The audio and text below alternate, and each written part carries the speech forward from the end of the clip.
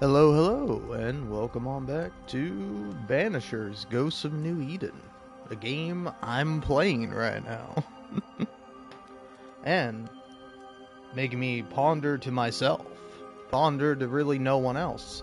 Am I evil? I don't know.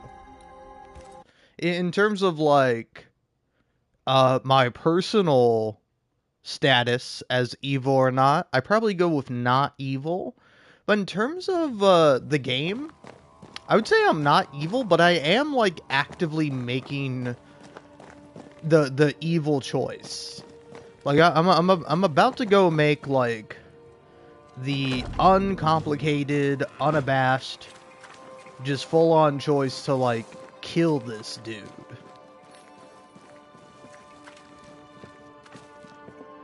Hello there. Mr. Sparrow, can I speak with you? All right. Speak. You don't have, like, anything cool to sell me, Would do you be you? interested in a trade at all? What do you need?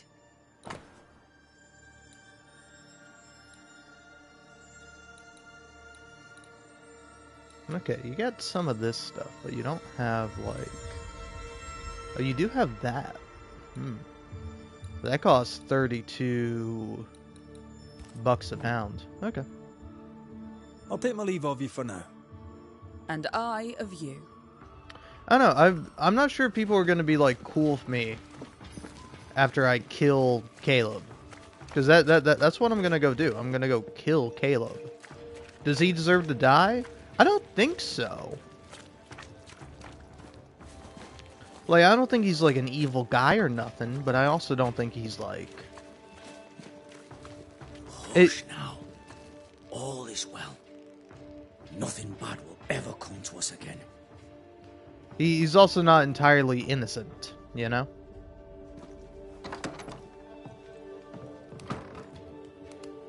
Shite off. We've been to God's Acre. Quite a tale it told us. You're not Caleb, are you? Or at least not entirely. Ah. Can't fog you. Alexander Watson. Long tale short, Caleb tried to bring his dead wife back. And I live here now. So many questions. Where to even start? He was trying to bring his wife back. How did you end up in the mix? Caleb made a fine cobbler, a poor brother, a worse husband, and a truly terrible witch. The ritual went to shite, because... of course it did.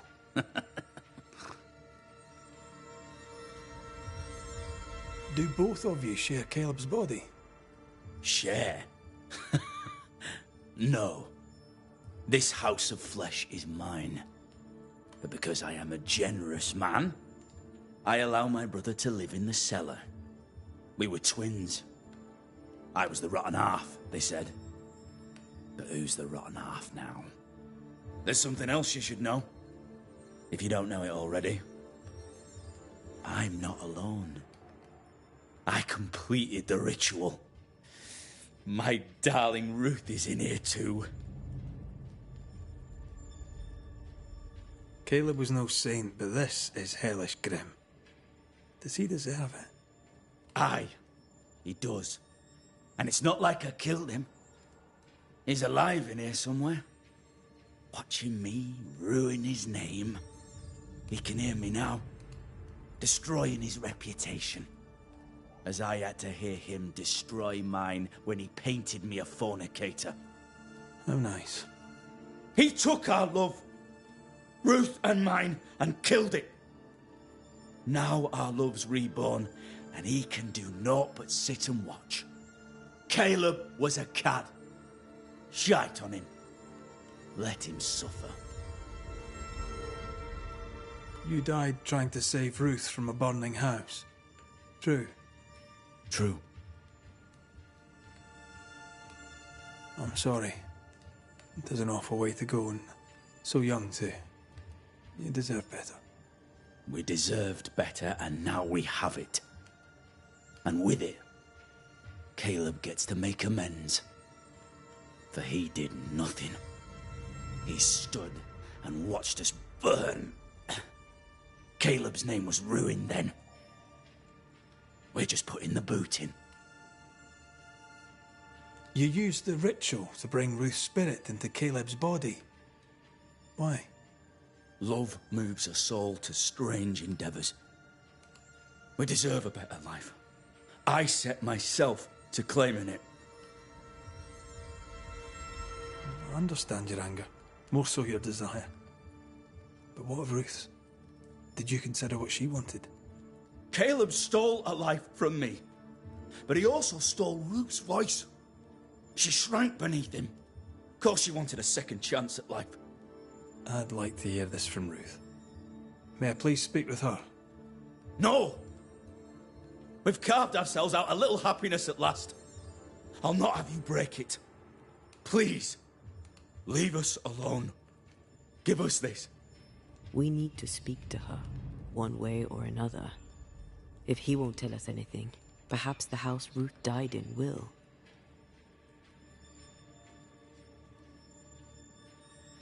You're well placed to see what goes on around here. Help me out. Have you seen anything noteworthy? I've made a point of keeping people away, but I seek things. And I take note. Lammy Haskell. Any thoughts about him? The Haskell boy? What about him? He's weird. Talked with Caleb about nonsense. Both of them were full of shite.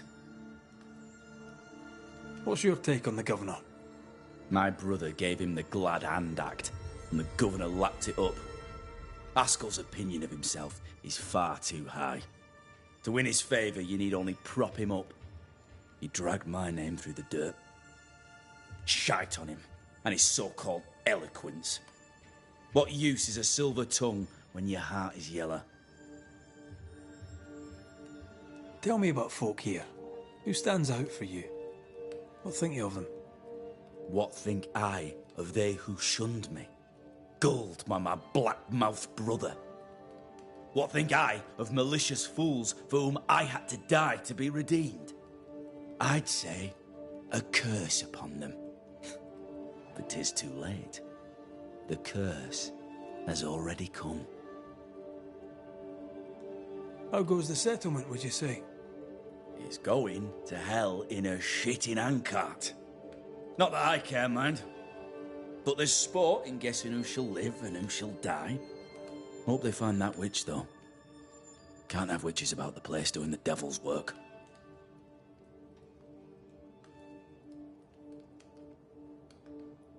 I'll be leaving you alone for now. Alone? Not really. Hush now. All is well. Nothing bad will ever come to us Ruth again. and Alexander are having an affair in her husband's body.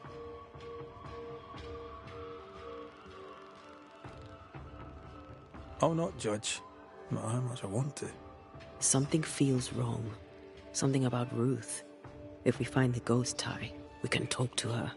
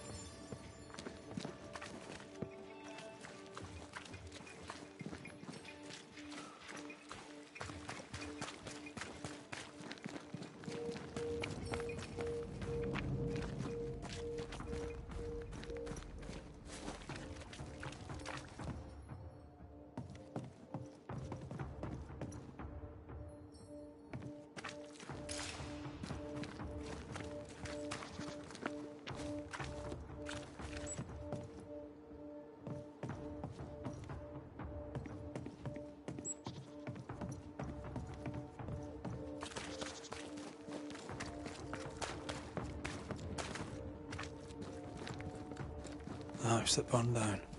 The roof fell in with them inside. There's a lot of debris.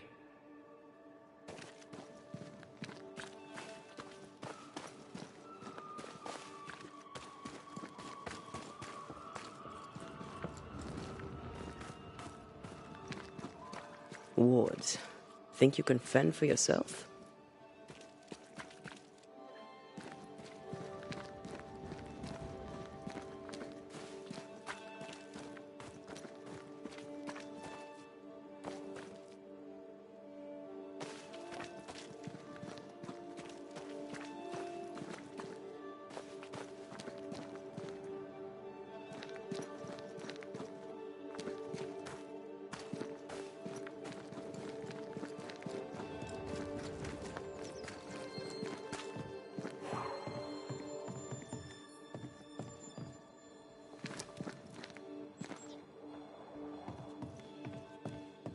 The ghost wards feel far away from here. Just one keeps me from manifesting. Fancy knocking it down? There you are. Here I am.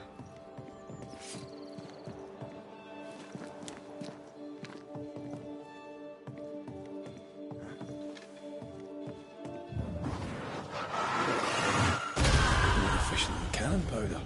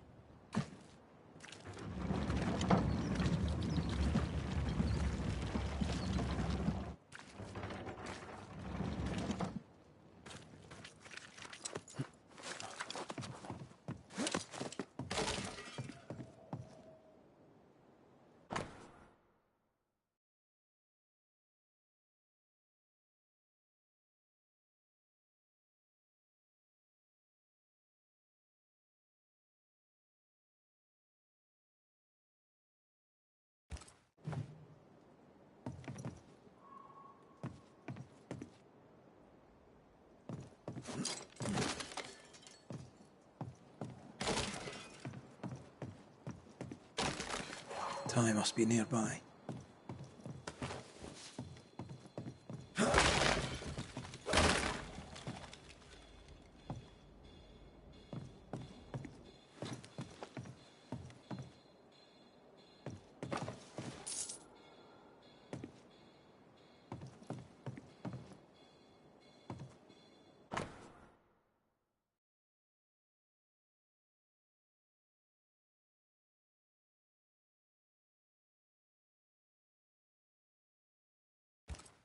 This work shows real sensitivity.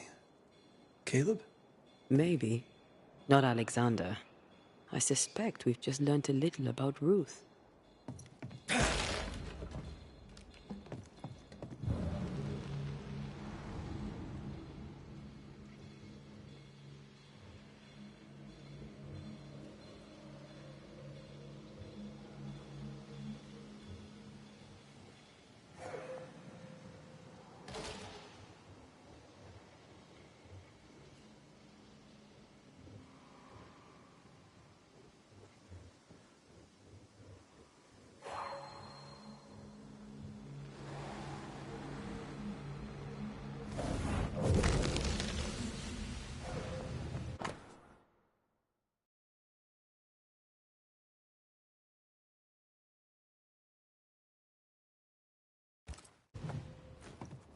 Of course.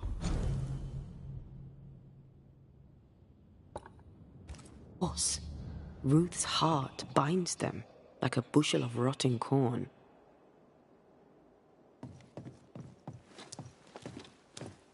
You! What do you have there? Stop right there, you rank rump! Whatever you found, it ain't yours! You buried Ruth's heart in the ashes of the house that killed her. I find that odd. You, a ghost, went digging in the ashes of a dead woman's house. You're ill-positioned to call me odd.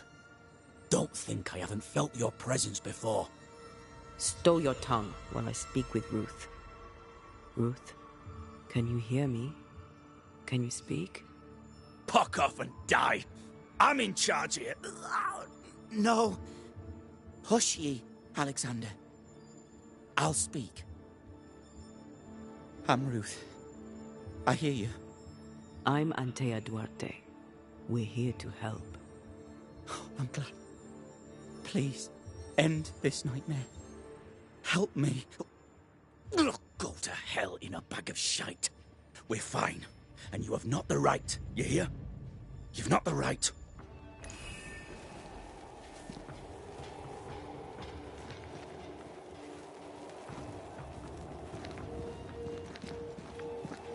You again.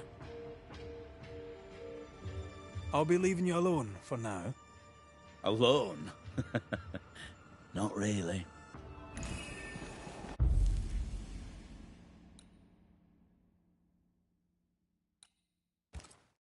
Her heart! Give it back!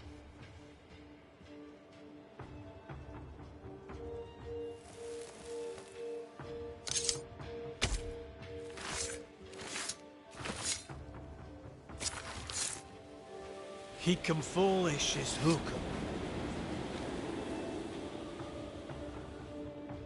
No more does he silence me. We may speak. Help me, please.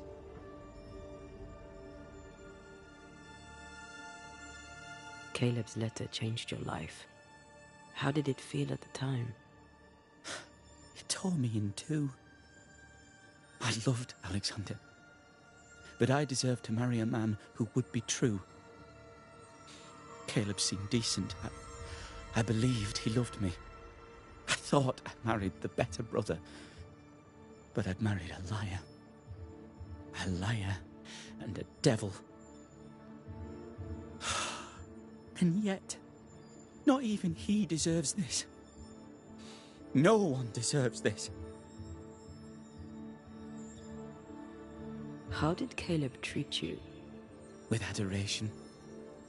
I was an idol. Worshipped, yet unloved.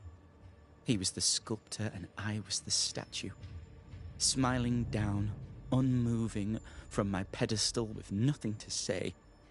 Now I'm sewn into a festering sack with the quivering remnants of my husband and the angry ghost of his dead brother.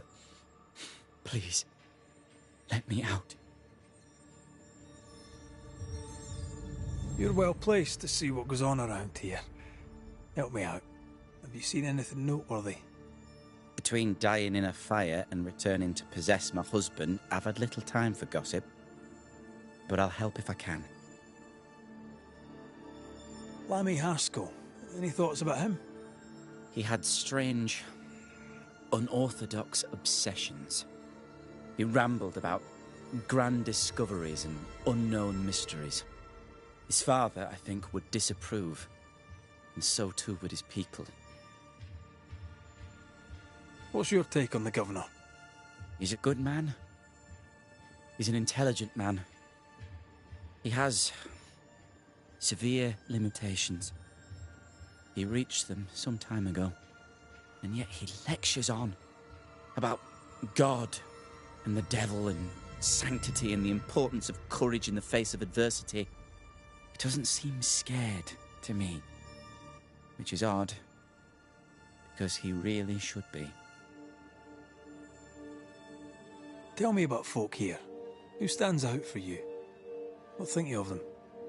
We're good folk here, most of us. We love God and love our neighbours.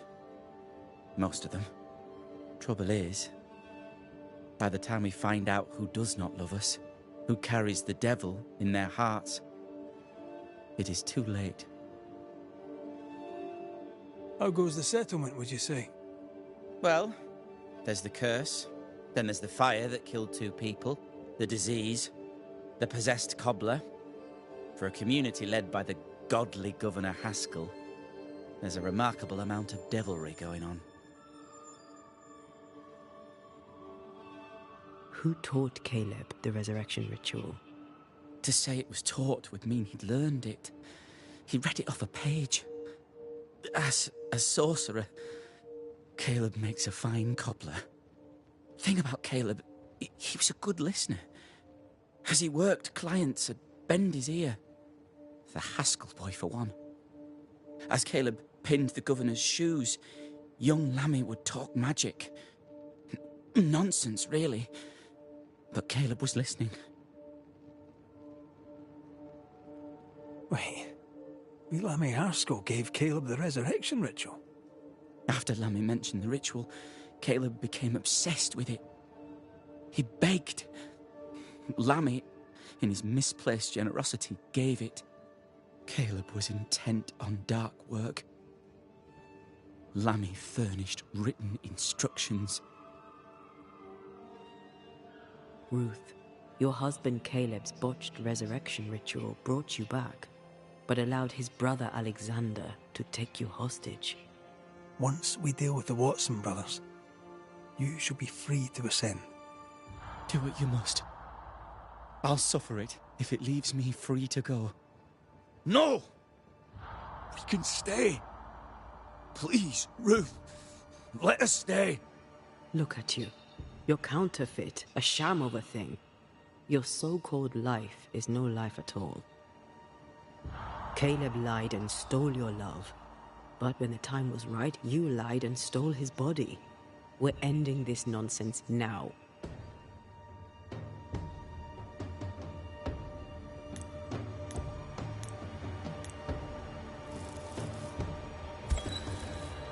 Caleb Watson, you're past saving. We can but grant you the mercy of oblivion. But what about me? What about Ruth? Ruth is free to go. I shall have my rest now. Thank you.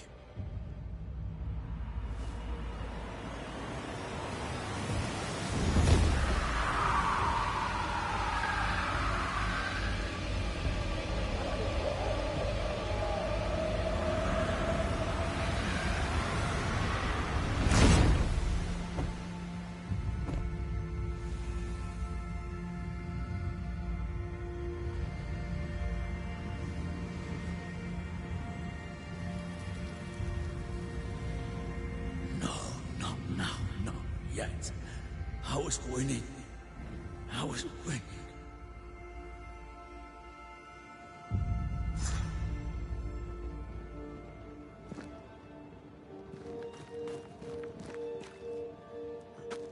The line twixt love and hate is thin and easily crossed, especially between brothers. None are better placed to wound than your own blood. That was something. Don't take it to heart. Their choices are not your business. Our choices are my business. And their consequences too. Our love story shall have a better ending. I shall be as I was before, as if I'd never gone away. Aye. I hear you. Good. Now, let's see what Lammy Haskell has to say about raising spirits from the dead.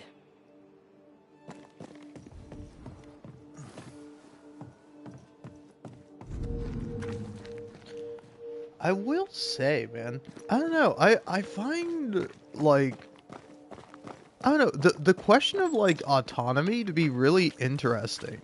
Because it's like, I don't know, I find it interesting that you do, like, control both Antea and, what's his face? Red. Where it's like, I don't know, I find it, again, like, fascinating that it's like you kind of control both, and they both have their like own individual motivations. And it's like, I don't, that was something I was thinking about within like, because like at some point I'm like, man, I wonder if because I'm like blaming every single person I come across and killing them, that like Antea is getting like more evil or fucked up. And I'm honestly, I'm not too sure. Because, like, on one hand, she does have this line where it's like when you kind of decide if you're going to go, like, north or south. If you're, like, going to go down to the Harrows, or if you're going to go up towards the fort. Like, she has this interesting line where she's like, these people have, like, desecrated the land, and they've, like, filled it with their evil and their sin. And, you know, we need not to concern ourselves with their dealings. We only have to care for ourselves. And I'm like, I wonder if she would say that if I wasn't, like, just killing everyone. Because, like, she is very much the pragmatist of, like, the two of them. Whereas, like, Red's a bit more of, like, a softie. Where she's, like... Whereas, like, she might not necessarily agree, but she's like, I can see, like, sacrificing a few for the needs of the many. And, like, I don't know, I do find it to be really interesting. With, again, it's like, I do wonder how it's gonna work. Because, like, again, it's like, I almost see the game being like, oh, you killed everyone, and now... Antea's not going to come back, or she's going to come back, but she's going to be evil now. But it's like, I almost think it will, it will work. Because, like, I don't know, I just find it so interesting. Where it's like, oh man. I don't know, in case you're wondering, it's like, hey pal, why are you playing this game? Why are you doing this? Like, nobody really cares about it.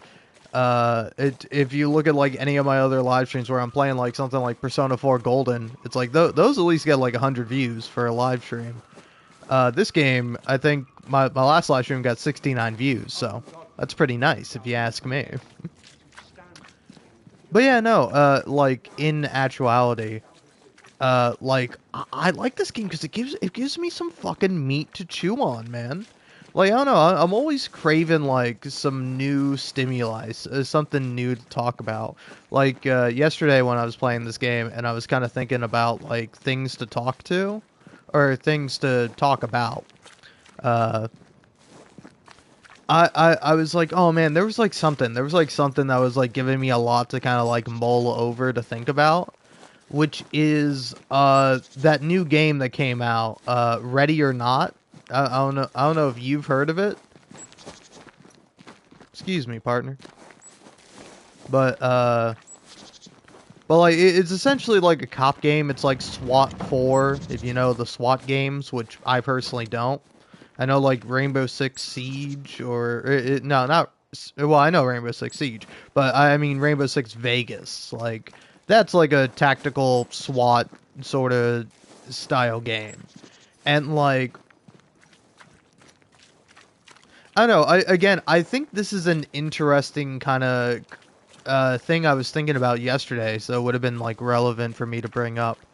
But it's like, I don't know, how does media affect people? And like, is somebody who, say, for example, plays the video game Ready or Not, going to be inclined to be influenced by the game? Because like, I don't know, I think about this pretty often with like, The Last of Us Part 2. Like, I think a lot of people have very unnuanced takes about The Last of Us Part 2 in like, from basically every angle of, like, oh, The Last of Us Part 2 is propaganda, and if you play it, you're a bigot. Oh, it's performative activism. Oh, the story is meaningless and garbage. and nobody should ever engage with it. And then on the other side, it's like, oh, The Last of Us Part 2 had a story moment that I didn't like. Ooh, the game asked me to empathize with someone who did bad things. Man, I want to go back to playing The Last of Us Part 1, where Joel never did anything wrong and he was a perfect guy, and the game doesn't ask you to empathize with him. But yeah, so it's like, I think there's a lot of like, just frankly unnuanced takes with The Last of Us Part 2. But then like, it's like, I think if you want to call The Last of Us Part 2 propaganda, show me one person the game has like the quote unquote propaganda present within it has worked on. Because I really don't think it has. Like, I don't think anyone who plays The Last of Us Part 2 is like, yes, I've changed my stance and my political opinion on this very relevant thing that's happening in the modern day. Like, I don't know, man. Maybe there's like one person. But it's like, I seriously doubt that anyone who like believes something one way or the other is not going to be affected by something like the other way around. I mean, hey, what's up? I'm in the middle of, like, talking philosophy because I thought no one was here. Well, talking philosophy and propaganda. Because the other game that I see that I'm like, I think it would be hard for you to not call this game propaganda is Ready or Not. Where it's like, I don't know, man, you see gameplay of the game and it's like there's some woman with a gun and you like shoot her. You shoot the woman who's like pointing a gun at you, and then your character, your SWAT guy goes, "Hey, drop the weapon." And then the woman just goes, "No, I'm not gonna drop the weapon." And it's like, I don't think like like that's not something that happens, man. And then it's like, you get a lot of people talking about how it's like, oh yeah, I go into a building and a woman and a person is pointing a gun at me and I shoot them and I get minus points for killing someone unnecessarily. What the hell, man? Oh, man. And so you see like the game being talked about like that, and then like, I don't know, I'll see a comment that's like something like, I can't believe people can call Ready or Not propaganda. Don't they know how it's about corruption? And it's like, buddy, no. Like, I think, I don't know, man. It's like, you can have something in a game and not be, like, condoning it. You know, like you can have like murder in a game. Like if you read like a detective novel and the guy's hunting down a serial killer, the novel isn't like legitimate. It isn't like legitimately advocating for serial killers or for like PIs to be drunk on the job and like like not give a fuck about anything.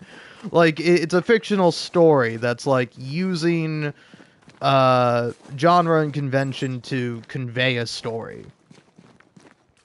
And like,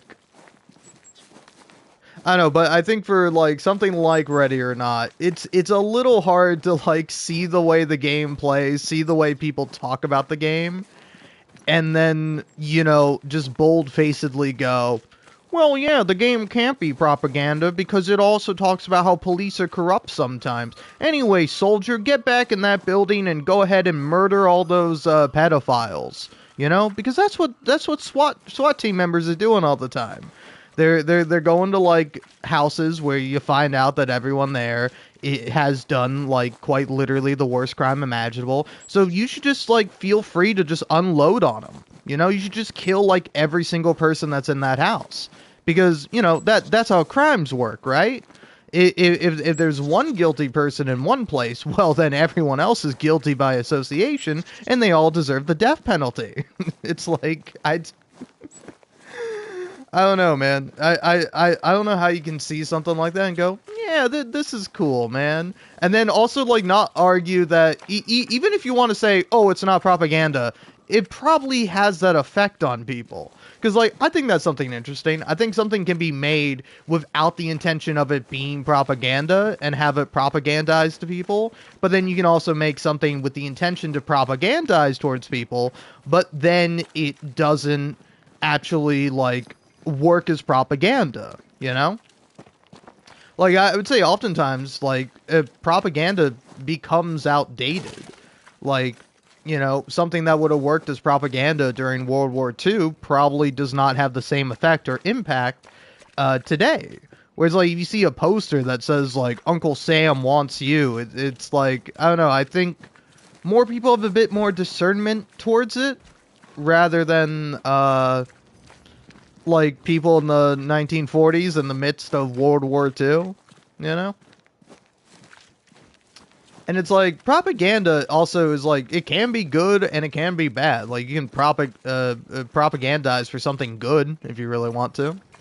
But, yeah, man. It's like, I don't know, because it's like, yeah,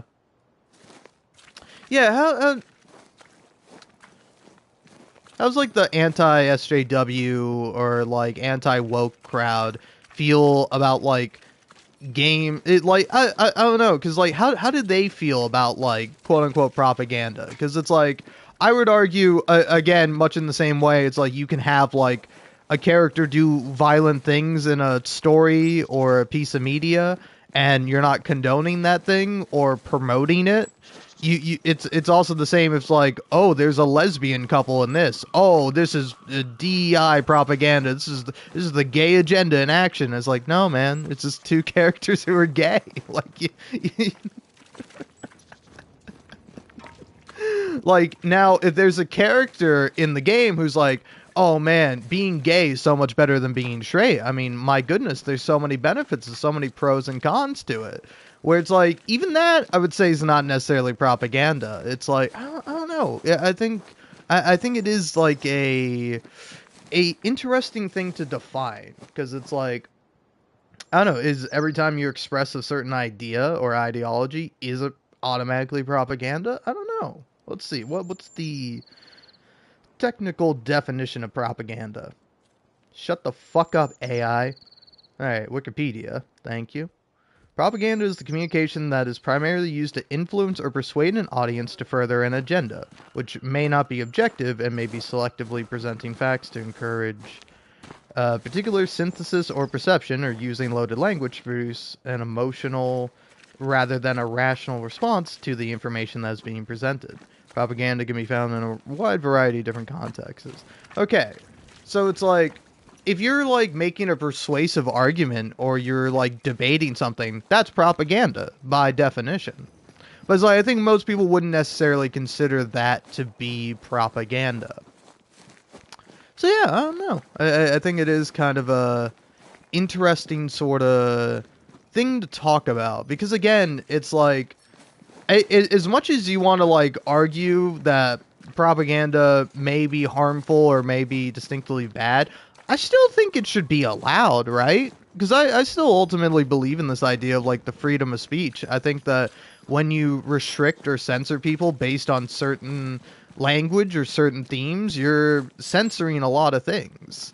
And it's like, I don't know, it's like, I would say it's like, not everything that's like, like, I don't know, say for example, if you know, with the new, what you call it, with the new, like, bill that passed in the UK, where it's like, they're restricting the hell out of the internet, where it's like, hey, you gotta show a photo ID if you want to go on Wikipedia, or go on Reddit, or use this website, or whatever. It's like, I don't know, it's like, say for example, I don't think it's like literally the worst thing in the world if it's like, oh hey, you know, some teenager can't look at, like, a horny subreddit or something like that. I don't think that's necessarily, like, evil in of itself, but it's like the implications of that, where it's like, oh, well, we have to restrict this then, because this is sensitive content. Oh, we can't cover this news story because, oh, it might make younger people feel uncomfortable or feel bad, you know? Where it's like, I don't know, it's like, it's like, first of all, children should be aware of things. Children, teenagers should be like aware of the world around them and how people operate within it. And it's like, I don't think restricting internet access is going to really stop people from like engaging with these sorts of things. You know, it's like, I don't know how come it's like, oh hey, we gotta do this to protect the children, but it's like, are we gonna do a mass like magazine burning of like all Playboy and other kind of like nudie magazines? Like is that the next step? It's like, whoa, hey, a teenager might find this magazine and you know what, and it's like, whoa, man, dude, that's like, thank fucking Christ, man. I know if Jesus Christ was here right now, he would suck your cock, because you're such a good, wholesome Christian, and this is definitely how you get into heaven, man. It's like, because it's like, I don't know, I'm being a dickhead about it, but it's like, if it's not motivated by religious puritanism, then it's like, I don't know what it's motivated by. I think it probably is motivated purely by like virtue signaling, by like going out of your way to be like, oh hey, I don't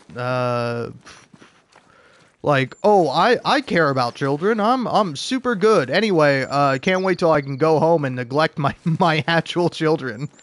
But me as a politician, ooh boy, I care so much about the youth. Yeah, man, I care a lot. You should vote for me again so I can continue fucking. Oh fuck. What's the word? Oh yeah. You should definitely vote for me so I can keep totally not embezzling funds. Yep, that's me. Morally pure and good. I don't have a single bad bone in my body, nor would I ever have a boner. My God, especially not one for my secretary, huh? But yeah, it's like, I don't know. I'm obviously going a long ass rant and a tangent here, but it's like, I don't know. It is weird. It's weird how the pendulum has swung to now. It's like, oh, we gotta like make sure to protect its children. We gotta make sure to do all this. And it's like all just people. It's like, I don't know if it's people's fear of the unknown, because I don't know if it's that, man. You know, like, is it just bigotry? Like, is that really it? Is it all just an excuse to like restrict like queer content? Because it's like, because like, I don't know, that's something that like never made sense to me, where it's like it's like you'll be playing something like Red Dead Redemption 2 or like any like piece of media that takes place in like a historical past, not the modern day, and people will legitimately be like, whoa, there's a gay person in this movie that takes place in the 1800s. That didn't happen. Don't you know that like every single person in the 1800s was a white guy who was racist? Why is there like other people that aren't racist white guys shooting each other? Isn't that what the 1800s was? There was no one else. There was no women, no children, no queer people, nope, nothing. It definitely weren't any like, you know, people who were either cross-dressing or legitimately just trans in the 1800s, living their life as like the opposite gender. Yeah, no, there's no historical context or evidence of that whatsoever. I don't know, but it is really baffling because it's like it's like it is like just pure erasure. It is really just like going out of the way, and it's like, I don't know. Again, it's like the pendulum swings too far, man. Where it's like, I don't know. I remember I like this comment like sticks out to me on one of my Hades videos where it's like, you know, there's two characters. Oh, look at that doggy-o. But there's like it's like several like queer and gay characters in Hades. But there's a really like sweet, nice scene between Persephone and Nyx, where like Nyx is like, or where Persephone tells Nyx that it's like, you know, besides Cerberus, I think I missed you most of all, Nyx, and like, I don't know, it's like a really sweet scene. And there's like some people are like, "Oh, wow, it's really cute," and like a few people are like, "Oh, I can ship it. I see it a little bit." But then it's like, I see this comment that's like, "Wow, women just can't be friends." Like, my God, like, oh, dude, it's just it's so terrible nowadays that if just two people of the same gender are friends, they always have to be in a romantic relationship nowadays. And it's like, I want to literally, like, metaphorically slap this person. Like, I want to slap you, like, metaphysically, because it's like, what the fuck are you talking about? It's the opposite, dickhead. It's people who are the opposite gender that are usually like, oh, wow, is that your girlfriend? Oh, is that your boyfriend? Wow, you seem to spend a lot of time with this person of the opposite gender. That must mean that you're dating, right? It's like, that has been a thing for so fucking long. It's like normalized within society. And then it's like you see like one example of it happening in the opposite way, and you're like, oh man. It also with fictional fucking characters, by the way. It's like, I don't know, I don't want to necessarily invalidate this person's experience, but it's like, I don't know, man, it's just like progressive times, you know? Like, fucking, my mom definitely hit me with the, hey, you know, by the way, it's okay if you're gay, you can tell me. And it's like, Ma, literally because I live in America, I'm ashamed to talk about it, but all I want to do is look at fucking titties. All I want to do all the time is just be attracted to women. But I appreciate it, Mom. I do appreciate it, but it's like,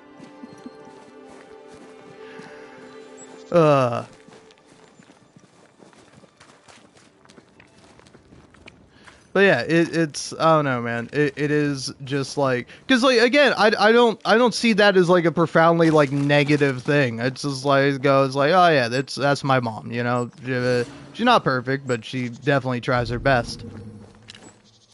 And so like the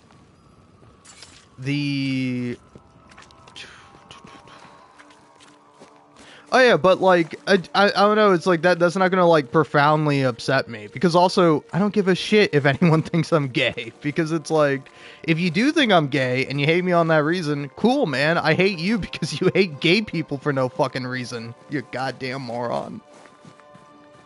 It's very, I don't know, it's very puzzling, because it's like I don't know, again, it's like maybe it's just me, man, but it's like you know, people who are in like the mass majority of people who are like in power and have like historically held the most amount of money, you know, like straight white men, and they'll encounter like one problem in their day-to-day life, and they're like, oh man, it sucks being a guy nowadays. Oh man, oh shucks, woe is me. Oh god, it's so, people don't understand how hard it is being a fucking heteronormative guy. Oh man. And it's like, dude, women get raped and harassed like every fucking day. What are you talking about? Shut the fuck up. And it's like, men also have those things happen to them too, usually by other men, but you know, but not always. But like, it's like, you know, it's like, the problem is bad things are happening and like people do wrong things. Like, the problem isn't that, oh man, it's like, it's that damn internet. Ooh, I don't know, it's so funny where it's like Whereas like we went from like, oh, video games are making people violent. Yep, that's the only reason why anyone in America would be violent. It's video games. We solved it, man. If we just get rid of video games, we'll get rid of violence. And now it's like with the restricting of the internet, especially for like stuff like that, it's like, good, now we won't have any more crimes. Oh, if we just like cut off people's access to the internet, whether it be informational, whether it be like, you know, spending time with your peers, it's like I don't know, man. It's like I think there is something kind of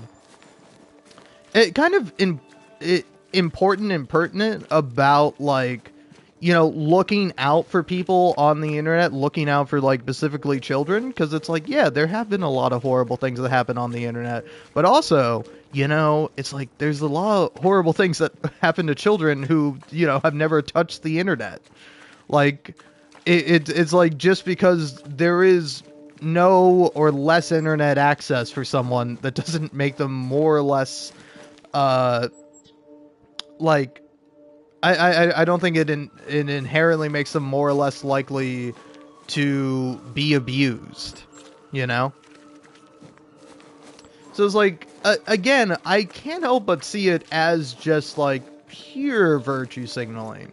It really is just purely like, oh, hey, we're definitely looking out for the best interests of people by doing this. And it's like, no, man, you know? I don't know, for me, for example, like, personally, it just annoys me. Because, like, it's not as bad in America as it is in the UK right now. But it's like, occasionally you do go somewhere and it's like, hey, you gotta show an ID to get on this website. And it's like, oh, okay, I'll just go to a different website then. And most websites are just like, hey, you 18? You just hit the yes button, and it's like, all right, cool. It's like, I'm fucking 24, man. I'm not giving my... Also, it's like, oh, hey, we got to protect people, but also, like, let's just fucking have, like, AI scan people's IDs. Like, I feel like I'm a paranoid freak. I feel fucked up sometimes when I, like, go to buy, like, beer or something from the grocery store and I have to show someone my ID. Like, I don't think they're going to be like looking at like my full name and address and being like, oh, I got to write that down so I can know where this guy lives. But it's like, there's a paranoid little thought in my head that I'm like, I don't want a random stranger to like look at my ID and know where I fucking live. And like, and again, for me, that's a paranoid thought, but that might be a legitimate fucking fear and something to worry about if you're a woman. So it's like, I mean, also if you're a man, but again, I think it's statistically less likely. Not impossible, just improbable. But yeah, it's like, I don't know, man. Why the fuck can't we just live in a more egalitarian society where we actually, like, care about people and live in, like, an open and honest sort of world where people aren't afraid to, like, share their experiences and make problems known, and instead, oh, we just gotta sweep everything under the rug. If we just pretend like nothing bad is happening, that's basically the same as nothing bad happening, right? Ugh. I don't know, man. Anyway, let's go talk to Lammy Haskell. This little rascal's dabbling in the dark magics.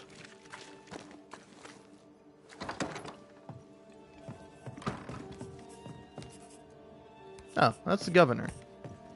Well, the governor's there. Where's Lammy? Can I talk to him first? I do want to talk to him. I want to be like, hey, sport, you doing okay? No, the game... I don't think the game's really going to be that complicated.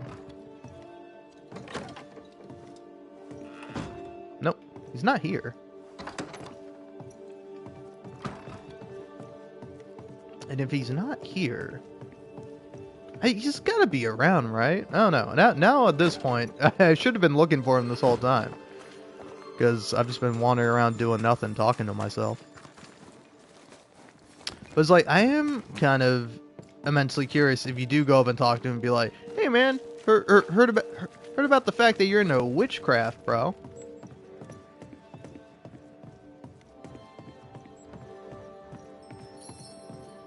But yeah, I don't know. I guess also kind of going on back to the idea of like, oh, what's this, a gay person in the past? It's like, yeah, man, there have always been queer people. You all know what they probably did in the past? They probably didn't fucking tell people. They probably kept that shit hidden, you know, because they would have been fucking killed for, again, I don't know. For promoting sin, like, I don't know, man. It's a fucked up thing about society that like some innocent woman who lives alone gets burned at the stake for being a witch by some fucking like alcoholic adulterer piece of shit who's like fucking murdered people. Like, oh yeah, that guy's a hero, but the woman who like did weird witchy shit, oh yeah, dude, she should have been burned at the stake. It's like, you know you know that shit wasn't real, right?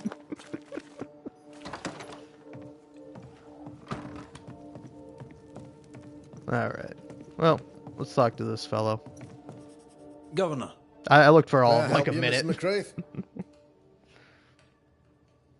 I have to admit, this is an unusual case. Yes, but have you solved it? I believe so. But the culprit was not responsible for the plague. At least not directly. Have you found the witch or have you not? Someone here has been dabbling in some dark magic. I have the name. So, what are you waiting for?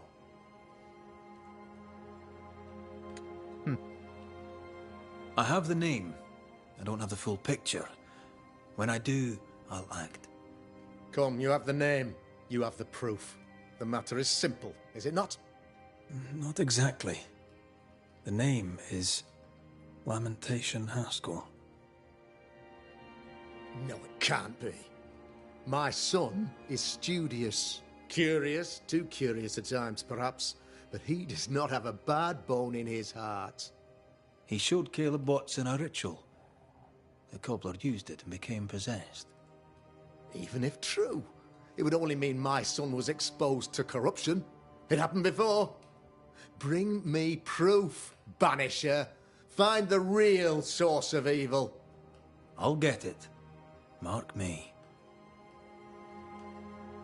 I must find your son, Governor. Sooner rather than later.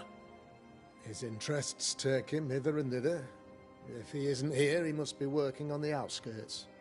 He's been sprucing up one of the abandoned houses there. I ordered them emptied when the sickness hit. Here, take the gate key. Go there. See for yourself. You're wrong about him. You're wrong about my son.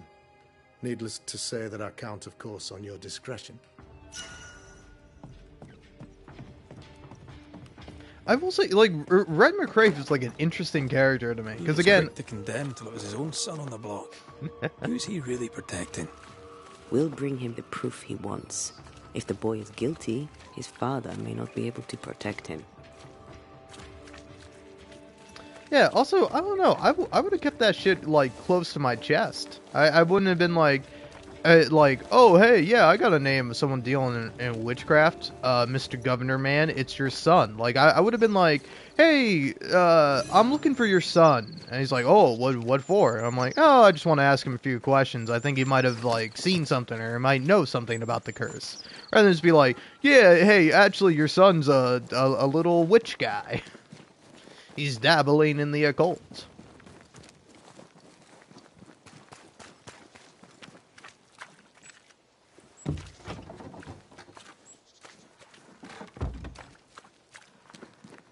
I don't know why the game is like, oh hey, you've lost the gate key or like the chest key that you have. It's like it's probably nice if you're like, hey, what do I have any keys that that I still have in my inventory? It's probably nice, but it's like you can just remove it from my inventory. What happened here? Something's emanating from under there. No wonder this place is off limits. Ooh, spooky.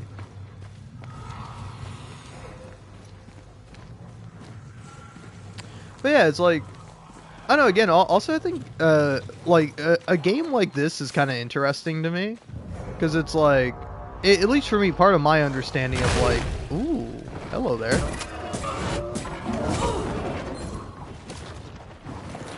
Of like, witchcraft and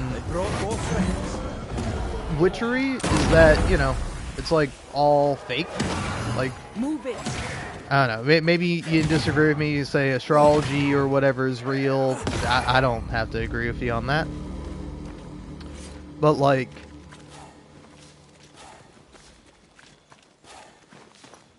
I don't know, I think it is kind of funny where it's like, you take a world where it's like, oh, ghosts are real. Like that shit does legitimately exist.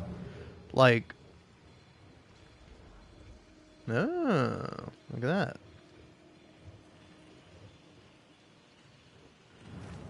Whereas, like, I don't know, to me that does kind of like, it does change One things, of these right? must be Lammy's hideaway. Like, I think even if witches were real, you shouldn't necessarily be burning them. But it's Lammy, like, you here? if somebody could like legitimately like curse you and make you like influence you via like rituals and stuff, I feel like I'd be studying reasonably botany? scared of them. Why botany?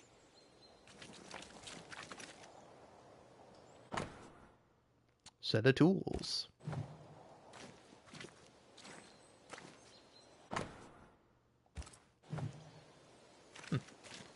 All right.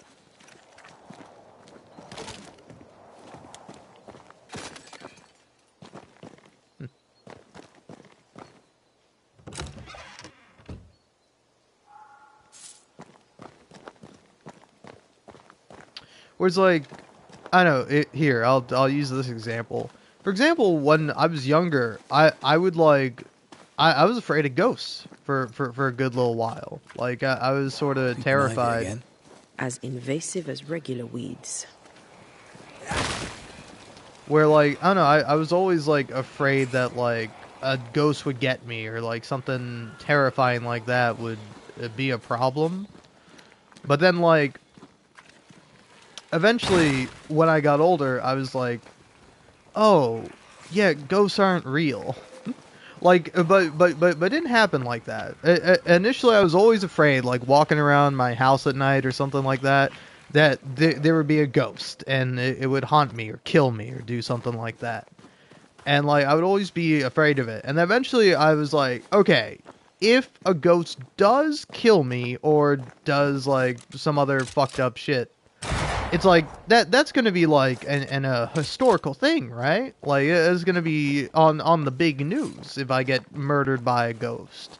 And then eventually I was like, oh, ghosts were never real. Because, like, again, I don't want to like, I don't know, I can not believe in ghosts, but I could also believe in like a spirit or an afterlife.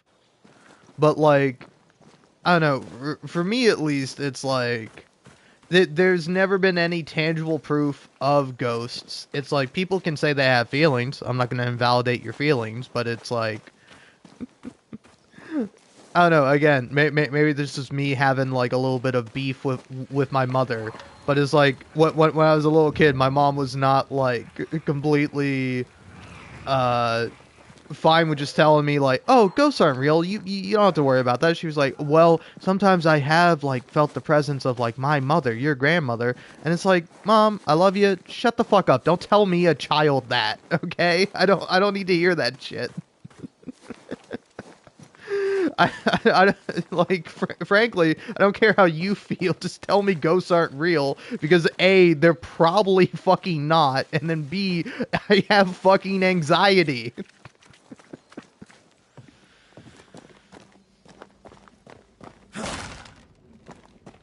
Alright, what do we got here? Omnivorous and opportunistic by place and season, carrying into... Okay.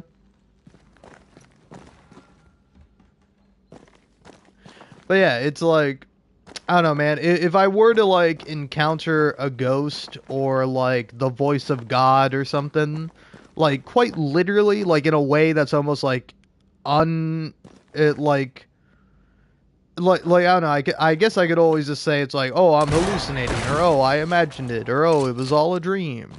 But like that would fundamentally change my worldview. If I was going around and then it's like, oh, there's a fucking ghost. Oh, ghosts are real. Fuck. I'm gonna reevaluate my entire life. Hmm.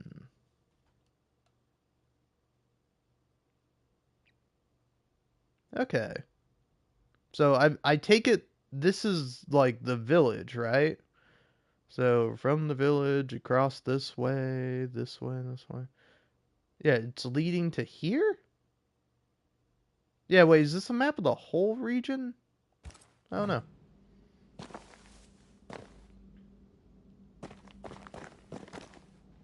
Ooh.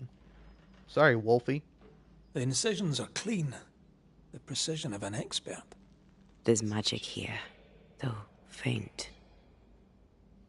Well, yeah, it's like I don't know. It's like if I woke up tomorrow and discovered that like magic was real, I don't know, man. That would fuck me up in a lot of ways. Like, yeah, and I'm just saying, just because magic is real doesn't mean you can necessarily go around burning witches, but I would be like, okay, I could understand why somebody would be, like, existentially terrified of someone who has, like, fucking greater powers. Like, look, man, if someone pointed a gun at me, I'd be pretty scared about that. But, like, it's a tangible thing. Like, if you knock the gun out of their hand and you take the gun away, it's like they could still hurt you, like, physically, but it's like they can't shoot you dead almost instantly anymore. So it's like, if somebody can just do magic, if I'm just, like, talking to someone and at any point they could just be like, fireball, and then, like, fucking burn me to death, I'm like, fucking...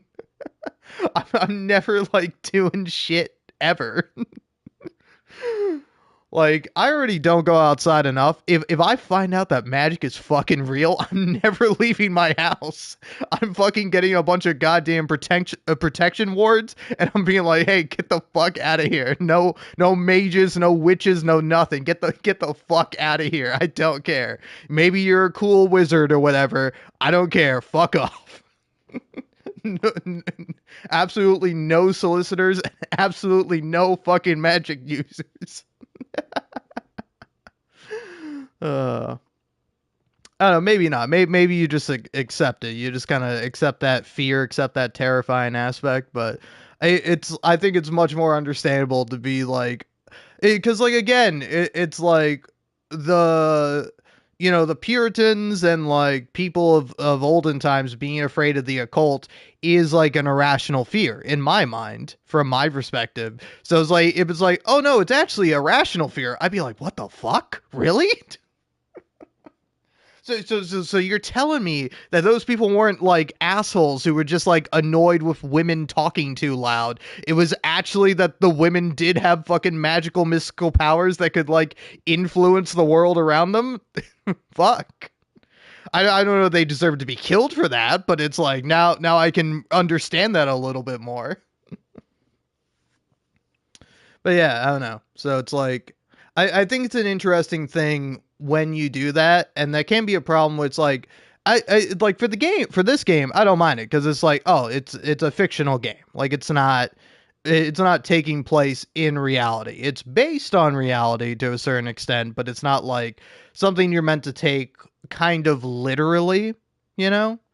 Whereas like another game I would think of oftentimes that like makes me go like, oh, why'd you do this? Why'd you make the game this way? Would be like Detroit Become Human. Whereas like Detroit Become Human is like obviously an allegory for racism, but then it's like when you have like this allegory for racism in your sci-fi world, and it's like literal robots. Like they're not like, you can argue that like an AI or like a technologically based human being can have sentience, like I'm not necessarily going to disagree with you, but like I don't know, man, you can't like give like you can't give like racists like a reasonable sort of reason to be racist, right? The whole point is that it's an absurd belief that is like not only harmful to other people but also harmful to yourself. Like it is a ridiculous notion and something that like no one should believe in. But then it's like if you were to tell me like, oh yeah, hey, we've made this like different, this robot that looks exactly like a human. It can change its appearance. It is able to like live for as long as possible. It's able to like function and run for a very long time. It doesn't need to eat. It doesn't need to sleep. It doesn't need to drink. It doesn't need to do all the things that make humans what we are, which is like flawed, weird little biological brains piloting this like strange meat sack filled with bones and blood and guts and gore and all this stuff that makes up what is literally a human. It's like you can be a human without like arms or something. Like I would argue that like the real human is the brain.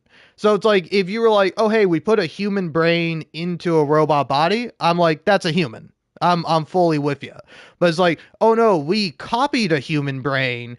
We essentially made a human brain, but like completely from technology. So looks, acts, and thinks like a human. But I'm like that. Yeah, but that's not a human though. Like it's fundamentally different. So it's like a terrible fucking allegory for racism because it's like racism is an absurd, nonsensical belief, and it's like. Again, it's like the difference between Zootopia and what's that one fucking anime? Beastars, right? Or is it Beastars? I think it's Beastars, which like feels weird to say it that way because the pun is the pun is on beast and stars, so it's like it's weird to not say beast when talking about the show, but like every time I've heard it, it's Beastars.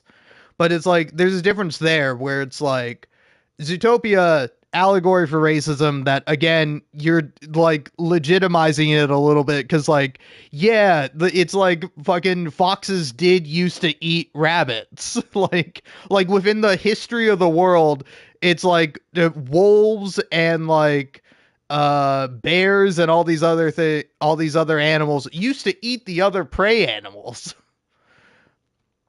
So it's like I don't know. I think it's fucked up. Meanwhile, it's like Zootopia. It's like, oh, what if there was a society made entirely out of like animal people, where it's like legitimately like kind of exploring this idea of like what it means to be like a prey animal versus a predator animal. How does a society coexist? Is there like this reasonable idea for like keeping the two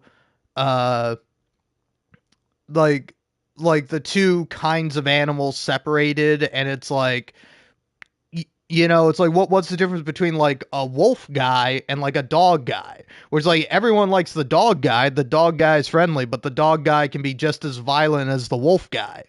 I don't know, it's like it's a much more interesting exploration of this idea. Hello. Mean anything to you? Not a thing.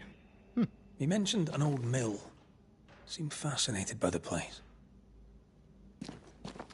But yeah, it's like I don't know, again, look at that fucking mouth.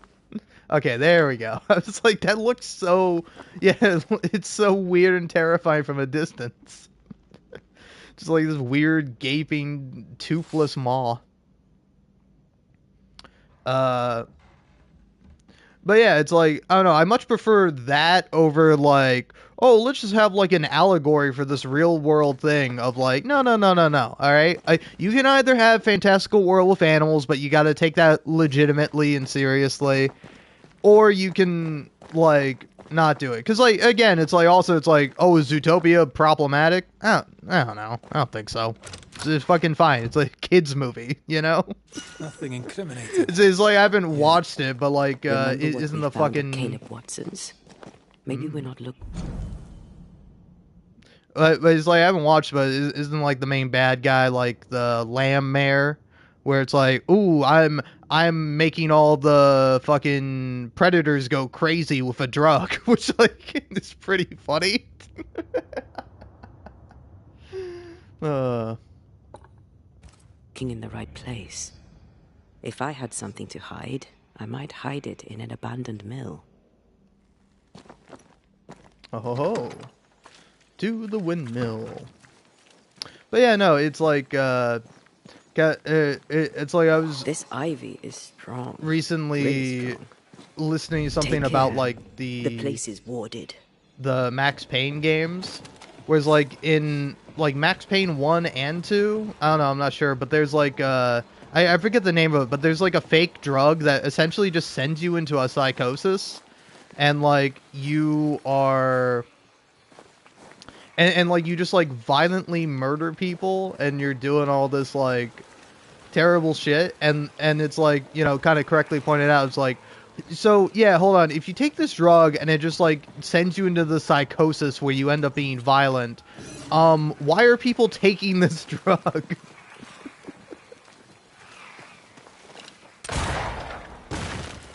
Like, if all the drug does is send you into a psychosis, then like why are you taking the drug?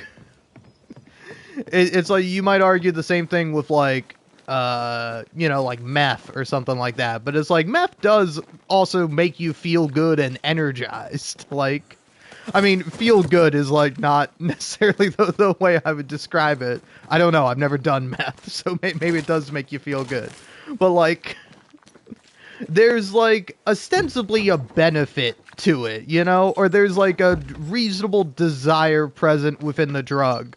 So like when you have like a drug, it's like there should be a reason why people want to do the drug. And if like all the drug does is make you violent, why do people want to do the drug?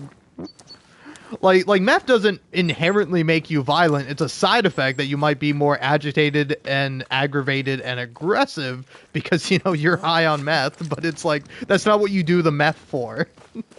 The meth isn't for getting violent, you know? Although, I mean, in some cases, it kind of is. Take, like, those guys in, like, Switzerland, or... Is it Switzerland? Can't seem to knock this guy down. Oh, wait. Too heavy to lower from your side. There we go. But yeah, but like, I don't know, there's that one story about that one specific guy, like, just fucking high out of his mind on, like, damn, I'm forgetting how to pronounce the word. Amphetamines. Amphetamines. That's how you say it. But yeah, where he's just like, just coked out of his mind, like, surviving, trying to, like, ski his fucking way to, like, like, an ally base or whatever.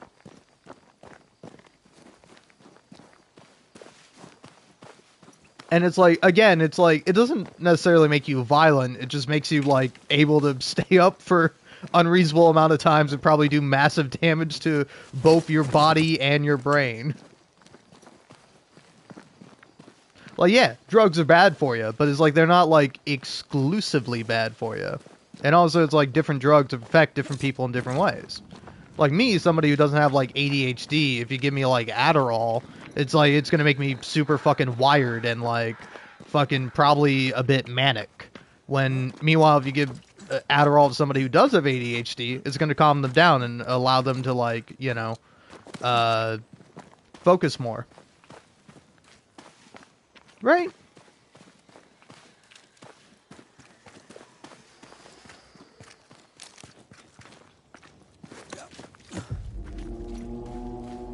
I don't know, it's like, it does remind me of that one kind of, like, funny story. Think you could take on a ghost? Of, like, this guy doing, like, Adderall at a party, and, like, everyone else is, like, high energy, like, feeling good, and then they're just like, yeah, I kind of just feel chilled out. Huh, it's weird. It's like, oh shit, I have fucking ADHD.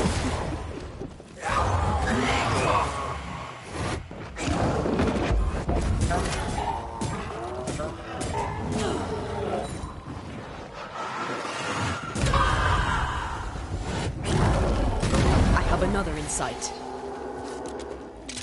Spectre, going for a meat suit. Watch out. Spectre possession. They never learn, do they?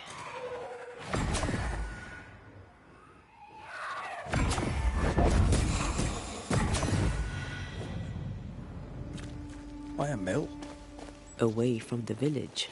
Perfect for his research. Perfect to hide secrets. He's not out here for pleasure, that's for sure.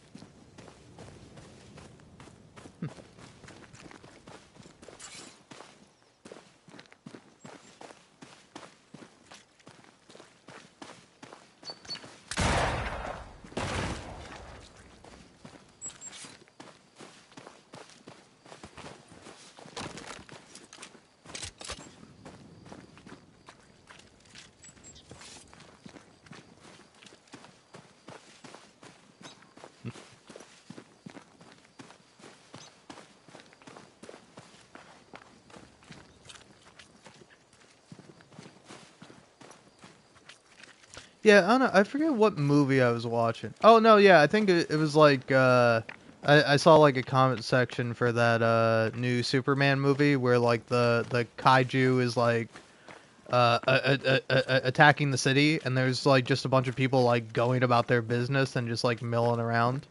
But yeah, was it that or was it like something else where I was like it was like a game or like I don't know. Yeah, I think either way, if it wasn't specifically about Superman, that it still works in this context of like people just get used to like this absurd shit constantly happening that it just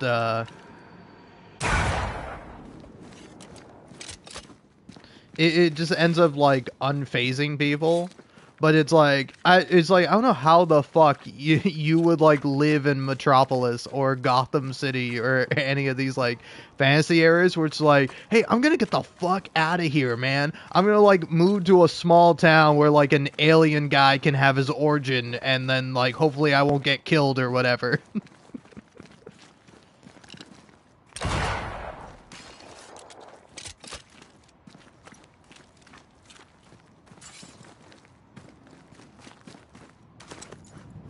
Let's see. Anything up here?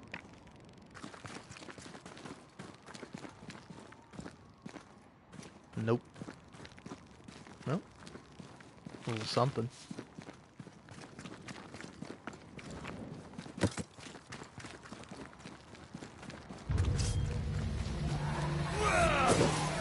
Make a run for... Have a bit of this.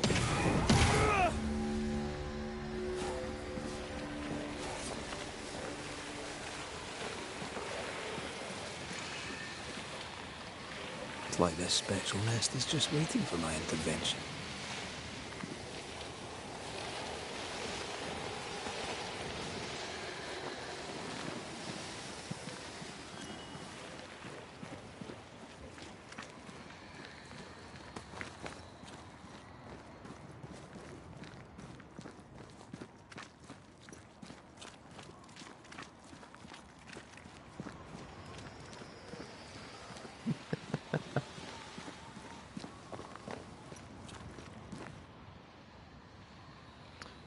I don't know. I will say I'm kind of thinking about it, and it's like, I don't know, if you were to like isekai me or something, like you put me in like a realm of like magic and shit, I'm probably just gonna spend like most of the time being fucking terrified.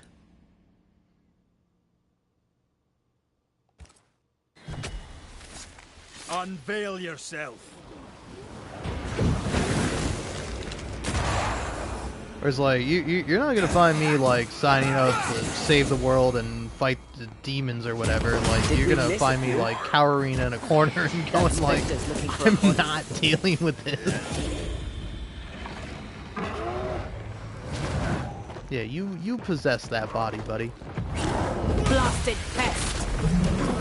This isn't over yet.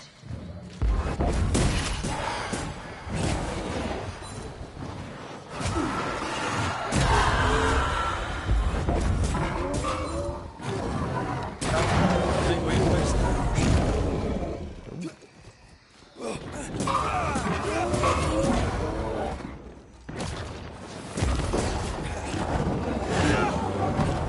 Oh, you got me. You will not have him.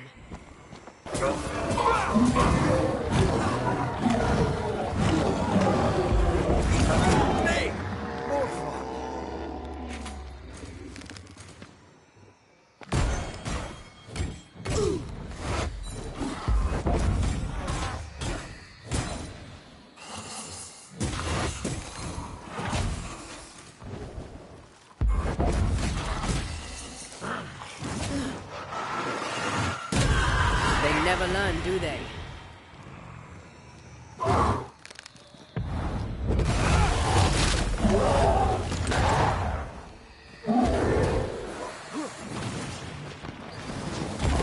Can I get to this one?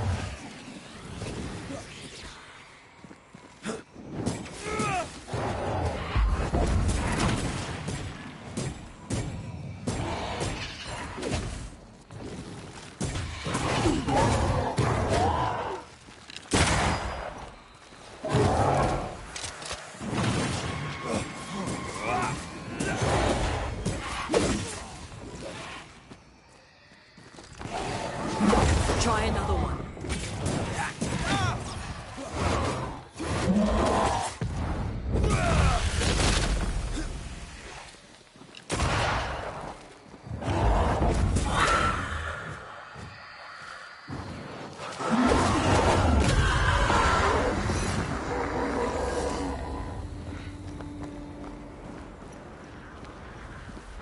All right.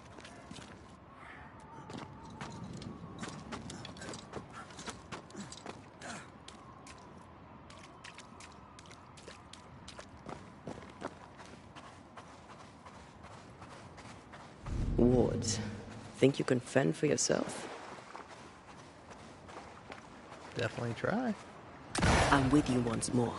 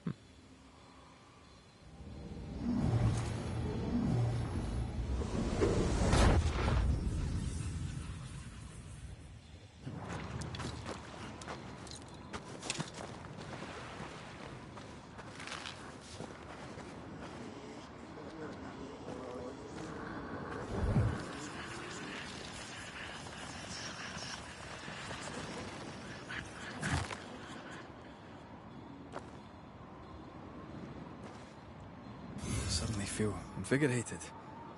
Feels weird. Or pleasant. Told you.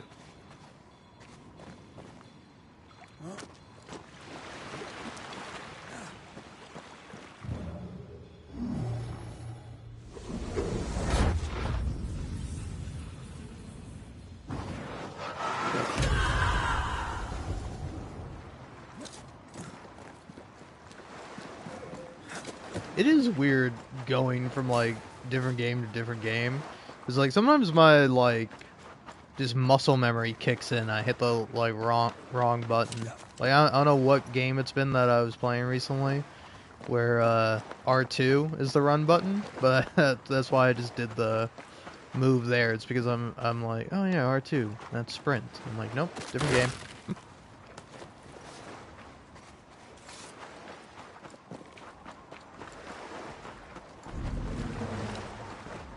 I can manifest now.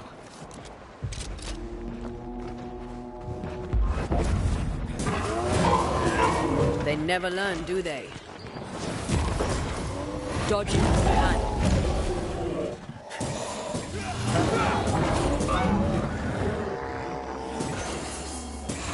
Piss off!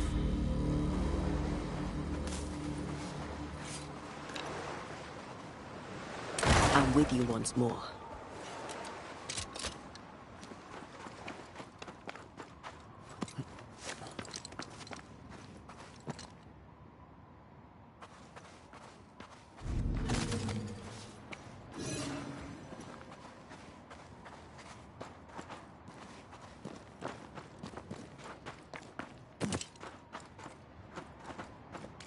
Red, I can't manifest anymore. It's alright.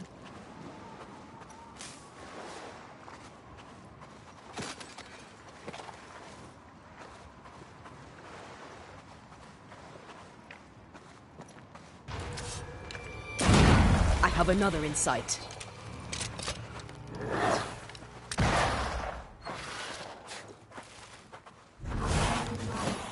Not with that ward nearby. Damn, where is the ward? Ah, it's up there. Easy. That corpse is gonna shoot. Oh, so am I.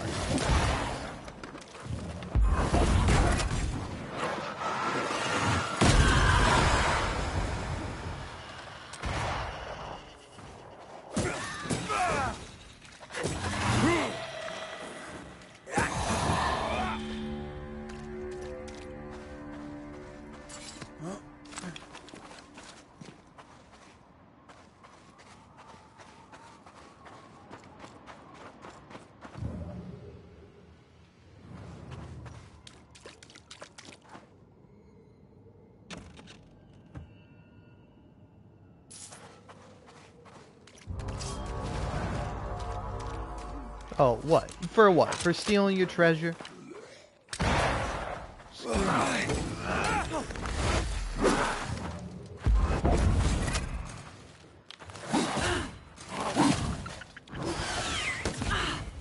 Oh, come on, that didn't even hit me.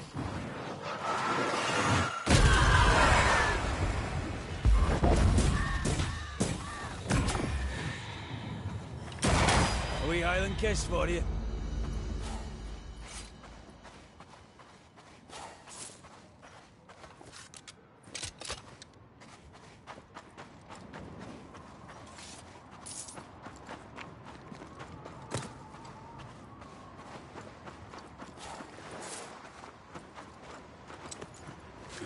The sea is restless.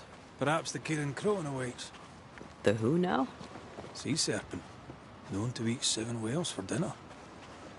There's one off the coast of Cuba too. Luska, we call it. Is it big? Big enough to sink a galleon. It has tentacles. Your wee squid sounds interesting, aye, but I'd lay money on big bad snake.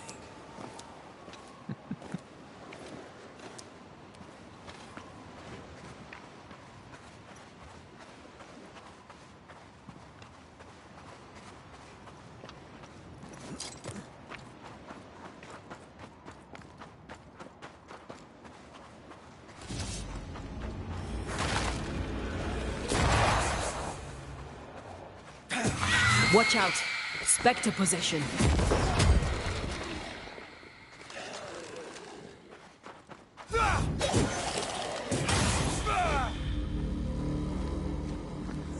What should we expect up there?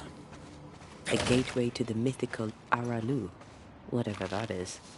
Otherwise, terrible tragedy, dark doings, sick secrets, and a wild guess. Bitter purge.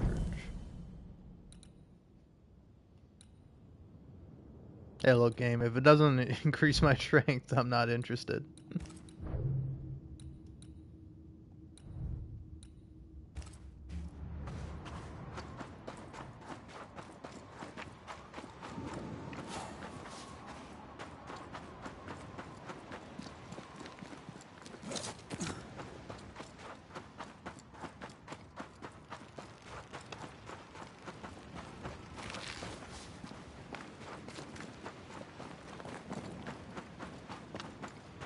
Oh shit.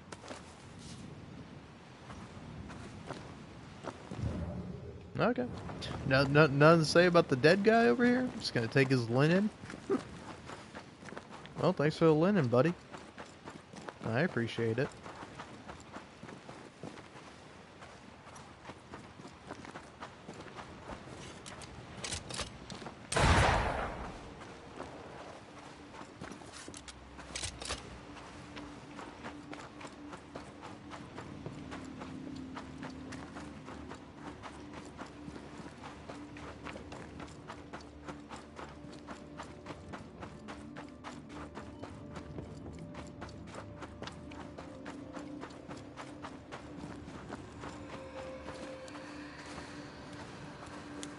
Show me the mystery. Ah, this thing. Remember the wicked will I felt earlier? The same spell is upon this. We should find that ritual Seeker told us about. Yeah, whoa. I mean, frankly, I'm more mad at you, game, for just not telling me where to go.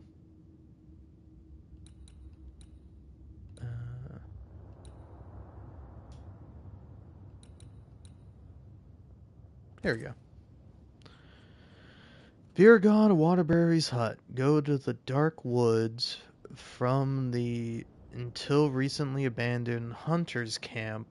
Leave and walk northeast, bear towards the south, searching for a small clearing. The hut is there.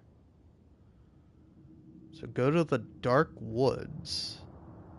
And then from the until recently abandoned hunter's camp. Where even is that?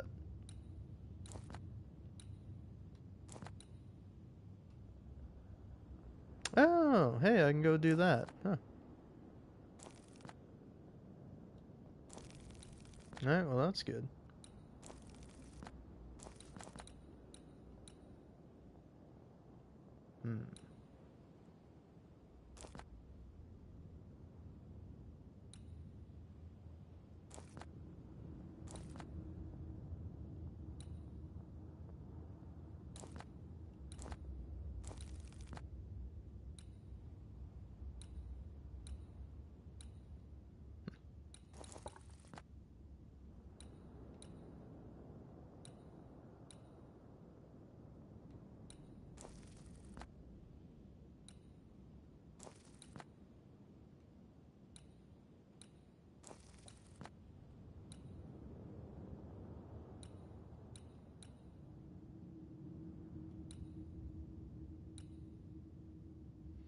Oh, okay. So I think, yeah. Oh, it might also be that. Okay. I've kept her notes about the hut location. Well, something to do later. Or maybe as soon as I get to a camp.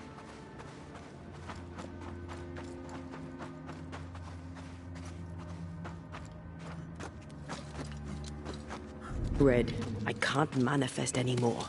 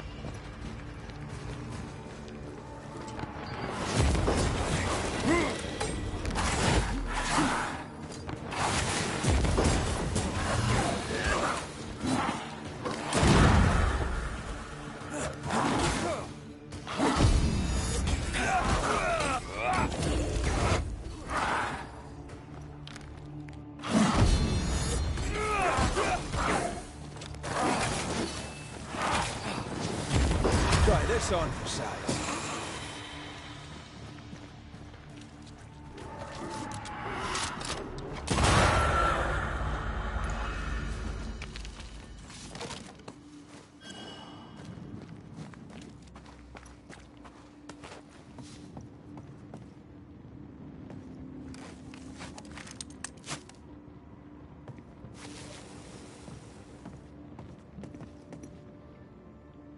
Where's the damn ghost ward thing? Thought for sure it'd be up here.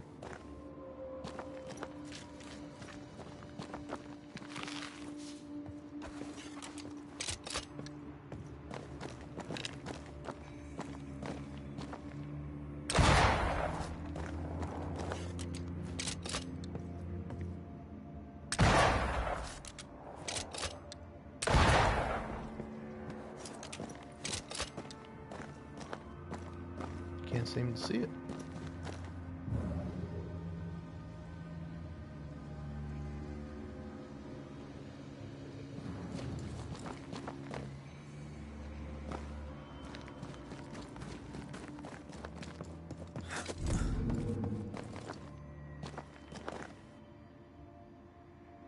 I can't help you.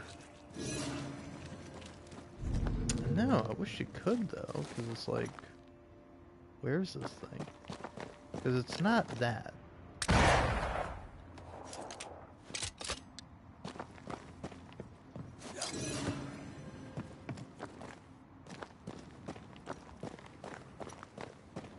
So if it's not that there, then where?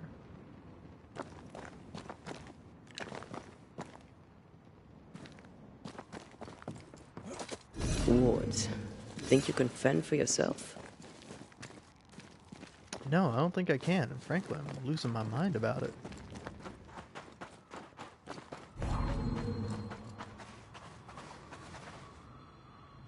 Who did this? Who did this? Who makes this game? Don't nod. Oh. There we go. That's it. I'm with you once more. Off we go then.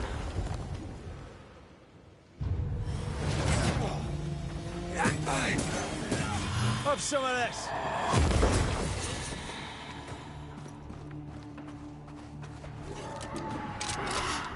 It's on you.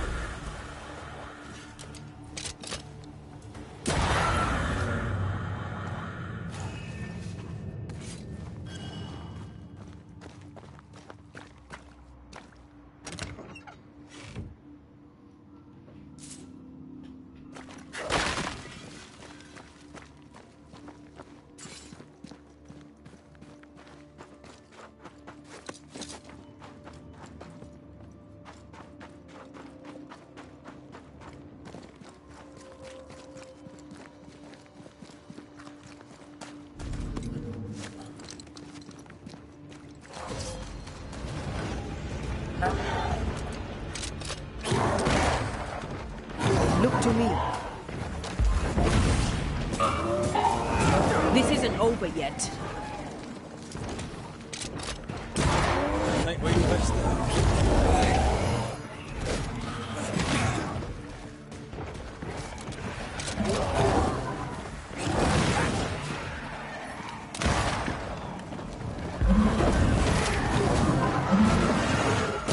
Get back up.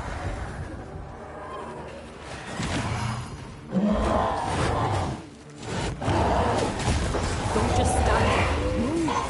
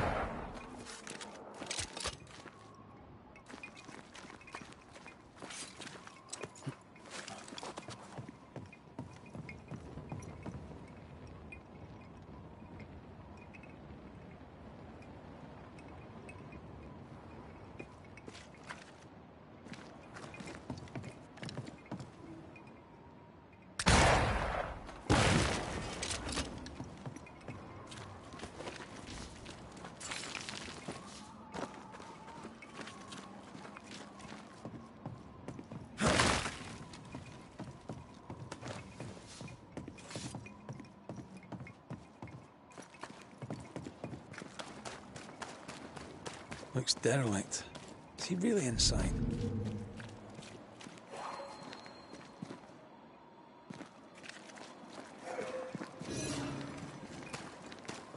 If you need a rest, this place is as good as any.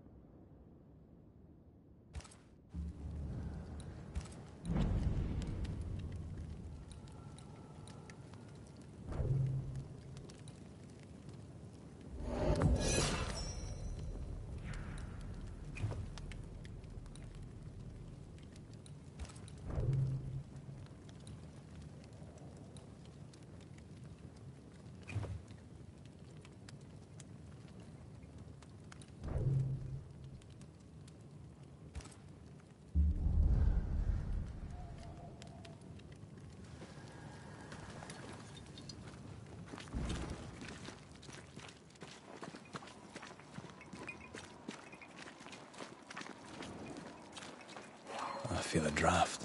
From the invisible.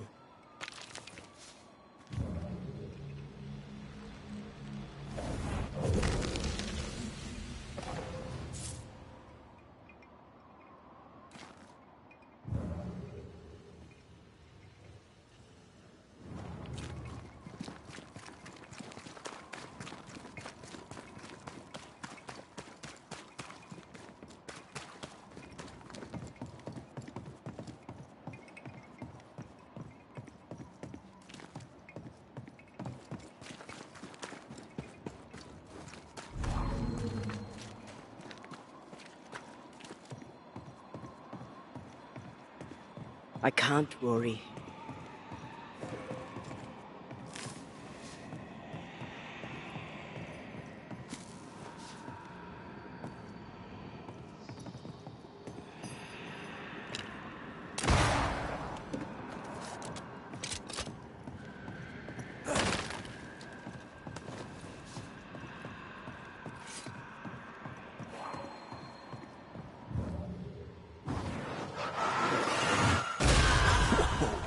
I know.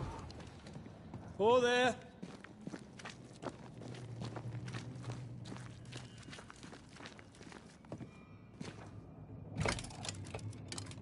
Guess we're not going that way.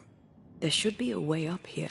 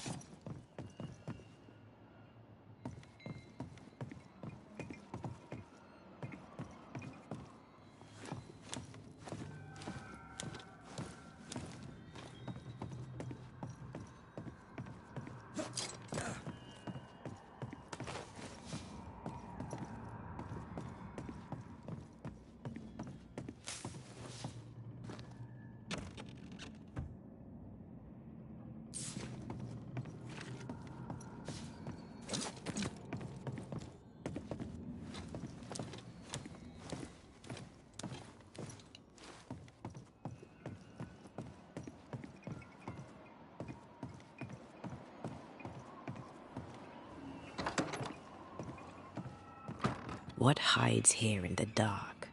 Come out, come out.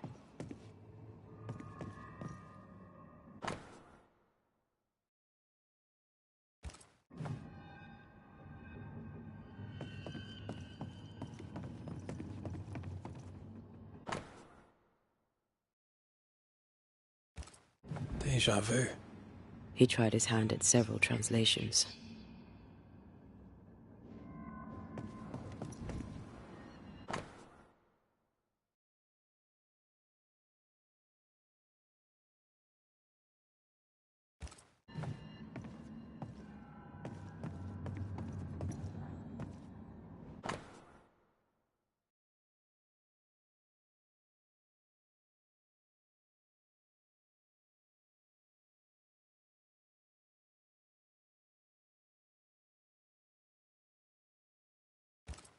This relay lad seems dangerous. His apprentice seems to be following him down the same path.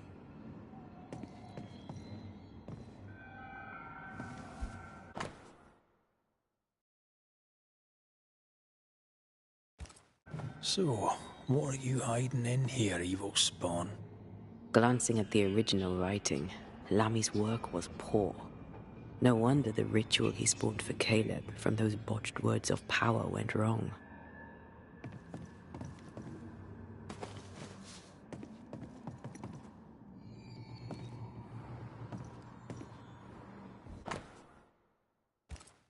More ghost wards. Someone was being extra careful.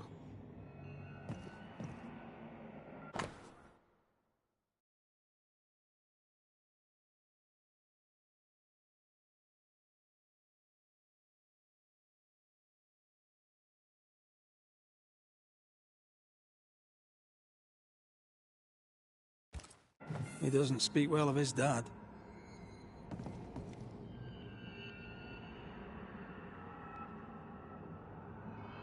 He thought he was better. That's not a particularly difficult task, in fairness. We need to get to the top floor. Bet we'll find something.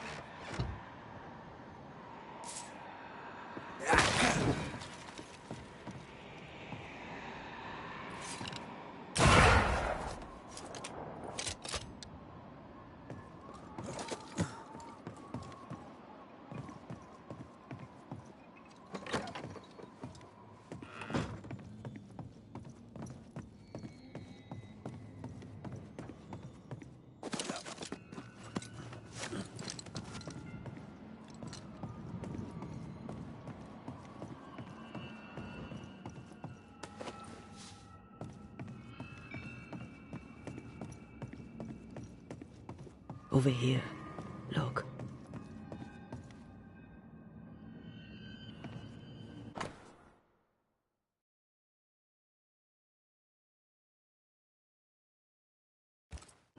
Why did he feel like he needed so much protection? More magic muckery. He wished to disguise his presence, or perhaps to distract from it.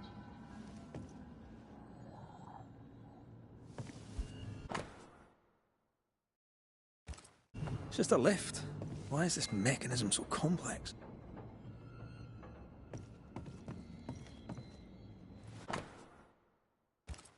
That book, again. The Agrippa. That's not good. Not good at all. What level of not good are we talking about exactly? This book promises eternal life, but the promise is a trap. Let's hope it hasn't been used.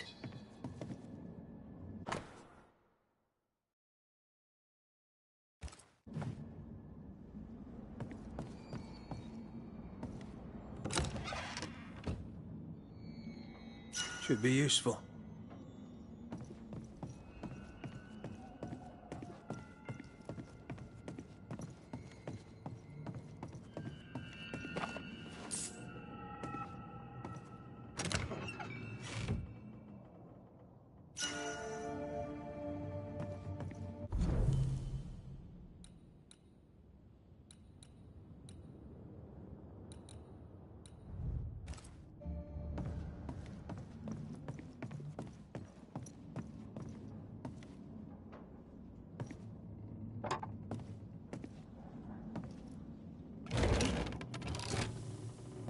lift should work now.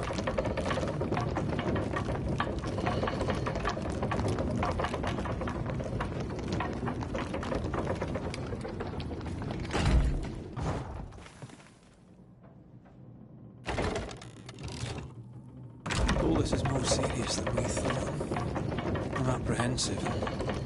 Not just because we're going underground. We'll be careful. We don't know what Lammy was up to, and the signs are not encouraging.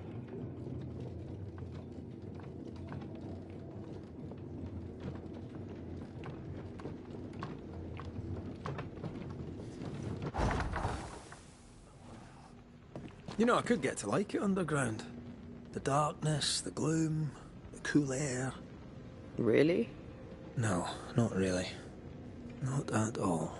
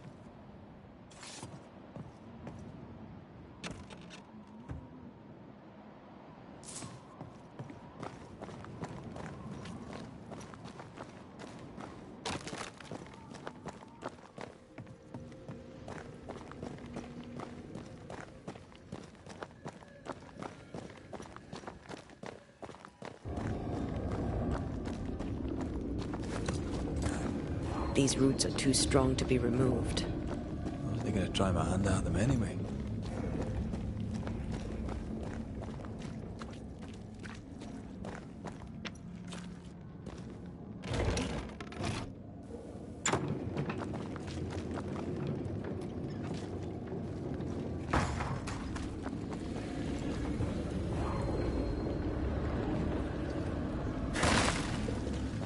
Hell's bombs. Another sorrow used as a guardian.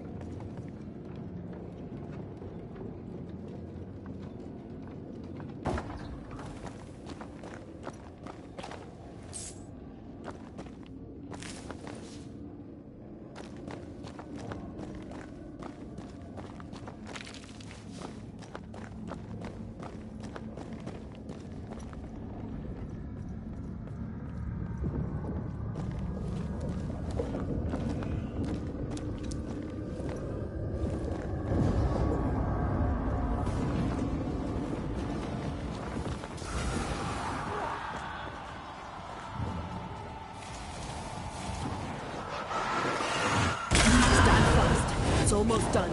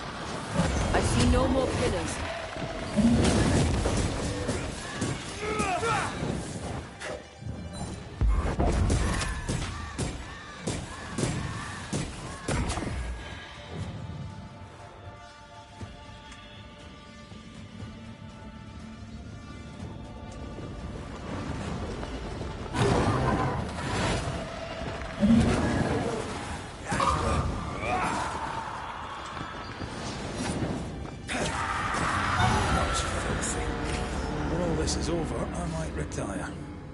You'd miss it. You know you would. Here, I found something.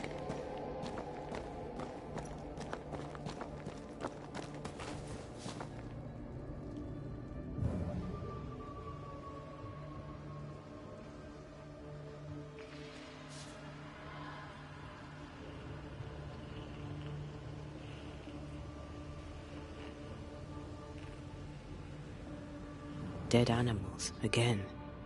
Different symbols and magic. Seems they were used as bait.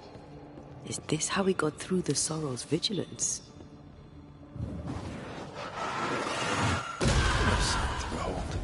Wasn't I always?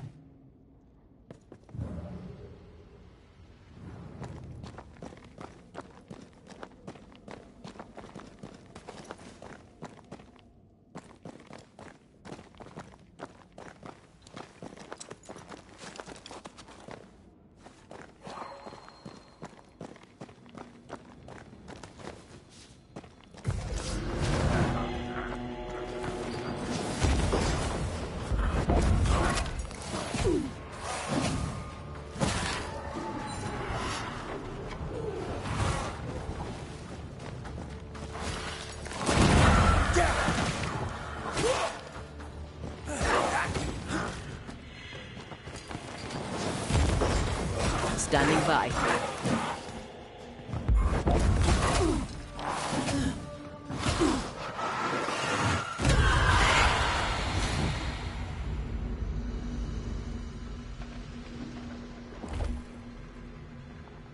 I can't remove it. It slips through my fingers.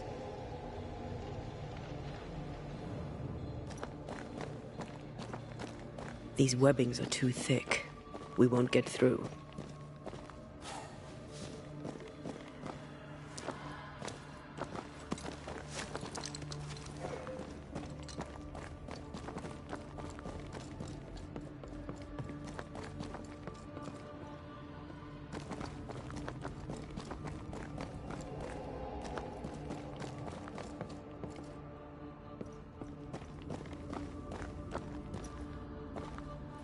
So, here we are. I suppose now we step into the void. Suppose we do.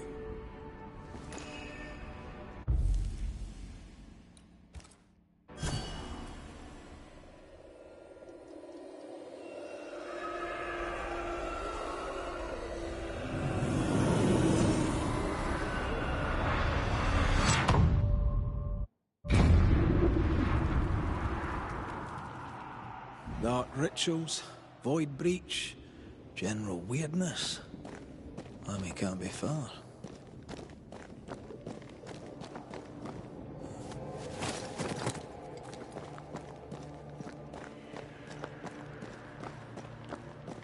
Ghost wards cannot manifest.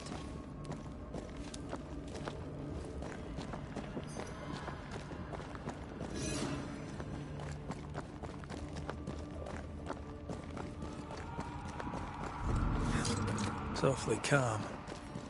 Why is it awfully calm?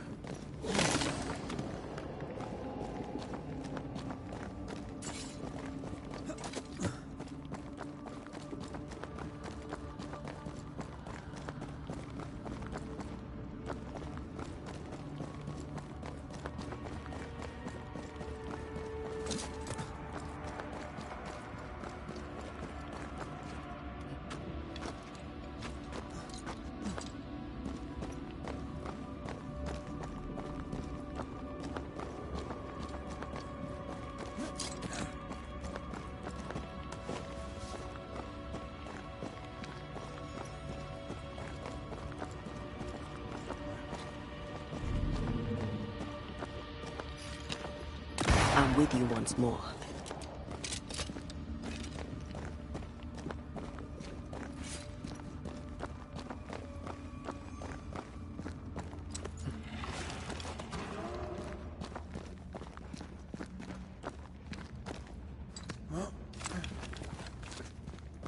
Spectres. They haven't noticed us. Stay low. Have a bit of this.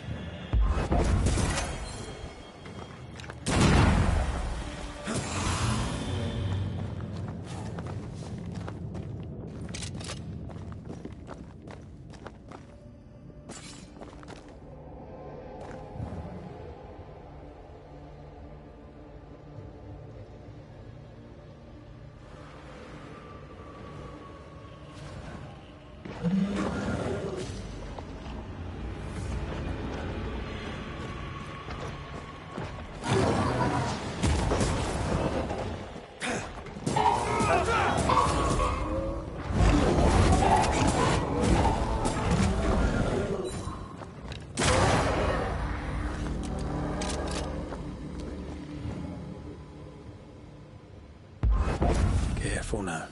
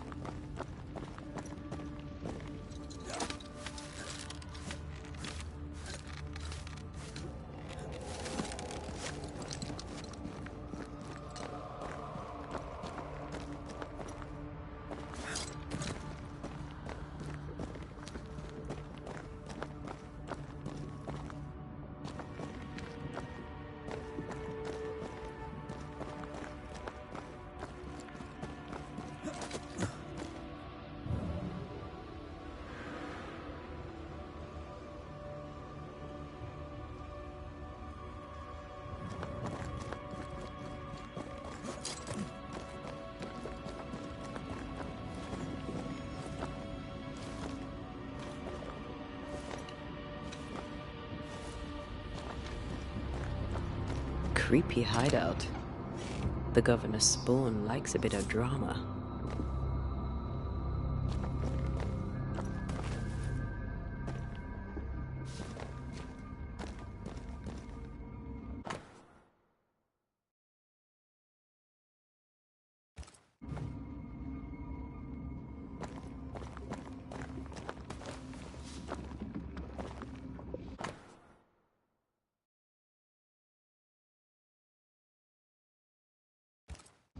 This is some dark, sideways magic. It's forbidden. I've read it. Sometimes I worry about you. I should give this place a proper sweep.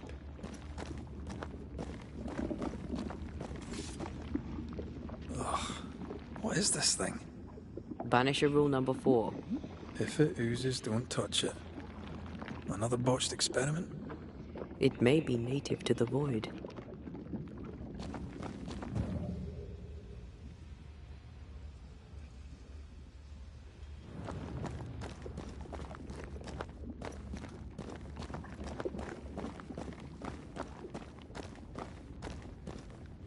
This one's different. Looks like it died diseased.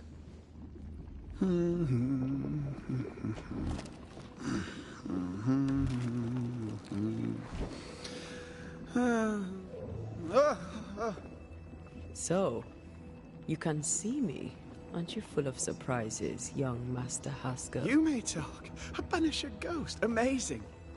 How on God's earth did you find me? Never mind that. Thank the Lord you did. Thought I was going to grow old in here. Were you stuck in here? In the Araloo? Originally, I was searching for the source of the poisoning. I may have overestimated my talents. Still, an amazing place to be stuck in, no? Tell me, how did you get past the Guardian beneath the mill? Did you use a decoy? We fought it. Don't change the subject. You fought it? Of course you did. A good thing, too. I was starting to think it was wise to me tricks. Oh, but I have so many questions. This isn't a social call, kid. And we're the ones with the questions. Oh. Oh. Of course. We must talk of Caleb Watson. Why in the hell would you give him a resurrection ritual? Ruth's death hit poor Caleb hard. He was alone, and so I would often stop by his workshop. We talked. He took a keen interest in my studies and was a good listener. When he learned that she could possibly return, he had one question. How?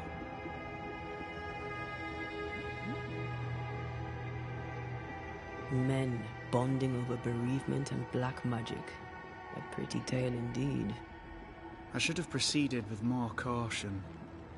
You shouldn't have proceeded at all. We have a witch hunt on our hands. You could face trial for this botched ritual. Yes, and I'm sorry. I found it in a copy of De Occulti Philosophia by Cornelius Agrippa von Nettesheim. A remarkable book. I've met my fair share of illustrious occultists, and none owned an authentic Agrippa. Much is lost in translation or altered in the printing. I doubt your copy is an exception. Of course! The power is in the words, and mine were wrong, so the power went awry. How very fascinating.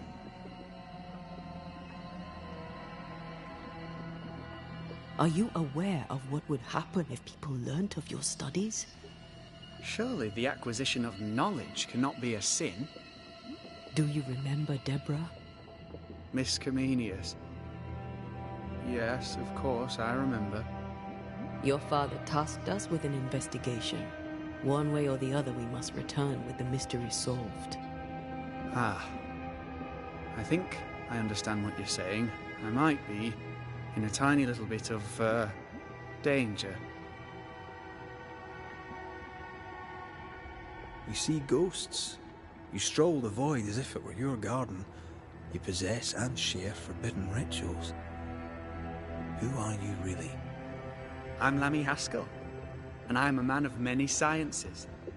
I am in fact a true pursuer. That raises more questions than it answers. What are the pillars of the universe? Which principles underpin existence? As occultists, do we change the world or scratch upon its surface? Each discipline I embrace peels back a new layer of reality. I'm yet at the beginning, and see where I already stand. Amazing, no? You did not find the void breach beneath the mill by accident. You had help. Who taught you? I did my research. Suddenly, you're a man of few words. I'd rather not involve those not present. Discretion, you understand. We find you up to your neck in the blackest magic, speechifying about your transcendent journey. Your life is on the line, Lammy. We must counter the devil with knowledge of his tricks. That, my father always said, is the purest of God's work. Aye. I can imagine your father saying that. When I was 10, he gave me my initiation. Demonology, sir, as he would say. He saw me as his heir. Then, of a sudden, the books were forbidden. So I stole them. The very same books he'd forced upon me as a boy. I understand them where he does not. I did no wrong. Apart from a little theft. You've studied demonology. Did you do it alone? When my father forbade me to continue, I confess I disobeyed him in secret. Those big books were very boring, until they were forbidden. Suddenly I could not get enough of their secret knowledge. Funny, eh? More recently, a good friend of my father showed me that I had only been scratching at the surface. He taught you in secret. On his visits, I would assist him with the research for the writing of his books. When the curse fell, he fled with thick-skinned Newsmith and left all his work behind. I hope he made it. I'd surely like to one day show him the advances I've made upon his work. From the looks of this place, you're knee-deep in research. What are you doing here exactly? Searching for the origin of the Harrow's Plague, of course. And I have a theory on the subject. Of course you do. Go on then. Now, at first, I believed the water poisoned, but my father sealed the well, and yet folk remained sick. They looked for witchcraft, a foolish, uneducated suspicion, yes, but with some truth concealed behind it. You see, the Araloo taints New Eden. Its influence leaches into the Harrows. The evidence is everywhere.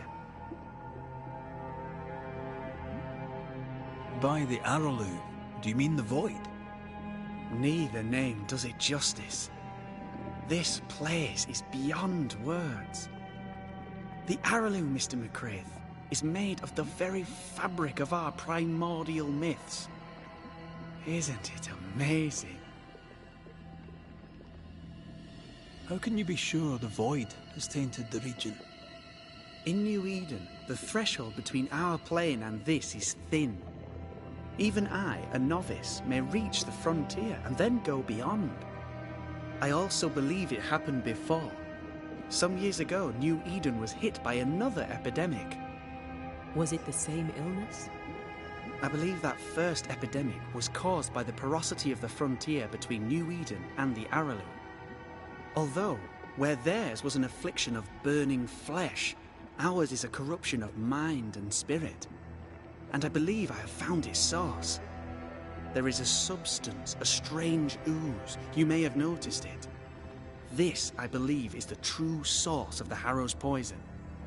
It carries a particular stink, on the scent of which I experience first confusion, then a loss of control over my limbs. Confusion, paralysis. Can you tell me more? I felt my movement slowing, my thinking too. Space seemed to thicken. But wait, what if it was not space thickening, but time slowing? In recent months, many in New Eden have spoken of similar feelings, of lost time, hours untrackable, days passing unremembered. Who knows how the Araloo disturbs the minds and bodies of women and men? Unfortunately, I cannot reach the source. The Araloo is a formidable place. Tricky. A maze constantly evolving, changing, reshaping itself. The isthmus, for example. I found an oozing crack in the ground. The terrain then remade itself, and I can get to it no longer. Perhaps we might be able to find a way through and take a look at that source. Would you? That would be splendid. Would you mind taking notes?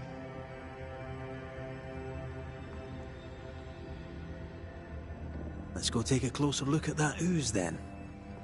And with that sorrow gone, I can leave. Do be careful. My home is your home. If you need anything, help yourself. The Araloo is not your home, Lammy. But thank you.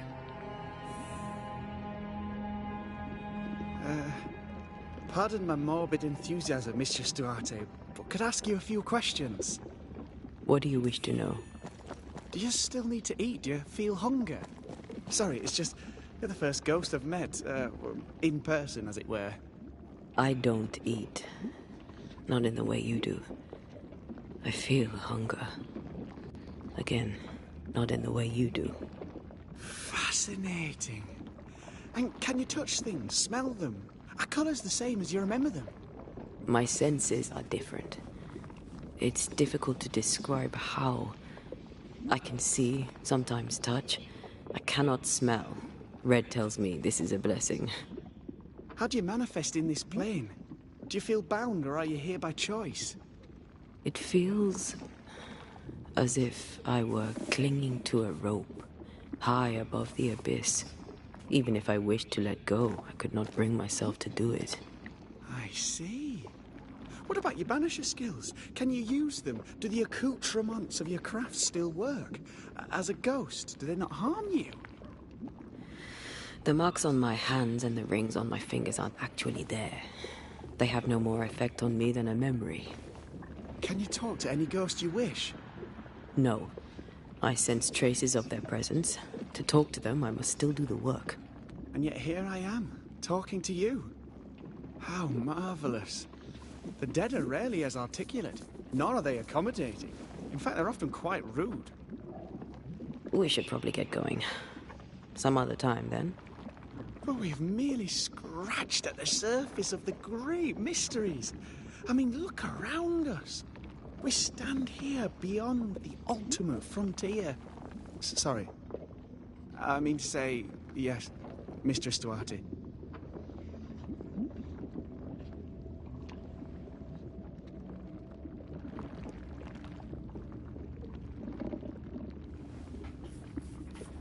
Well, that seems fun. I know, I missed out on what exactly the conversation taking place was. If I just come back and he's going, well, what about, yes, Mrs. Duarte. It's pretty funny. Ugh. What is this thing? Banisher rule number 4. If it oozes, don't touch it. Another botched experiment? It may be native to the void. Okay, so, gonna skedaddle now. Cheers. I'm having a Pepsi, man. I gotta stop having so many Pepsis, man. But my problem is that I am a Pepsi man. And also, this is Pepsi real sugar. This is good stuff, man.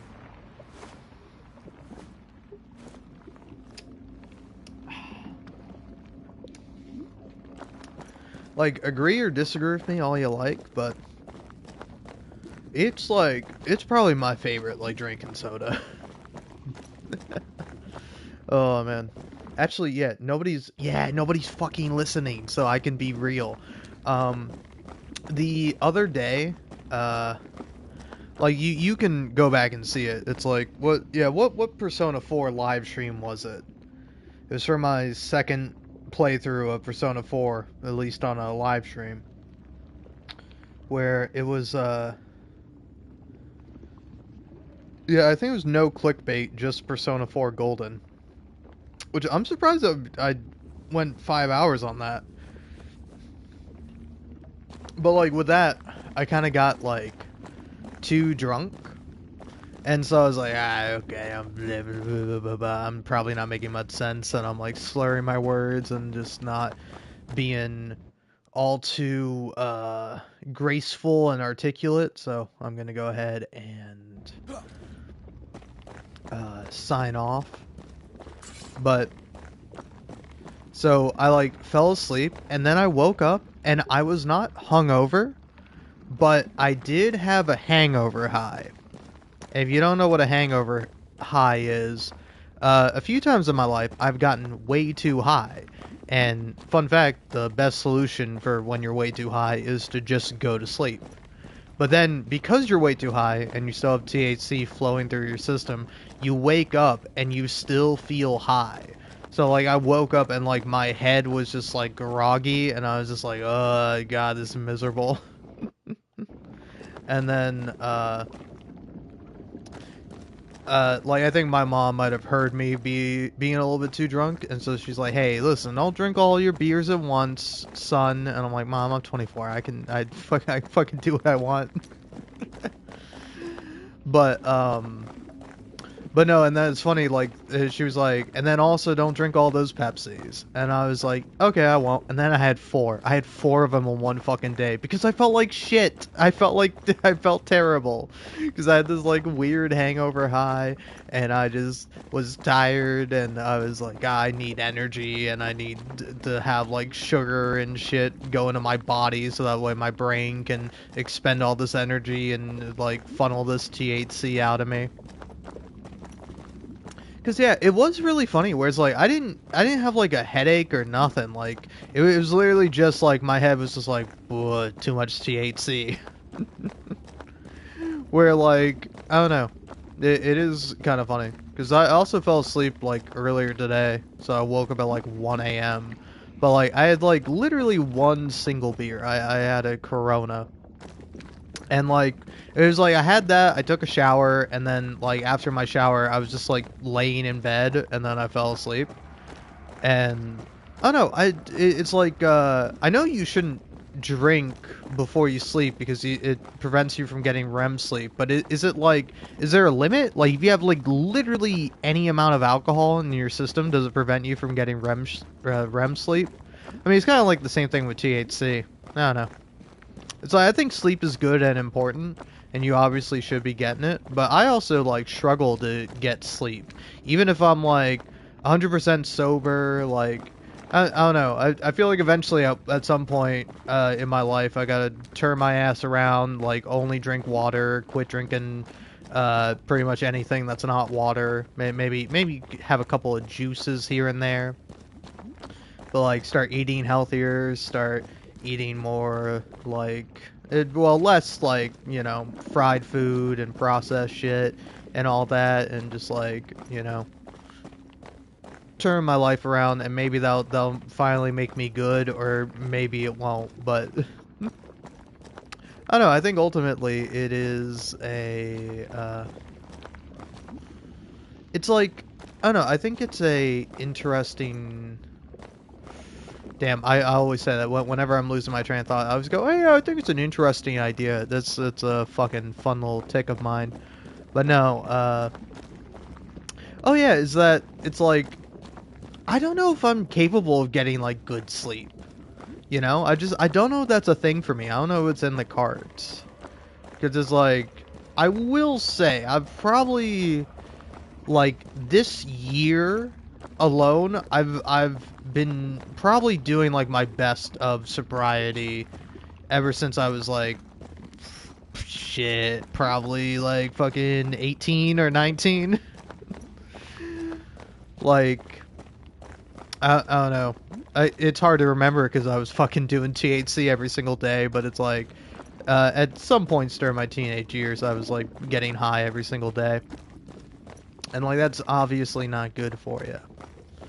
But I was also depressed, which, fun fact, also not good for you. And so, I don't know, I was more so just sort of thinking about this idea, or like, oh, like, yeah, it's like, I don't know, because like, this year, kind of my New Year's resolution, and I've only broke it like once. Well, like, not once if you count, like this year I kind of decided it's like, no more vaping for me. Like, if I'm gonna have THC, I'm just gonna have an edible. And, like, that's certainly the best way to do it. But it's like, because of that, because I only have an edible form now, it's much easier to not do it. Like, it's kind of like, frankly, a bit fascinating to me. Where it's like, I don't know, again, this might just be a me thing, but it's like, I think because I'd still, even at the ripe old age of 24, I still have a pretty decent metabolism. It's obviously slowed down some since I've like, in contrast to being like a teenager. But like, I think because of that, I'm able to pace myself much better with alcohol, and like, I don't know, I can do it to the point where it's not extremely affecting me. Which, like, I've really only had a hangover a few times in my life. And, like,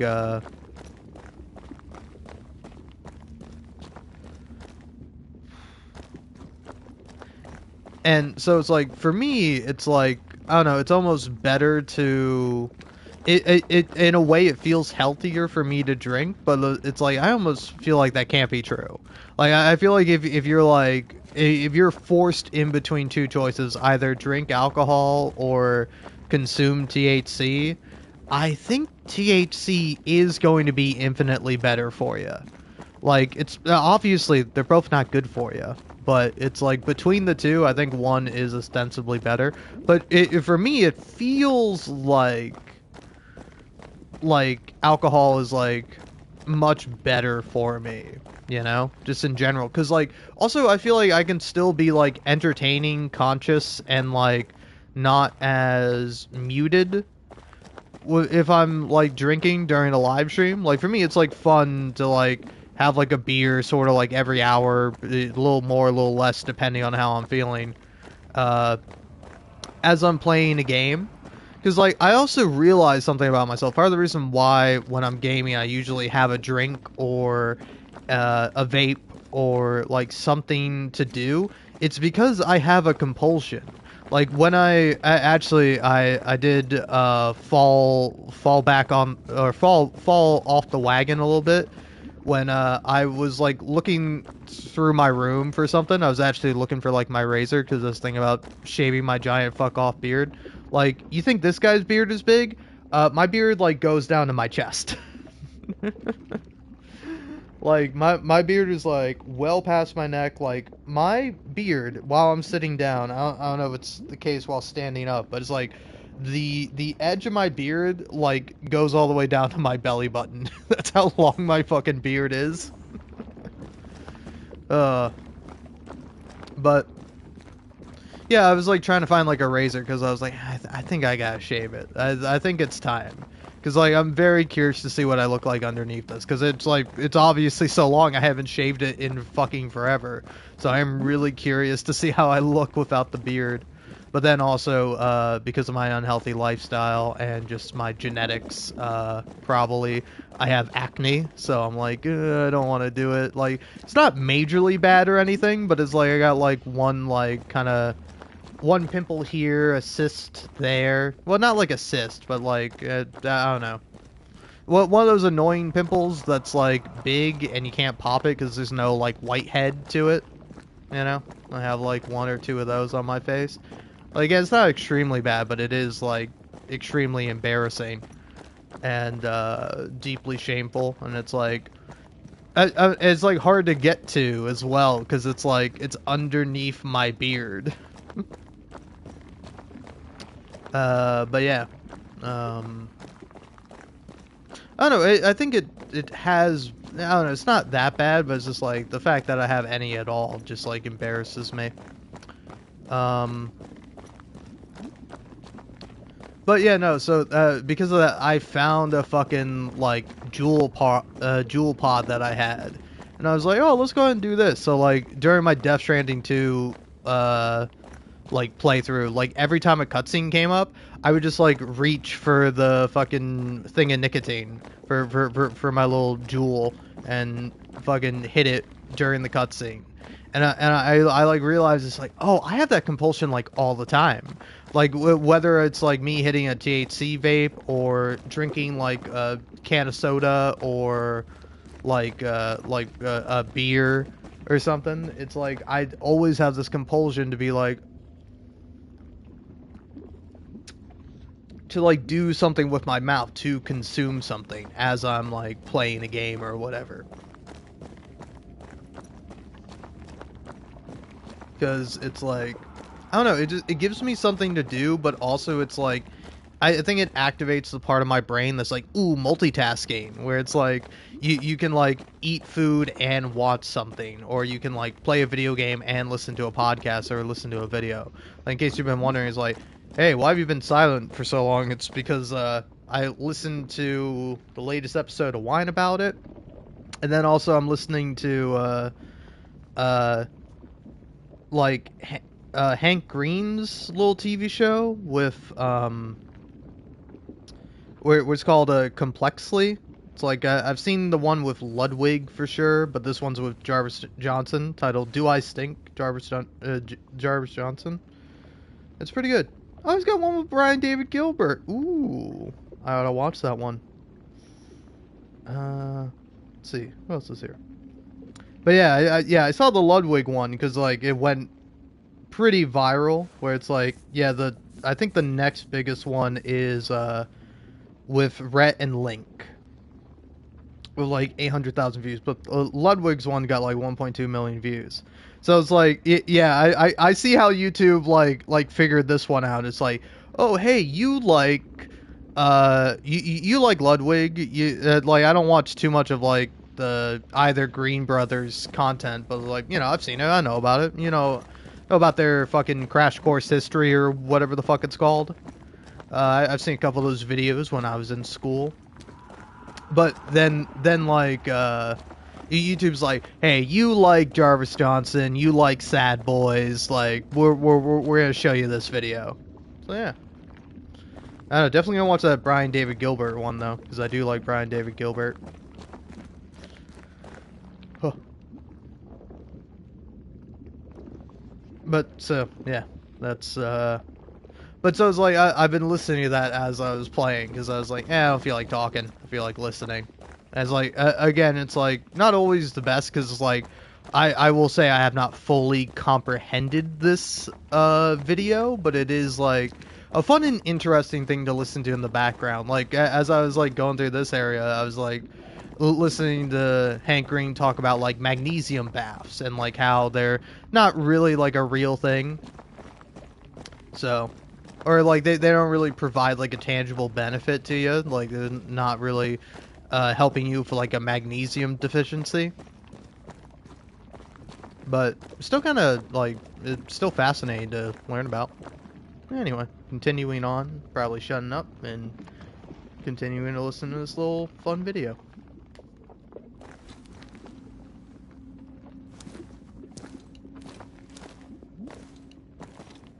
Antea, we should get going. So, the pious governor's unassuming son is our evil Harrow's witch.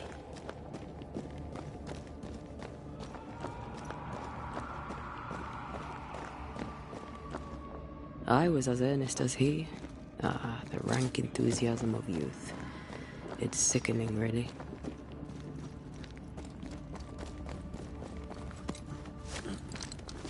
I don't know if the paralysis and confusion applies to me, but I feel strange, and I suspect the ooze. Only one way to find out.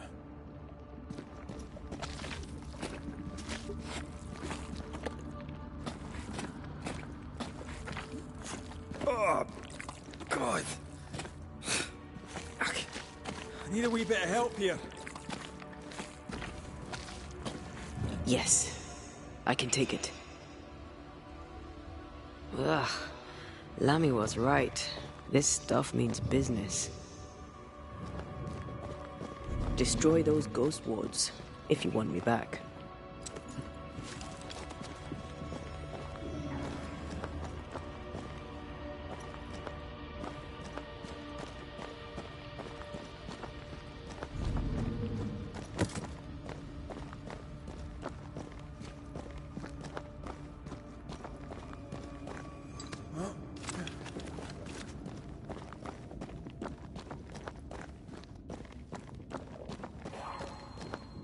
I am warded. I cannot.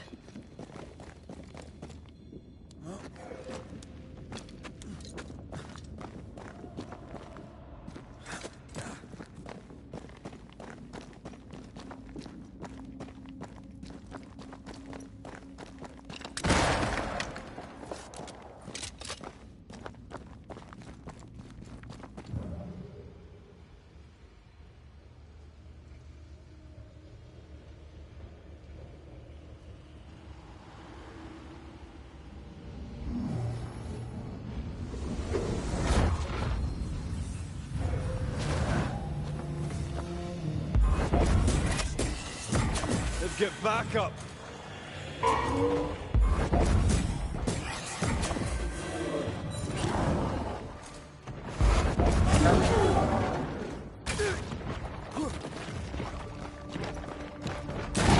Think we fixed it.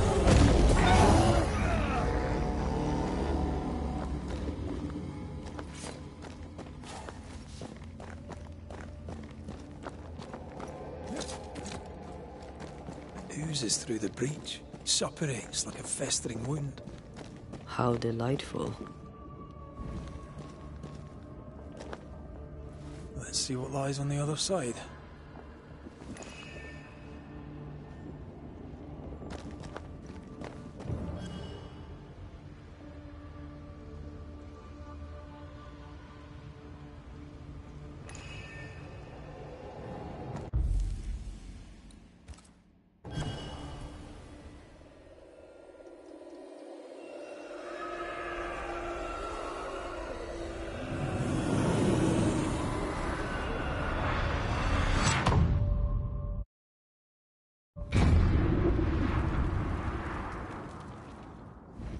Where are we now?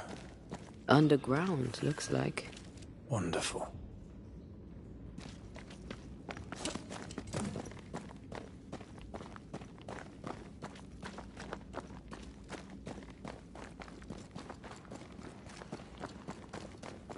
The ooze affects the incarnate, too.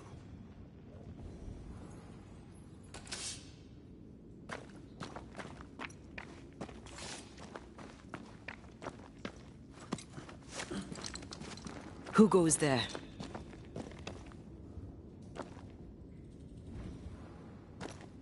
Is that a ghost? I don't know. But I don't think we're alone.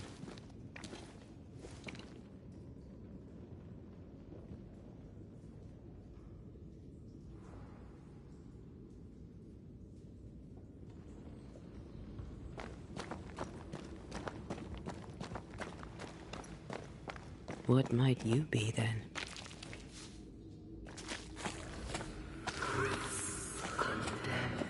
What was... Innocence. Oh, shite. Did you just say shite? You?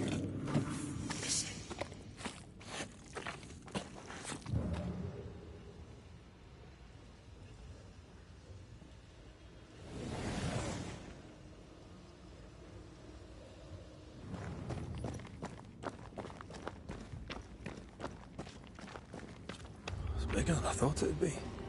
Is that a house from the Harrows? We may be below the well. No wonder they all got sick.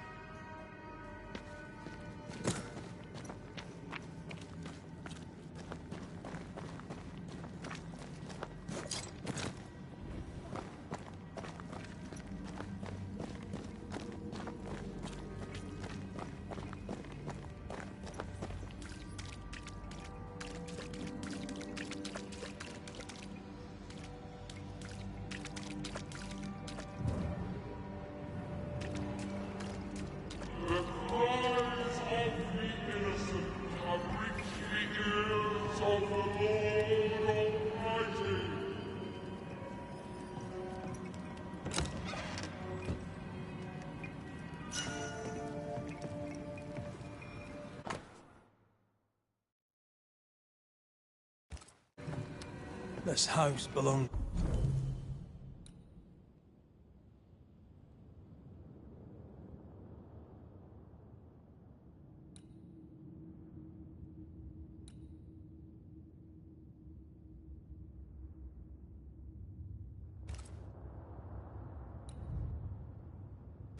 to a certain Antipas and Clemency Gibbs.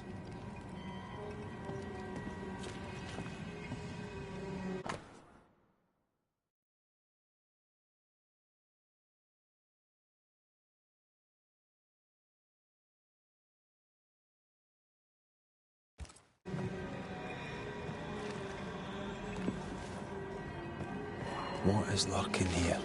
Time to work, Banisher.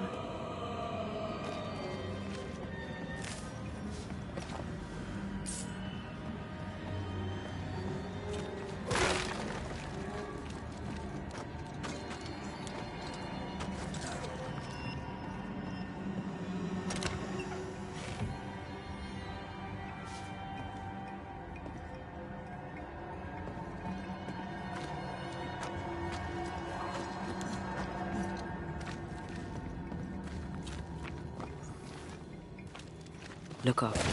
The ooze, oozed through the very stone.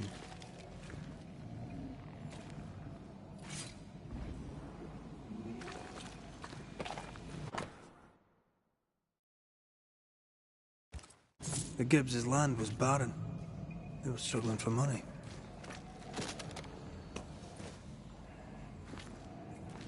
And of all of them, just this one house fell down. Maybe it was personal. Was the Gibbs' house targeted by the ooze? Obviously. Look around you. Mr. and Mrs. Gibbs, have you read my paper? I read it, aye. And then I washed my hands and prayed for grace. You claim to prove that there is no curse. Well... A witch would say that, wouldn't she?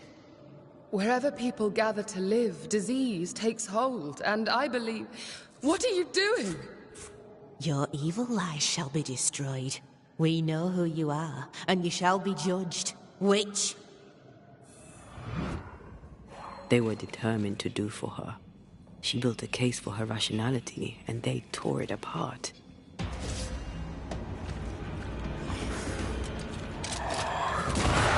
Piss off!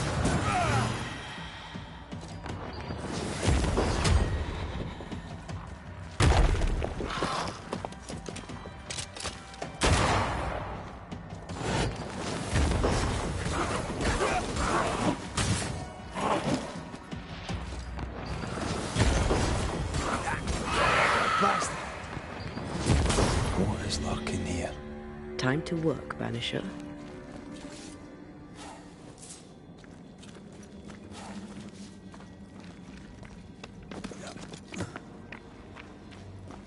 Mrs. Gibbs, I presume.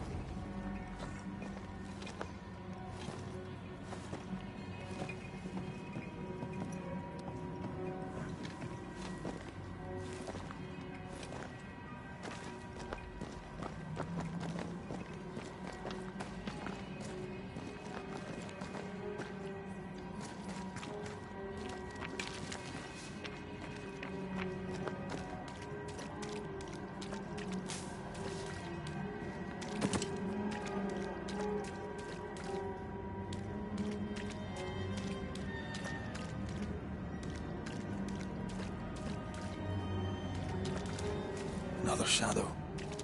What do they want?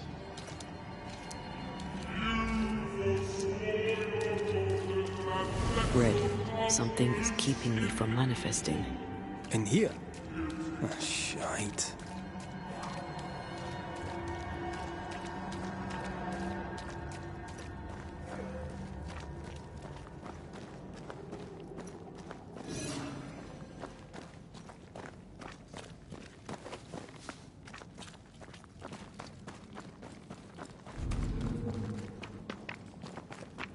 I see a ghost ward.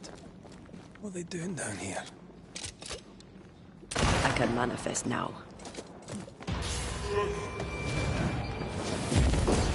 Try this on. Spectre heading for that corpse.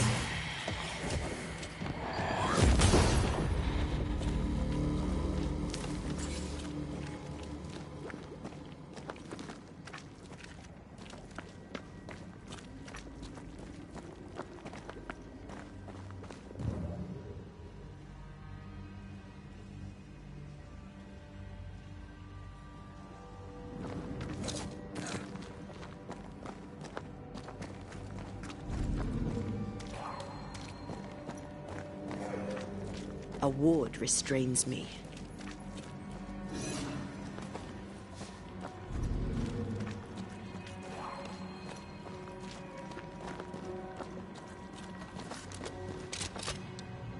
Better. You're welcome. Now let's inspect the body.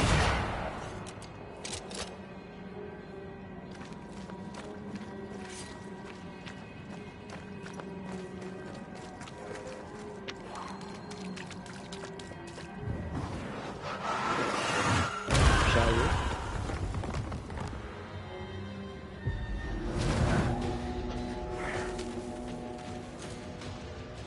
Expecting no less from you, Mrs. Gibbs. There's more of them.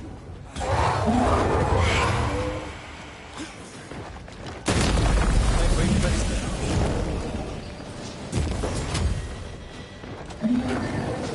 I'm right here, you know.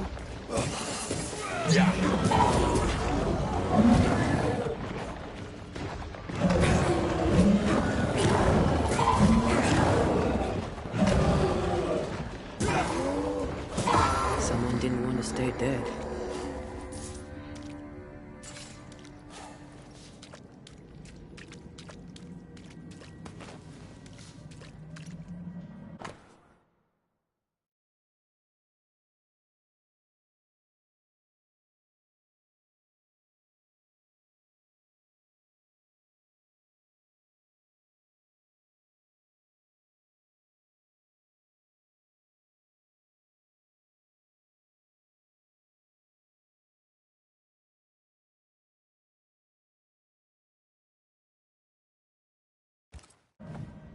Clemency Gibbs blamed the epidemic on a witch.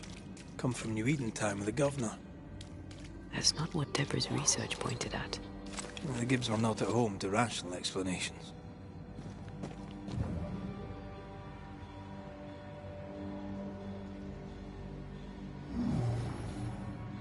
That's unfit for us to cross.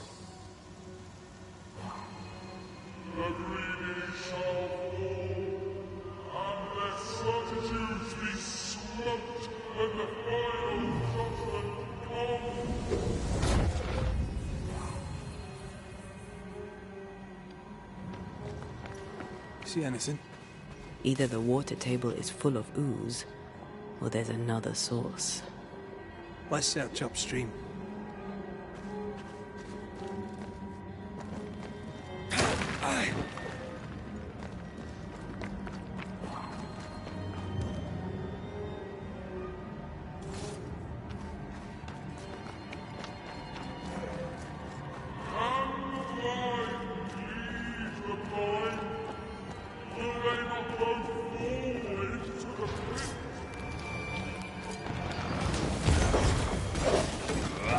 Once more, with vigor.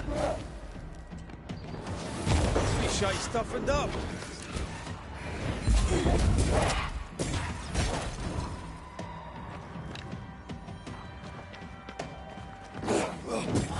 Have a bit of this.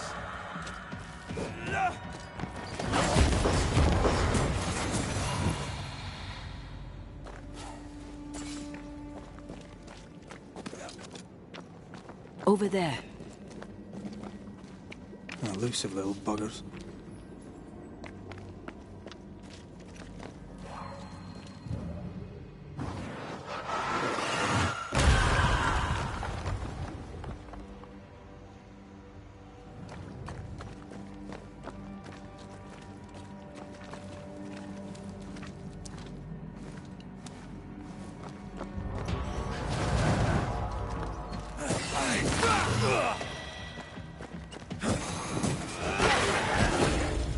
I feel like I'm bloody target practice.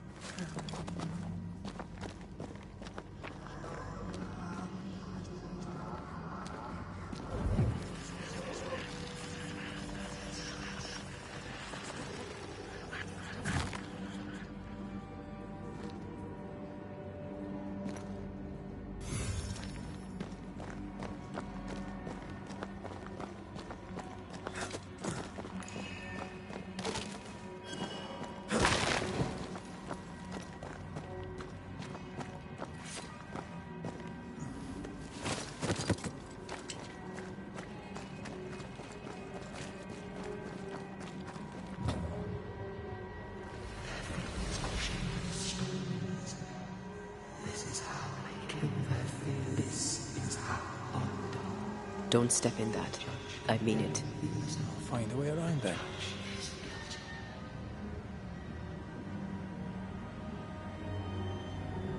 Ghost wards cannot manifest.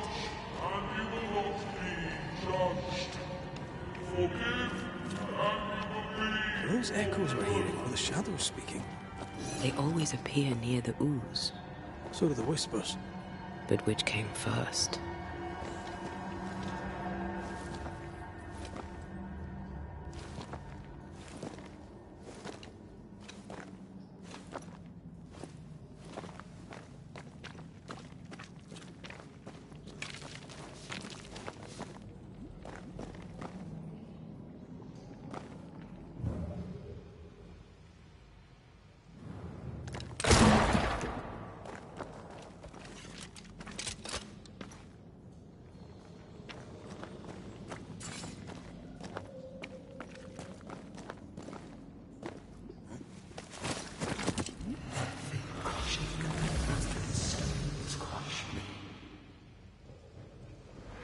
The whispers say the same things over and over.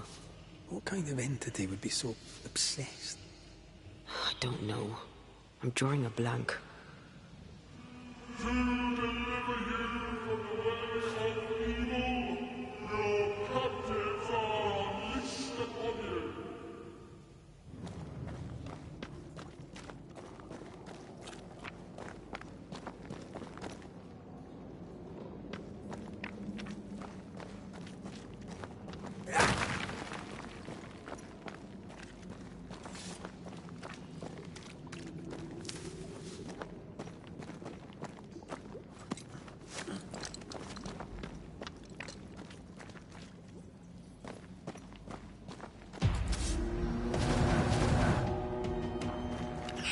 Watch out! Spectre position.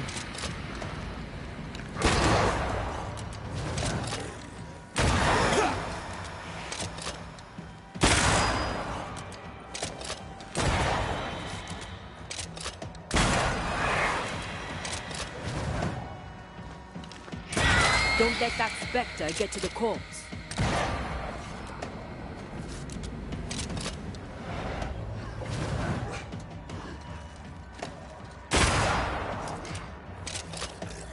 Have some of this.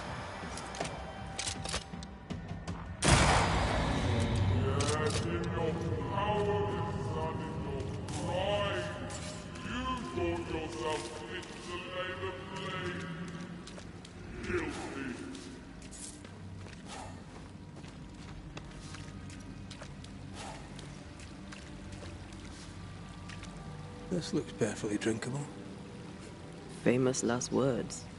Why hasn't the poison spread to the groundwater? Perhaps it shifts and shapes, like the void. Well, at the very least, it shifts. Looks like the ooze comes from a distinct source.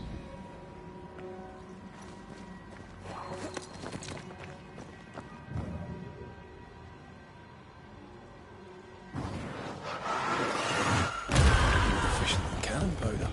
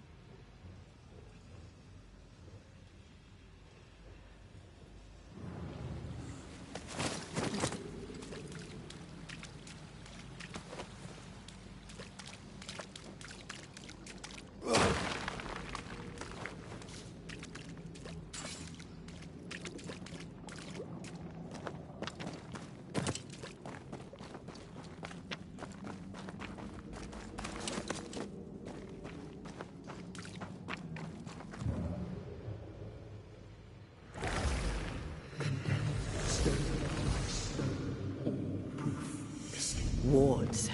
I'm going to need a hand here. I'm back. At long last.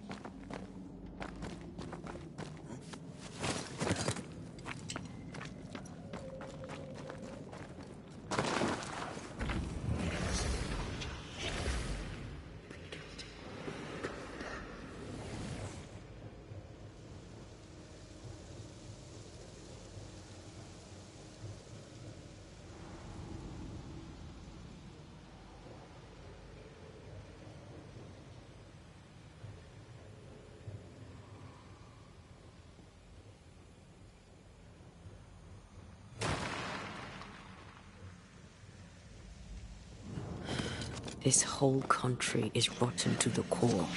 And you're just now reaching this conclusion? If I wanted your opinion, I'd give it to you. Perhaps if you gave me the space to have one, then we'd both be better off. Ooh, they're fighting. Also, that's a funny thing to say. If I wanted your opinion, I'd give it to you. Someone came through here, someone real, not just a shadow.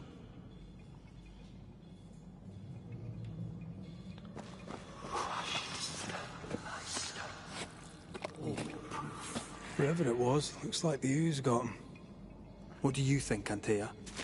You wanted the space to have your own opinion. I'm giving it to you.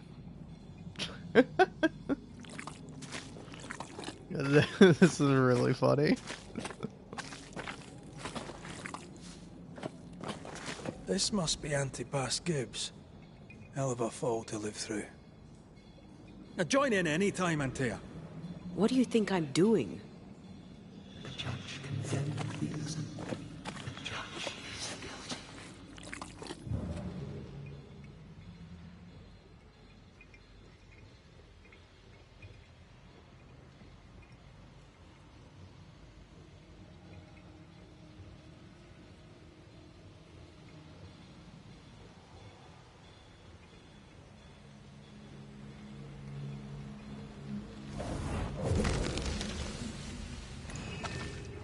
This is God's land. How could we let a witch come to our community? Instructing our children, no less. 'Tis no surprise. New Eden brims over with backsliders. The governor, chief amongst them. Aye, many had to sicken and die for him to act. But the deed is not yet done. We must fight the Lord's good fight and cast the devil out for good. Many want to try the witch, aye, and many want to see her dead.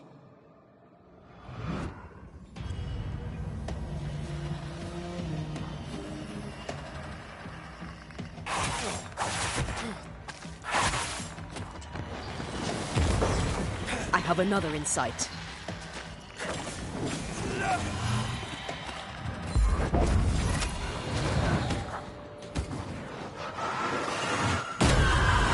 They never learn, do they?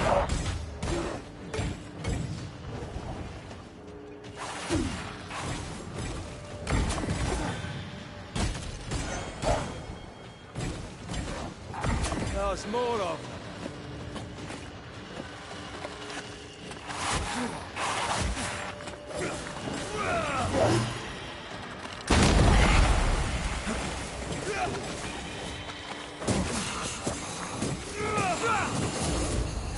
Try this on for size. Those things came from the ooze. They're like those oriental shapeshifters we fought in Bremen. Obake liquefy. This is something else. The ooze reacted to our presence.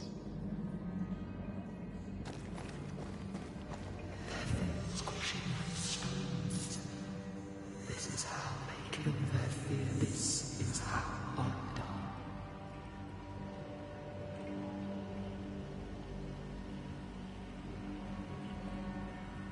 The Gibbs were so angry.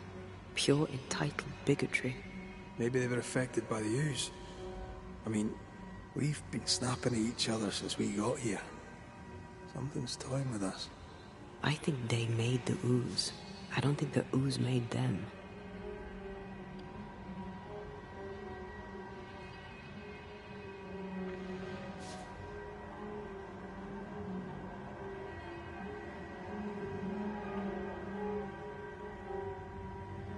This is it. This is the source. How do we get to it? You have turned your back from love, looked away when first needed. Yes,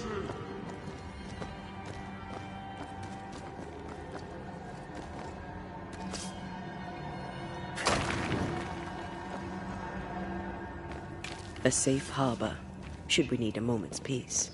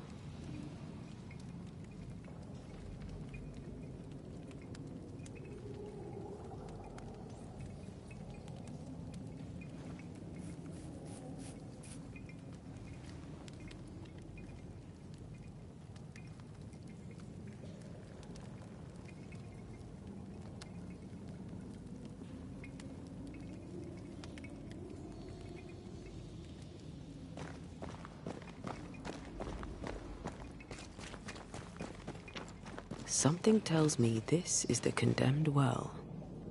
Do you think you could get that bucket down?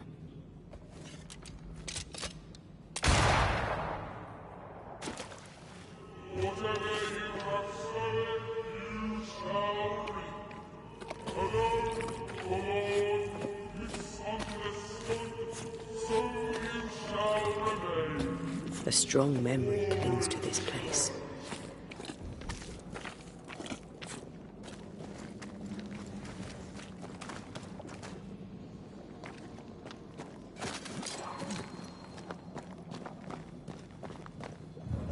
A ghost left a fragment of their past here.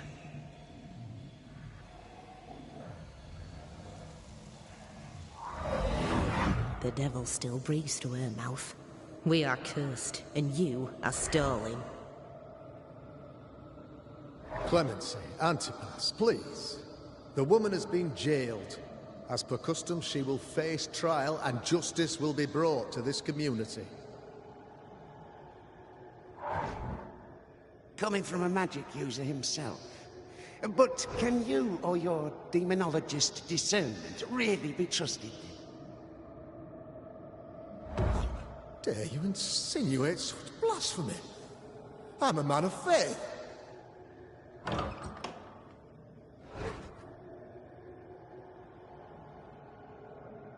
And do what God commands of you. Governor, we ask for safety. If we do not get it, there will be consequences.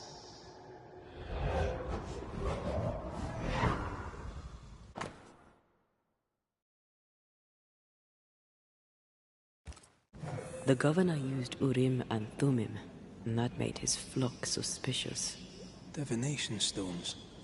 He must have thrown them down the well when he sealed it. But why now?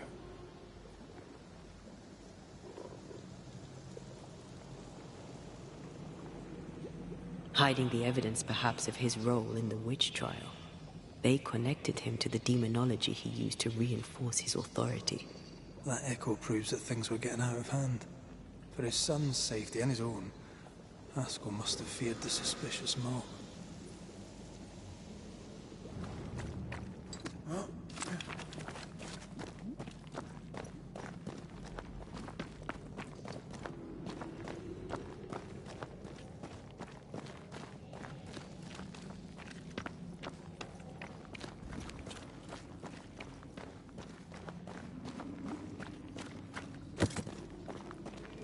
All deserted you, none supported you.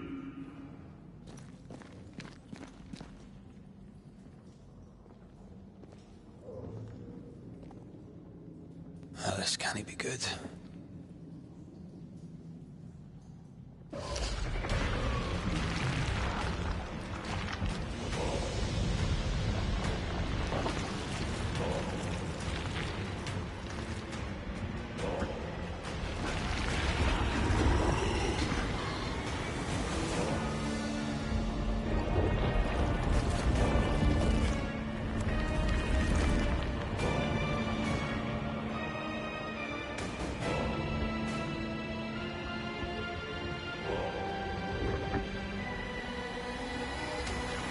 Bring forward the accused. They are two. Who are you? Who are you? Confess! Let them speak. If we speak, shall you listen? Impudence! Provocation! Read the charges! Let Urim the grave. You have blood on your hands and weakness in your heart. Guilty! Sworn to vanquish evil. You conspired with witches. Sworn to banish all ghosts. Instead, you embraced one. The charges.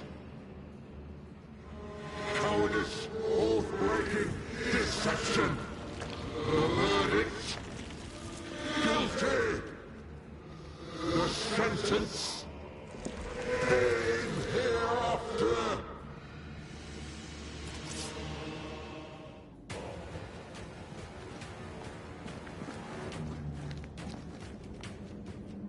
I only seek the truth.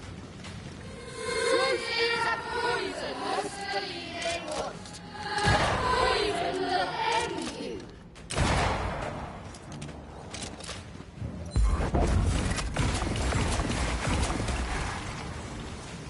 Bloody hell. Is that me? It's a cheap trick. What the hell just came out of that shadow? It's working. Keep at it.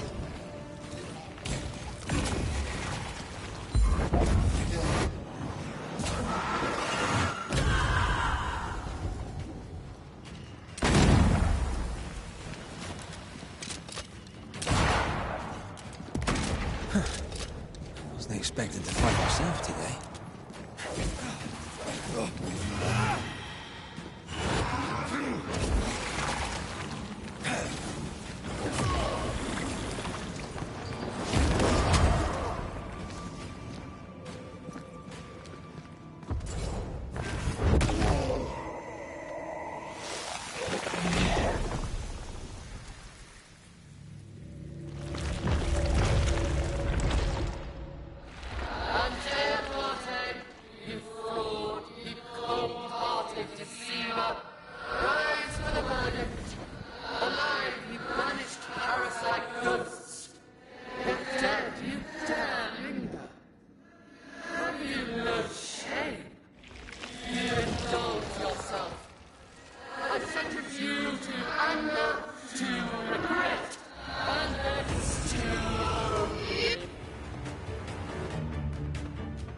I never wanted this.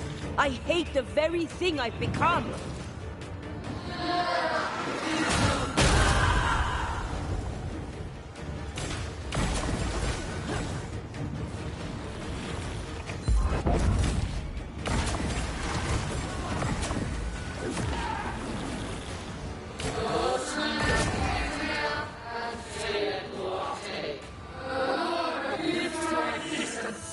Yeah?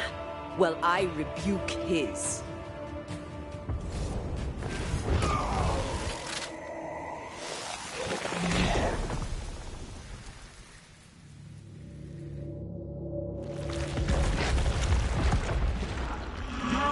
Banishers are guilty of poisoning the body politic. You portray yourselves as saviors sent to deliver us. But with your dark hearts, the evil only worsens. Your witches. And witches must die.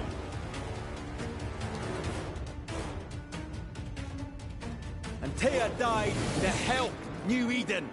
And still we fight this curse. What more do you want from us?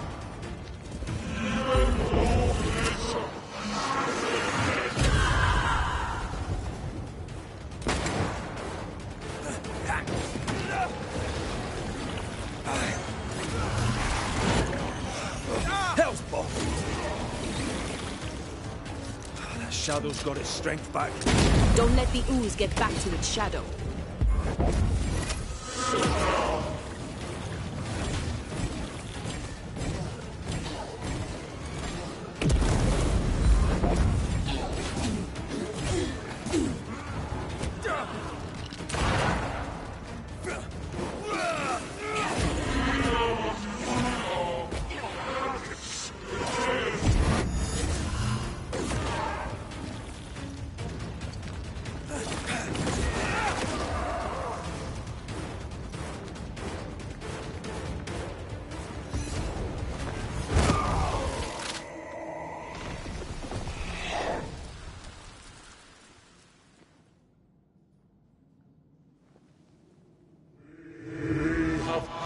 Judgment. The guilty are known. Now justice is ours.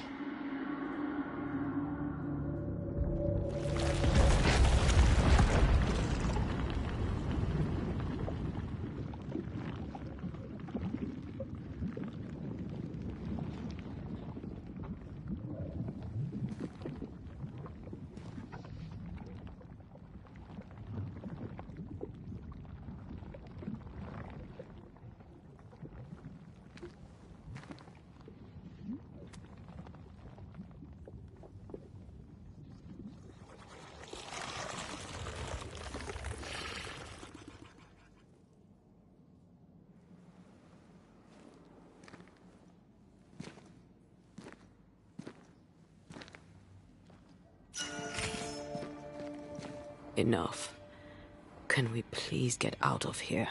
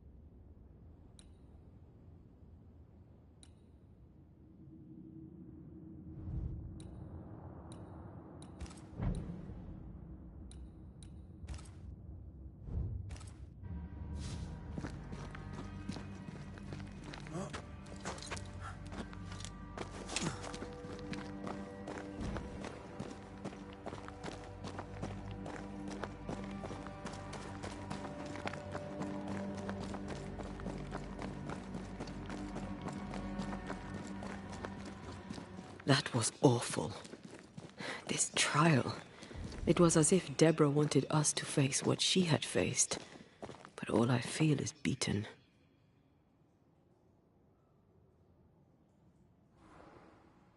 Feel powerless. I were always one move behind. Justice miscarried here.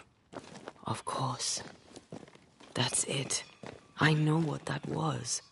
Such spectre of injustice has a name. The mythical infamy. I've only read about them.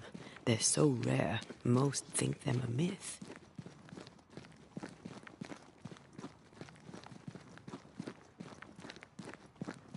Ignorance caused this. A raging epidemic drove them out of their minds. Unable to look within, they pointed the finger. And so a terrible ghost was born, and sickness piled on sickness. Haskell has so much to answer for.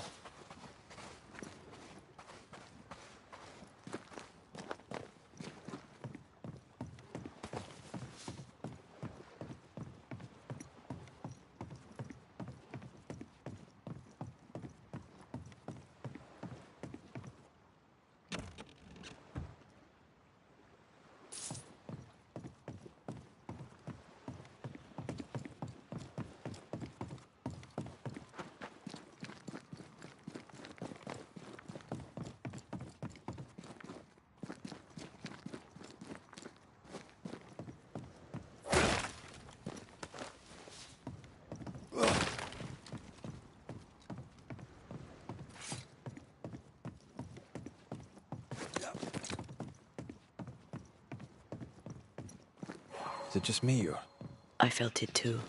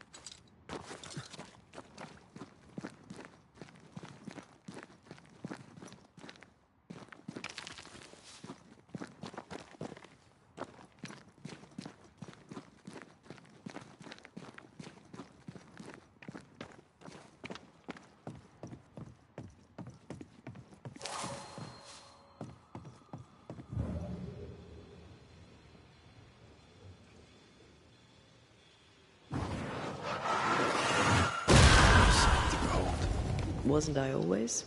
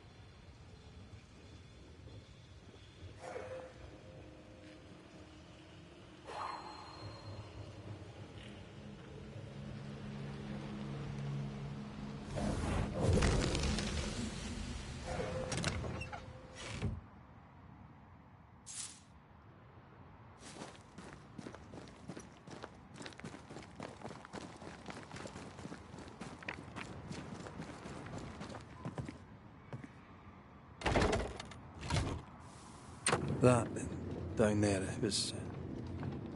I was tense. I was impatient. Me too. That infamy really got to us. Years of anger coursed through me. Yet now I can't even remember why. Me neither. This is what an infamy does. It's over now. We're here. I said something to hurt you. I'm sorry. I forgive you. And I hope that you forgive me too. I mean, I'm not gonna lie. If you, I don't know, the infamy was probably the coolest thing so far that the game has done. This, like, fun little thing of, like, oh, hey, it's... Like, the trophy I got for it was Injustice for All, you know? Pretty fun. I think it's a interesting sort of thing. And, like, I don't know, man. If you wanted these two to really be fighting and bickering, like, I think you had to do it with more intensity. Like, it's like, for me, when I heard them, like, snapping at each other like that, I was just like, oh, that's cute. Like, it's nice. The area's making them more hostile towards each other. But it's like, they should have fucking said some legitimately hurtful stuff. You know? Like, Antea might have said something like, oh, you would be nothing without me, Red. And then Red was like, you would have been heartless without me. You know? Like, say some, like, genuinely fucked up shit that kind of comes from a place of love. You know? Where it's like, even when they're using it against each other, it's like, it's showing how much they care for one another, or something along those lines, right? I don't know. Maybe I'm crazy. Maybe I'm just a bad fucking writer or interpreter of fucking stories or whatever. I don't know. Maybe I also missed more, because it's like they were a little terse with each other, but it was like the moment where, like, to be fair, it's like Red kind of just says a sarcastic comment, and then Antea gets like really pissed about it. But also, it's like, it's poor writing, because, like, Antea does fucking say earlier, this place is rotten to the core. And then she repeats it again, and Red is like, oh, wow, it took you this long to figure it out? It's like, shut the fuck up, Scotsman, alright? But, like, it fucking... I don't know, it doesn't have as much weight or impact as it should have, especially for, like, kind of like a, like, having that then be followed by, like, a heartfelt apology, you know? It's like, I don't know, man, maybe I'm wrong, but I'm always a sucker for an 11. Like, I always want to see something, like, kind of turned up to the fucking max. That's how I want to, it's kind of how I like things most of all. Like, actually, for example, there's, like, some fucking, I kind of want to say shit ass, even though I don't know nothing about the movie. But, like, there's this, movie coming out for, like, A24, which is, like, it's, like, Ever After, or, like, Eternity, or something like that, After Eternity, or something like that, where it's, like, kind of tackling the concept of, like, you know, what if you die and then your loved one, your spouse, the love of your life, goes to heaven, and then they're not looking for you. You know, they're looking for someone else. They fell in love with a different person, and they love that person more than they love you. Like, I think kind of a sad thing. Personally, I don't give a fuck about it.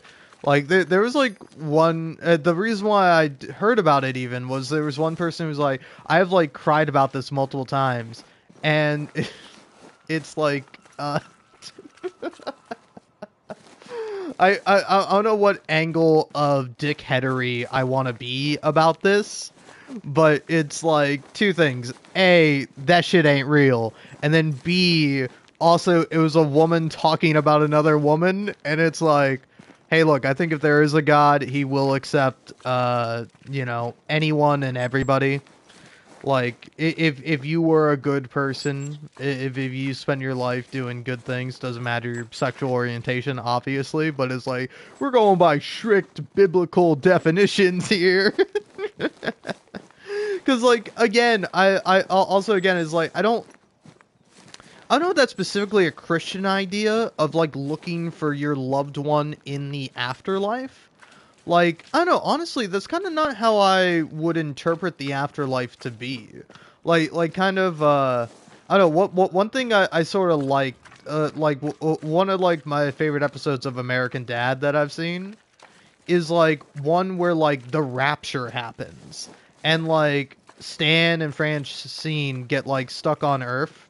Because I think they were having sex instead of attending church. And so, like, they have to, like, live in, like, the apocalypse now. And it's like, I don't know, maybe I might be confusing two episodes, but eventually the episode ends, like, the arc of it ends with, like, Stan going to heaven, and then kind of his version of heaven is just living with his family. So it's like, it's like, technically the rest of the show is like, Stan is dead and he's, like, living in heaven, but it, like, also is a very, I think, fun and, like, kind of, like, romantic and sweet, adorable way of, like, restoring the status quo of, like, that, I don't know, that's, like, I don't know, I think that is, like, really adorable that, like, oh man, in spite of everything, you know, like, American Dad's a fucking sitcom, and it's like characters being dickheads to each other, but, like, I don't know, I think the idea is sweet that, like, your version of heaven would just be living with your family and spending time with them. Like, I think that is, like, very adorable and a very, like, sweet little ending. And so it's like, I don't know, because, like, I was kind of thinking about that, where it's like, if I were to do something like that, like the tragedy of losing a loved one, again, I would want to turn that shit up to an 11. And, like, my thing is you take old man, old lady, old person, whatever. We're not and, finished here. Like, I know, Antea. I'm just walking and talking. But, like, for me, it's like, I love this idea of, like, someone who, like, you know, doesn't necessarily not move on, but, like, you know, it's like me, it's like, I don't know. I, like, personally, I don't think I'll ever fall in love with anyone. I don't think I'm worthy of love or anything like that. But, like, if I did, and maybe, like, my partner died when I was, like, 30, I'd probably, like, eventually, after, like, a year or two, or maybe more, go out and maybe try to find love again. Maybe. But if I was, like, 70 or 60 or, like, 80, and, like, my spouse died and it was just me, I'd be like, well, I'm not gonna fucking remarry. Like, I'm not gonna find anyone else. Like, that was the love of my life, and now I'll spend the rest of my life alone. Maybe happily so. My bitch wife won't be nagging my ass. Sorry. But yeah, anyway, so for me, I think, like the kind of sweet thing you do is that, you know, you take this older person who's lost their loved one, the love of their life, and they're like, oh yeah, no, I'm not interested in, like, romance or anything like that. And so you have, like, a younger person, one of your main characters, go, oh, that must be really lonely, which is, like, fucked up thing to say. But then they're like, oh no, I'm not lonely at all. I make tons of friends, and, like, I go out and spend time with people. It's quite nice. And, you know, in fact, sometimes I pretend like my wife's still alive, and I talk about her, and, you know, it's like, I'll make up different lies. Sometimes I'll say she's visiting family, but I have to stay home because I have to take care of our animals, or I have to be here for our kids, or something like that, where it's just like, it's like this idea of, like, even though they're gone, they're still alive in some way, and they're still, like, important in their lives. So it's like, even though they're gone, they still feel alive. It still feels like they're there. And you know, it's like, and you know, and every night we talk, and you know, the guy or gal, whoever, talks to like a picture of their loved one every night, you know, tells them what they did during their day, and like, I don't know, man, I think that shit's really sweet and like adorable and melts my heart personally. All right, if like if that ain't the kind of love I have, then I'm good. I'll pass, you know.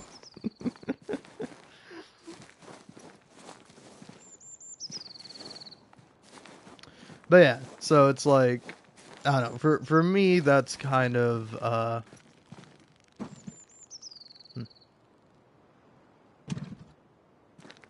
like, I don't know, I like that idea. That idea appeals to me, you know?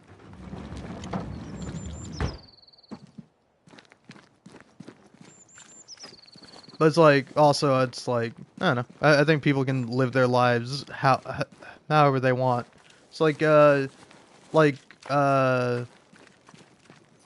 fucking, Harmony in Severance. She has this, like, kind of cute line where she's like, oh, I'm gonna meet my husband in heaven, and he's gonna have built us a beautiful home, and then, you know, he'll also build a guest house just in case I find another man to keep me company before I die, you know? It's like, that shit is fucking sweet. Like, I don't know, it's quite adorable and nice.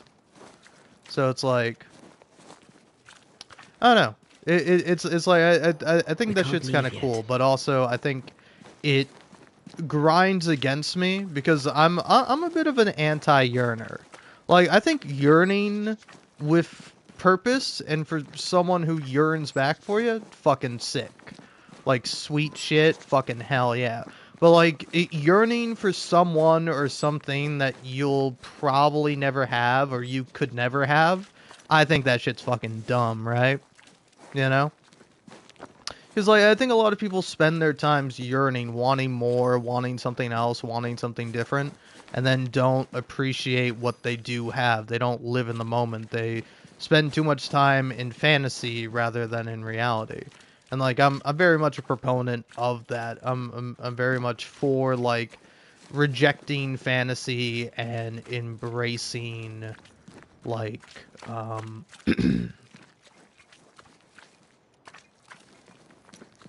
and embracing reality in like all senses of the word. It's why I'm not particularly religious. It's why I'm not like, you know, it's like, I don't know, like, say Claire Obscure, for example. Like, I have my ending, and if you don't know about the different endings of that game, it's like, in a heartbeat, in a fucking flash, when like, even before the choice was presented to me, I was like, oh, I know who I'm siding with.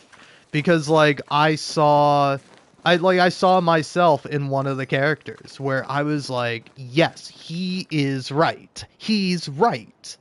And, like, I don't know, again, I think, I really do want to, like, finish my playthrough of Claire Obscure, go all the way through, record some of, like, the cutscenes and stuff, and, like, plus they've, like, added some new stuff that I'm actually very happy to see.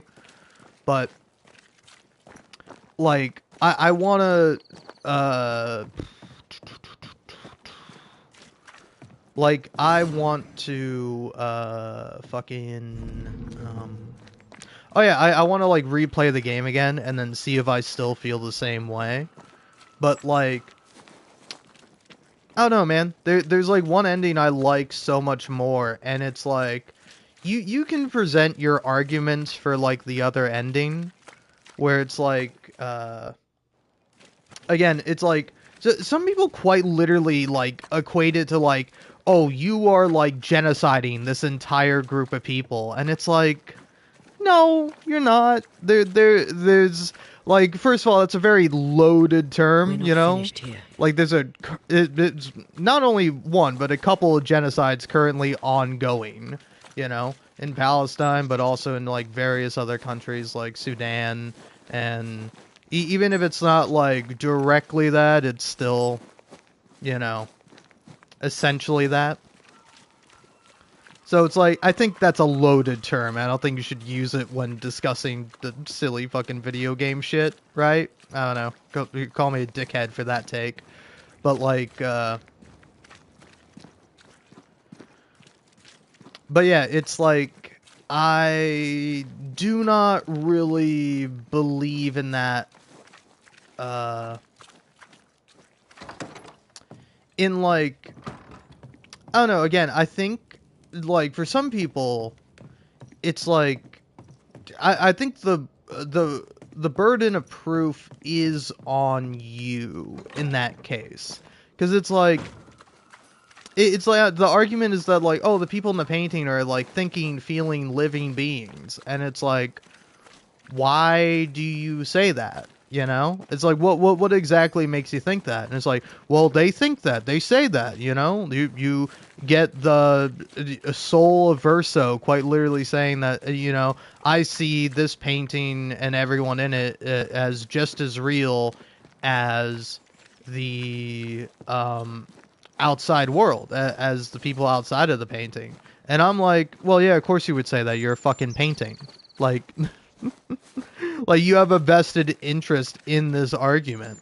And it's like, I don't know, man. I think it is, like, an interesting moral conundrum. And I'm not, I'm not, like, 100% sure either way on it. I'm not, like, fully willing to say, it's like, oh, these aren't people, they're just paintings. Like, I'm not willing to say that, but I'm also not willing to be like, oh, yeah, these are for sure real autonomous people, and they should be treated as such. And to not do so is to be, like, you know, a cruel person. And it's like, no, I don't think so, man. And then also, I think, like, a lot of the ending of, like, you know, like, I don't know, again, I think it's vastly interesting. Where it's like, I think people have very strong interpretations of this ending and the world around it. As like me, I'm much more interested in, like, that kind of roughness, in this idea of like, I enjoy particularly the like, the idea that it's, like, metaphorical, that, like, the painting, for as alive and as real as it feels, isn't real. There's a reason why both the game and people talking about the fucking game say, oh, the real Verso, the real Renoir, the real Alicia, you know? And I think it's interesting that, like, when Mael regains all her memories as Alicia, she rejects them, you know? And she then calls herself the real Mael. Which is, like, I think kind of fucking fascinating. And it's like, again, I almost don't agree with her. Like, I really do think it is a mercy to Mael to kick her out of the painting and to also specifically ignore her autonomy while doing so. Because, like, I don't know, I think the game brings up this idea very often, and it's like, I don't think it's quite so simple as a trolley problem. Like, some people want to call it a trolley problem and think it's as simple as a trolley problem. And it's like, no, man, you're doing yourself and the game a disservice. Like, I think you're supposed to feel a little bit uncomfortable with either ending. And, like, for me at least, I think it is this kind of interesting question. Because it's like, say, for example, there's a character who tries to drown herself. And she gets rescued by Eske. Did Eske not override her autonomy by rescuing her from the ocean? She went out into the ocean to drown, to die in the water, and he saved her, and he overwrote her autonomy. Did he do a bad thing? Is he a bad person for doing that? I would say no, of course not. And I feel much the same way about Verso and Alicia, is that Verso is being the adult in the room, is that he is being the one to make the hard decision. He is quite literally being Renoir. Like, I think that's also an interesting thing that, like, I don't know, maybe I just haven't seen it, but, like, I like this sort of parallel of these two children, both Alicia with her mother Eileen, and then Renoir with his son Verso, where they become each other, you know? Like, Verso takes on Renoir's kind of goals and, like, stands in for him, while Maëlle does the same thing with her mother.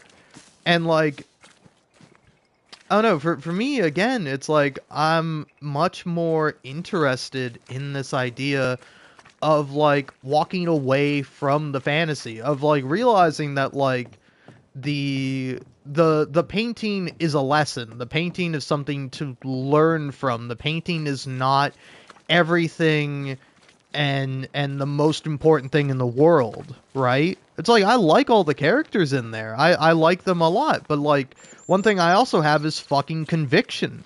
Like, when Lune comes and, like, gives Verso this fucking death stare, I do not falter. I do not feel guilt. I only feel that this is the right thing to do, and unfortunately, Lune cannot see it. Lune is looking out for her own self-interest. And it's like, that's kind of a theme of the game, you know? Like, Verso quite literally quotes Renoir saying we're all selfish people deciding things for each other, and we're all hypocrites pretending like we're not. Like, we're all forced to make hard decisions for ourselves and for each other, and we're all hypocrites. And, like, I don't know, man. I really like that, and I fucking agree, man. I agree with Verso. And, like, plus, I think life without death, natural death, is no life at all. Like, it's like, again, if, like, you know, Maëlle didn't bring back everyone who died. Like, if she didn't bring back fucking Gustav, if she didn't bring back fucking... Is it Sophia or Sophie? I think it's Sophie. I could be wrong, though. It's been a hot minute since I played the game. But yeah, it's like, she brings back all these people who died separately, who died, like, independently of the Goumage. And it's like, to me, that's just, it reads as, like, inauthentic. It reads as fantasy. It doesn't read as, like, something real and beneficial, something to maintain. Like, if I knew God and God was, like, my buddy, I would feel like that's fucked up. Like, hey, God, why'd you bring me back? Are you going to bring back every single person ever? Are you just going to make the world perfect forever? It's like, fuck you, man. Like, I really reject that idea of life. I reject that premise in its entirety. Where it's like, I would much rather live in the messy, true reality than live in a perfect fantasy. Because I think a perfect fantasy is false. It's fake. It's not real, and it never can be real. Thus, we call it a fantasy. Thus, it is false. Thus, there is a reality to turn to, and one we must all turn to. One we all must face. One we must all live and die in together. And, you know. It's like, of course, it's like, if you could live in a perfect world where nothing bad ever happened and everything was perfect and wonderful, like, you would be insane to say, no, I don't think that's good. But the thing is that, it's like, it's not that I don't think that it's good, I think that's great, but I don't think it's real. I don't think that exists. I don't believe in the concept of heaven, and if there was a concept of heaven, at some point, I feel like I would want to cease to exist. If I could just have ultimate power, or, you know, forever happiness with no strife, with no problems whatsoever, then I feel as though I would like to cease to exist. Like, if I can't argue, if I can't feel, if I can't bleed, if I can't die, if I can't fuck up, then I'm not me. I don't exist. What that is some, like, perfect fantasy version of me, which I'm sure is great for whoever likes this fantasy version of me, but fuck you. I don't want you to like the fantasy version of me. I want you to like the real me, the me that lives in reality. I would rather someone hate me for who I am than love me for something that I am not and I never could be. You know? So yeah, I don't know. It's like, again, I think we all bring our own baggage to these games, and, like, I don't know, I think it's like endlessly fascinating what people want out of art and like what they get out of it, and like how much of that is on you. Because like for me, I get a lot out of Clair Obscur, but like it sort of pisses me off when I see people like not getting the same thing that I do. But it's like, I think that's a good thing. I think that's what makes reality real. I think it's the fact that people disagree with me, that people have like fundamentally philosophical like disagreements with me. And like, I find that to be fascinating, you know, where it's like, I think that leads to a much more interesting world, and it leads to like the actual world that we live in, you know? Is like, I'm sure it would be great if everyone agreed with you all the time on every single thing. I'm sure it would be great if you never got sick, if you never felt bad, if everything in your life went perfectly for you. I'm sure it would be fucking fantastic. But it never will, and it never can. You know? Things can be... like, we should still strive to make things as good as we can. We should do our best to make sure that we're living in the best possible version of the world, and we are the best possible versions of ourselves. But, like, you know, that comes with struggle. It comes with strife. It comes with difficulties. It comes with, you know, like, mashing up against reality. It comes with, like, road meeting rubber. Of, like, you know, physicality, of physics, of atoms, of, like, you know, the natural world existing and being, and not, like, something that's created, you know? Right? Am I fucking wrong? Am I incorrect? Like, nothing is perfect, but that doesn't mean you can't find something that's perfect. That doesn't mean you can't feel perfect. It doesn't mean that you can't, like, strive for it, you know? In fact, I think it's noble to strive for perfection, especially in a world that really cannot give you perfection, that does not give you perfection, you know? So, yeah, anyway. Sorry about my little philosophical rant, but it's like, I don't know, man. I can't, like, appropriately respond to people who, like, have this, like, genuine argument. It's the fucking same thing with Cyberpunk 2077, specifically the Phantom Liberty DLC, alright? I've been spoiling Clair Obscur, and that's because Clair Obscur is relevant to what I'm talking about right now. I will be spoiling Cyberpunk 2077 Phantom Liberty only, but, like, I don't think it's a major big deal. Like, it's not like a deal breaker where if you hear the spoiler, it will be completely ruined for you. In fact, actually, I think it would make it more interesting for you, because I think, like, Cyberpunk is a game that warrants, like, at least a second playthrough, if not more. Because, like, with The Witcher 3, there's, like, some binary choices, and, like, ooh, do you want to romance Yennefer or Triss? The correct answer is Yennefer. I will not be taking fucking discourse or debate about this. You can like Triss, keep it to yourself, alright? You're wrong, and that's okay. I think you're allowed to be wrong. But, in Cyberpunk 2077... you are essentially asked to have, by this woman, Songbird, i.e. Somi, is her actual name, but she goes by Songbird as, like, kind of her code hacker name, to go save the president of the NUSA, the New United States. Yeah, right? That's what the N stands for in NUSA, right? It's New United States, which is kind of funny. But yeah, but you're tasked with saving the president, and so you do. And, like, she promises, or she says, like, hey, I know that you're dying. I'm dying too. We can find a new solution. Or we can find a new way of like living. I can find a cure for you, is essentially what she says. And so, like, you go through it, and it's like the whole time you kind of have to deal with Reed, who's like this interesting character. Like, I like Reed a lot. Like, I think Reed is like a good man who works for a bad organization.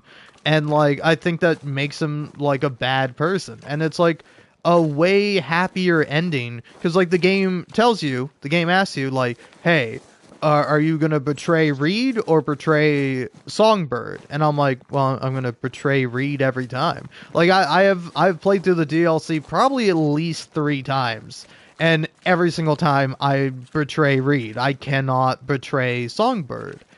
And like, I don't know, I love the line that you tell her when you get to the end of Phantom Liberty, where and it's like, it's really interesting too, because like she reveals that like, sorry, only one of us can go, and like it has to be me. I betrayed you. I was lying to you the whole time. I was manipulating you.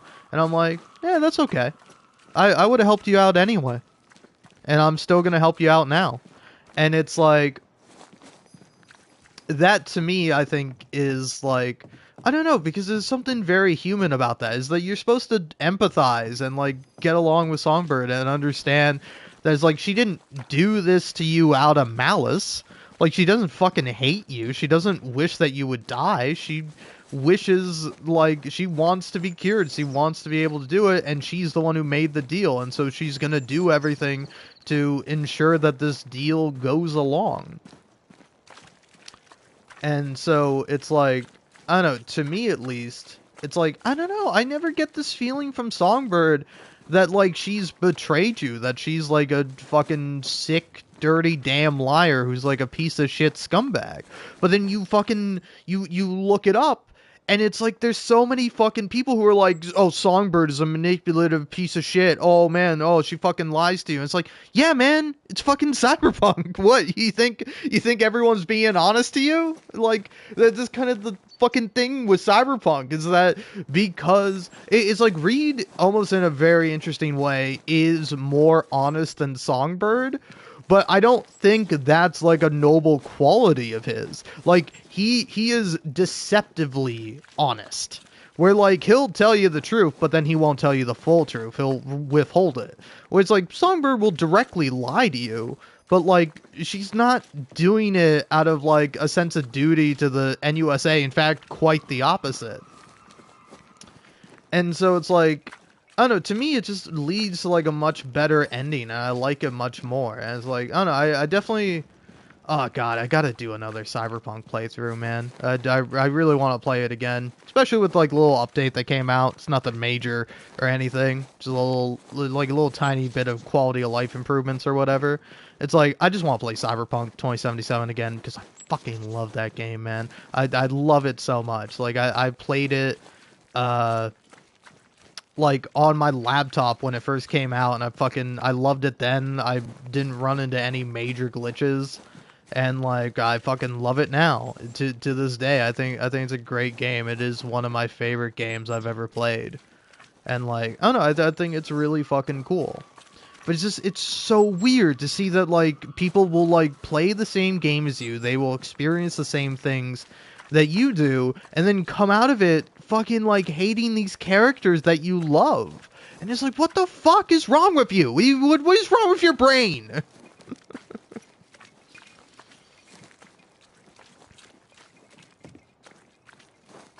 But yeah, I don't know. Anyways, sorry. The long rant over. Probably gonna go back to just silence and fucking playing through the game. But like, it's just, to me, it's so interesting that like, people can have like such different opinions on it, you know? Is that also, it's like, I feel this way about like The Last of Us Part 2.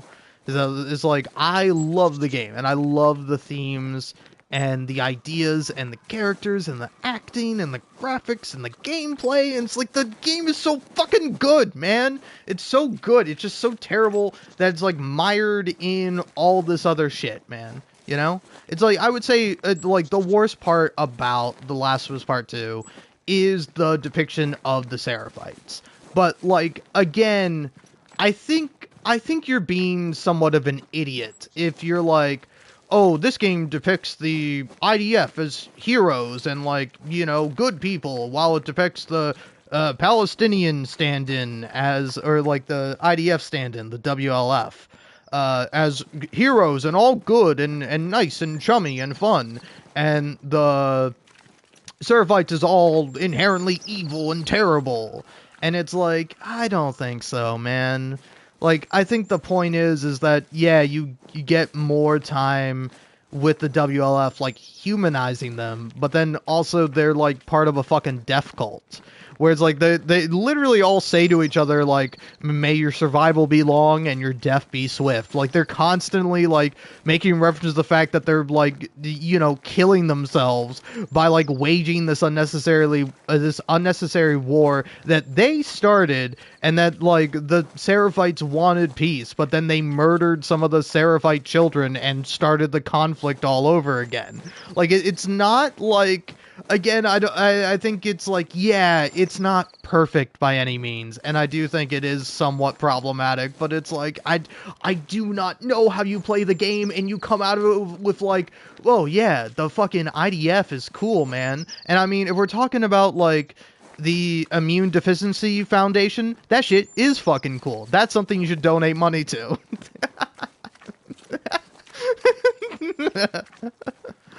Hey, look, man. Hey, look. Neil Druckmann just got confused. He got his IDFs mixed up. Oh, man. But yeah, it's like, I don't know. Say what you will about Neil Druckmann. I know I have. But, like, I personally, like... I don't know, man. I think the game works on its own as a piece of art, and I don't think it really contains, like... genuinely harmful messages or rhetoric. You can disagree with me on that, and I'd love to hear exactly why you think so. Because, like, it's like, oh, you only get, like, 2 good Seraphites, and, like, you know, and they only humanize those 2. And it's like, yeah, do you think that, like, everyone else is just, like, a bad person? Like, even if they are religious extremists, it's like, yeah, that's not good, but then, like, also the WLF are just as bad, if not worse. Like, I don't know, I think it would have been kind of interesting if, like... Because, like, it's, like, the fact that, like, Abby doesn't even know shit about the Seraphites. Like, Lev is, like, telling her about how the Seraphites are and how it goes, and she's like, wow, that's kind of fucked up. And it's like, I don't know if I can't, like, name specifically a moment, but there's, like, plenty of stuff where, like, Lev is like, hey, you guys are kind of fucked up, you know? Where it's like, because they're both outsiders looking in and genuinely trying to understand each other, they find common ground, you know? And it's like, yeah, I think the message of them, like, just leaving is not necessarily a good one, but, like, the thing is that it's like, it's like, I don't know, the tragedy of it is that it's like these people, maybe they couldn't have gotten along, but I think they could have. But like they won't, because they're too blinded by their own hatred. They're blinded by this thirst for like revenge and violence, and it's primarily being fueled by the WLF. Like, the WLF are the invaders. They are the one going into a territory that is not theirs, claiming it for their own, and then crying, oh, these people are savages because they're defending their home. Like, it's like, I don't know, man. Again, it's like not exactly the most nuanced take, but it's certainly a better take than some people have on the situation, you know? But yeah, it's like, I would say also, like, a lot of people say it's like, oh, it's both sides apologia. And it's like, you know that goes both ways, right? Like, you know you can interpret the fucking... like, the game is like, yeah, the WLF needs to stop. And it's like, if we're going with the real life parallels, the IDF needs to stop fucking murdering the Palestinians. Like, they need to cease the genocide. Like, and then also it's like, yeah, and then also Palestinians, you know, will get to live and hopefully won't, you know, kill any more people. Because it's like, I don't know, man.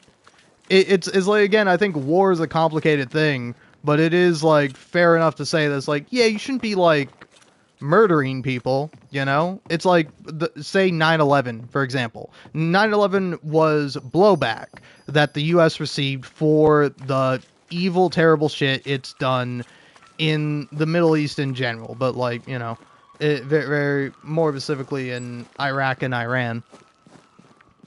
But like, but like, just because that's true doesn't mean that like it was like a good thing that 9/11 happened and all those people died, right? Right? Like I don't know, man. I think it's like, again, I'm not being like, oh, once you think of the evil colonists, you know, but it is like they are still human. Like, and not everyone who lives there is a murderer, you know, but they're profiting off of murder, and there is something to be said about that, about like how much moral complicity you have. It's like, we all live in America, we all fucking have cell phones, like we're all saying the shit on our cell phones that was like made with minerals mined by fucking children. So it's like, I don't know, man. It's like, do I deserve death? Am I evil? Should I be fucking shot like a dog and put down like a fucking animal? I don't know. You know? It's like, I would say no, because I wouldn't judge someone else that way. Like, again, I don't think you're evil for having a fucking cell phone is kind of a necessity for modern day life. And it's like, but like, I think there is something to be said about like, how complicit are you in the evils enacted by your country? Because I think you are. I think you are somewhat culpable for it. I don't know if you should bear the full responsibility of it. You know? I don't think so. But like, it's like, I don't know. I think it's a conversation to be had. One of which that I don't think has a clean or simple answer to it. Of like, oh well, like, you know, it's like, again, it's like everyone who lives in like an occupied place should be killed. It's like, I don't think so, right? You know, like, as much shit you talk about America and like the horrible things that America has done. It's like, I don't think the solution is to be like, okay, well, let's just, you know, kick everyone else out except for the natives. I mean, honestly, probably wouldn't be the worst thing in the world if we're being real. But like, again, also, it's like, that is a fantasy, you know? It's like kind of like the idea of like a violent revolution or whatever in like America, or really like any place that has significant military power, is like impossible and a fantasy, I think, you know? Unless you get the military on your side, like, there's not much you can really do about it, right? Like, oh, hey, let's go ahead and, you know, like take for example the storming of the Capitol that happened on January 6th. It's like, that didn't do shit, you know? It's like, yeah, a bunch of people went in there, they did some property damage, they got arrested for it, yada yada yada, but it's like, I don't know, again, it's like, I think they're there for the wrong reasons, but it's like, it isn't that what the Second Amendment is all about? If you feel like the government is corrupt, aren't we allowed as people to overthrow it, you know? Of course, I wouldn't have been there, and again, I think the people who went there for fucking ridiculous reasons, because they're stupid little pissy God King fucking lost. But like, but like, I don't think it's like necessarily like the worst thing in existence, but it's like, also it's like, if you were to try to overthrow the United States government, the military would just come and fucking shoot you to death. Like, they would just fucking like glass your home and your family and kill everyone, you know? It's like, I think maybe some people wouldn't follow orders, and then those people would be hung for treason. And I guess that would be noble, you know? Like, again, I think it's a fucked up world we live in, where unfortunately there'll probably never be any true justice, because the hand is the power always has been, and hopefully always won't be, but maybe it always will be, in the hands of the unjust, in the hands of, you know, selfish people who don't care for morality or ethics or the right thing. They care only for themselves and the power that they wield.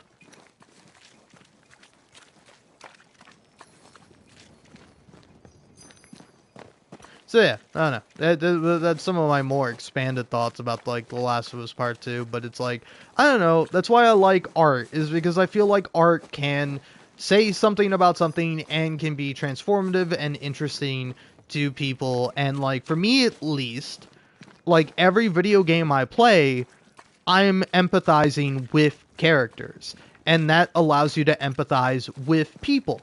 In reality, it allows you to practice this skill, because it's like, again, even if I disagree with someone wholeheartedly, I would like to understand them, you know? I would like to understand, why do you think this way? What's the purpose of you thinking this way? It's like, there's something to be legitimately said about that. Sorry, I'm tired. But like,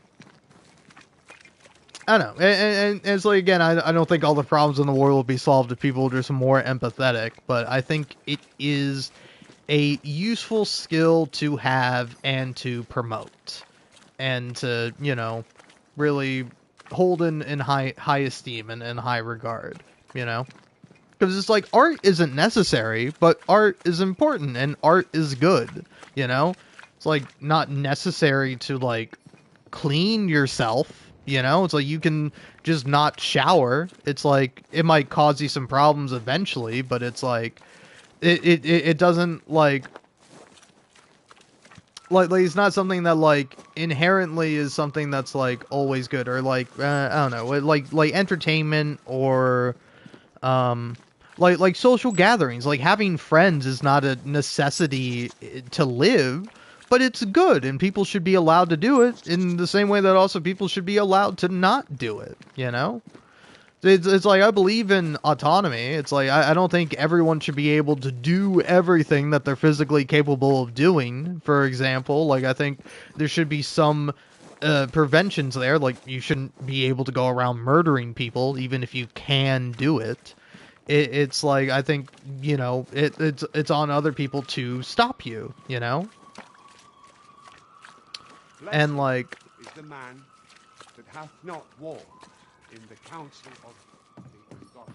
so it's like, I don't know, I find it to be a interesting and complicated kind of world that we live in, and I think it's always best to go out of your way to understand it, even if it is hard, even if it is like, in a way a little bit fucked up to do so, right?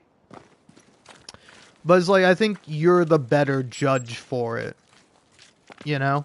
And it's like, I don't know, I think also there's an interesting idea of like, I think I do also fall into this sometimes myself, where it's like, I fall into defeatism, you know? Which, like, I don't really believe a violent revolution in any way for any reason, whether like conservative or liberal or whatever. Like, I don't think it's viable, but that doesn't mean there can't be a, you know, more political revolution, that there can't be a more like societal revolution where people change and we, you know, change the system for the better and things improve for everyone.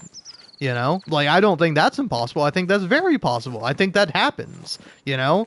As much as we might regress, we also progress in spite of that, and sometimes because of that. Because of the regression, we progress, and then because of the progress, of the progress we make, we then regress, you know? It's like the pendulum theory of the world, where it swings left for a couple of years, swings right. We're currently in a right swing, but it's gonna swing left, you know? It's like, I don't think the perfect state is necessarily an equilibrium, but it's like something to keep in mind, you know? is that things will get worse before they get better, but they will get better, you know? So you do what you can for now. You try to make things less worse for other people, for yourself, for, you know, the world. If you can. And if you can't, you know, you still try. And if you fail, that's alright. You tried.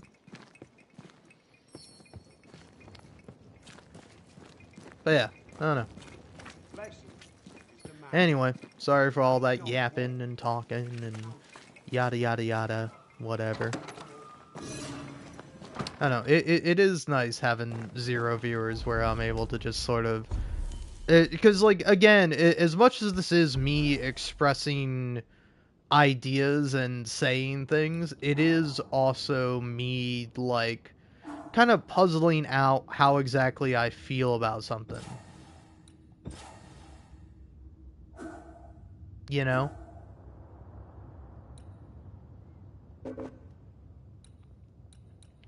Where it's like... Whereas, like, again, I think people have, like, complicated and extreme feelings about certain things. And, like, I do as well, you know?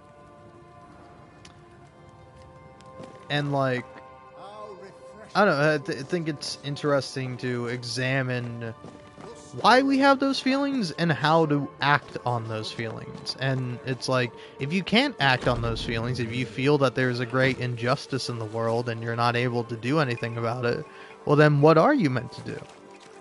Just survive. Live, so you can eventually do something about it, you know? And if you... I don't know, I would even argue if you want to do nothing at all, if you don't cause harm, that's... Hey, that's something, at least. Certainly worse than, you know... like, not causing harm but not helping is better than causing harm, you know?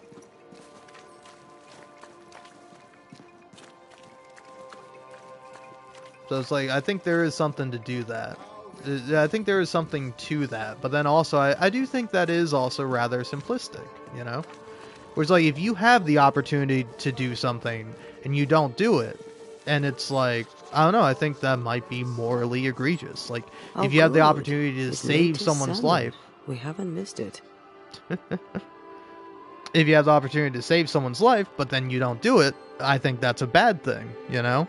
But it's like, if you, say for example, dedicate your life to, I don't know, being a fucking accountant, or just a grocery store clerk, and not like a EMT or a doctor. It's like, I don't think that's like morally abhorrent. I don't think you should judge someone for that, right? Whereas, like, just because you could be doing good and you're not doing good doesn't make you evil. But, like, I don't know, I think there is something to be said about that, and that's, like, a reckoning that I think, like, we'll probably have in the future, you know? Whereas, like, it would be nice if we lived in a world where nobody had to do anything good. Whereas, like, everything was already great, and there was, like, no need to make things better and to improve things. But, sadly, that's not the world that we live in, so we have to do our best to do what we can. It's like, what the fuck do? I do nothing. I'd probably deserve death for doing nothing, you know? I was like, what am I meant to do? I'm a fucking failure. I'm a fucking, you know, scumbag piece of shit who can't fucking, you know, hold down a job, can't make friends, can't go out, can't do nothing. And it's like, is part of it the system I live in? Of course, yeah. But is part of it also my own personal failings as a human being? Yes, of course, you know? Both things can be true at once. And it's like, you know, I go around feeling guilt and being depressed about it, which I have, and I realize that's no better either. I'd rather, you know, afford myself the opportunity to do something eventually than do nothing now and then feel bad about it, you know? So yeah, I don't know. There's some moral philosophy for you. I don't know. I do what little I can in the few ways that I can, but it's like, you know, it's not enough.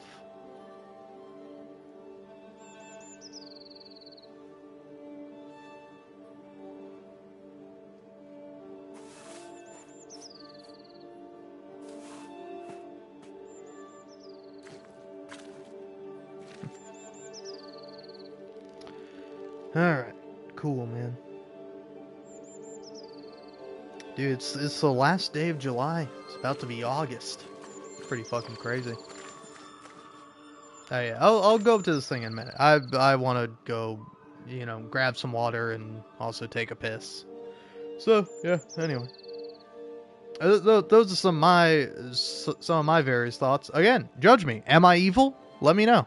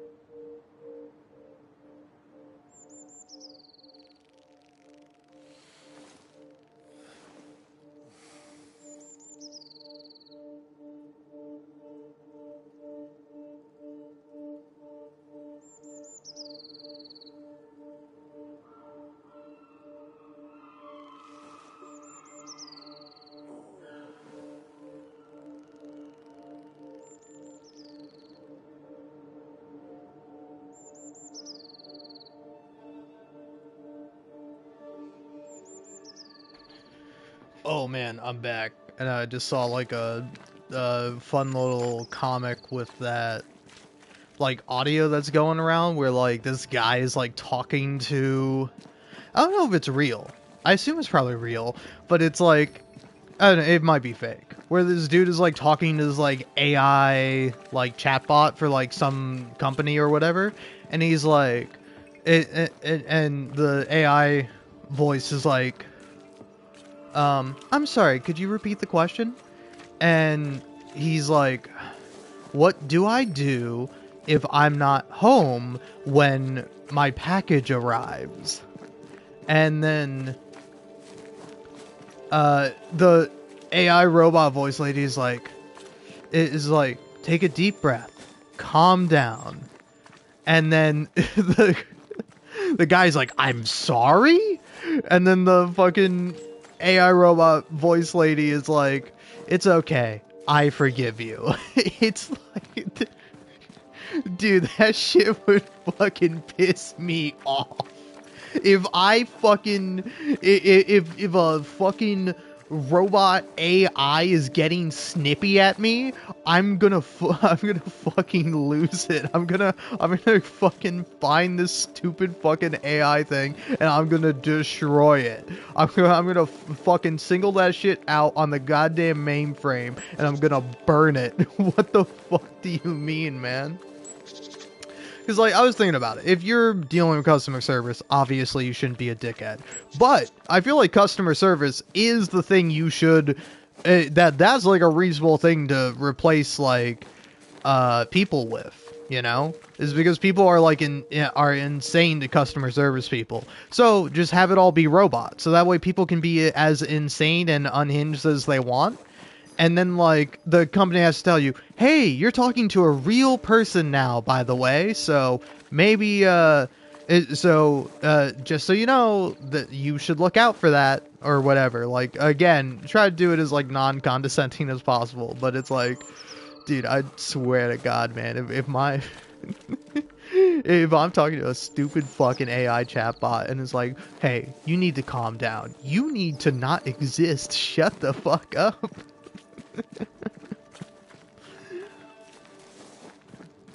Like, I already hate being told to calm down, but if, like, a not real person is telling me to calm down, if a fucking robot voice, if a computer is telling me to relax, we're done. We're done. It's over. Alright? Humanity's canceled. Go home. We're destroying the internet. We're all becoming Luddites. Alright, forget about screens, forget about pixels, alright? It was fun while it lasted, but we gotta go out there and we gotta start, like, fucking burning shit down. Metaphorically. Metaphorically. I know that saves me, but metaphorically. Thus delivered of that which was so much its trouble. There is nothing that keeps wicked men at any one moment. Oh, they fucking finished the church. But the mere pleasure of God. Or at least they put the walls up. Damn, you guys worked fast. Or maybe I'm just slow. Alright, in we go. You better open this shit like fucking John Marston, buddy. Alright, close enough, close enough. The Lord's promise of salvation from hell pleases them. The Lord's salvation from misery and sin here on earth does not. This doesn't look like salvation from misery and sin.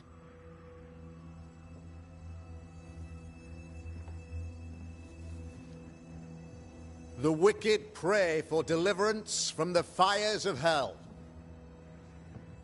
while piling the kindling high. They proclaim their love for their Lord, yet, in his name, they serve themselves. Their self-regard crumbles in the light of their hateful iniquities.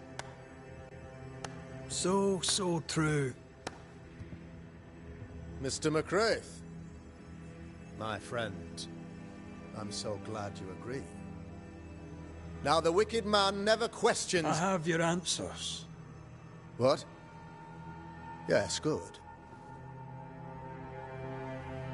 Perhaps we should discuss this privately, if you'll give me just a moment. It's quite the story. You might not wish to hear it. Neither may the good people here. Please, this is not the time. We want to hear the story. Let the Banishers speak. Tell them, Red. Tell them good. Aye. There's a story that starts with a question. A question for you, Governor. And Maybe for all the good people of New Eden. If I give you a witch, will you do what you did to Deborah Comenius? Comenius, say you? The school teacher walked with the devil and paid the appropriate price. That's the beginning of the history and also its end. Is it, though? Now, I've learned much about Deborah Comenius and what happened to her, and it tells a very different tale. And what story, pray you, does it tell?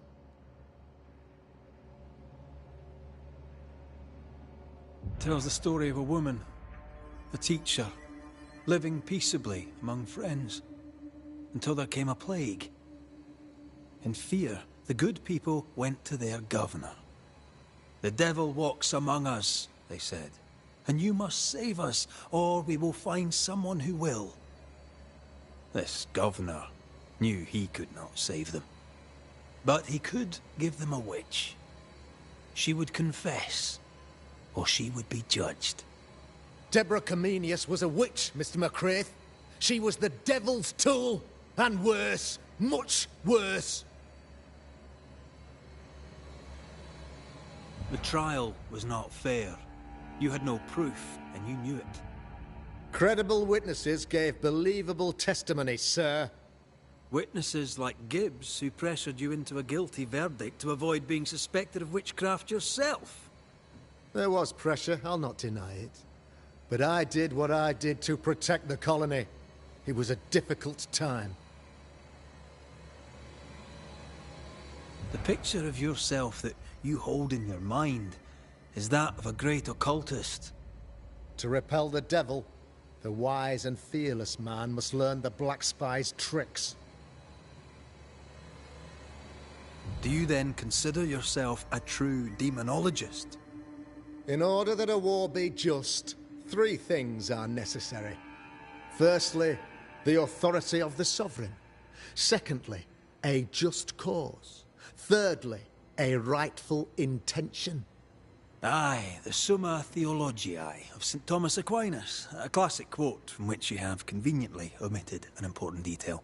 To wit, a just cause is required, namely that those who are attacked should be attacked because they deserve it on account of some fault.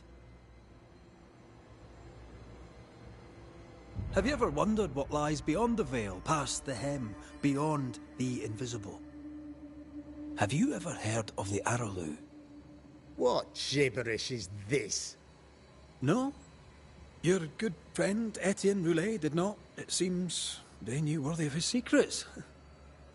Never mind.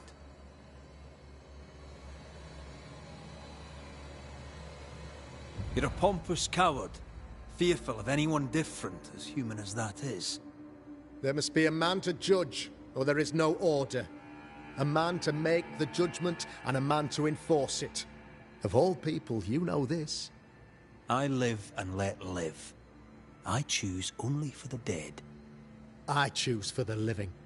These people are sinners, sir, and must be led back to the light. This is my mandate, my duty. What do you really want, Governor? I wish only to serve. I am the trusted servant of the good people of New Eden. Without me, they're lost. Without them, you would be lost. Yes. Maybe I do need them. Very human of me. But these people undoubtedly need me, Mr. McCraith. And there is no one else. Admit it. You toy with magic you don't understand. You, sir, are jealous. I, sir, am tired. I've done my job, fulfilled my contract, I've found the source of the curse. The poison below the well is no more, no thanks to you. Aha! Poison it was, then. The weapon of the wicked, to weaken the people's will. What was it, belladonna, hemlock, foxglove? Betrayal. Truth unspoken, secrets and lies. Wrongs, basically. Your wrongs. The wrongs you visited upon Deborah Comenius. The wrongs that led to her death. She died at the hand of the body politic. She died at all our hands. Most of all, she died at her own. She died because she would not submit. 'Twas not my plan to kill her, stupid, stubborn woman. Why did she not confess? I would have granted clemency. I would have shown her mercy.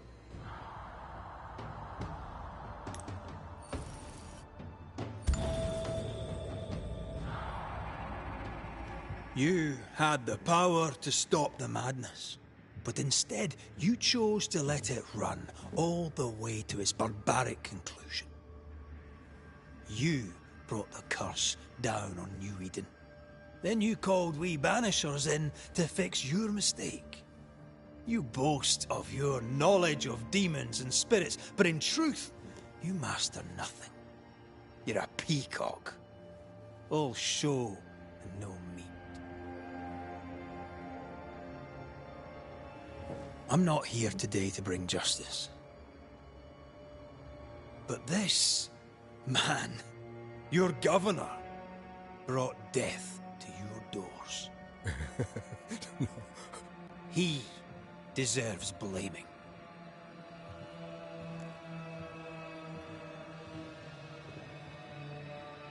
And shame on me if I don't do it. Hell's bells! No! Friends, have I ever not served the interests of our community? Have I not protected you? Have I not loved you?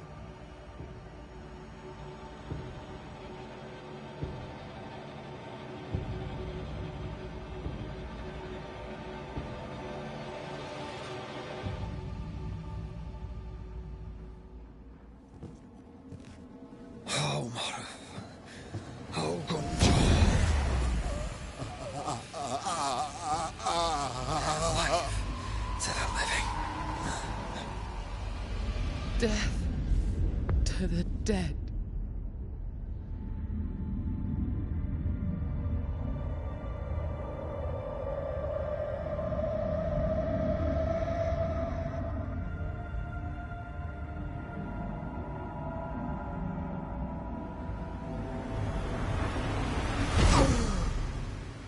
This is unfair.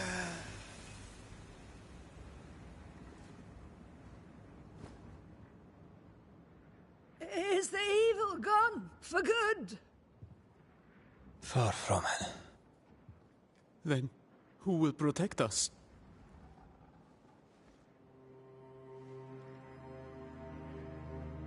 I will. While Mr. McCraith fights the curse of New Eden, I will protect the people of the Harrows. Or at least, I'll try. Now let's all return to our homes and pray for forgiveness and the strength to bear the consequences of our actions.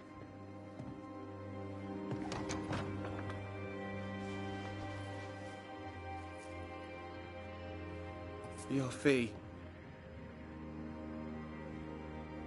One of the many debts my father left me.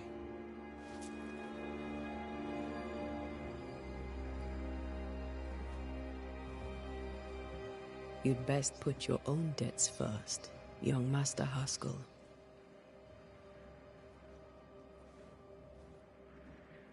Don't I know it?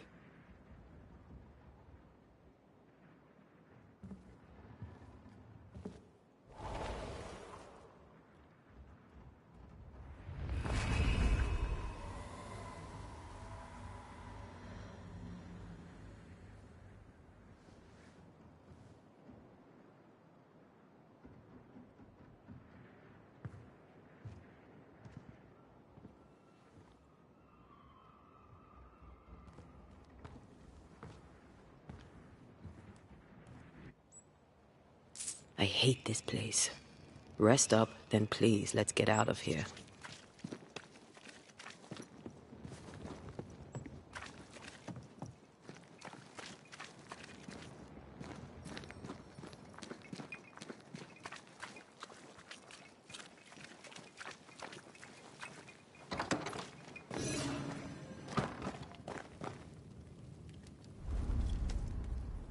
You're angry. Can tell. Of course you can. Aren't you angry? I'm more disgusted. Disgusted by what we saw down there. By the sins Fairfax Haskell committed in the name of his god. I hope they'll burn in hell. For that, I hate myself. Don't lose yourself. You've done far more than I could ever have asked. I'll do what it takes, and gladly. You need not ask it. The closer we get to my body, to the truth about what happened here, the stronger I feel. My senses rise. It's as if I can taste the silence, smell the scent of wood smoke, feel the warmth of your body, feel Deborah's wrath. I feel it as if it were my own. I know her rage. But that anger of mine, that fear, I thought when I left home, I'd left them behind.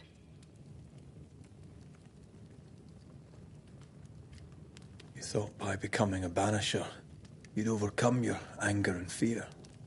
I thought at least I'd gain control. I'm a big bad banisher. I fear no ghost. I understand now that this control was but a mere illusion. So much so that the sister I thought was gone for good seems to be winding her way back to me. Your sister, Ayomide, wasn't it? No. As a child, before I left Cuba, I had a friend. I chose to call her my sister. That night, the night I died, I dreamed of her. I dreamed of Calendre. Did you go looking for her? Was she near him? It's not beyond the realm of possibility. It's so far beyond the realm of possibility you wouldn't believe it. No, she wasn't there. But I heard her voice. I'd swear on it. How could that be? The nightmare, perhaps? I don't think so. The nightmare felt close. This felt like it came from further away. As if from a different realm of being altogether. What did you hear her say? I don't know. I don't remember. I think she said we were family. Never to be divided. She's after my job. She can't have it. I'm your family now. Nothing's tearing us apart. No. Not even death. Still angry? Gloriously.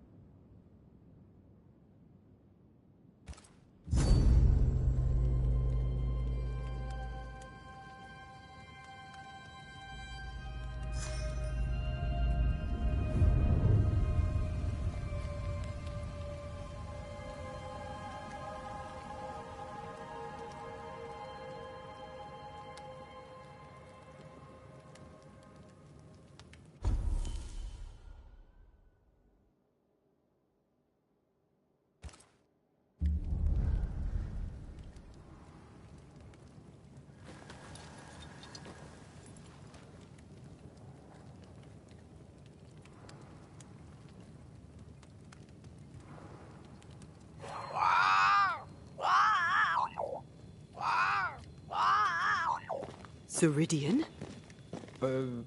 What do you mean, Ceridian? Ceridian, what's wrong? I don't think she can hear us. We need to go back to the swamps. You understand that? But it's a bird. It's Ceridian, by way of the invisible, speaking through the crow. Pity it doesn't work both ways. Imagine having a conversation with someone far away.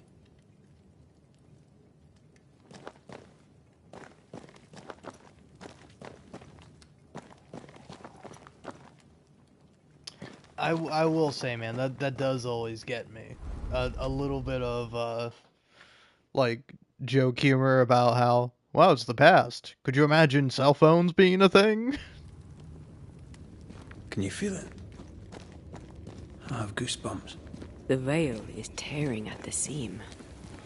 If I bruise the bud so the specters inside show themselves, you could shoot them. Once freed, the ivy should quickly wither. Ah.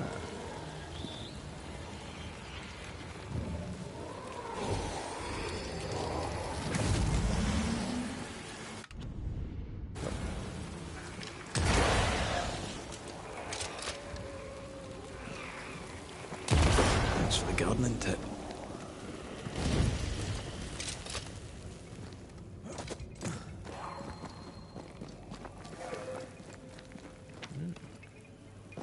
We can get to that ivy from the other side.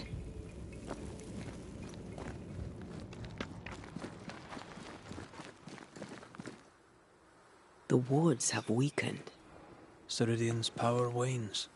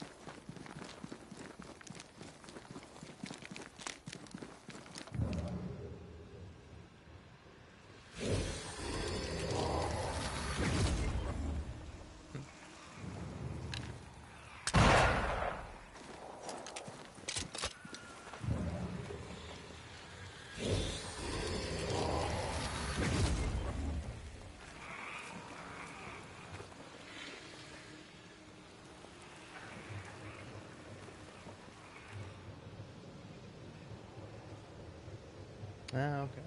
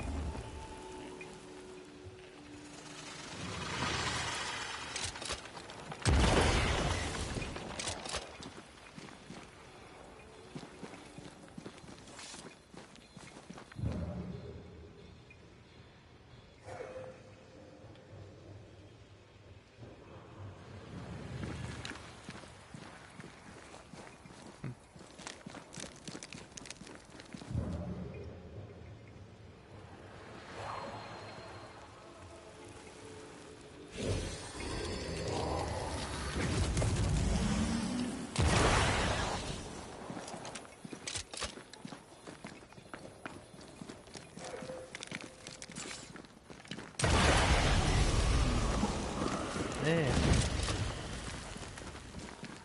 That's tough going.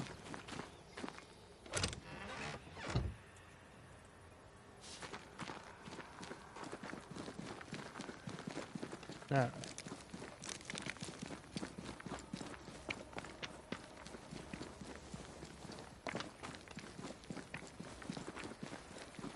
Nobody's home. I can feel it.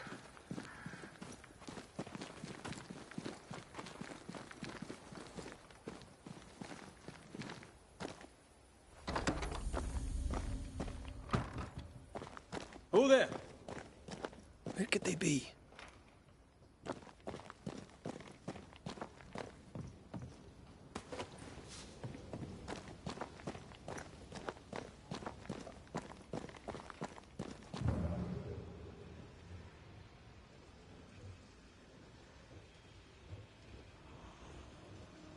No clues or nothing? Alright then.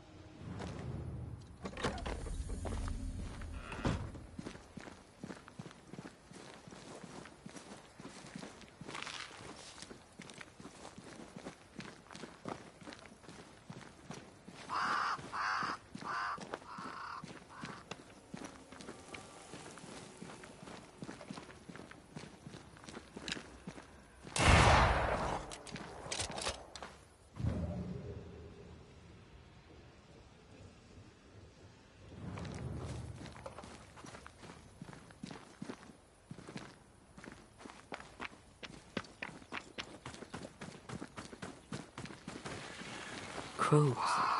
They flock to that great tree up there.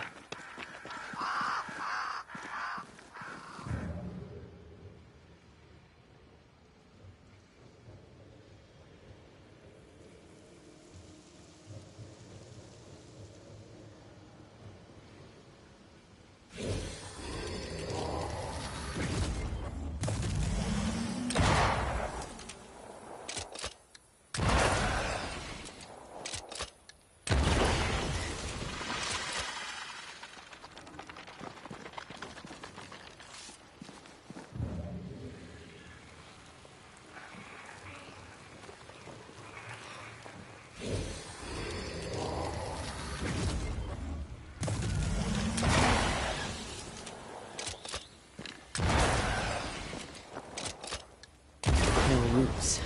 Just how I like it.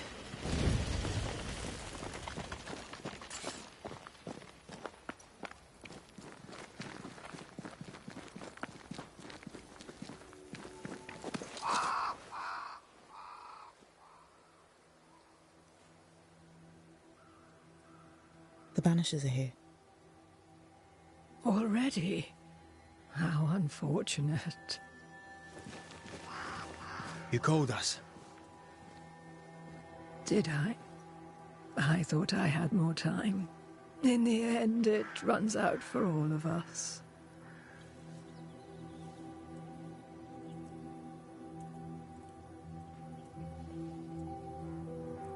As I depart this old carcass, I leave no burning heart behind.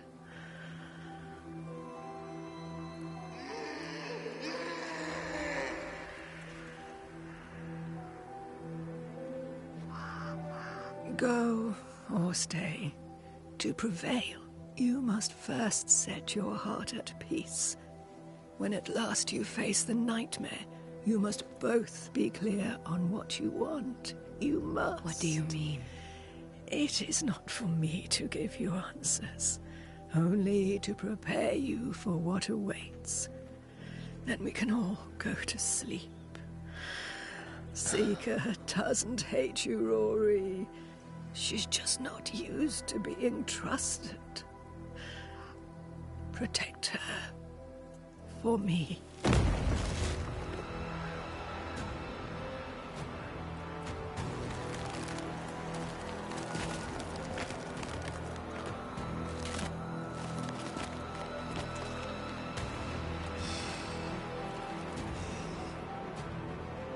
You're too late, old mosshead, as ever.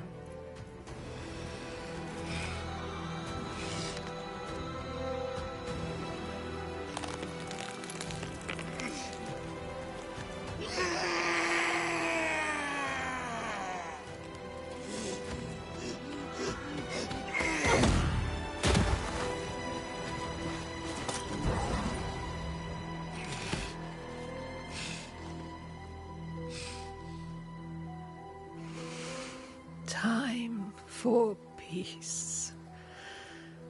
I forgive you, old man.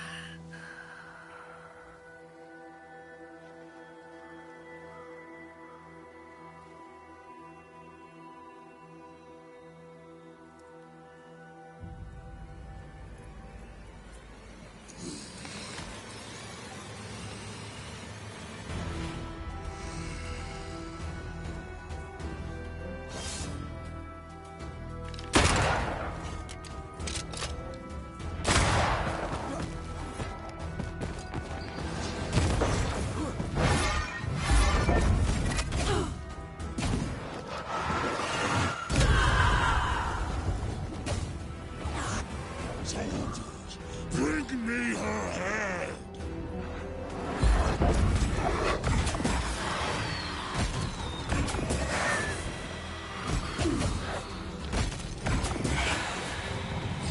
Handle this.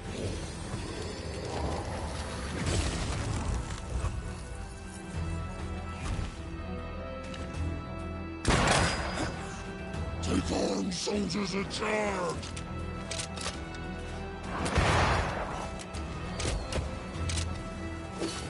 Take him under threat.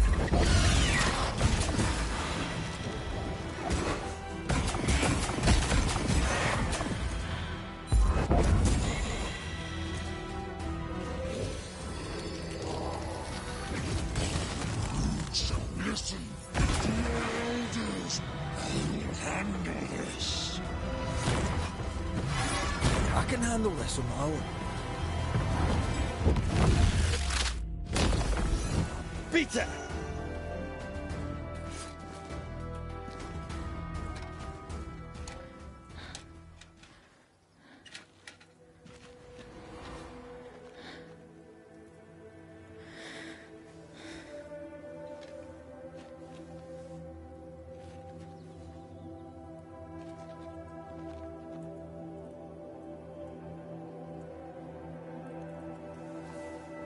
Old Mosshead is no more. He'll never drink from your skull now, will he? Another ancient promise broken.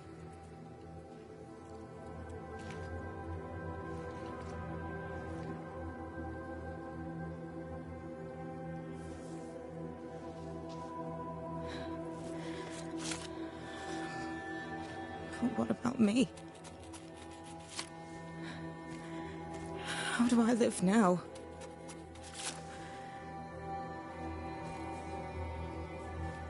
You were all I ever had, and all I'll ever have.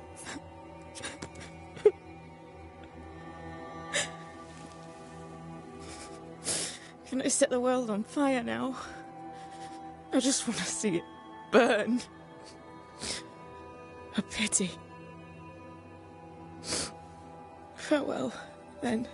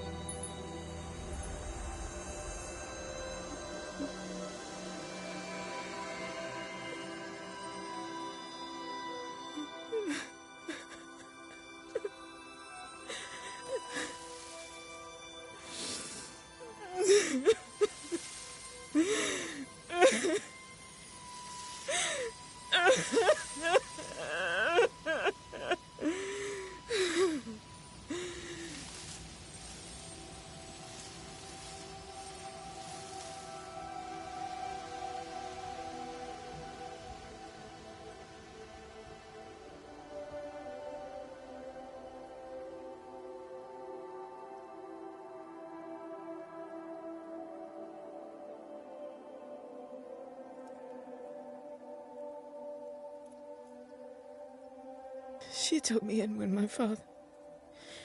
when no one else wanted me. She taught me to stand up straight.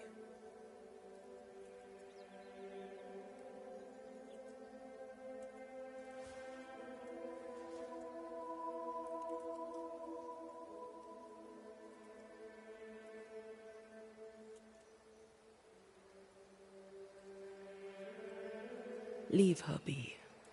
For now.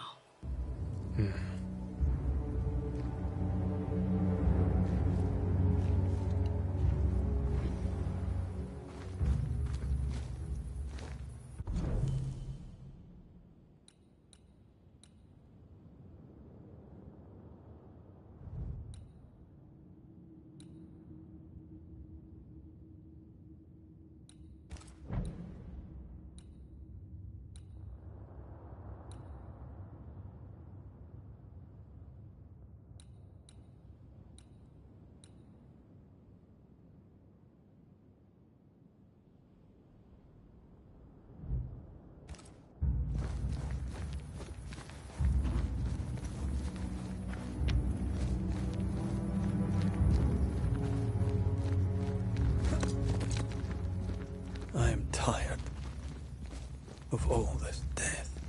Want to talk about it? I will do.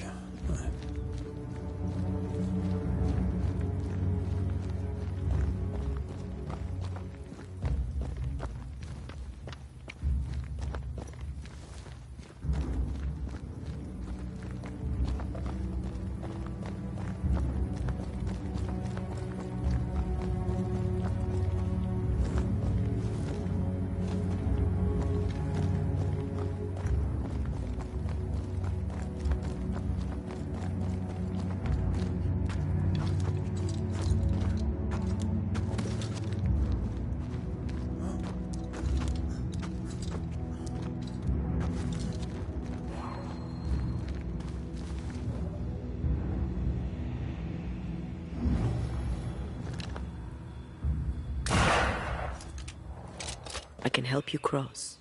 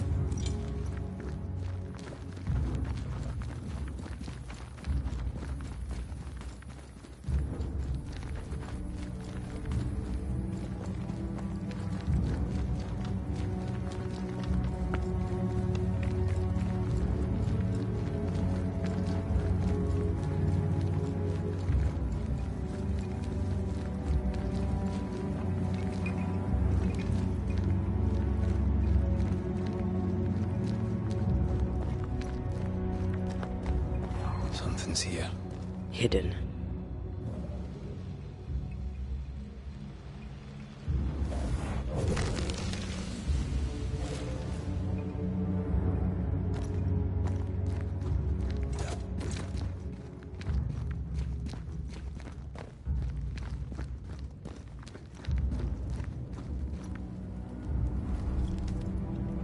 What will become of Seiko now?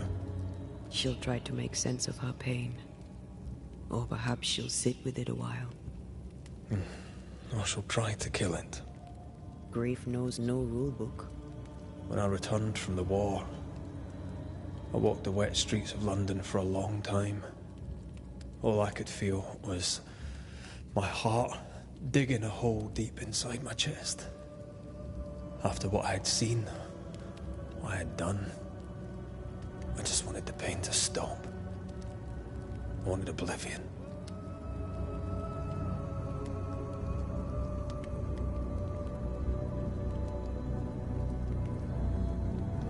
Your ghosts were killing you.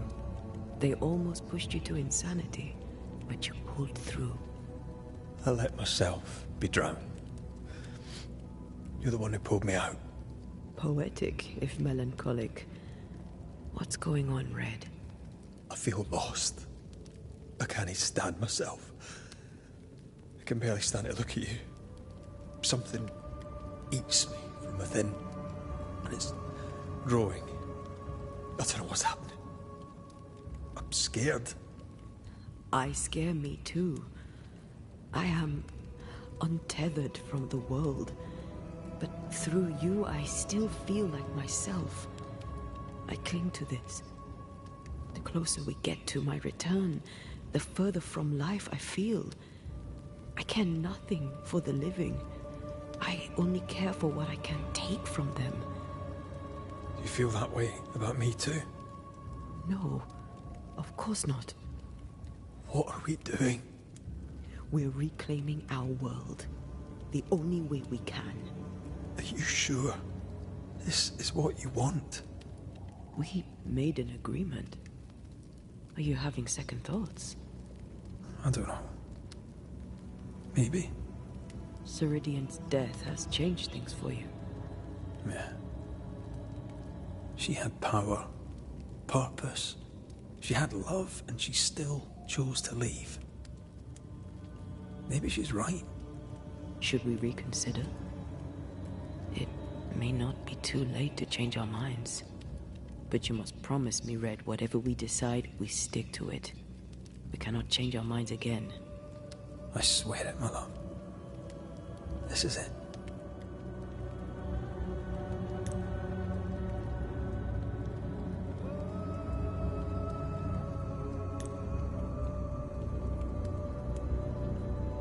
I mean, I don't know, man. I'm all in on Resurrection, dude. Like, I'm in it, man. Like, you might be becoming evil or whatever, Mr. McWraith, but I'm fucking into it, man. You know? I don't know. I do think it is really interesting, irregardless. But yeah, much more of a resurrection sort of fellow. Like, I'm sticking to it. Like, I don't know, it might work out terribly, but I feel like in a way, it's not like justifiable, but like, in spite of it all, it's like, there's a lot more evil people here.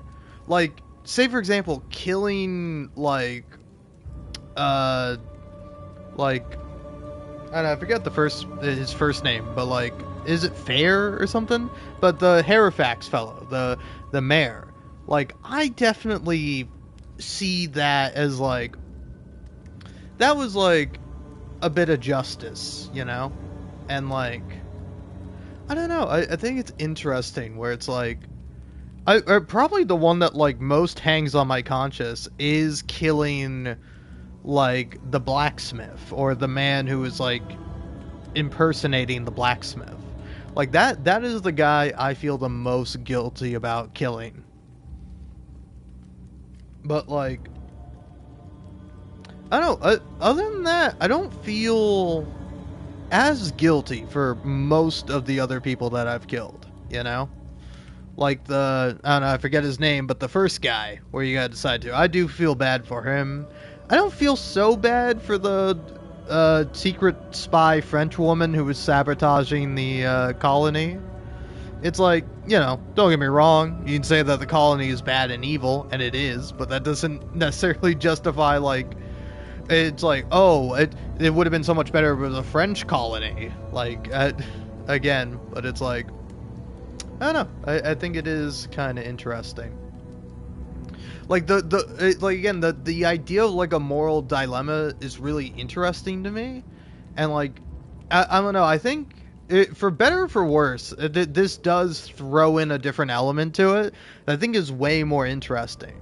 Because it's like, I think it's like, I definitely would be, like, banishing some ghosts. Like, I wouldn't ascend every single ghost, you know? Which, yeah. Oh, I'm thinking about it. What was the other option with, yeah, Fairview, Haskell? Where it's like, yeah, you could spare or sacrifice him, you know? And like, I don't know, honestly, it's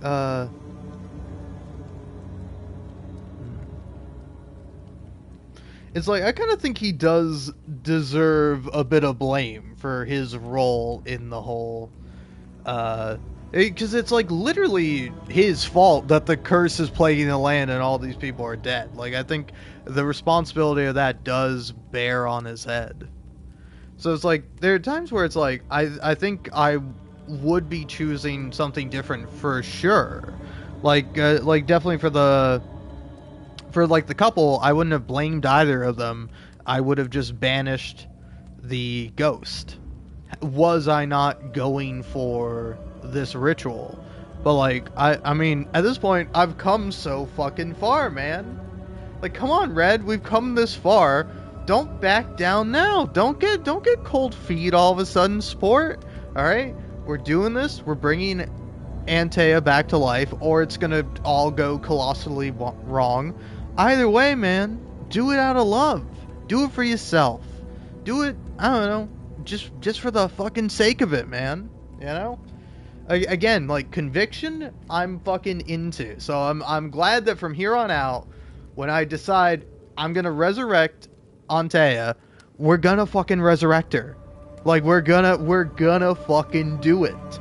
We're not changing our mind. We're not pissing about. We're not going, oh, well, we gotta spare. Nope, we're fucking killing as many people as we possibly can.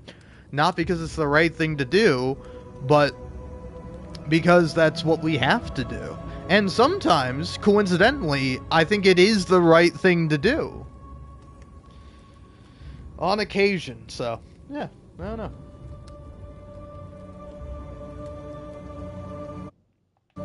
Either way, I think it's pretty interesting, but I'm gonna actually go grab a drink, so I'll be right back, but, yeah. then I'm gonna hit Resurrections and see what they say. But yeah, I think it's pretty, I don't know, it's pretty neat. But I do feel a bit bad for Red. Like, I do feel somewhat bad for him. But you know what? Hey man, we chose this together, Palorino. You and me, we're in this together. All right. And then plus, it's like, also I think the fucking coolest thing about it is that, like, Antea Duarte is fucking cool with it. Like, she's like okay with this, and like she's much more concerned with Red, with like, hey, are you okay with this? Which, like, I think like adds so much more to it. Where it's like, I don't know, like, even sometimes she is like a bit doubtful of it. Like, she's unsure if this is the right thing to be doing.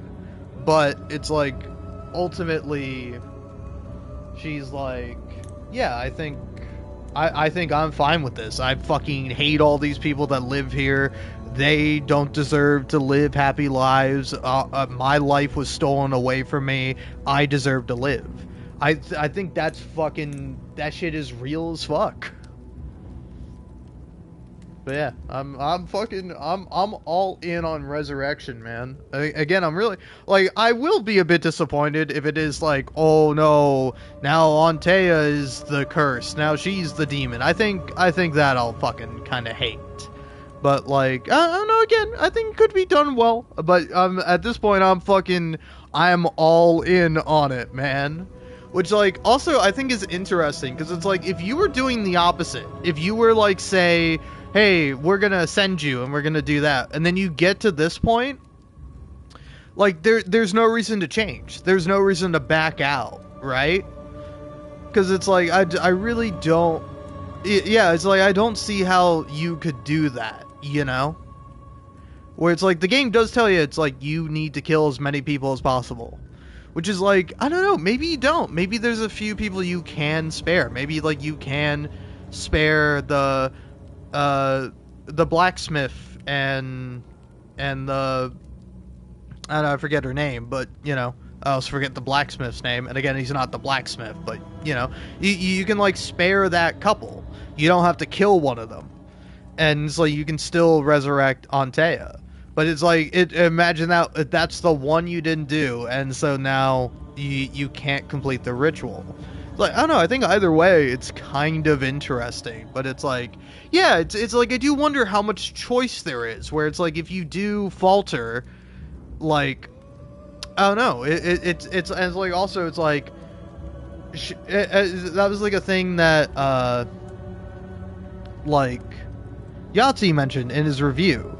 That's like, well, now I'm ascending everyone, just because that feels like the thing you're meant to do, even though I might not personally agree with it. And it's like, yeah, I do think that does throw a wrench in it, where it's like, if you're going one way, you might as well go all the way with it, a la Mass Effect or Infamous, where it's like, there's no real reason to, like, flip-flop between the two. But it's like, I think more games should give you, like, moral choices. And again, I think, like, it's much better to present a moral choice in not this binary of, like, here's the evil choice and here's the good choice. Like, I think it should be like, there's like one specific quest in Fallout New Vegas where it's like, hey, do you want to, like, save this group of people who are trapped in a vault, but it's going to irradiate all the lands around this area so people will be unable to make crops?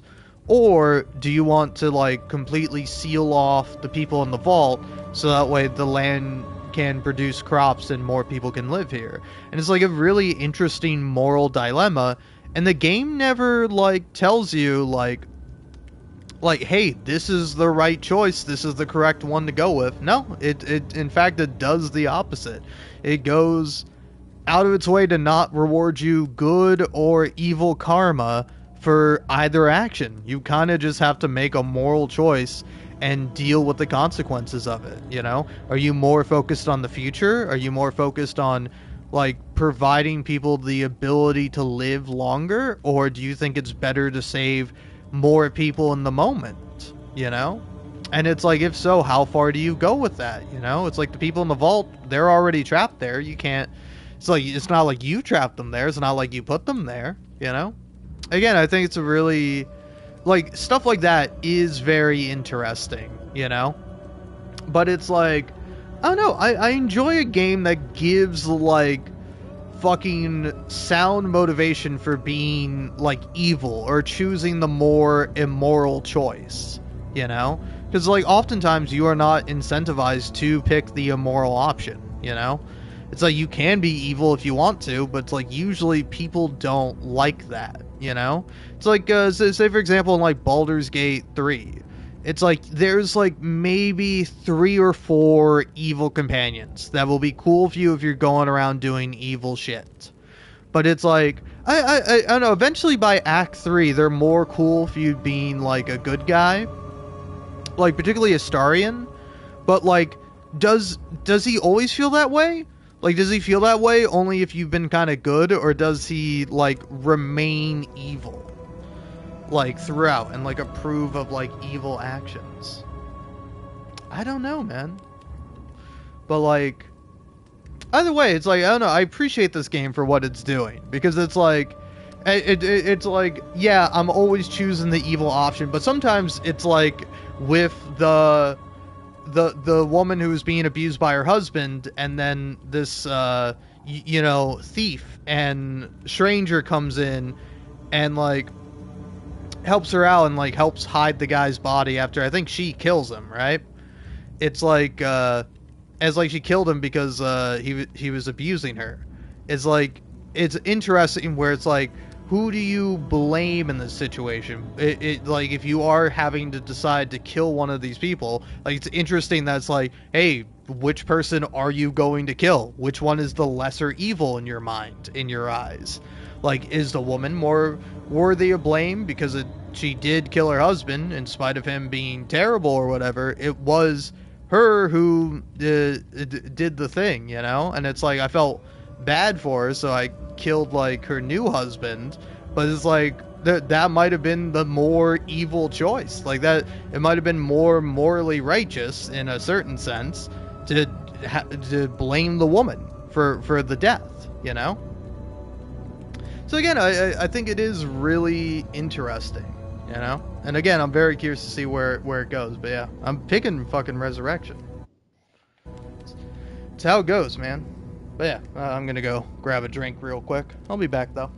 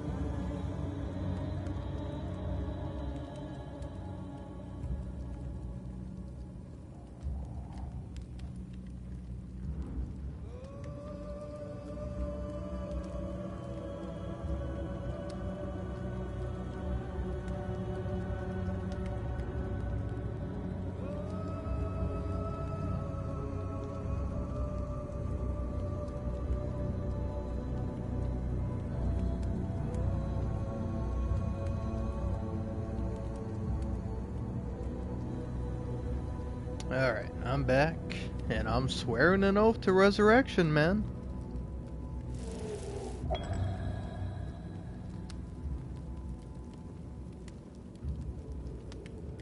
I want this. I want this, only real. I want to be with you in the flesh. Our minds are set. We're going back. Thank you. Thank me when you're back.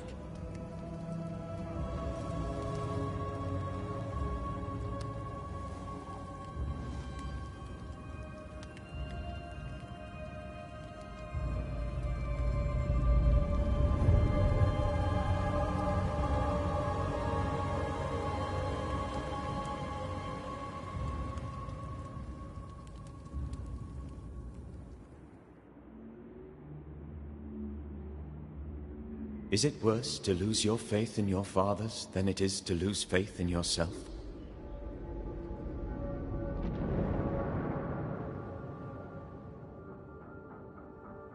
Those in the Harrows who lived would be wise to look inwards, to reflect, and then to pay penance. But none carry a greater burden than young Lamentation Haskell. How will he guide the faltering faithful when he has so little faith in himself?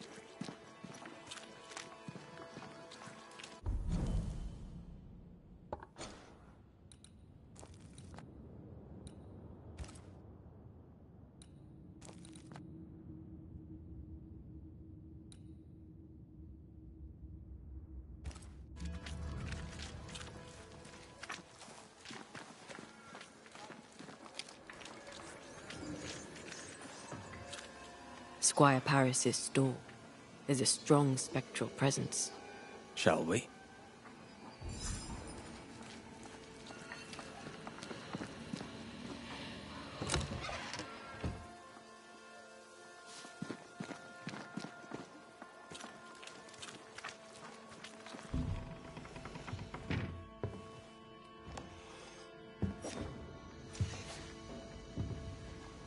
We're closed. Red McCraith, ma'am, at your service. Ah, he who killed the beast. Well done. Thank you. What's your name? You may call me Jane. Tell me, how are things going in camp? Who cares how things are going? We should listen to Kate and leave. We should all leave. Where's the older gentleman I met before? He died. I was out hunting, and when I came back, his spirit had gone. It was wrong to leave him to die alone. His ghost now haunts you. But you know that, right? Leave his spirit alone, Banisher. It's no small thing to be haunted. It's no small thing to be dead. The Squire has always protected me. That's more than I can say for most people. Now I'll do the same for him. Dear Jane, too kind. Squire Paris, sorry to see you this way. Not as sorry as I am. I'm a banisher, you know. I could help you, both of you. That's what I do. I don't know. This is new to me. Jane stands by me, though I'm dead. Oh, remarkable woman. You've only ever stood by me. Now, Banisher, we have work to do, as I'm sure do you, elsewhere.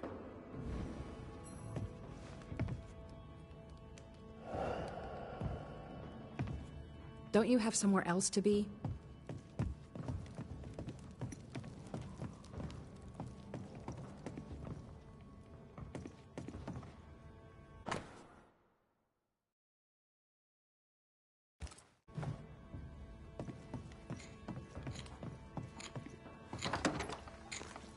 You there? A word, if I may.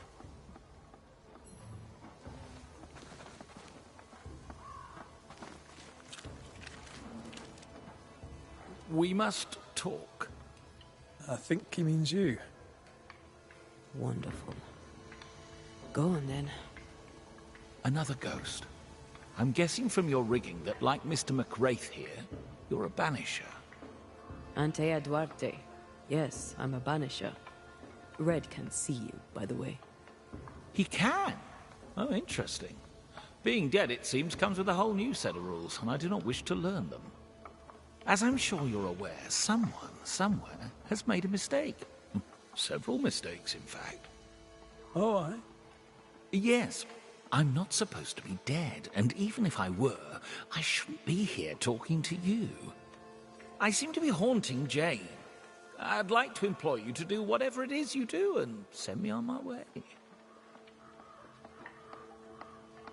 How did you die? My heart gave up on me. I felt a terrible pain in my chest.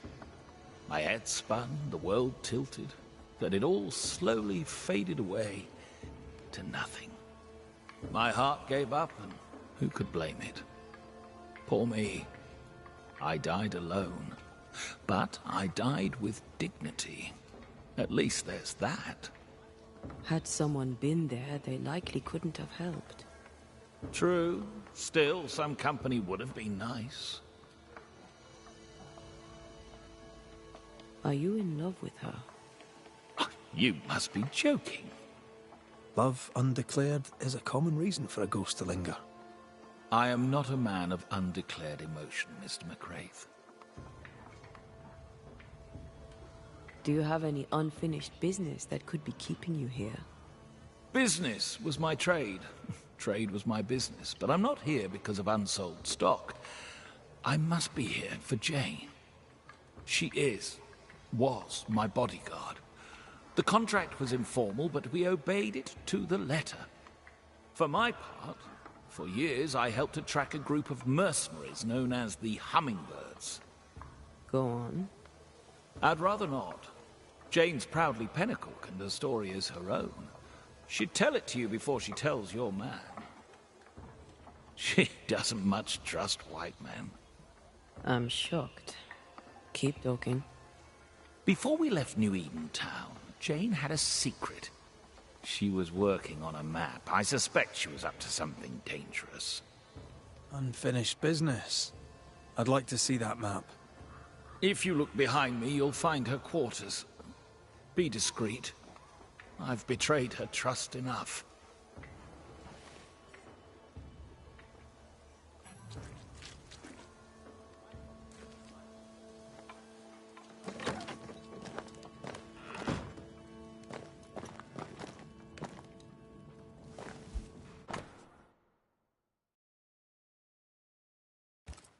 Jane doesn't trust her boss.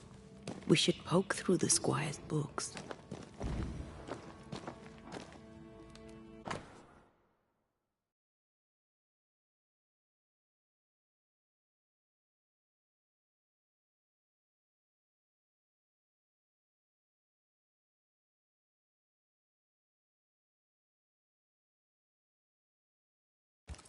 She's very defensive about that particular patch of forest. Like you with the blanket when the night is cold.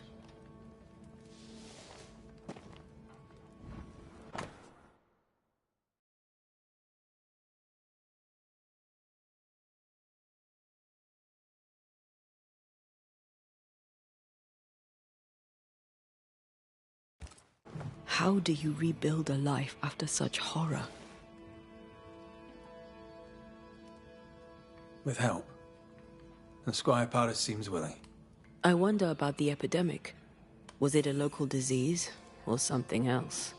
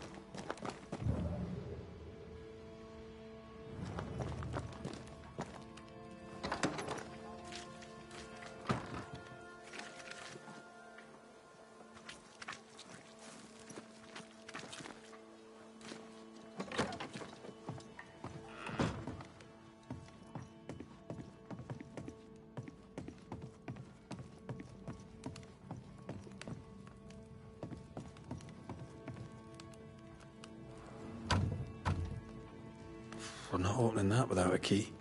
Shouldn't be hard to find.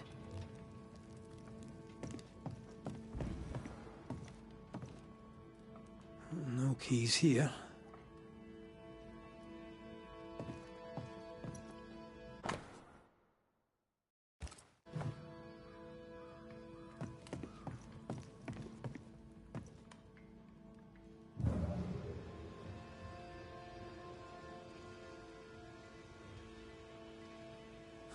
I thought I saw something shiny.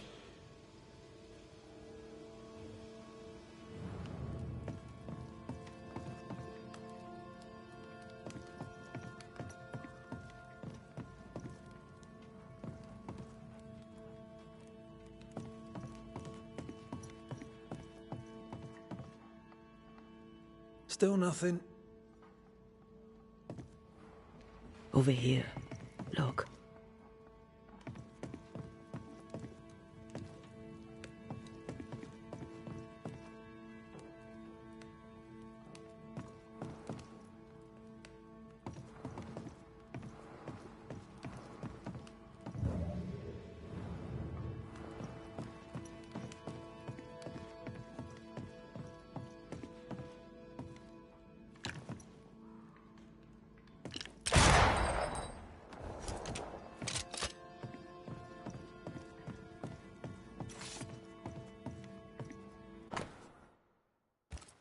I wouldn't have kept a key here.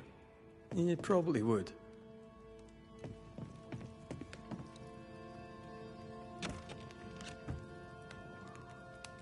There. The Squire's archives.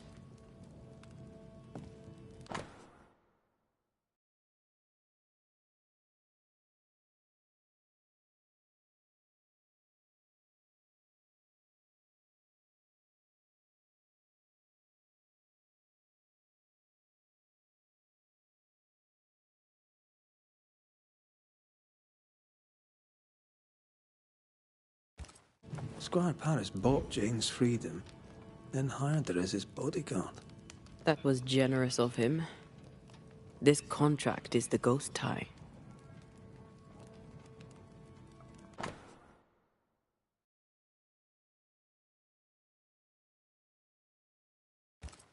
Paris had traded with the Pennacook, Jane's people.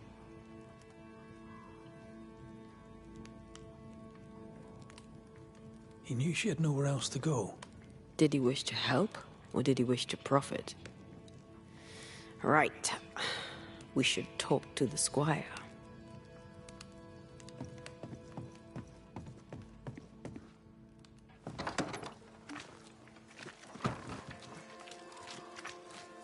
What now? You traded with the Pennacook, Jane's people. As I traded with many of the tribes. How do you think I met Jane? You took her into your employ. Why? Jane was to be sold, sent overseas as a slave. It pulled my heart. I could not allow it. So I bought her at auction and gave her her freedom. The irresistible river of commerce could, I thought, flow on without her. Does she know you traded with her people? She does not, and I like it that way. Best not to wake the sleeping dog. Soon I shall be gone, and all this shall be history, unwritten and forgotten.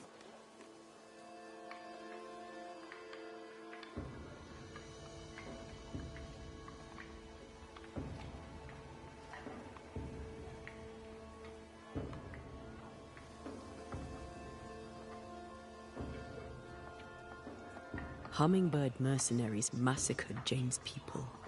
She likely seeks revenge. Ah, right.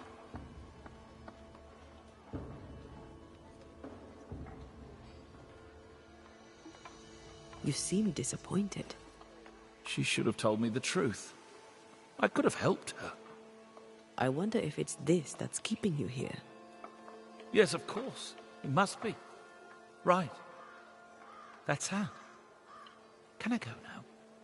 Jane wants revenge on the mercenaries who killed her people. Maybe that's why you're still here. Give us something to work with, Paris. Jane had a cache of weapons in the wood. The fiery grove, as she described it. I presume it to mean that the trees there are autumn red. Arms in the woods.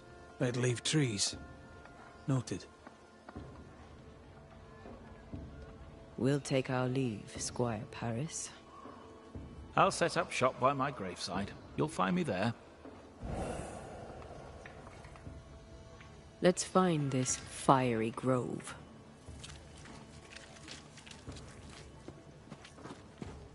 Jane. Banisher?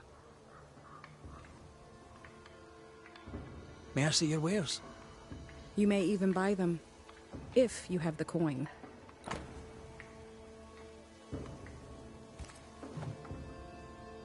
We found a contract between you and Squire Paris. Are you still his indentured servant? Tread lightly. Touchy subject. I am a free woman.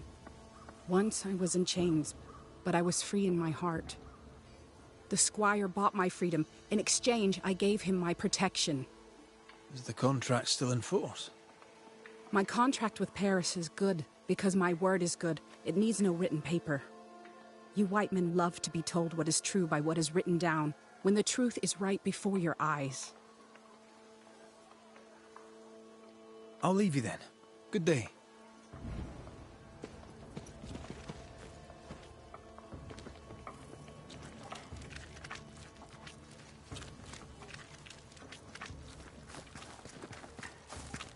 She means to kill the hummingbirds.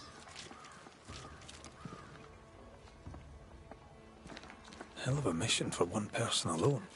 Sincere's attitude is definitely strange, and not only for his constant whining.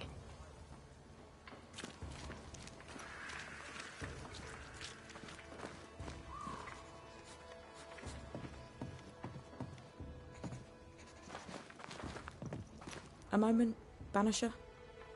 I wondered if you'd render me a service. Paid, of course. What do you need? I needed Arthur Carty, but with that you've helped enough. No, I need iron. The best you can get. I'm running out. I'm reusing what I can, but I've scoured the camp and there is no more. I could search the woods, but we need nails and we need them now. I cannot leave the camp, but you can. For a fee, of course. Aye, maybe I can. For a fee, of course. I heard Fort Jericho used to have a blacksmith. Perhaps you'll find some there? Thank you for your time, Mrs. Heaton. Thanks for nothing, Banisher.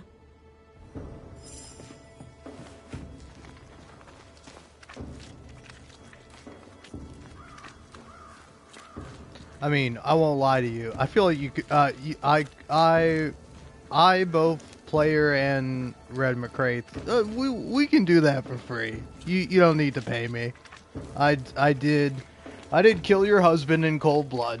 Also, again, I'm hoping that I can resolve this fucking this thing with the hummingbird mercenaries by banishing and killing the hummingbird mercenaries, because I do not want to fucking kill Jane. I really don't, but I feel like the game is gonna be like, fuck you. Here's your option. You can, you know, banish the ghost, or ascend the ghost, or fucking kill Jane. And I'm gonna have to be like, fuck, I have to kill Jane, and I don't want to.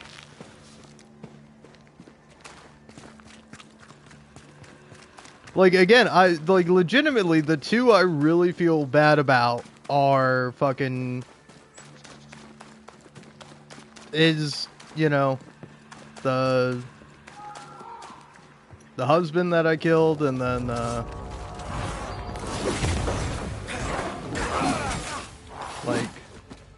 I don't know, I feel bad a little bit for all of them, but I feel, like, less bad for some of them, you know?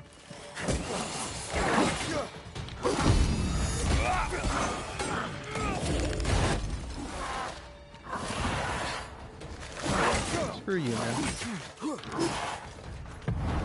Get him. Say that's your face.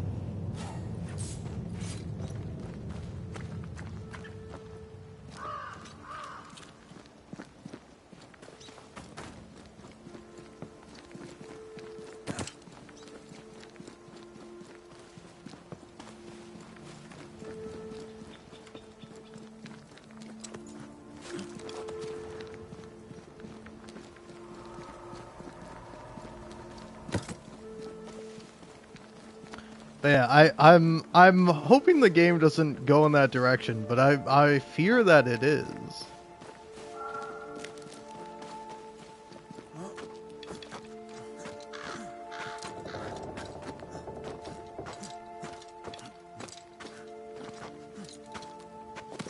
Because, like, again, as fucked up as it is, I will say, what it you'd say a lot about me. You can call me a fucking murderous piece of shit, but you can't call me a murderous piece of shit without conviction. Oh man, you definitely maybe call Red that, but not me, man.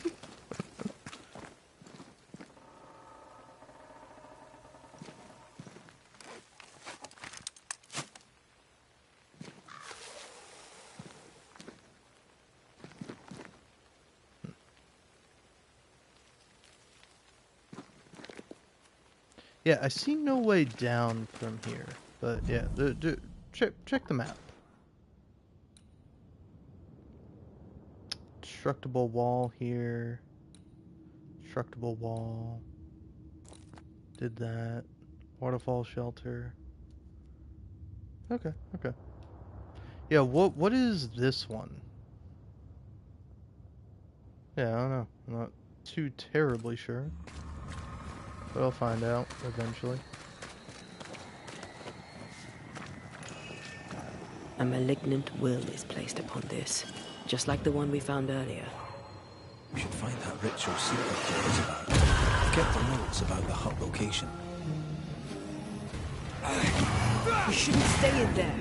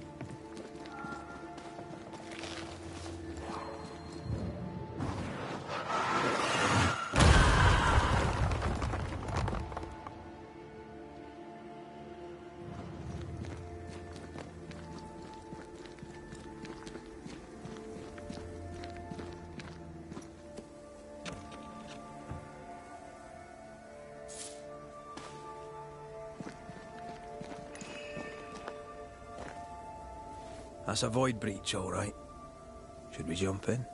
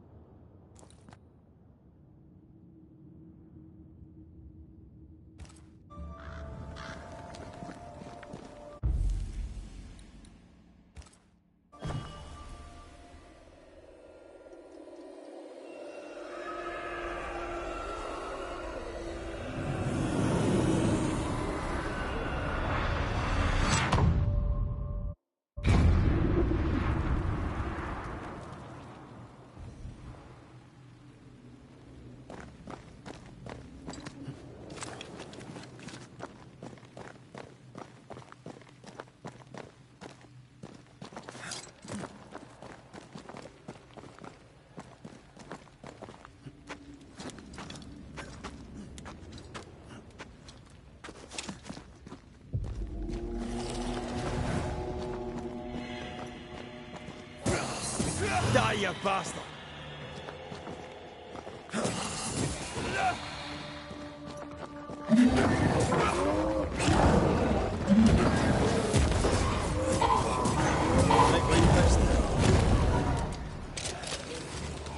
That one is shield.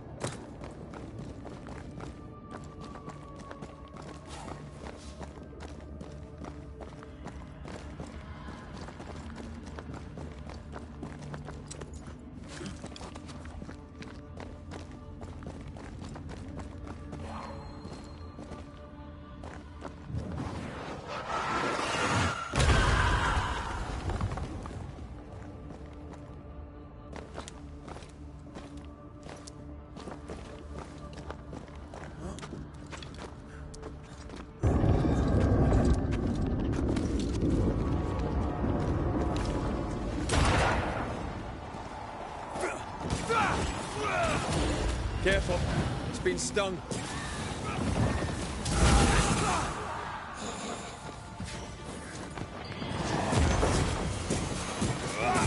Have a bit of this.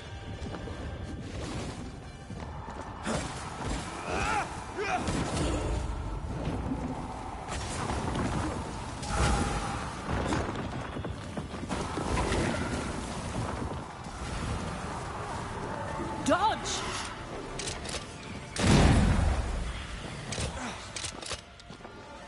Time to release these poor souls.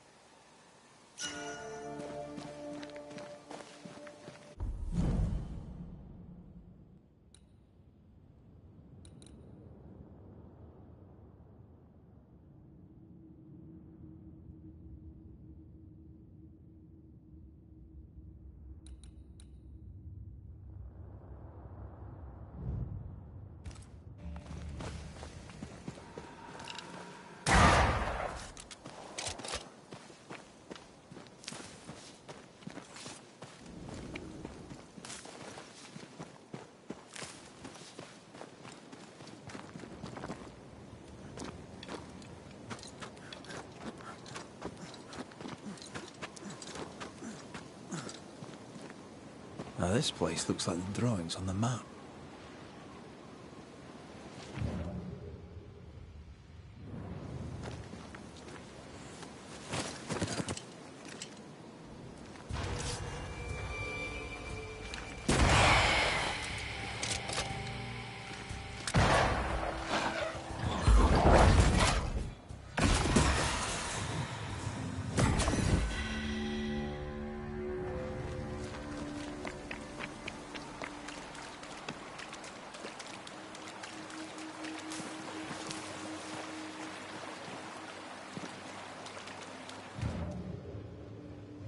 According to the map, the treasure should be near.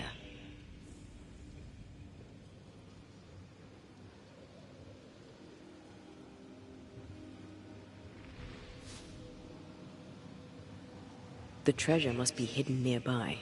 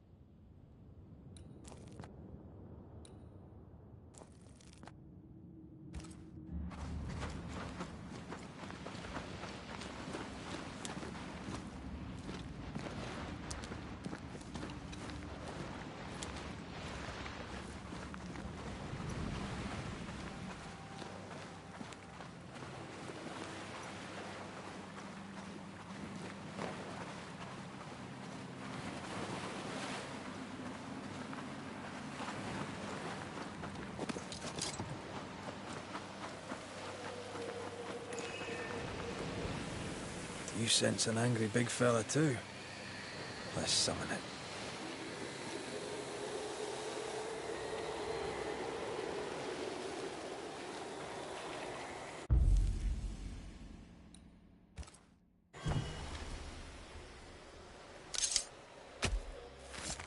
No steps from the shadows.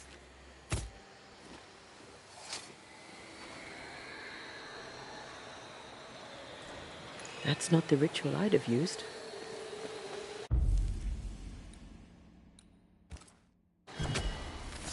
Spirit and flesh, I summon you!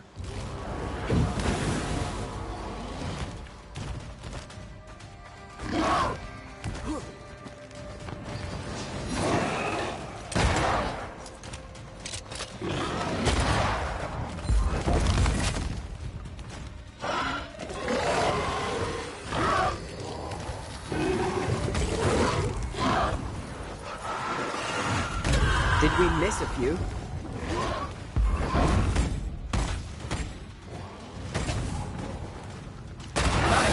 We hear you.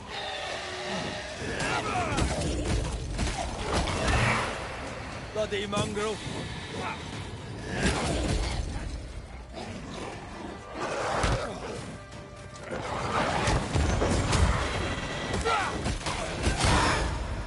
Not today.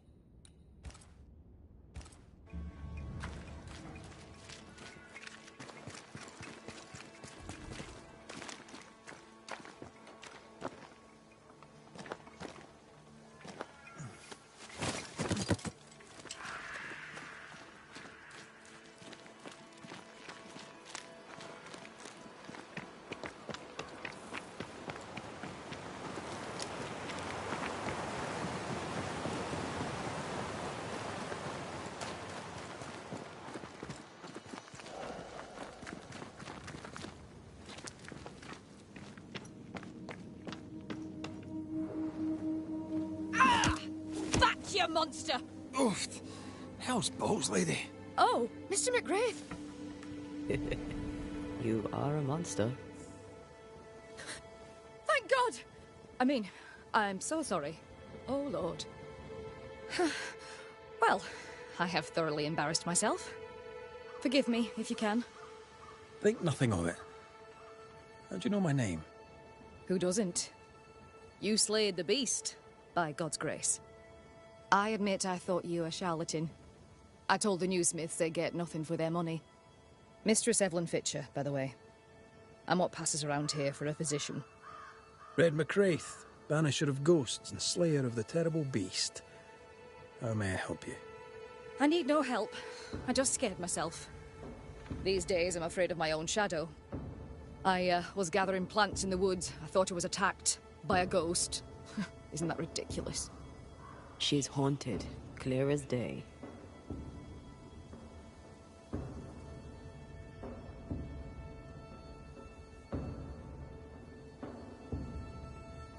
It's not ridiculous, no. If you're haunted, I might be able to help you. I'm not haunted. I just took fright is all. But if you really want to help, when I ran, I dropped my bag. It has my medical equipment and supplies. Could you get it for me? Medical supplies are valuable.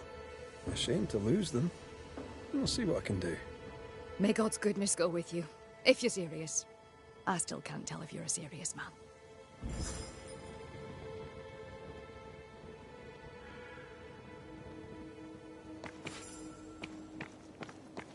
You're such a good man. Banisher, rebel, finder of lost baggage. And Beetlehead. You forgot Beetlehead.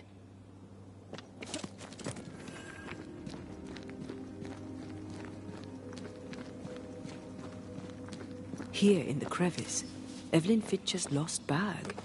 How did she manage to drop it down there?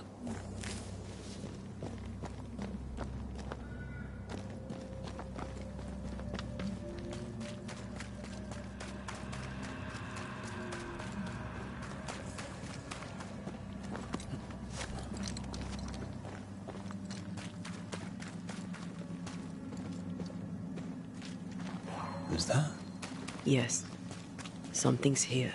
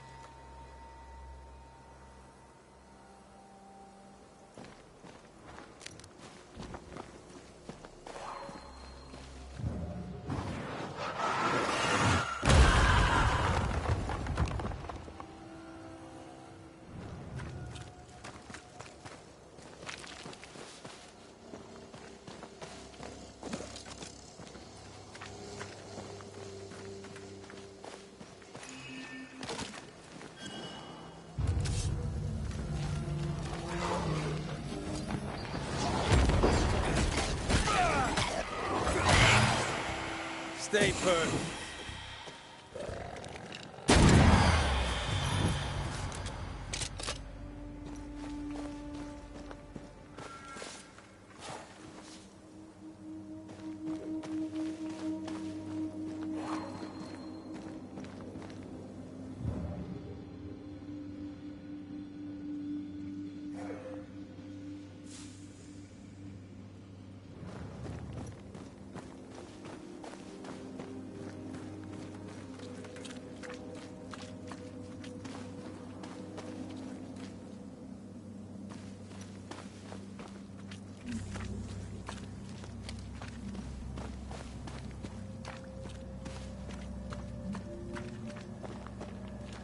Our doctor may not believe in ghosts, but this journal was torn by a spectral hand.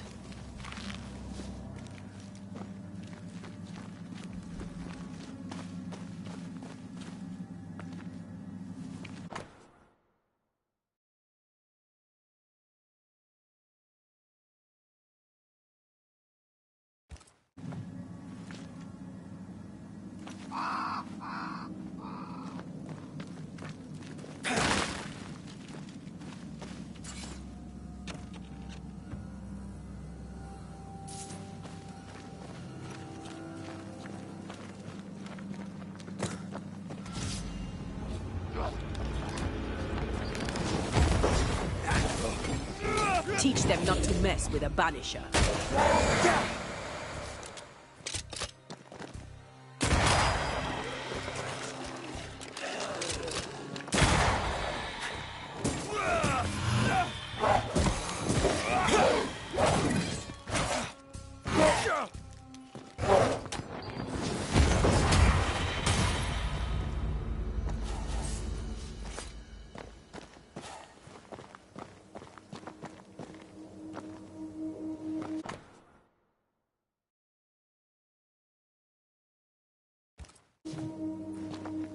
I hope whatever's in there is intact. The ghost was after Evelyn, not her bag. Spectral stains lead back to camp. Mistress Fitcher was something of a physician back in Yorkshire. I wonder why she left. Maybe she had no choice. Looks like her patients deserted her. Intriguing. I wonder why.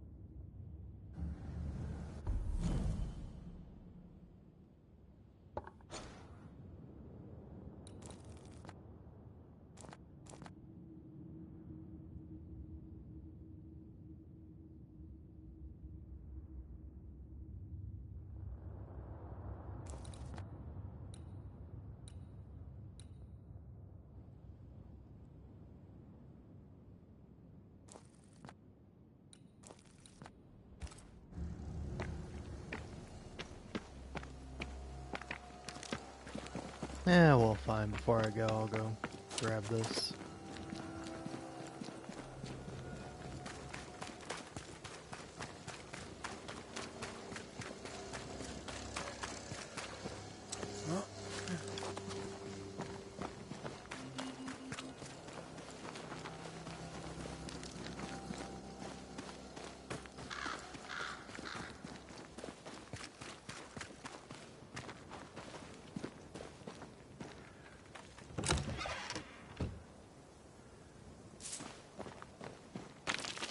Because, yeah, I'm also kind of curious, like, for side quests like this, do you have to kill,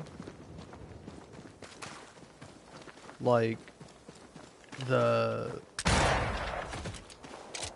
Do you have to blame someone for all the quests? Like, do you have to go around and do all the side quests in order to like achieve like the to actually achieve the resurrection? Like, if you just do all the main story stuff and then ignore all the side content, can you like will you do it? And it's like, oh, sorry, you didn't kill enough people. You failed. You fucked up, idiot. Like, if so, I think that's kind of interesting, but I don't know, I am really curious, like, where the game's going to take it and what the game's going to do with it. Because, yeah, I'm kind of curious how bad is the game going to make me feel.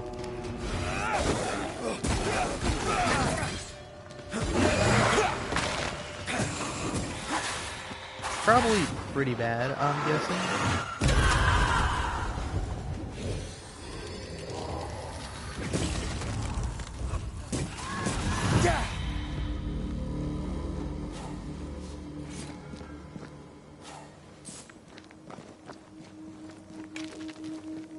Bad. I don't know. You fucking with me, game?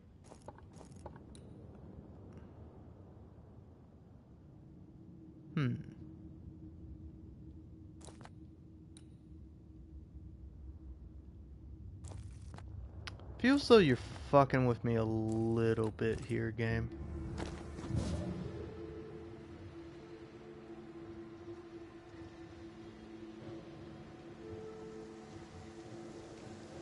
Alright, well I guess I'm gonna take this route then.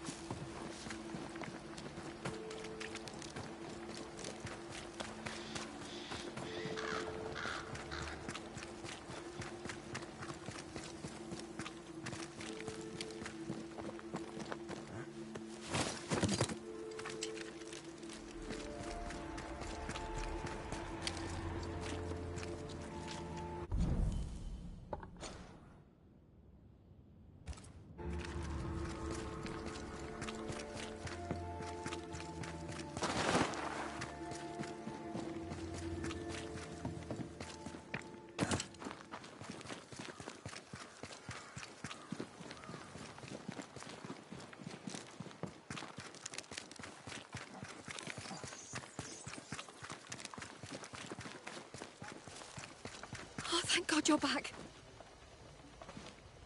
Why, Mr. Switcher, whatever is the matter? I was home, working. All of a sudden, the book in my hands was torn apart. What does the devil want with me? Not the devil, but a ghost. You must know it now. Till lately, I would never have believed such nonsense. This never would have happened in Yorkshire. I've passed through Yorkshire. Seems nice enough. Why leave? Why does it matter? To understand why someone is haunted, it helps to know a little about them. Fine. I came to treat the sick and chase the devil from New Eden Town. My cousin, Nicholas Doolin, may the Lord keep him, said the town needed doctoring. I took my chance. But when the devil came a-knocking, well, we were forced to leave. For a rationalist, her faith in God and the devil is strong.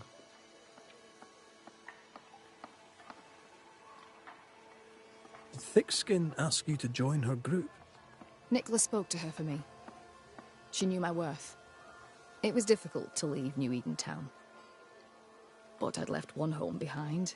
What did it matter if I must leave another? Did you leave family behind in England? I left my sister there. Yes. Things between us had soured. Rather than try to fix the unfixable, I chose to start over. Unfixable? Why? She was to wed, and I opposed it. It was the mistake of her life. I would not lie to comfort her, and she would not forgive me for it. That's good to know. Though I don't yet understand how it relates to your haunting. Mind if I look around? I'm aware this is your home. I've no wish to trespass. If you must, you may. Do tread carefully,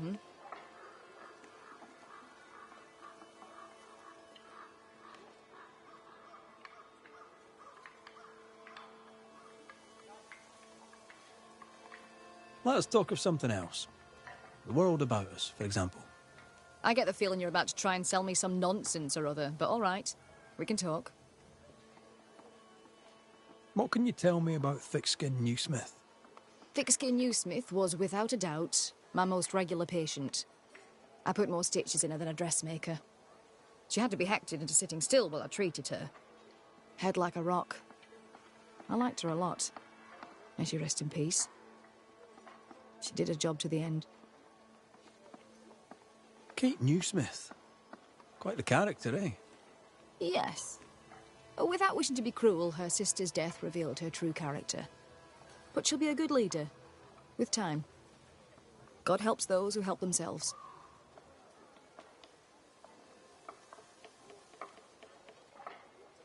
I should go. The Lord will guide you, Banisher, if you let him.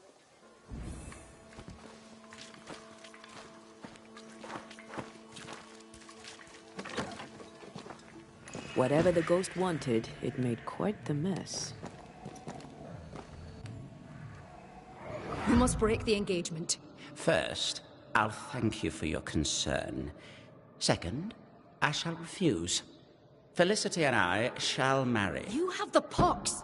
You'll infect your wife, and both of you will die. So cease your nagging and do your job. Cure me. Quite the contentious consultation. The patient in question must be our ghost.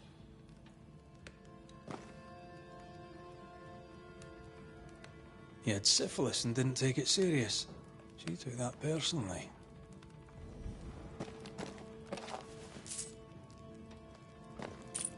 This could be useful. Someone has an axe to grind.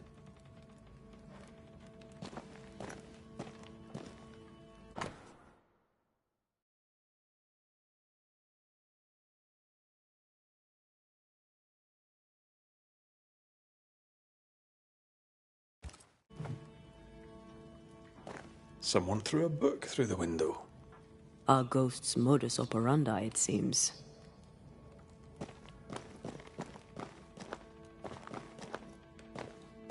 This ghost is bent on ruining the doctor's business. Maybe they didn't like their medicine.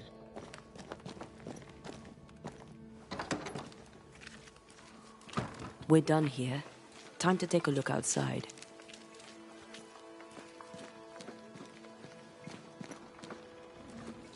Our flying book is a medical tome.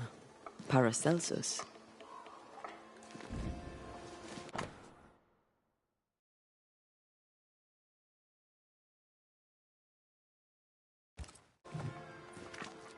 The dose makes the poison.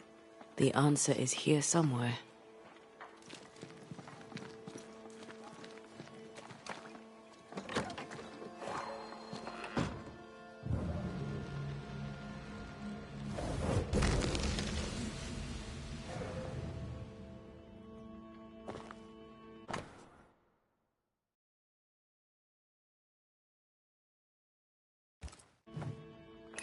Could this be the sister? The ghost is connected to this picture. Time to summon him.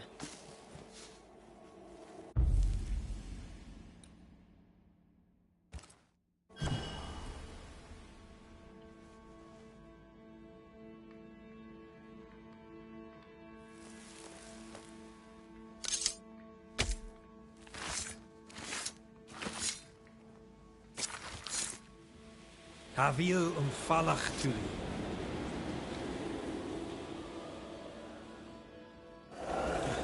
Why am I here? Oh, that was a clever trick. Now you see me, you lucky things. Can you hear me too? Aye, we can hear you. We've not met. I've seen your likeness. In the picture, you seemed in better shape. Well, now that's not very polite. Who are you, anyway? I'm Antea Duarte. This is Red McWraith. Geoffrey Rollins, me. Pretty as a picture. Near as pretty as you, my lady fair. We're Banishers. Looks are not high on our list of priorities. Banishers, are you? How very attractive. I wager you smell good. I wager you smell dangerous. I like you. Why do you stay to haunt Evelyn Fitcher? Because, my lady fair, she let me die. But she was your doctor. A physician. Her physics didn't save me. A doctor, she doctored me and good. You think she didn't try hard enough? I stand before you, my lady fair, as proof of it. You've a very high opinion of yourself. I've earned it, my lady fair. I'm charming, educated, handsome, kind, attentive to your every need. Ask anyone. Like who?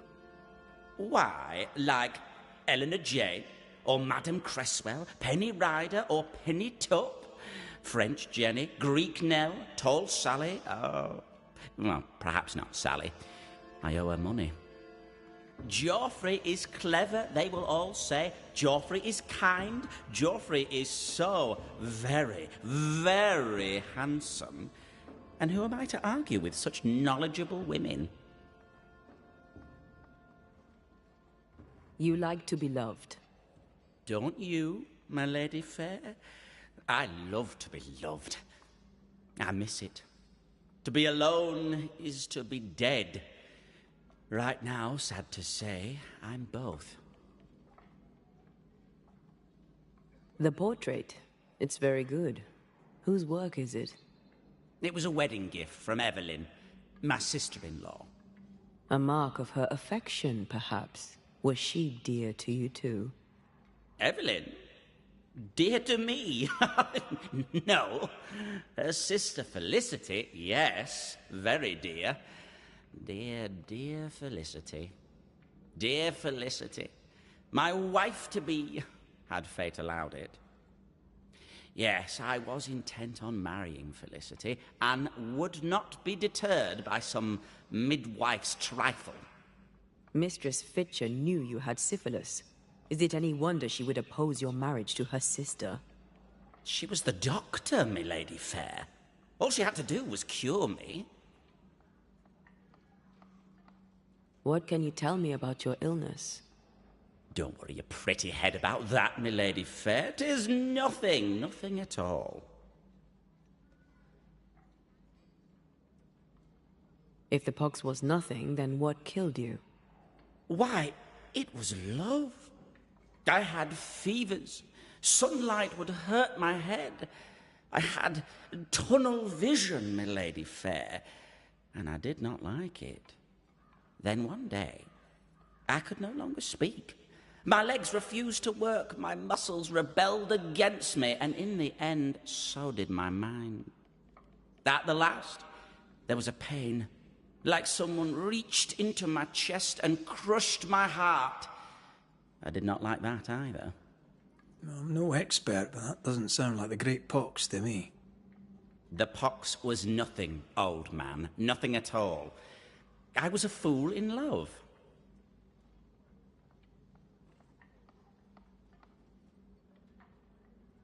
When your symptoms worsened, did Evelyn change your treatment? No. She upped the dose. With what did she treat your lesions? Salts and powders, powders and salts. And did they work? No, they did not.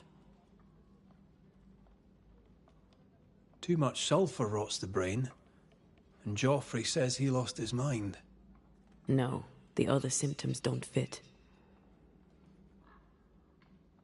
Powdered quicksilver, perhaps. Too much affects the muscles and makes one's heart rot till death occurs. That's it. Powdered quicksilver, mercury salts, and Mistress Fitcher increased the dose. Poisoning, perhaps? Wait, what? A poisoning indeed, and not by carelessness. She is not a careless woman. Are you telling me that Evelyn Fitcher, Mistress Fitcher, the midwife, my sister-in-law to be, poisoned me? I'm gonna kill her. Joffrey Rawlings was obnoxious before. Now he's downright nasty. Aye, Mistress Fitcher's in danger.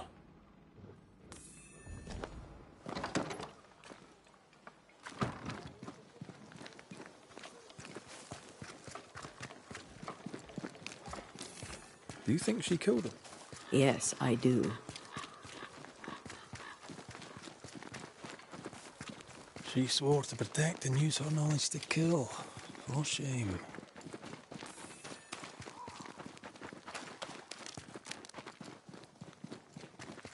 What would you have done to save your sister from the pox? I'd have told her the truth and trusted her to call off the wedding.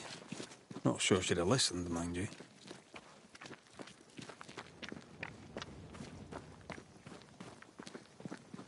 See, this is fun. I want more of this. I want more of, like, these two kind of debating what is right, what is wrong, what would you have done had the situation been reversed. Missed.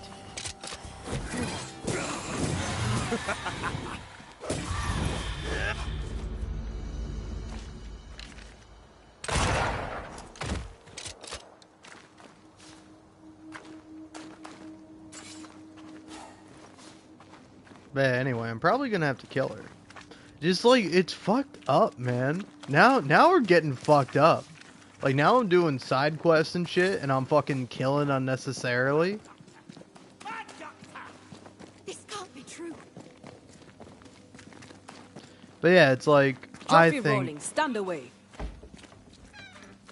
I think she's not evil or nothing, but you know, you did a bad thing. Like, was the guy a piece of shit? Oh yeah, for sure. Should he have been marrying your sister? No, of course not. But if it was your sister's choice to marry him, and then you killed him, so that way your sister wouldn't marry him, that is, like, fucked up. And plus, it's, like, literally an abuse of power. I think I used to count my wolf kills on one hand. Like, who are you to be judge, jury, and executioner? I say as I play judge, jury, and executioner.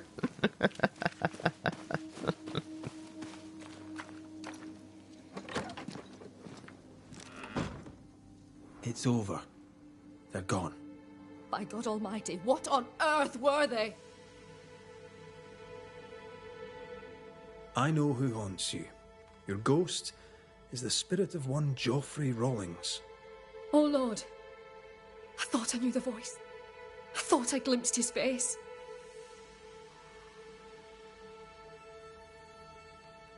He was your patient. Syphilis, I believe. Yes.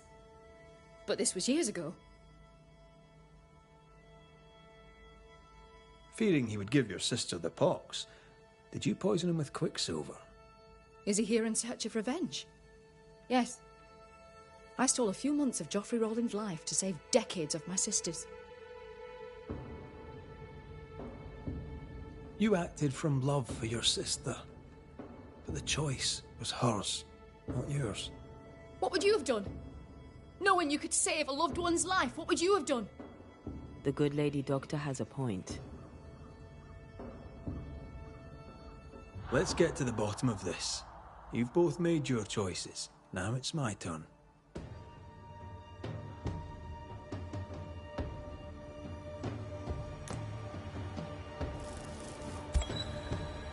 Evelyn Fitcher, who swore to do no harm. Geoffrey Rawlings placed his trust in you. You poisoned him. Rawlings was sick, body and soul, and would have passed his illness on. What was I to do? You went against your sister's wishes, against your own principles. 'Twas a life for a life, a trade, the balance equal. A life for a life. I understand. I'm about to make the same trade.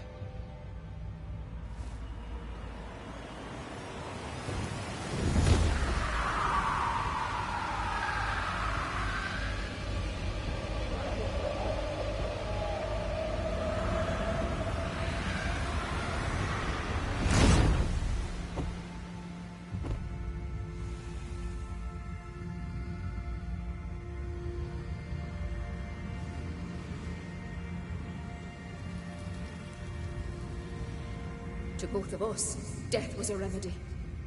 But who shall judge you, Banisher, when judgment time has come?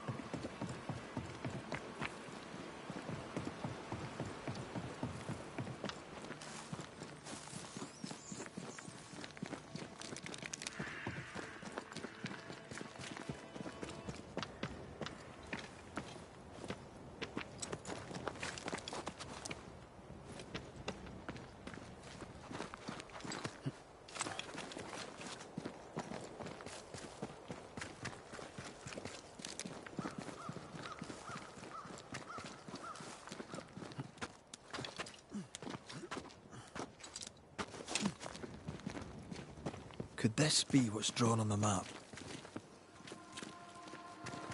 The treasure has to be near.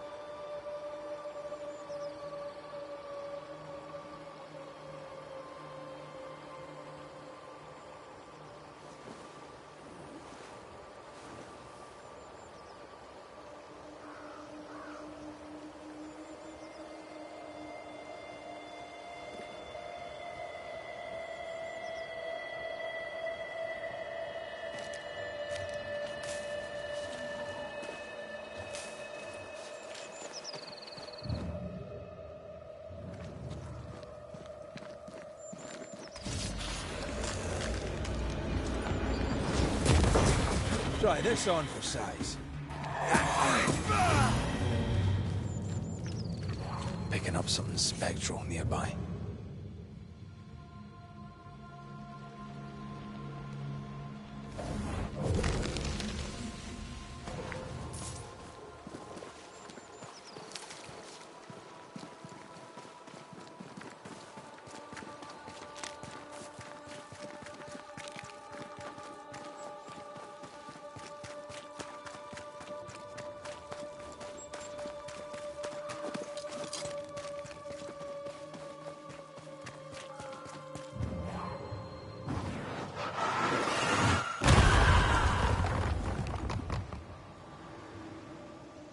This must be Fear God's lair. Hopefully his writing is still around. I feel the dark curse or spell we found already. We should find that ritual Seeker told us about. I've kept her notes about the hut location.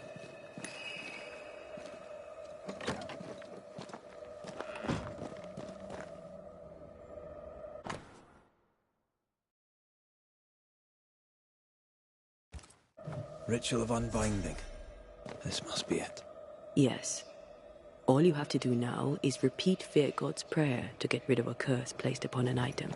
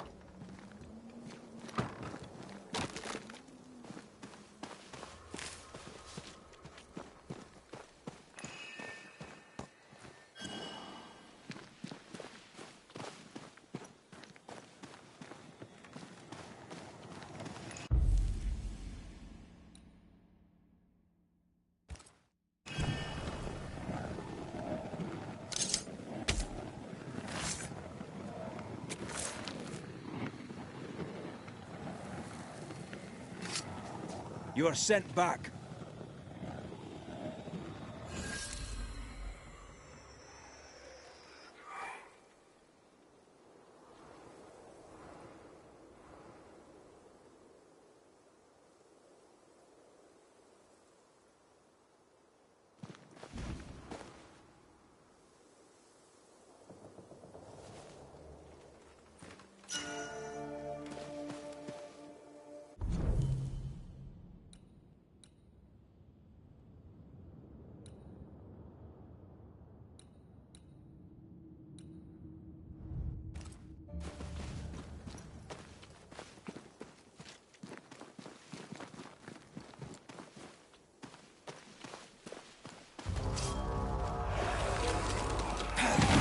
Get the hell out of there!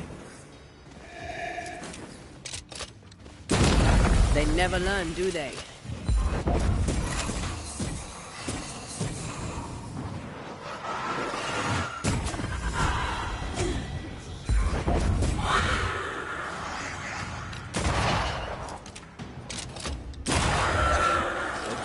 flames.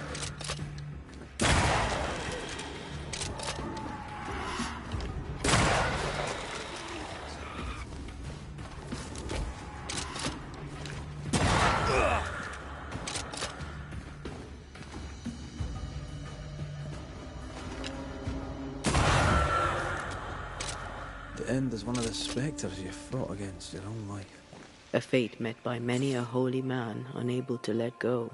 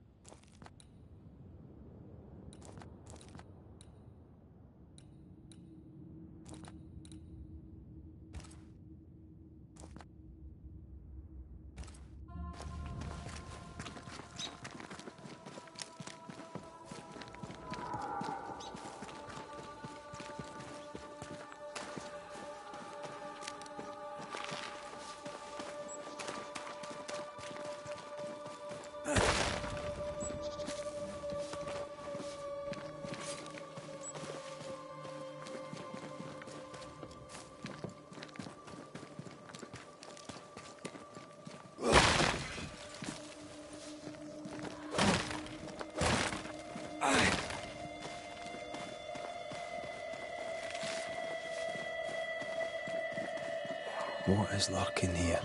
Time to work, Banisher.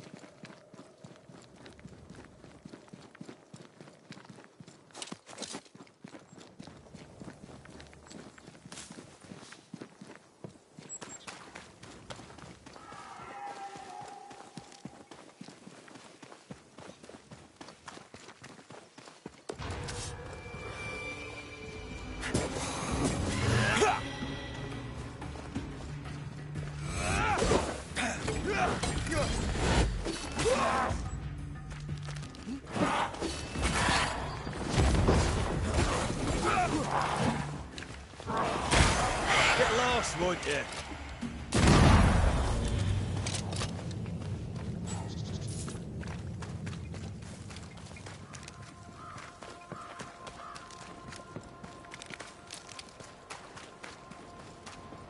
That rock. A letter from the dead, perhaps.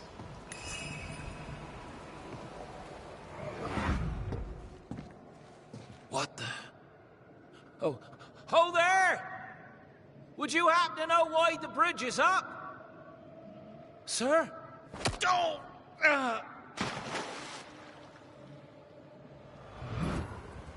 Can people not stop murdering each other for one bloody minute? And put us out of work?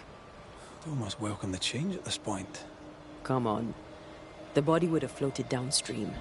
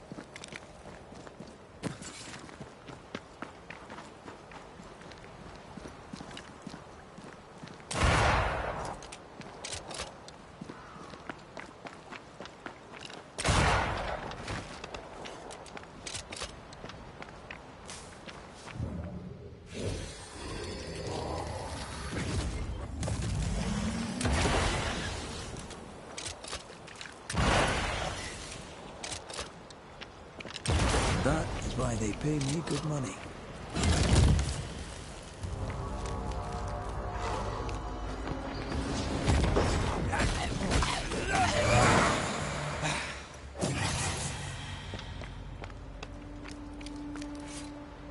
Must have belonged to the victim.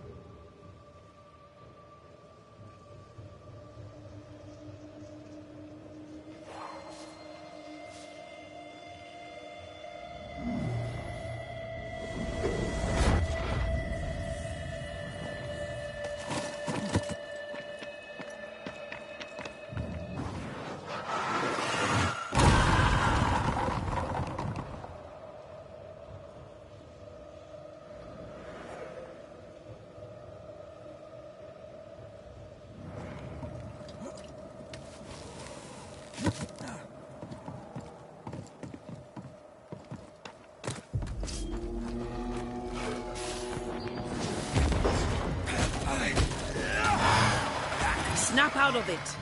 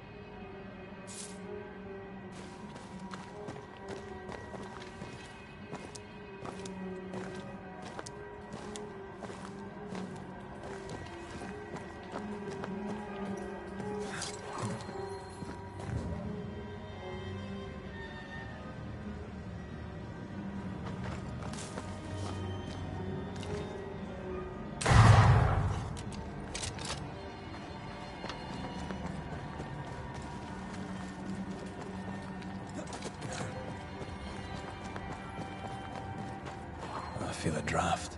From the invisible.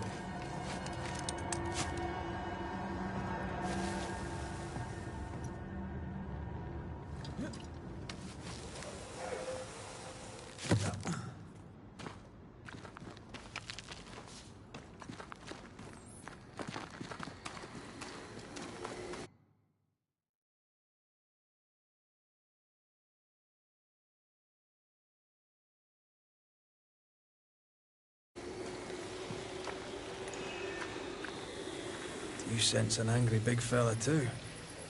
Let's summon it.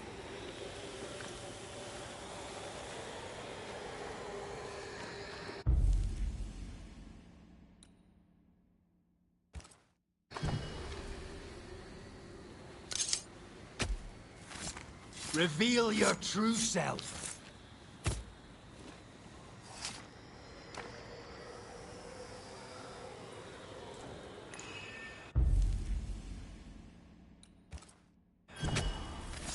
Present yourself!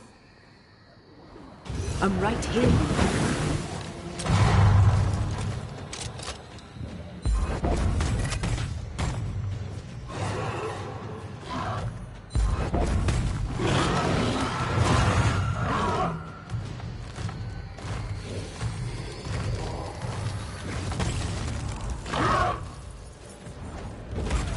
This isn't over yet.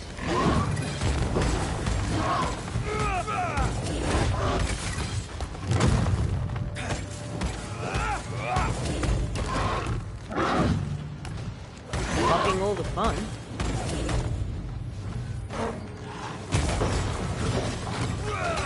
Now's the time to strike.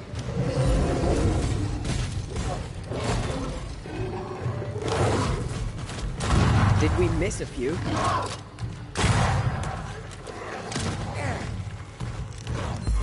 Get it! You're angry.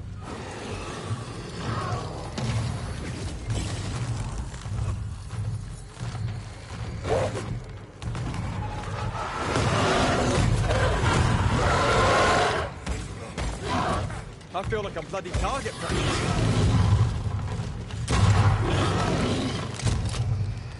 They never learn, do they?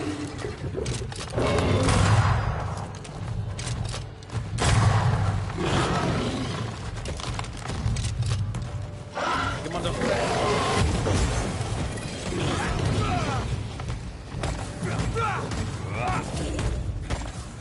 Standing by.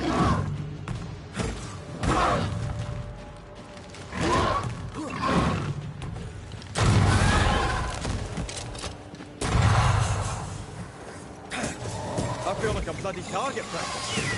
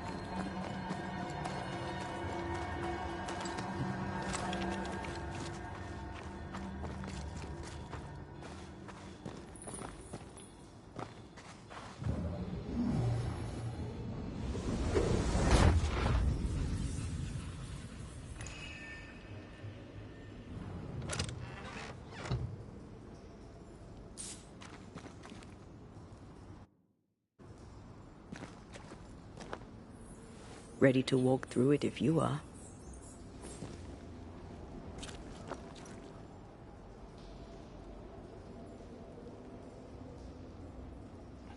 Well, I'm ready to use the restroom, but I'll be back in a minute or so.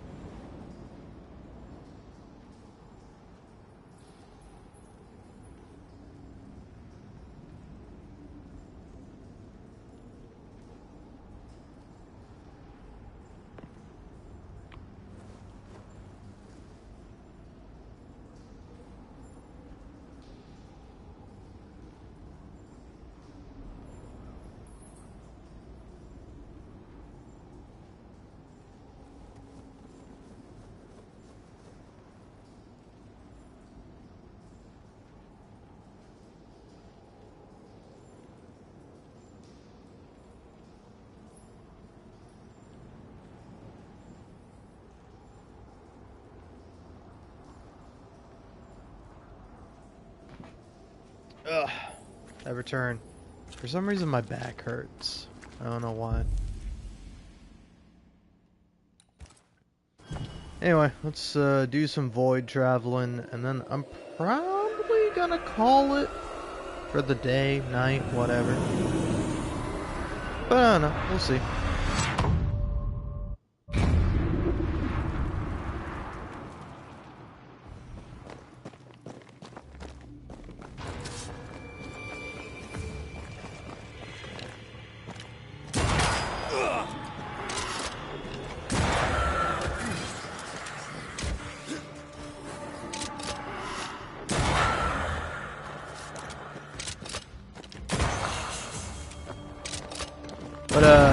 Think you could take on a ghost? Anyway, I hope you don't mind, but something I was kind of thinking about, because like I saw a post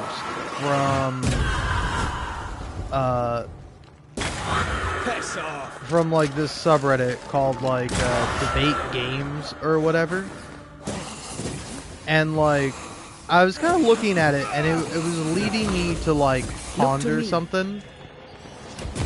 Where it's like, this was like, I think, I don't know, it kind of had, I think, all people from the political aisle debating in the comments.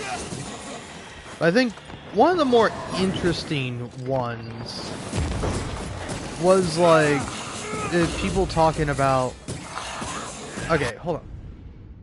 Options. Game, you've lost this right.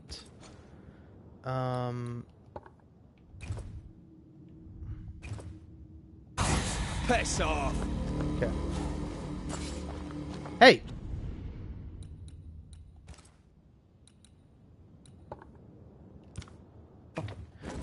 Fucking annoying ass fucking menus, man. Sorry, I'm getting a little pissy, man, but I fucking hate that shit. I hate that shit with a burning passion in my fucking heart. When I'm playing a game and I miss my fucking shot, the game doesn't go, hey, you're about to miss your shot. Are you sure you want to go ahead and hit the R2 button and miss your shot? Press X to confirm you want to miss your shot, or no, you want to take it again, Palerino. Like, fucking trust me that I'm in the settings and I'm changing the settings because I want to change those fucking settings, man. Christ. Anyway, also the fucking vibration is pissing me off because it's like, I don't know, I noticed this with like Death Stranding 2. I think at some point your controller just starts like fucking up with the vibration. Motherfucker. We're still fucking vibrating. What the fuck? There you go. Holy shit. What the fuck did I do? Did I turn off something else? Yeah, I turned off tutorials by accident. That's what I fucking did. God damn it. Ugh. Fucking piece of shit. Fucking dumbass menus.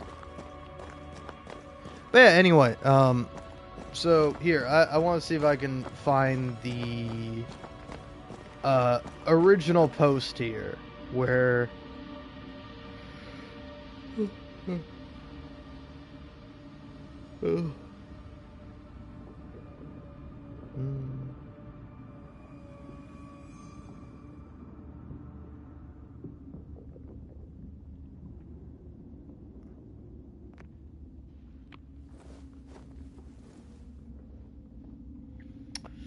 Jesus, man.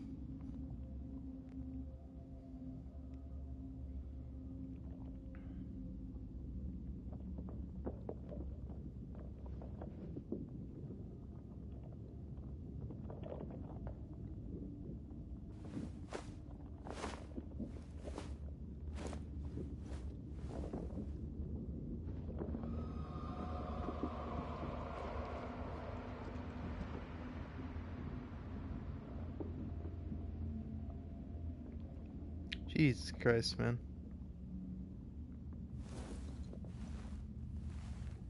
Sorry, I'm now on the Gaming Circle Jerk subreddit, and I'm realizing why I'm like, hey, I want to see less of this.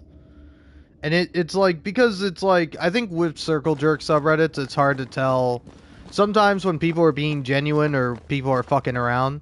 Because it's like, some people abide by the thing of like, you can be genuine, but you have to say /UJ unjerk.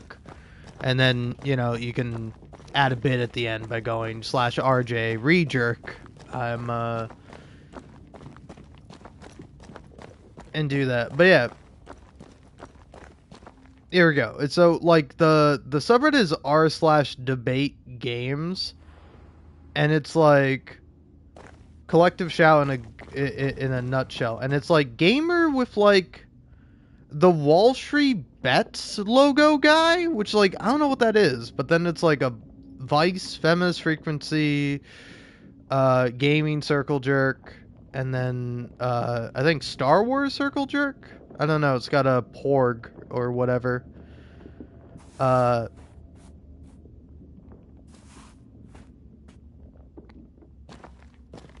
yeah, like here, this is the thing that made me like go back on there to see like, oh yeah, well, let's see, because I am curious about this idea. But this person says, never thought I'd be on the same side with r/gaming circle jerk. And then somebody else said, they're not on your side. They just jumped on the bandwagon to dunk on a conservative group. Pretty sure that sub was celebrating No Mercy. Was removed from Steam. Buddy, you gotta learn how to type. Look, man, it's like, of course you're a bigot. You're an idiot. You don't know how to fucking type. But, like, come on, man. But yeah, and then somebody replies to that saying, have you ever heard the word nuance? And then somebody else goes, nah, fuck them anyways. They were super on board whenever the, you know, rape/incest game. Whatever. I fucking already talked about fucked up shit. I don't have to censor myself. Fuck you, YouTube. But yeah. Whenever that game got removed by the same group, they even kept going by making fun of people who warned them that it won't stop there because, quote-unquote, own the chuds, and only realized how bad it got after itch.io removed the adult category. Also, they misspelled how. H-I-W. Hugh? And then the OP said, in response to the guy who said, have you ever heard the word nuance? They say, and they will claim the victory without crediting us if we could win at all.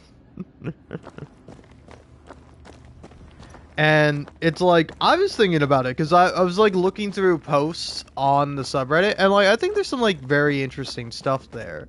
Where it's like, should people be allowed to engage with problematic content, you know? It's like, you see this kind of defense come up on occasion where it's like, oh, look, man, I had a traumatic experience where I was, you know, part of a school shooting. I was like a victim, you know, I wasn't shot or killed or anything, but it still fucked me up. And so now I play like school shooting simulator to cope with the fact. And it's like, I don't know if you should be doing that. I don't know if that's necessarily healthy for you.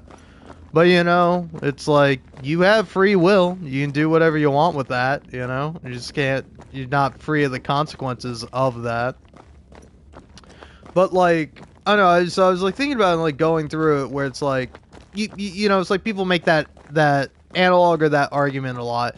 And it's like, I don't think it's an argument with zero merit, but I think it has, like, barely any merit. Like, I really don't think I agree with it, you know? It's like, if you were to equate it to, like, drug use, it's like, I don't think you should, like, let, like, I don't know, a heroin addict do a little bit of painkillers just because, you know, they gotta cope with the fact that they can't do heroin anymore. But trust me, it's okay. I'll stop, you know, stop taking pills, and I definitely won't start taking heroin again. It's fine. But yeah, it's like, I don't know, I think there is something to be said about that. But also, it's like, now if you're like, oh, I can't believe you were okay for this game being censored, and but now that they're censoring games that you like, now you have a problem with it. And it's like, well, the problem here is that there's a problem with censoring art. The No Mercy game is not art. So, ergo, fucking, like, pretty sound fucking argumentation, if you ask me. Because, like, I was thinking about it, because I was like, I don't really give a shit. Like, it's like, I think also part of the problem is that it wasn't, like, credit card companies saying, hey, we'll no longer allow processes on games that contain, like, any adult content. It was, like, Steam going, yeah, this is a bad game, it's bad for our reputation, we should remove it off of our store page. And, like, you know, as a private company, they have every right to do so. Like, as much as I might agree or disagree with the idea of privatization and corporations owning these things, like, it is their right to remove content, and I think they made the right call there. But then, you know, the credit card processors kind of saying, hey, we're not going to allow transactions to go through. That, I think, is more fucked up. But also, I think it's on Steam a little bit, too, where it's like, Steam, you're fucking Steam. Big dick these credit card companies. Like, what do you mean you have to, like, fucking, you have to convetch. Is that the right word? I don't know. Convene? Like, I'm trying to think of the word. Like, curtail. Like, you don't have to, like, accept the demands of these credit card companies. You can't just be like, no, fuck off, you can't do that, that's kind of illegal.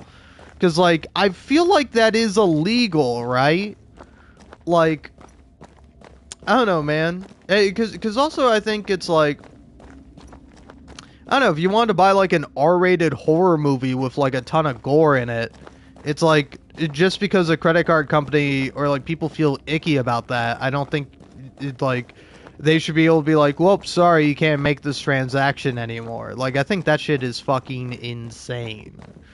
Like, I think that is something that is, like, fundamentally really wrong.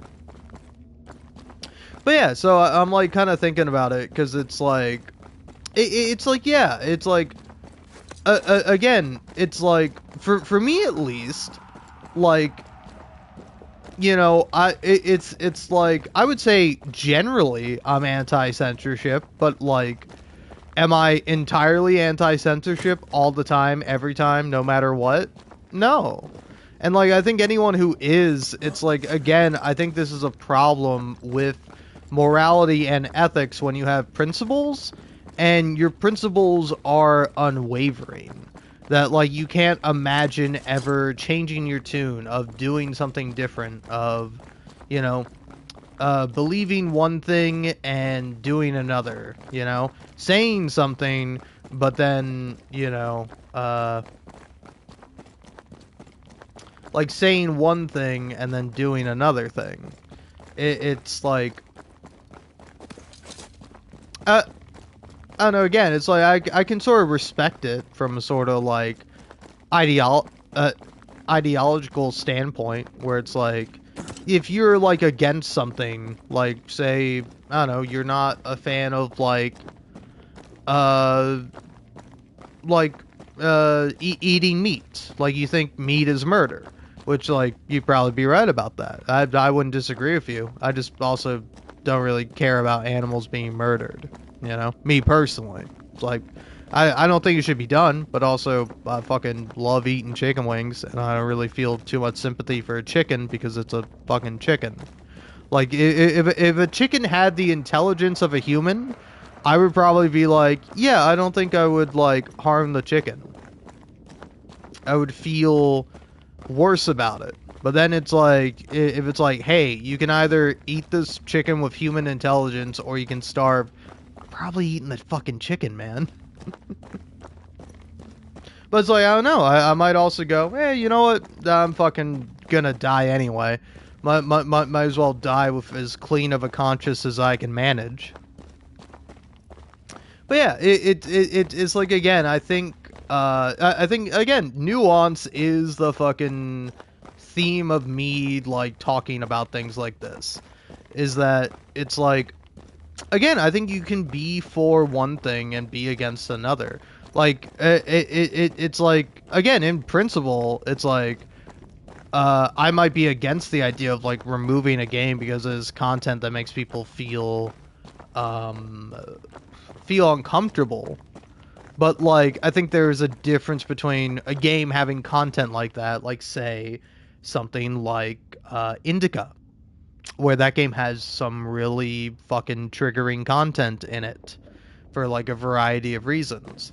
But like, that game is fucking art, and it is saying something, and there's a reason why it's like the creators of the game chose to have particular scenes in the game that depict particular things. It's because they're saying something about it. It's because it's, you know, art reflecting life. And like, when you have something like No Mercy, which is the name of the game, because I was like, it's no something, I can never remember the fucking name of it.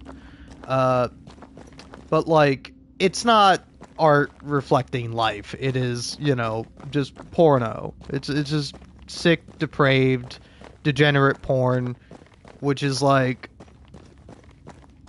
I don't know. I won't go so far as to say it's evil, but it's certainly not a necessity for people to have, you know? And it's like, I don't think that's a good enough argument to say that it's like, that it should be removed, but I do think it does contain harmful and possibly promotes bigoted ideology. So for that reason, I think the game should be removed, you know? And it's like, that's like the more kind of important thing, right? Is that it's like, I don't know, I think it is interesting to have games that say fucked up things, but it's like, well, it's like, yeah, there's a difference between a game saying something fucked up and a game saying something about something that's fucked up, right? You know? Like, having commentary on, like, religion or cults is fine, but then, like, making a game that's like, hey, you should join our cult. Our cult's totally cool, and we worship the only real God. All those other cults and religions are fucking fake, alright? Ours is the real one. It's like, I would say, like, that's a bit more problematic, you know? It's like, again, I also think that there is, like, some interesting idea behind it. It's like, I don't know, it's like, for example, I don't think the people, like, who made the game should be, like, prosecuted necessarily. But it's like, I think they should receive, like, full societal consequences that, you know, come with making something like that. Where it's like, again, it's like, I don't know, it's like, it was kind of interesting seeing some of the people, go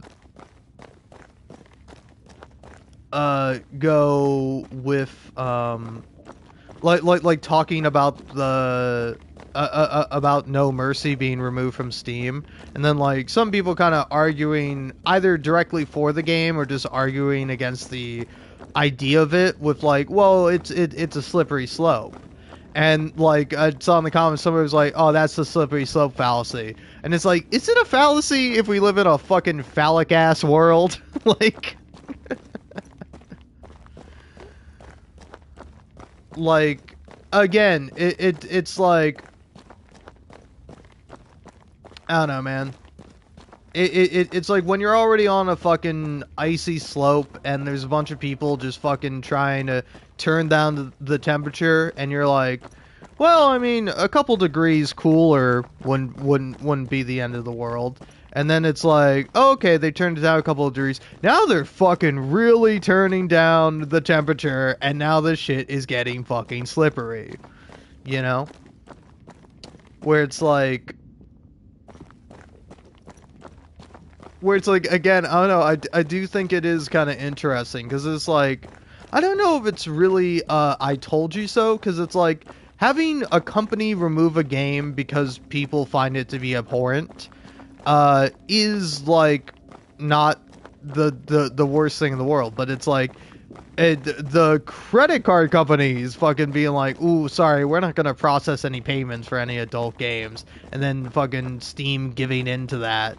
It's like, whoa, hey, now, okay, now we're getting a bit fucked up. Like, again, they are two different things, but they are related to each other, you know? So it's like, I can see how you can argue for it one way or the other of like, oh, turns out it was a slippery slope, or like, no, it wasn't a slippery slope, it's like, you know, somebody does something that like most people agree upon is fine and good, and then, you know, the same person or somebody else using that precedent is now doing something that most people would disagree with, you know? Where it's like, like here, great example. Hey, maybe we should like have like you know, people who can deal with like murderers and people who like do crimes, and we can like put them away or hang them or whatever form of justice the people deem to be righteous. And it's like, okay, but hey, I think most people can agree with that. And it's like, ooh, now we have the modern day policing system, and it's like, okay, I think we fucked up along the way. I think some mistakes were made. Maybe it was a good idea in theory, but in practice, it's not working out. But yeah, it's I don't know. I think again, fucking nuance is key here, where it's like, you can do like one good thing or one bad thing, and that doesn't necessarily have to lead to a cascade of more good or bad things happening. But like, you know, the world is a work in progress, you know? One person does one thing, another person does another thing. And it's like, I don't know, man. Again, I think also discernment is a pretty key word here, where it's like, okay, I can see, I think it's fair that that game was banned off Steam, but then it's like, ooh, all these other games being banned, I don't know about that, you know? Because like, again, I think there's a difference between something that's seen as like icky and gross and something that's seen as like genuinely promoting harmful rhetoric or ideas, you know?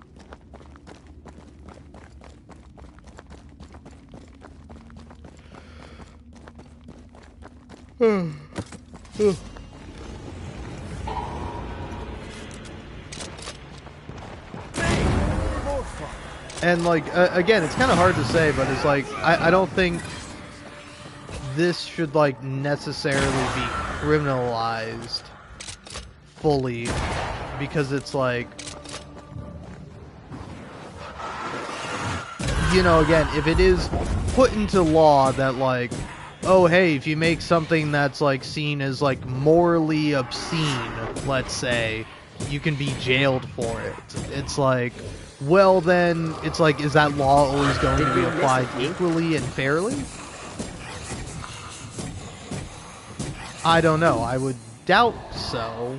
But like, just because that's the case doesn't mean it's like, oh, okay, well, I guess we can just do nothing at all, and everybody should just be allowed to do whatever they want, free of consequence, and that'll work out great for society, I think, and humanity as a whole. Fair, right? It's like, I don't know. I don't know if I'm necessarily making a coherent argument. But it's like, yeah, it's like, I don't know, it's being like, ooh, hey, one person made a good law, but then somebody else made a bad law. Maybe we should just get rid of laws and the government and all this stuff. And it's like, well, maybe, but it's we're kind of too far along. Can't necessarily just go, hey, you know what? The government's canceled. We're just not doing it anymore, you know? Oh.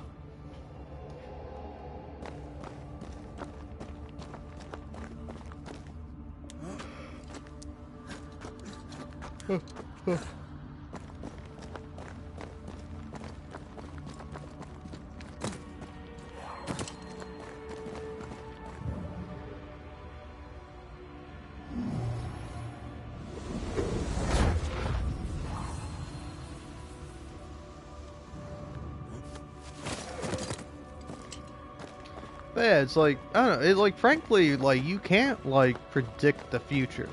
Like, again, it's like the butterfly effect or something. Not the bullshit fucking time travel thing, but more so just like, yeah, because there's two versions of the butterfly effect. There's the butterfly effect from, like, the short story, where you go back in time, you step on a butterfly, and, like, that causes, like, the bad politician to win the election instead of the good politician. Whereas, like, there's the other kind of butterfly effect, where it's like the flap of a butterfly's wings creates, like a hurricane on the other side of the planet, you know? But it's like, which, like, again, I think they're both kind of dumb phrases, but, like, you know, just because a butterfly's wings might cause a hurricane, that doesn't mean we should, like, kill all the butterflies. It doesn't mean we should clip their wings for fear of, like, the consequences that they may bring. I think you kind of just have to deal with the consequences of how things are, and I think people are dealing with it, you know? Petitioning, arguing, advocating for, you know, art to be allowed to be art, and specifically art, not, you know... you'll be free soon enough, you bastard! Some, trashy, terrible game that really has nothing of interest to say or add. At least I think.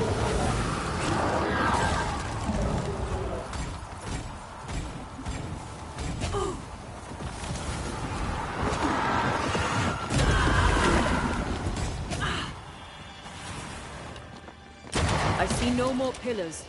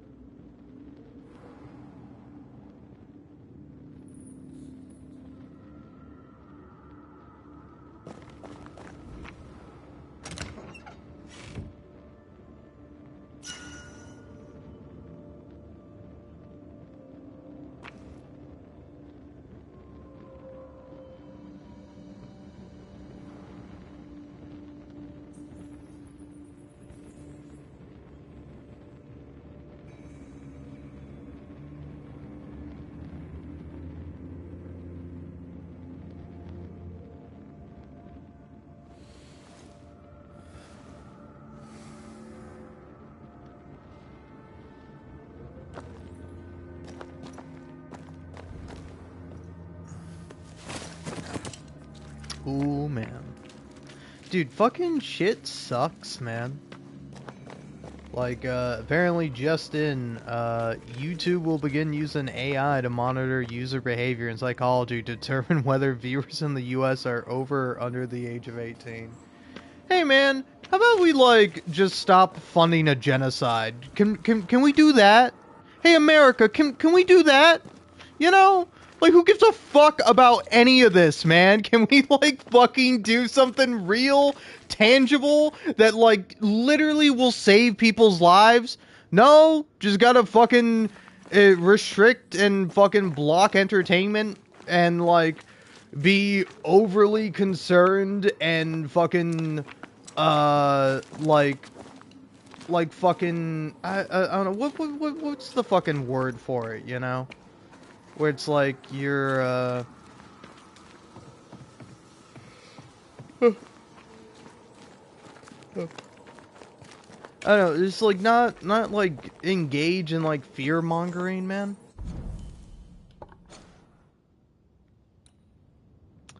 It's like I would just prefer that, you know, we just say, who the fuck cares? You know? It's like, also, it's like, for YouTube, like, who gives a fuck, man? Like YouTube's policy for, like, 18 plus content is, like, I'm sure there's, like, some more graphic stuff on YouTube, but, like, I don't know, man, I'm not going on YouTube to watch, like, the graphic or explicit stuff, you know? So, like, I'm going on there to, like, listen to a fucking video essay or whatever. It's like, how's a fucking AI meant to determine if you are, like, acting young based on the content that you're watching?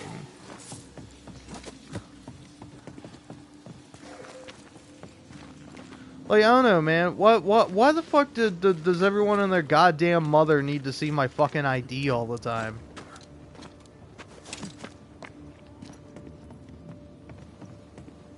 I mean, of course, I doubt this would happen to me, considering that, you know, for a variety of reasons, it's like, I don't think I would get caught by this, but it's like, at the same time, simultaneously, it's like, I don't know. Maybe, yeah, I don't know, I'm trying to think, what's, like, the most, like, kind of kid-friendly thing I watch? Honestly, nothing, really, because I don't watch shit made for children. But it's like, I think just because you are an adult doesn't mean that you shouldn't, like, not be allowed to watch stuff made for children, you know?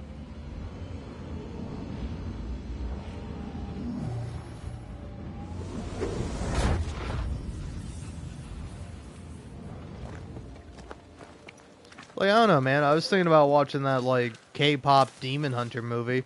Seems fun, but then I'm like, I don't know if I really want to watch it.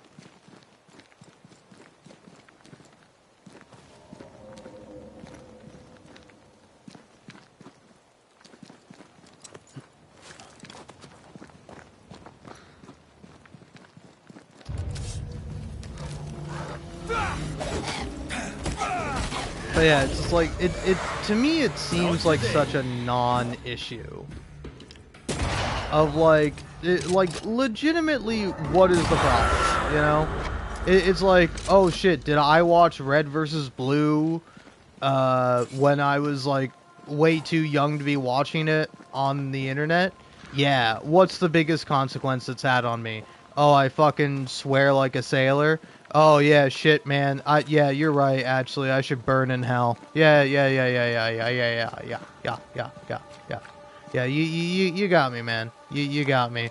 I should either literally burn in hell, or you should send me to fucking jail. Because again, ooh, buddy said a cuss word. You can't be going around swearing on the internet. My God.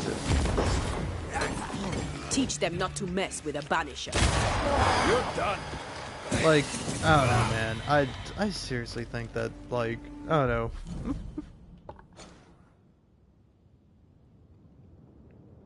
Like, the ever optimist in my heart says, like, we're not doomed. It's fine. Things suck, and they will suck, but, you know.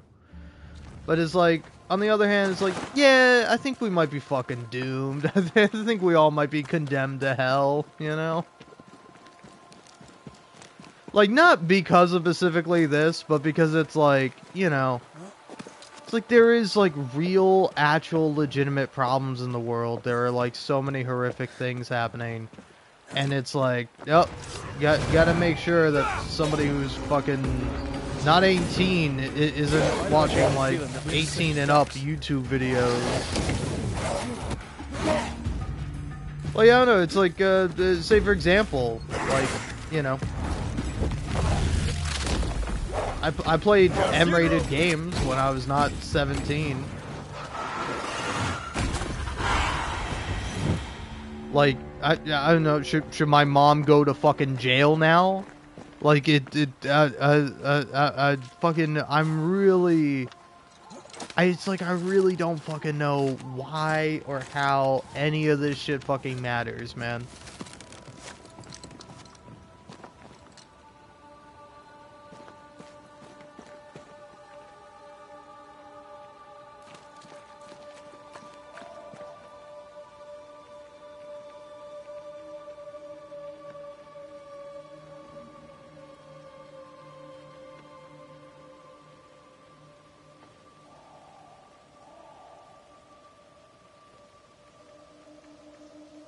Oh yeah, I think that's also like a terrible thing where like I don't know, I was recently watching like a Jack's Films video.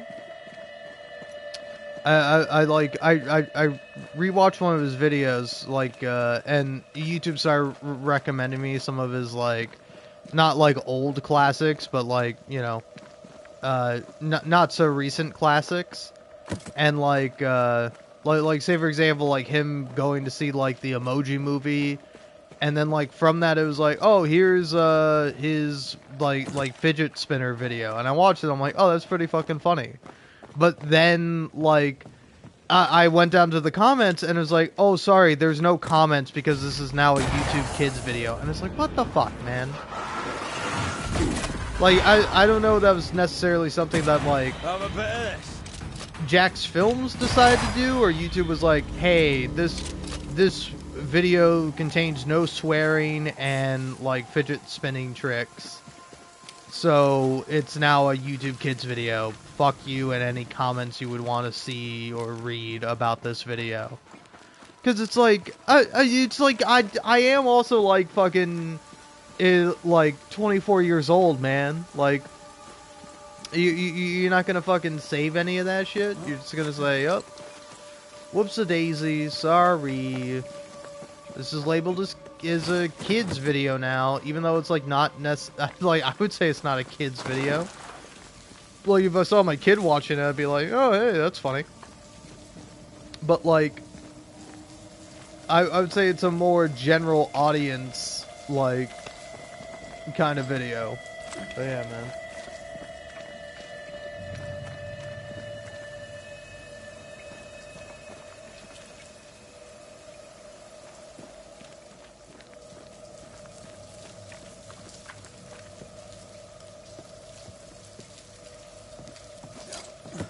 Oh man, shit sucks.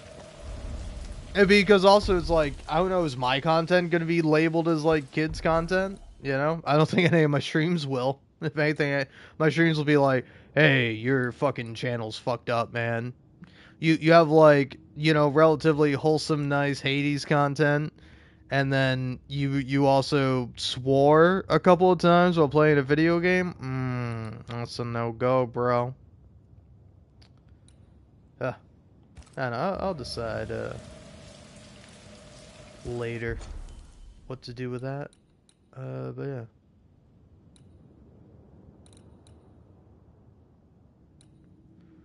Let's head on back here. Get on back to trying to do that.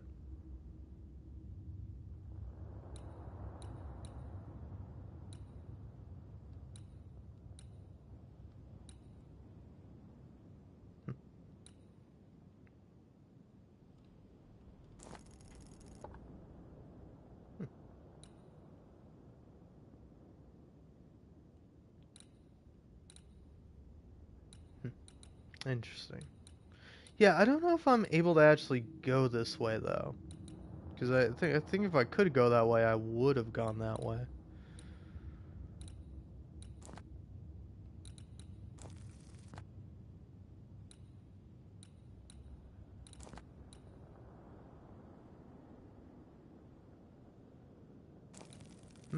Interesting. So now with some of these like cursed areas like this. Okay, it just says equipment. Doesn't tell you specifically what kind of equipment you would get. Alright. Travel me here for now.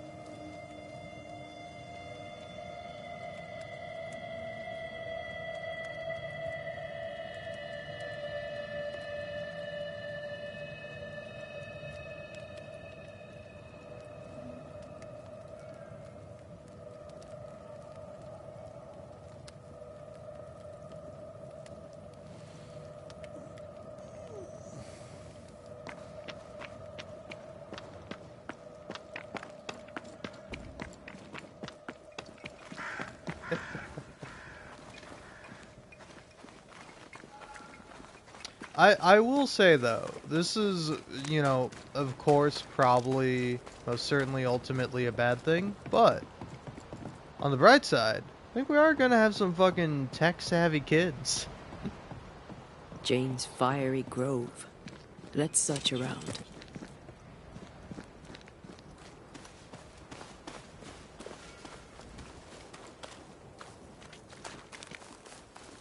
Because, like, I don't know, man. As like a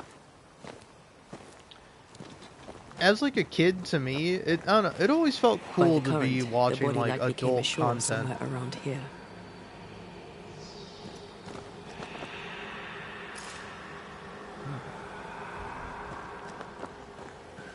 Where it's like, I don't know.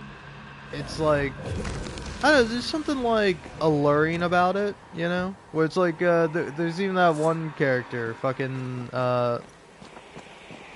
Lammy Haskell, who mentions as like when his dad was like forcing him to read all these like demonology books, he was like, I fucking hate these books. These books suck. But the second his dad took them away from him and was like, oh, hey, you can't read these anymore. They're banned. He's like, well, now I want to fucking read them. Like, there is some allure to accessing, like, forbidden content, you know?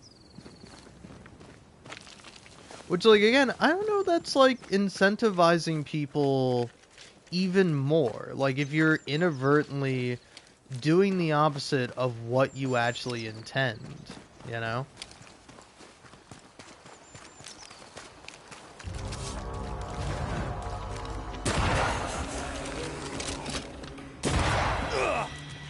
Watch out! Spectre possession. Whereas, like, I don't know, this may be an extremely hot take, but it's like, I don't think there's really all that much content that is, like, particularly harmful to and for children, right? Watch out! Because it's like, obviously there's some bad stuff that children should not be seeing, but it's like, I don't know, what's the worst thing that's gonna happen? Like, for me as a kid, the thing I would not have wanted, like, the things I didn't want to see as a kid, the things that I feel like fucked me up the most, was like scary stuff. And like, I don't know, sometimes you'd be watching a movie that's like made for kids, but it's got some scary element in it, and it fucking makes me cry, and I hate it, and it gives me nightmares, and makes me forever hate the, well, no, not forever, but like, makes me for a good long while fucking hate like clay animation. Like, I watched like Corpse Bride because it was like on, and like whoever put it on for like a bunch of preschoolers, and like I was just sitting there crying because it's such a fucking scary goddamn movie to show to a child.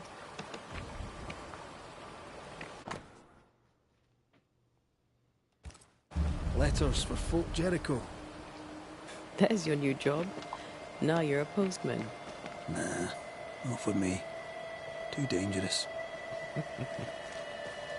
Cute.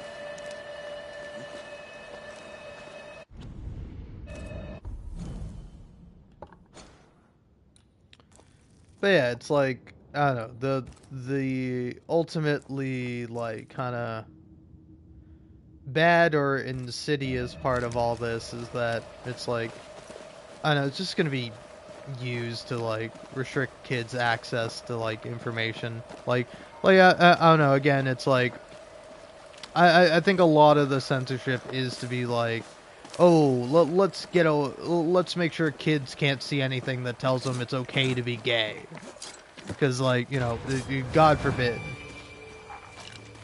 Because like actually that's the only thing that's like making people gay, you know. It's the fact that people can find acceptance and, you know, resources to help them understand themselves and other people. Because I mean that's how it works, right? Take the past. There were never any queer people before.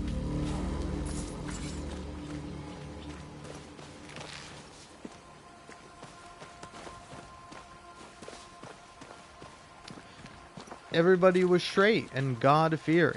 And there was never anyone who wasn't, and if there was, then they were rightfully burned to death, you know? What's that? Burn the heretic. We, as the good people who only have good thoughts, should be burning the bad people who only have bad thoughts. I'm very smart. The words of a ghost may resonate. We may have found our victim. A very broken strongbox, empty of its train-band payroll. Our messenger was also carrying money, and it's gone.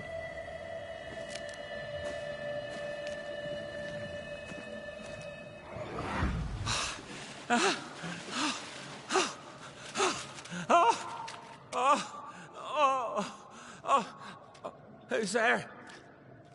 Help me! Help me, please! I know you! You're the Scudder boy! Help me up! Help me up there! Come, boy! There's blood, but I'm not so badly hurt. What are you doing? Put that blade away, boy! No! No! No!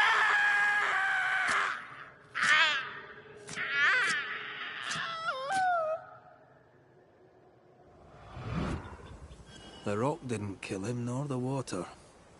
The Scudder boy finished the job. And robbed him blind. A dead messenger, a missing payroll, and a single name. We know two Scudders, don't we? We do. And one of them isn't the sharpest knife in the bag. No pun intended.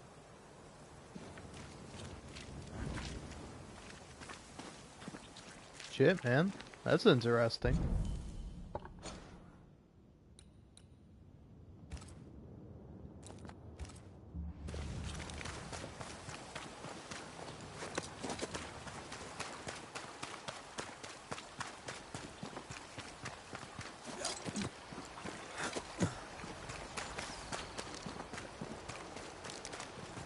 But anyway, I just had to go ahead and say, hey, Reddit, do not recommend me this subreddit anymore. Just because I clicked on one post doesn't mean I want to see more of it.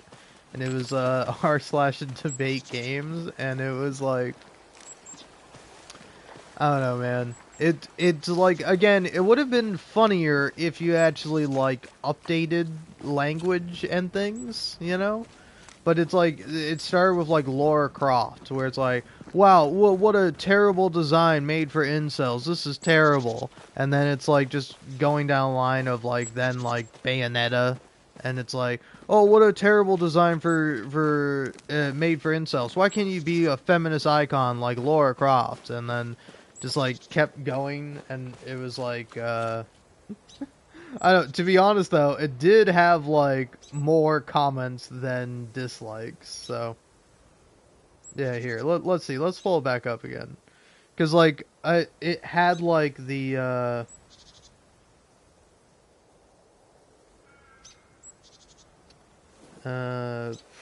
okay. Not showing up on my history.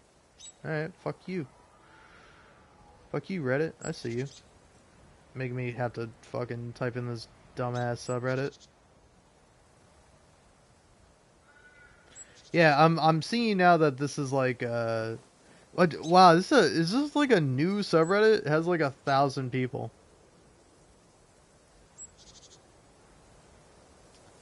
Yeah, like 27 days ago, this is apparently the best post.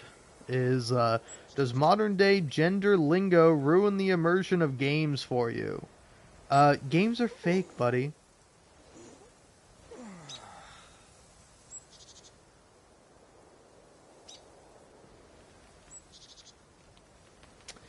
Yeah, also I keep seeing this dumb motherfucker named Cyberpunk Yakuza. Yes, and in this specific example from this travesty of a game, someone did a comparison to how gender/sexuality stuff was handled. Yeah, okay, man, I get it.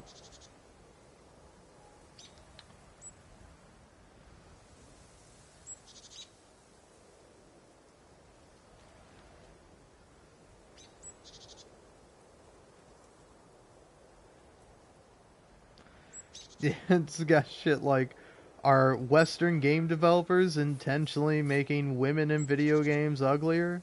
I don't know, man. Because, like, if so, who fucking cares? Also, this is wrong. Gaming is a healthier hobby than social medium. Social medium.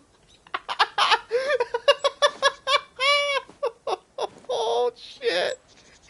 Oh, nothing is funnier than seeing some motherfucker mistype something.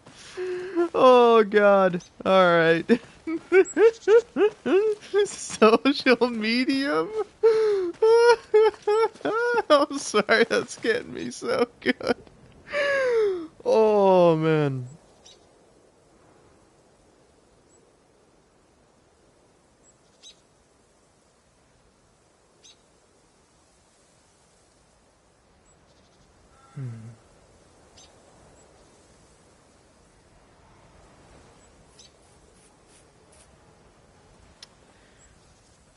So here, I'm just very curious about this. So, this person is arguing that is like gaming is a healthier hobby than social media, TV, and YouTube. So for social media, they argue, using social media can be terrible for mental health. Apps like Instagram make users feel like they need to show off fake affluence, promote degenerative acts, promote fake/edited appearances, or push unnecessary/unaffordable trips to keep up with the Joneses. Also, you can't throw in like unrealistic and unfair beauty standards, but yeah, TikTok literally spams this content in mass onto users. Users feel need to document their life just because everyone is. If they don't document it in a way that looks appealing to others, they're afraid of being judged. I guess, man, but not really. Also, that's not like a good argument, man. You're not actually arguing why it's more harmful to like to fucking be addicted to gaming than to these other things. And then now TV/YouTube.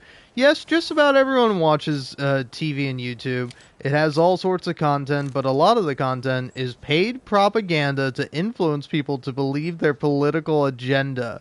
A lot of channels try to get users to fall down an alt-right or alt-left rabbit hole without them even realizing that it's happening. They're just browsing videos on YouTube to kill the time, then all of a sudden they have these right-wing or left-wing beliefs that they probably wouldn't have if they didn't fall down a rabbit hole. They lose the moderate side of themselves. Channels are funded by organizations to spread influence about their political beliefs.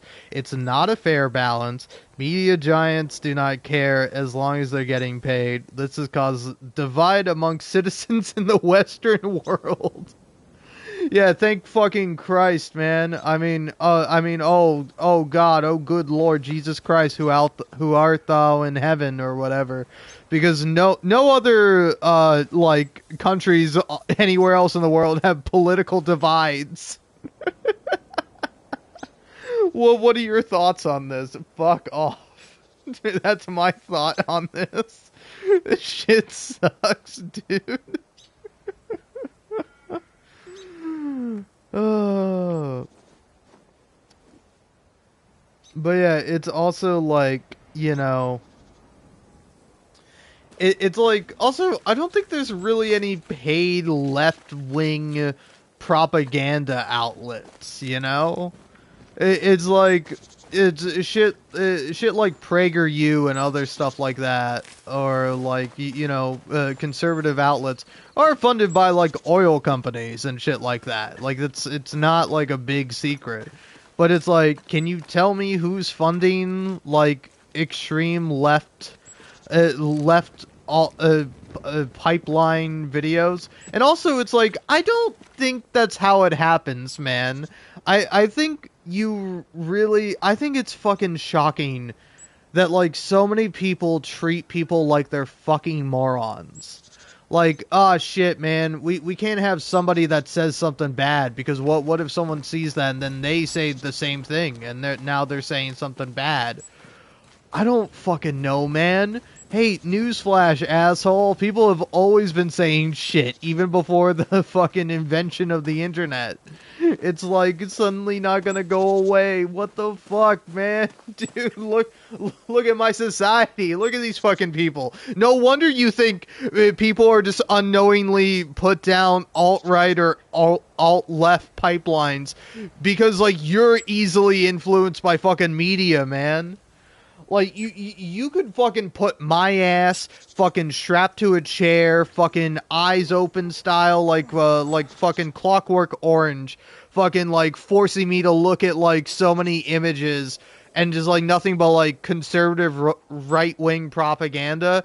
And it's like, I'm not gonna come out of it being like, oh, yes, the leftists, that's the real problem. Now, like, no, man. Like, I'm not gonna fucking... I don't know, man. It's like, I do think that, like, media and content and, like, people's opinions, debate, like, I think these things do influence political beliefs. Like, I probably wouldn't be as much of a leftist as I am without, you know, certain YouTubers, man. That's just kind of how it is.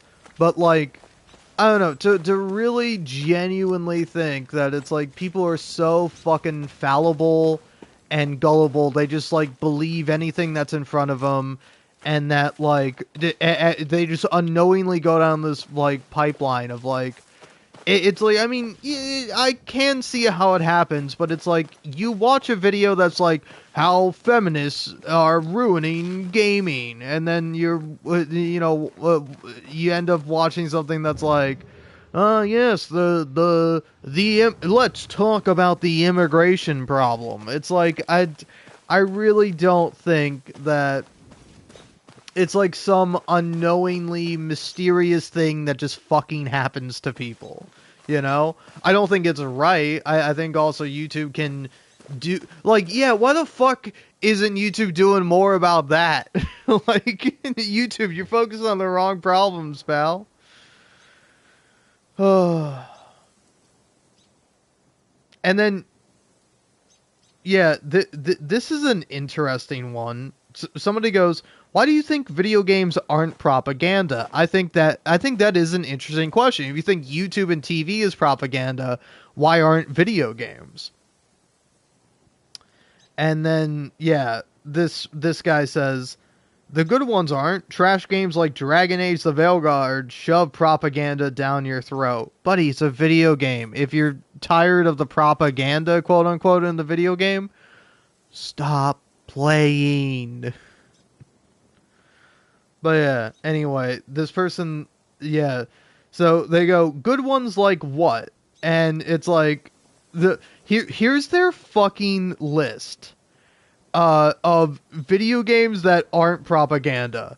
Helldivers 2, God of War, Last of Us 1, Uncharted series, etc. You know, the ones that are widely talked about. Metaphor ReFantasio. Famously, all of these games that have no political beliefs or nothing to say about fucking any ideology. Chained Echoes. I've never heard of Chained Echoes in my entire life. Most Zelda games. What Zelda games are propaganda, bro? Is it the ones where you play as fucking Zelda? Jesus Christ, man. The list goes on. Just a lot of slop out there, too, with some gems in the rough. Any game that isn't taking any sort of current-day politically charged matters in one way or the other and using the game as a medium of voicing their viewpoint.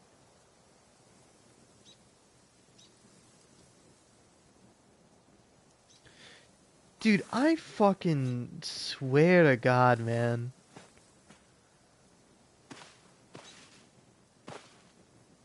It, like, I do not understand these fucking people. Oh my God, it's like, frankly, stunning, man. It's stunning. Like, again, it's like, I do forget that people are fucking idiots, man.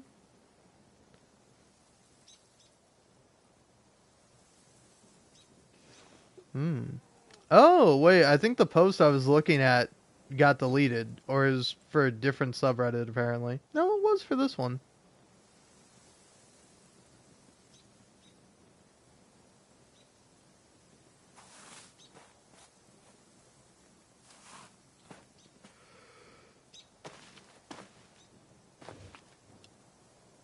Oh.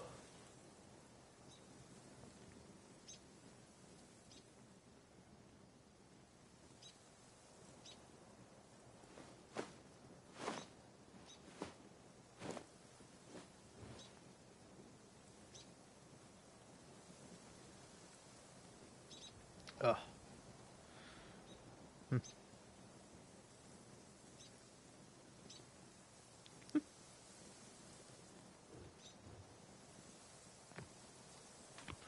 Alright.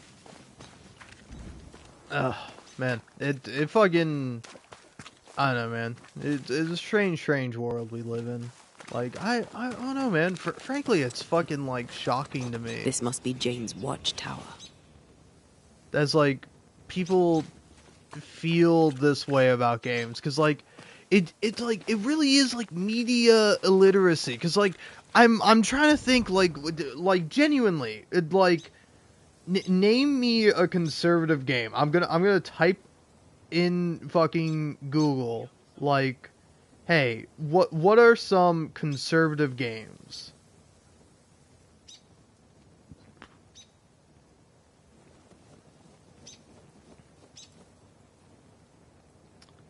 Let's see.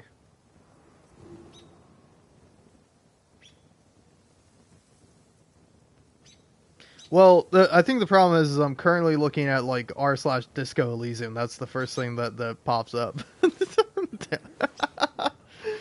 This person goes, I don't know, maybe the Tycoon games? It's actually harder to think of than I thought. I dare you to post this question to conservative sub and time how long until someone says Bioshock. That's pretty funny.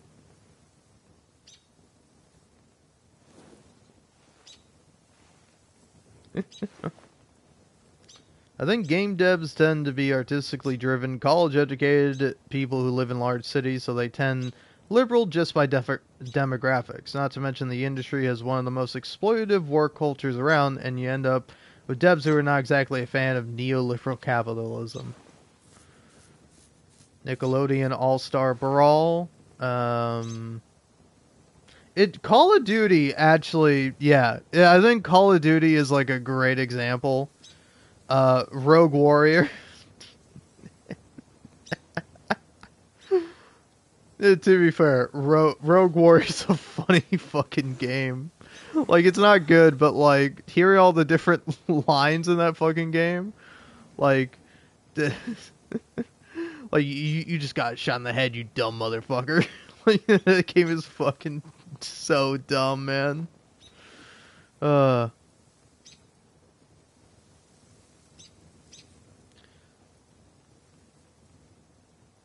Yeah, I will say that's kind of interesting. This person argues that, like, city builders are examples of, like, conservative policies in a game. Here, I can read this whole thing out loud. Serious answer.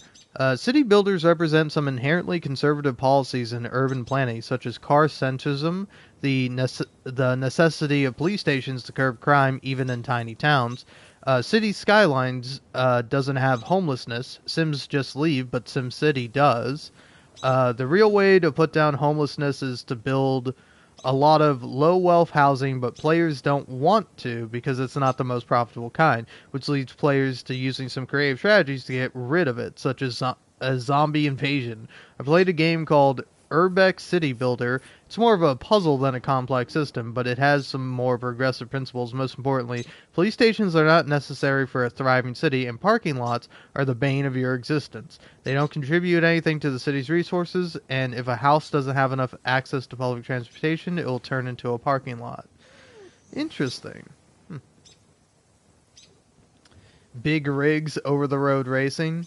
Big motherfucking rigs. Oh yeah, America's Army. That's U.S. military funded games.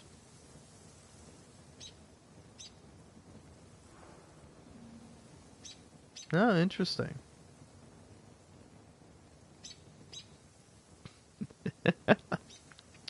And hey, the truest answer there is, any game can be conservative if you get it wrong enough and don't understand irony. I mean, there are people around the internet who unironically simps for the Caesar's Legion. Usually the same guys who think BioShock is pro and cap. Oh, man.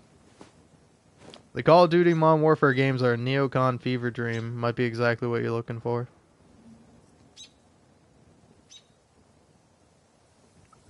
Like, yeah, I do think that's thing.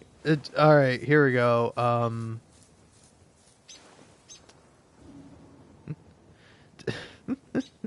Greatest conservative video games from conservapedia.com.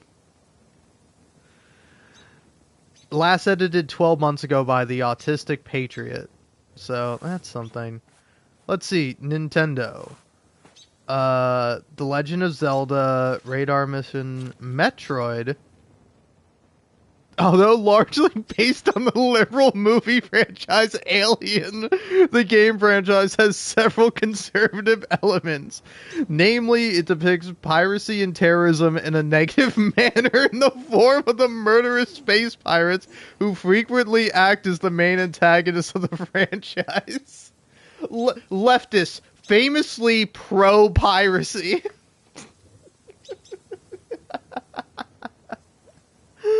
Oh, man. Well, I mean, it depends on your kind of piracy. Cooking Mamba is included in this. This is the dumbest fucking thing ever. Alright, these are some fucking, like, weird-ass... It's also categorized weird, where it's categorized by studio. Where it's like, yeah, apparently Watch Dogs is conservative, Assassin's Creed Unity is conservative, Rainbow Six Siege series, or Rainbow Six series, and Ghost Recon series. Okay, I definitely see that.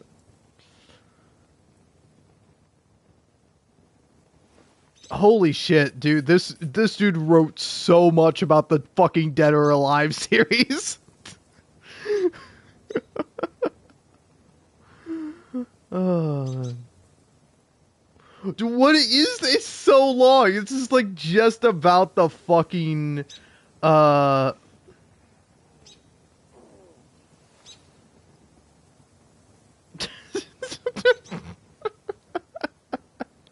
On a related note, similar to Isabelle and Animal Crossing New Leaf below, one of the expansions for Dead or Alive 5 last round featured the debut of character Hanukkah, who's depicted as being very positive and eager and is the antithesis of a modern feminist.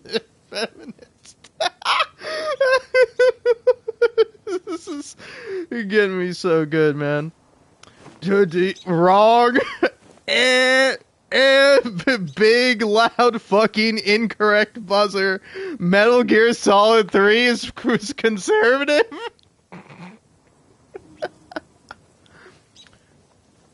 I will say very interesting that they do acknowledge that the Metal Gear series is liberal, apparently.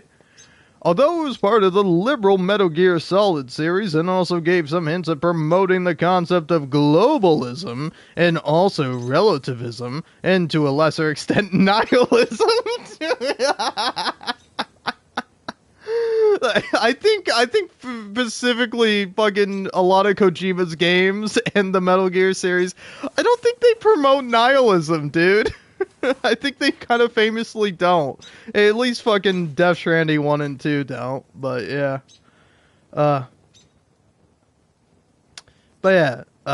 So anyway. Via the boss's philosophy, the game's overall message was surprisingly conservative, emphasizing the promotion of patriotism in comparison to the rest of the series at least, positive light throughout most of the game. Metal Gear Solid 3 promotes patriotism in a positive light. Sure, man, sure. and also featured the Soviet Union and communism in general in a more negative light, including depicting the main villain, Colonel Volgin, in a truly villainous and horrific light, as well as referencing several real-life war crimes conducted by the USSR.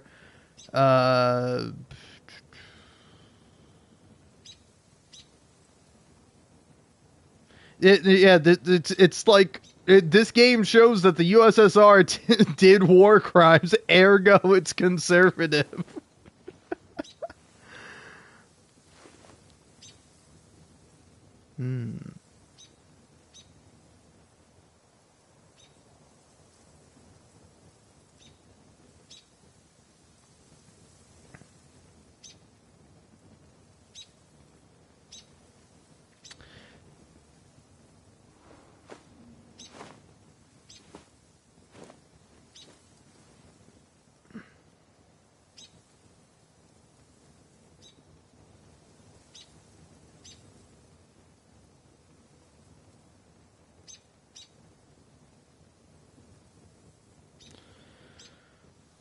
Dude, this fucking shit is wild. The Contra series? I can kind of see that. Castlevania series? Various members of the Belmont clan implied to be Christian. In Castlevania 2, Simon Belmont restores his HP by visiting a church. In Castlevania 3, Trevor Belmont kneels before a cross in the intro.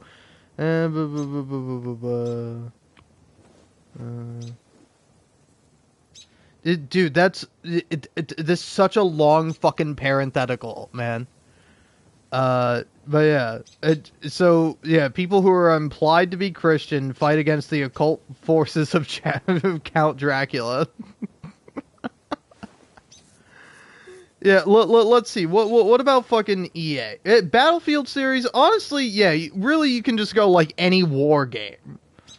Like most war games, I think you could either interpret or legitimately say that they are conservative. Sega, Streets of Rage, apparently. I think that's really only on here because it's like, I think fucking Anita Sarkeesian made a video about it. But yeah, Streets of Rage series, an anti-crime and anti-gang series in which former police officers fight against a crime syndicate run by a Mr. X. Okay, I kind of see that. Yeah, what about Squeenix? Apparently, only Final Fantasy, the first game in the franchise, has a simple tale of good versus evil, and then Final Fantasy IV promotes the concept of redemption and showcases a clear message of good versus evil.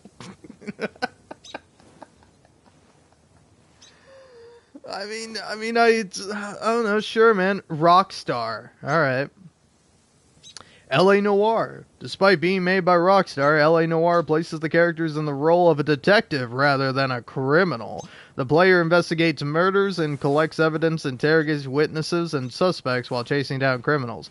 The player also has the option of stopping street crime during the game at random intervals. L.A. Noire stresses using intelligence and insight to solve crimes rather than commit them as done in other games. This is the only Rockstar game which doesn't use violence except in the furtherance of stopping a crime against an innocent party. The player is rewarded for capturing a suspect rather than appealing to violence as a first consideration. Well, I mean, I think that I can agree on, but I don't know that's necessarily a conservative value. Aren't conservatives pro death penalty? You know? Like... But hey, alright. Go off. So for Paradox Interactive, Crusader Kings 3, Hearts of Iron 4... Mojang, apparently Minecraft counts.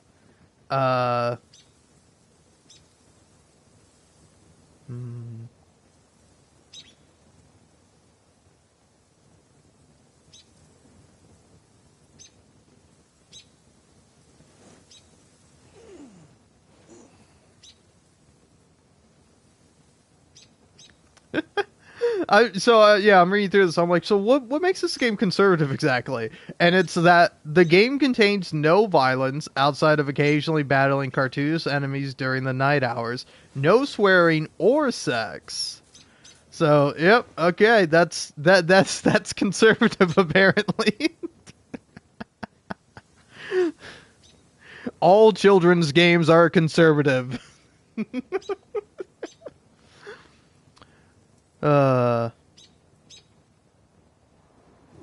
The game is hugely popular and has a dedicated following, proving games do not have to be violent to be popular. Minecraft also has an education pack, which is used to teach children about science, history, biology, and other subjects. Wow. Okay. I mean, I'm definitely for that. I don't think that's an exclusively, like, conservative thing. Like, again, it's like, I don't know, I think this is interesting, where it's like, I think you can argue that, like, a lot of games have a left leaning towards them, but, like, just because they do have that doesn't necessarily make them leftist games, you know? I think there's something interesting to be said about that. But yeah, man. It's like, so yeah, Rocksteady, they got Batman, Ratchet and Clank Up Your Arsenal, and Ratchet Deadlocked.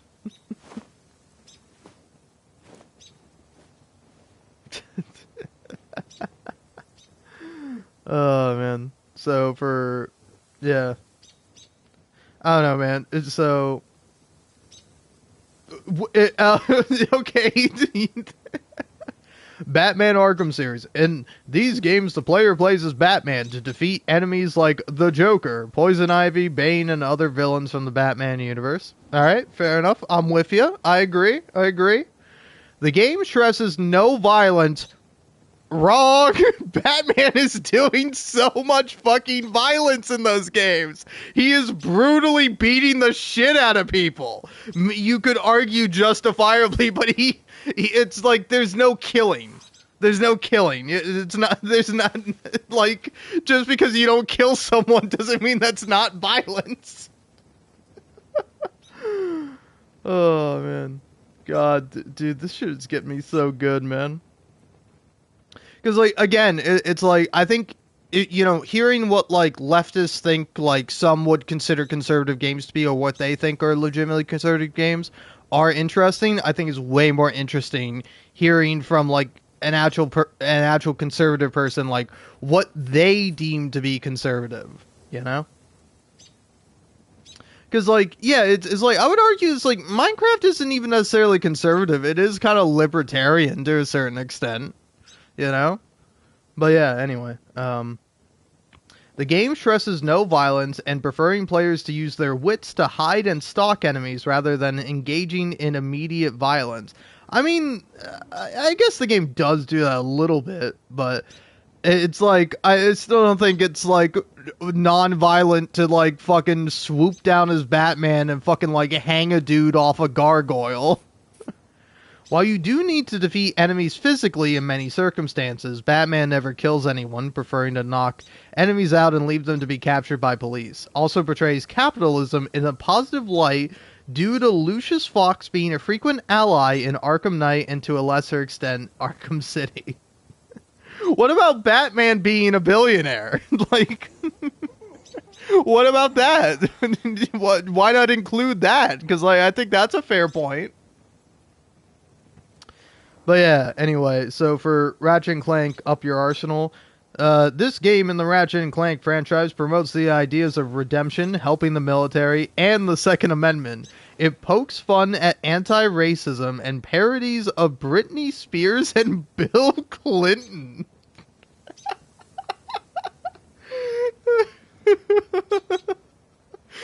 Oh, man.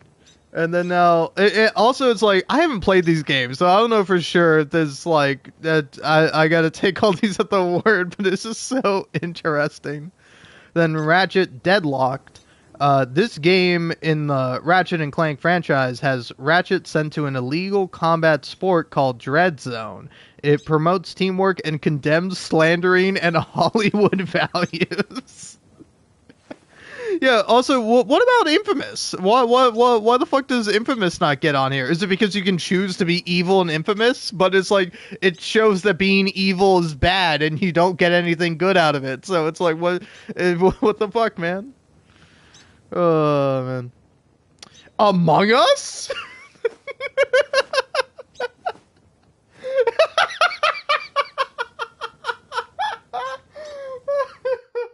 Oh my god, this is so good.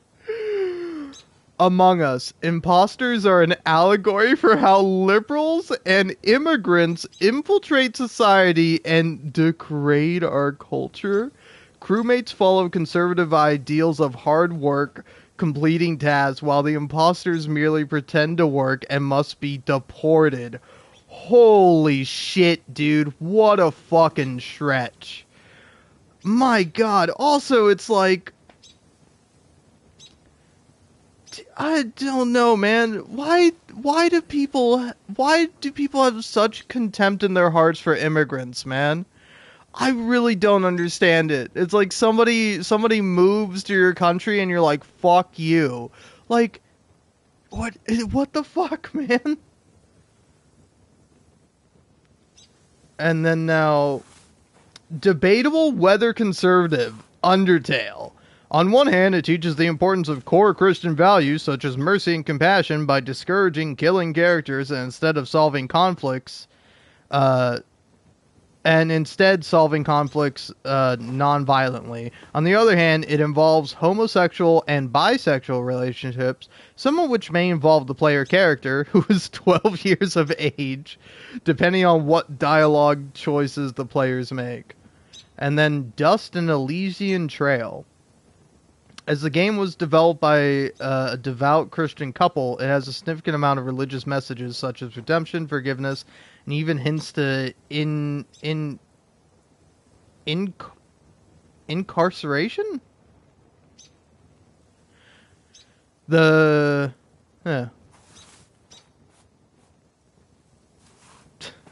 The main developer personally thanks God himself in the final credits of the game, calling him ever-loving. It is worth noting that the game may scare away some conservatives with its, albeit very high-quality, furry art style, even though the developers themselves are not part of the infamous furry community.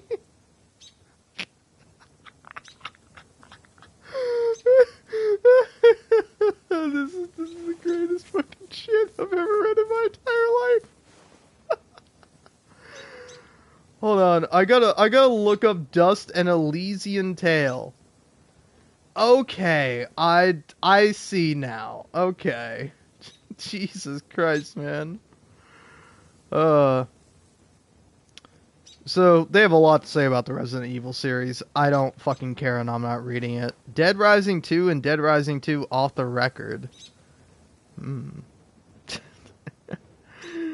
Although it has largely the same plotline as in the first Dead Rising, it also to some extent is pro-family due to the main character trying to save his daughter from infection.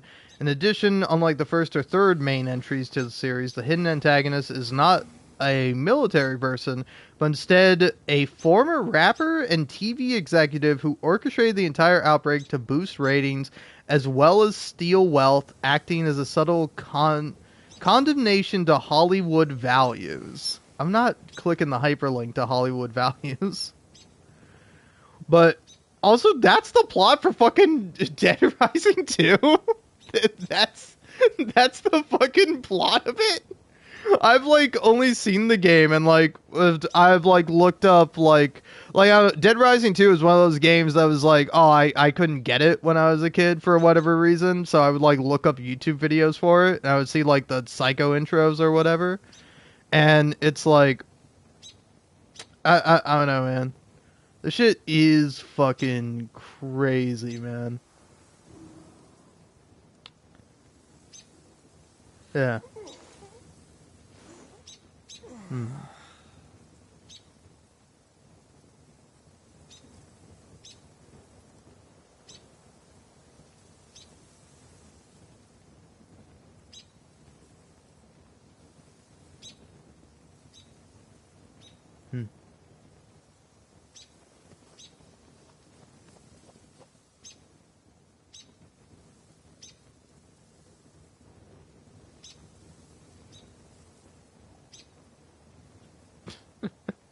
So here are the thoughts about Final Fantasy VII. Promotes the concept of redemption and condemns unethical science in the form of Professor Hojo, as well as his creation Sephiroth, who ironically is voiced in the English versions by George Newbern, who portrayed Superman. But on the other hand, it also has a more capitalist view on things, with Shinra, the main antagonist, being a corporation, and is hinted to promote environmentalism due to the main protagonist being eco-terrorists. I don't think it's hinted, bro. I don't think it's fucking hinted. Oh, man.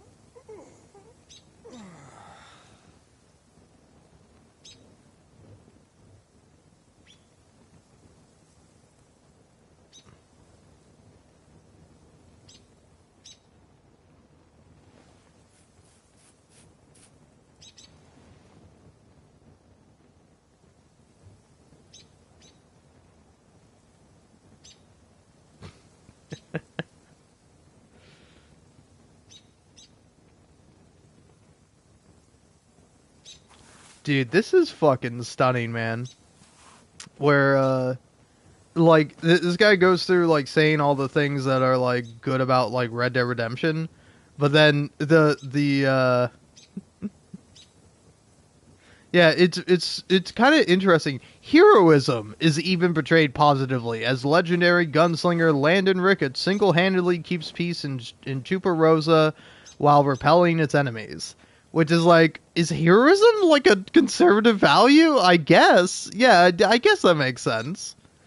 But yeah, anyway. However, the player also has the option of doing bad things like murder, theft, and robbery. There is even a hint of bestiality when a minor character marries his horse, Lucy. Though the main character is rightfully flabbergasted at that reveal that the man's lost love is a horse. Like... So the things that make Red Dead Redemption not a conservative game is that you can do bad things and also there's a joke in it.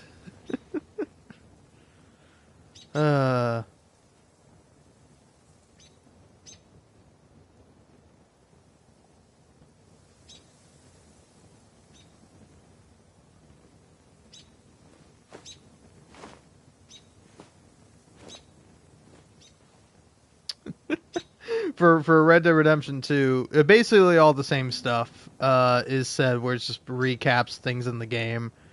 But I don't know, it's kind of funny. As well as the protagonist being in a gang of infamous bandits, even if the player gets high honor.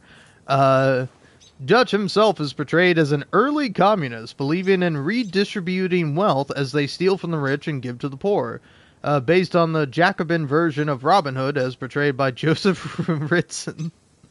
Feminism is also promoted in a way by the character of the widow Sadie Adler, who insists on doing more work than helping with cooking. It's further shown when she later fights off and kills 3 men at once on her own in spite of a physical disadvantage. Really, genuinely, how is that conservative? Or how is that not conservative? Is it just that, like, yeah, women can't fight? That's a conservative value. Is it? I guess so. Like, I don't know. Like, yeah, I get it, like, sexism is a conservative value, even though they wouldn't necessarily say that out loud, right? But anyway, although some would say it out loud. And then last, but certainly not least, id Software with Doom. The game casts satanic demons and monsters as the villains, although like most media, it depicts demons inaccurately, which is funny. However, the game is controversial for its extreme violence and satanic imagery. What do you want the game?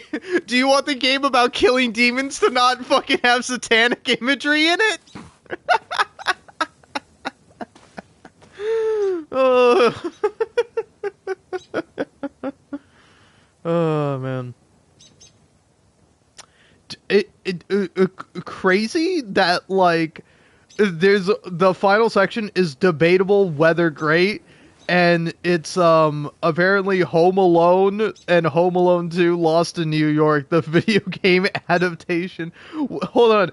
A video game adaptation of the greatest conservative film of the same name, retaining many of its themes. However, the NES has poor graphics and shallow gameplay. And then for Home Alone 2, same thing, but however, it takes many liberties with the source material, famously anti-conservative, and has very flawed game design.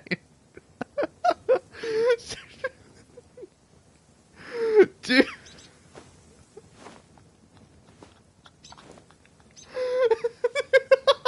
That's so good. Oh my god, I get to the end of it and it's revealed that the greatest conservative film of all time is Home Alone.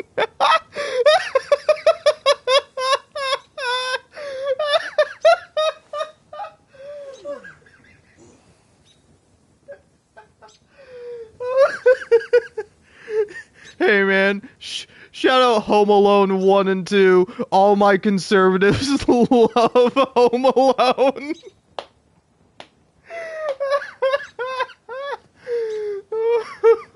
Oh my god.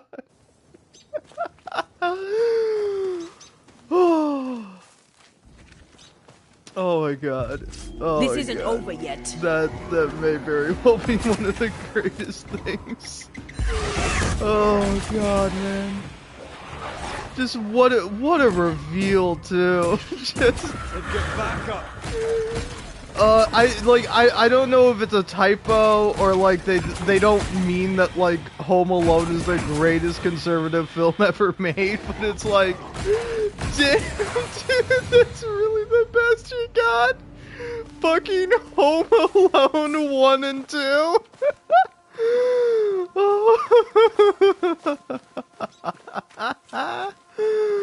Oh man. Oh Jesus Christ. I'm gonna die, man. I'm gonna fucking die.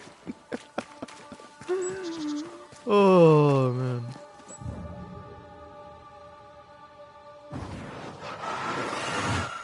Is he up high? Nah, but you can't cook. Peaceful. No wonder she kept it to herself. A haven where one can mourn and scheme. Well, I won't want to. One day you shall have it, and we can scheme in it together. Oh, hell She's yeah. an artist. That makes her doubly dangerous.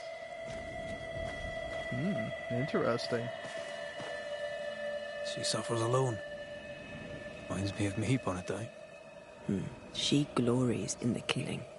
You are not the same. Ooh, see? Now this is interesting. Like, again, I like this sort of debate that the two characters have. And here's the cash. There's enough powder and shot here to bring down an elephant. Or a flock of hummingbirds, perhaps.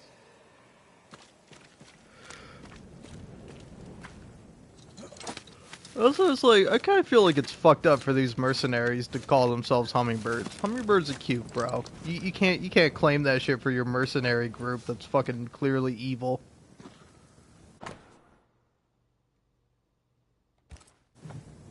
Jane tracked the mercenaries to the swamps.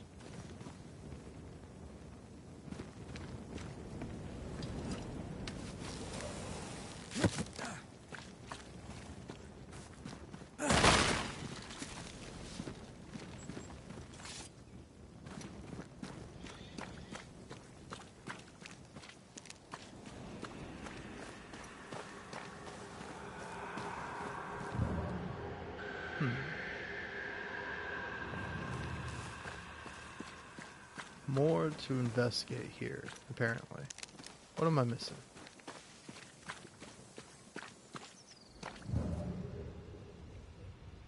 Anything?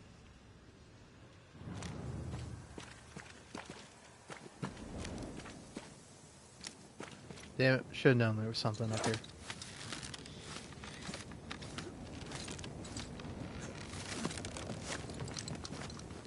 Ah. Set of bloody silver rings, each engraved with the symbol of a hummingbird, collected by Jane. Shane means to kill them all. With the help of Squire Sincere Paris. Yeah. I don't blame her. She didn't start the bloodshed. Why shouldn't she finish it? Let's go do a little scouting.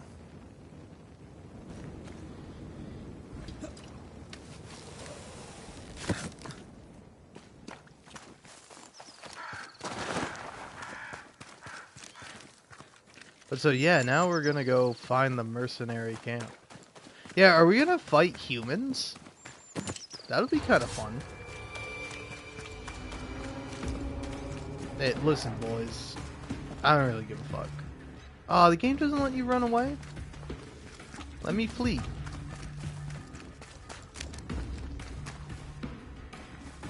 Yeah, what happens if you just get, like, far away enough? Nope. Can't escape it.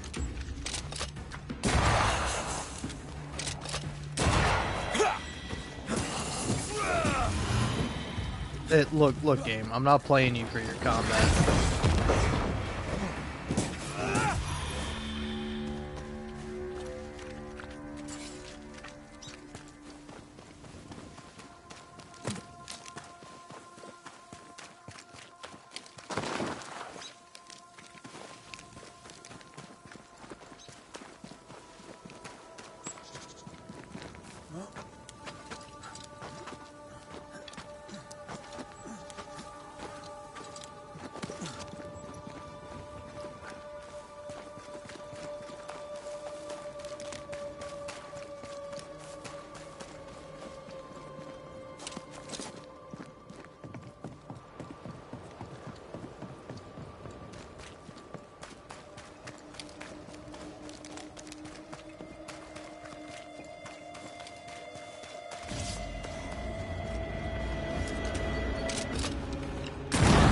Bastard.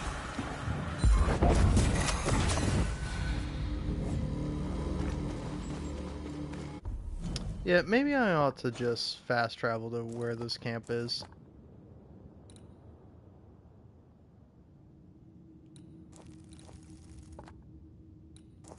Yeah. For sure, Z's.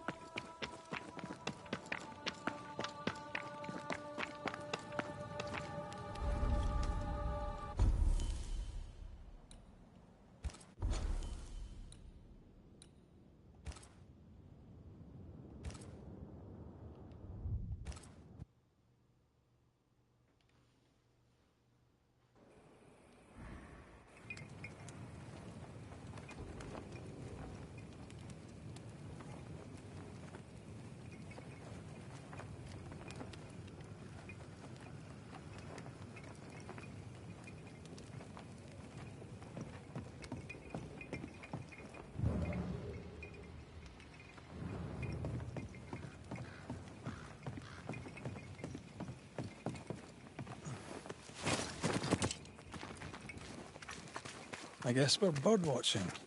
Crimson hummingbird should stand out.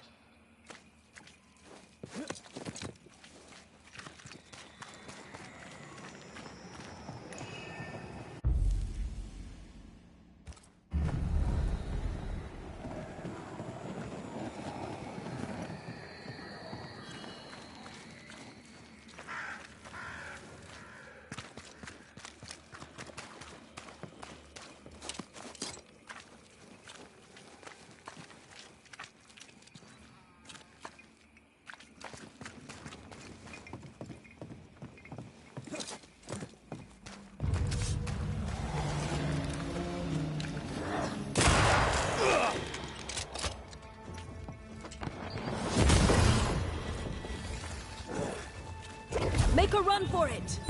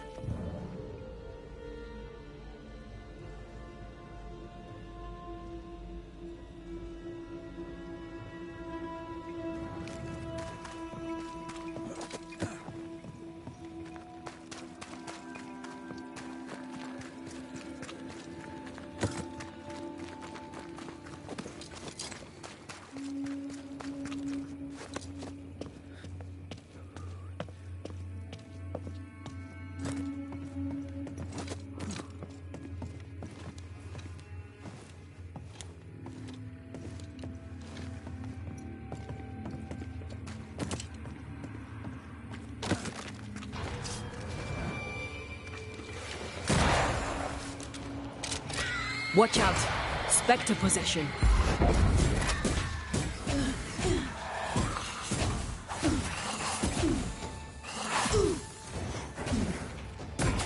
Did we miss a few?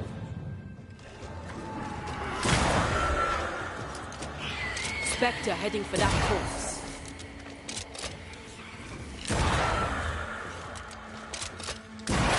Basta.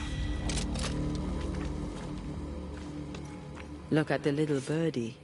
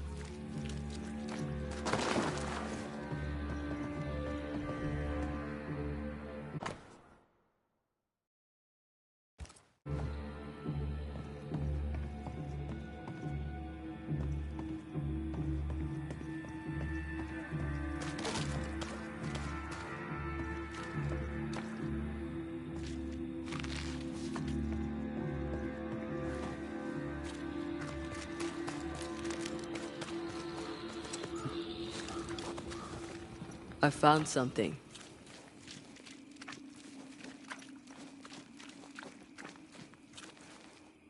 Brave boys, and raw, filled with foolish stories. Easily recruited.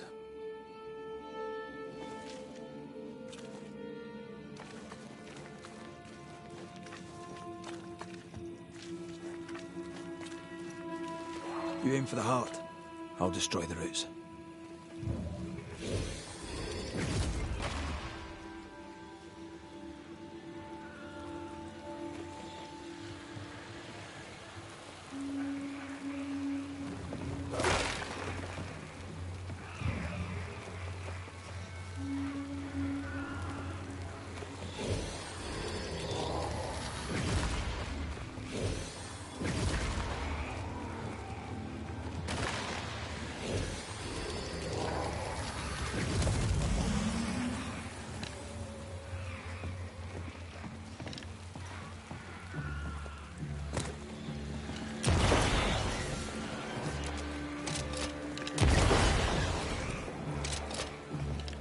Quick and precise. Well done.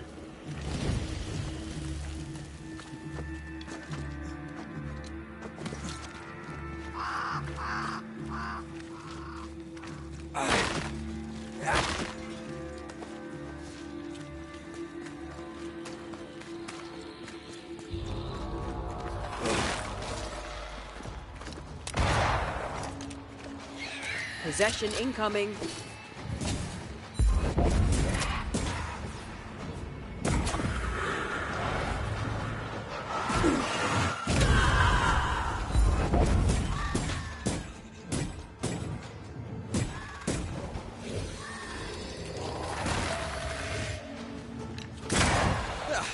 They brought more friends.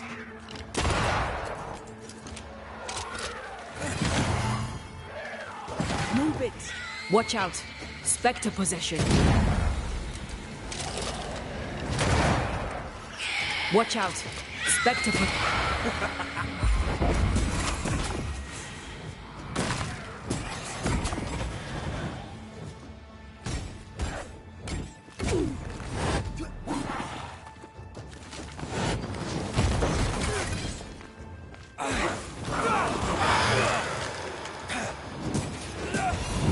This explains the abandoned loot. Aye, it does.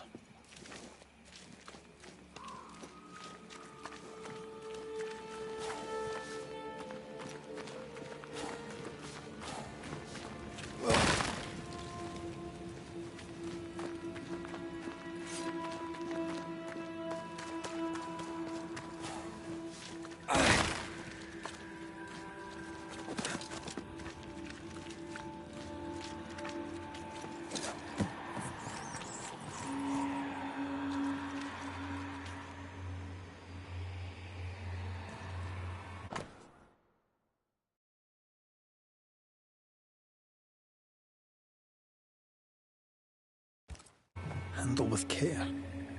But they were just blankets. I don't like this at all.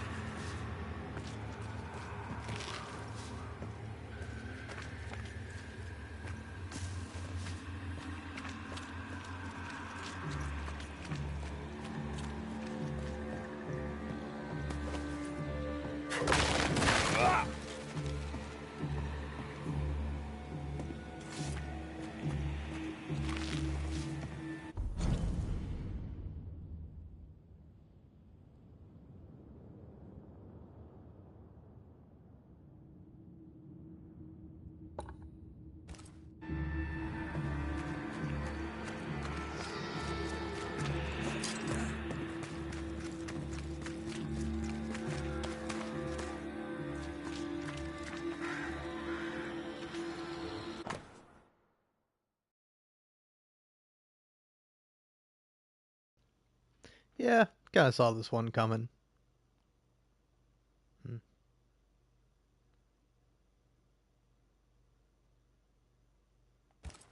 The smallpox in the blankets was intentional. The Pennacook were sick. Smallpox.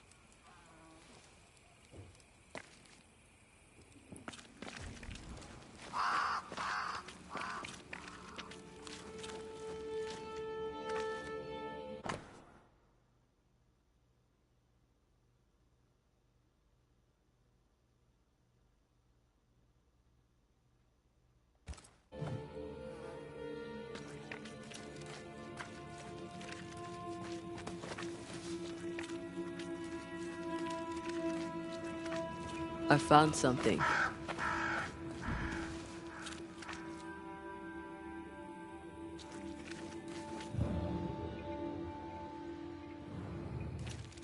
Yeah, what have you found?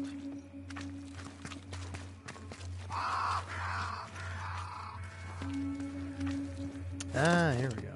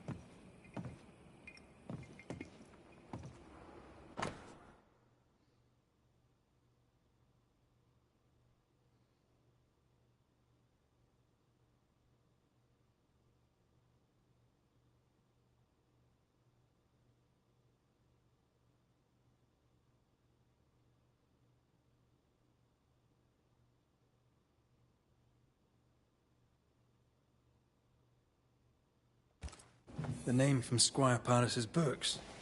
Beauverger. Sincere Paris knew the mercenaries who massacred Jane's people. And what they did seems to have horrified him.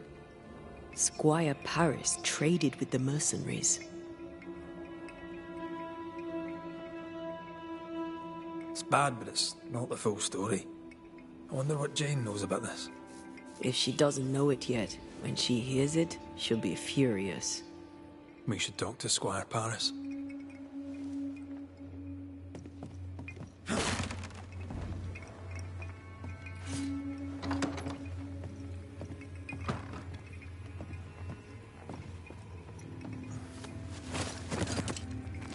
Oh wait, no. I shouldn't have done that. Oh well. Yeah, what's the fastest way back up? Holy shit, this game does not run well sometimes.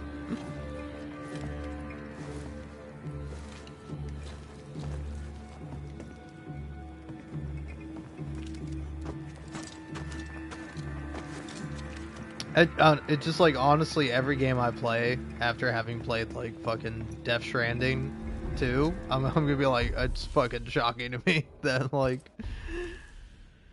look man, you can have good graphics and run poorly, or you can have like okay graphics and run decently or okay. You can't, it can't be both. Because like, it's possible to have good graphics and also to run really fucking well. Alright, well, I say let's finish this quest up and then likely call it a night.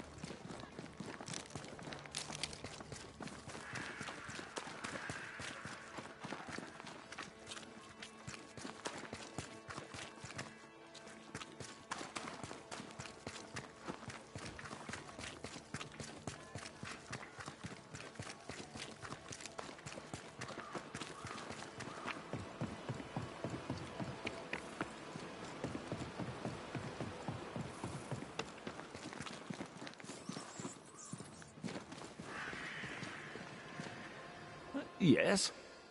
Your hands are drenched in Pennacook blood. The hummingbirds gave you pox-riddled blankets to sell to Jane's people. You knew what you were doing and did it anyway. The hell you say? You hid the truth from Jane. I helped her track the men who killed her people. But you hid the part you played in the massacre.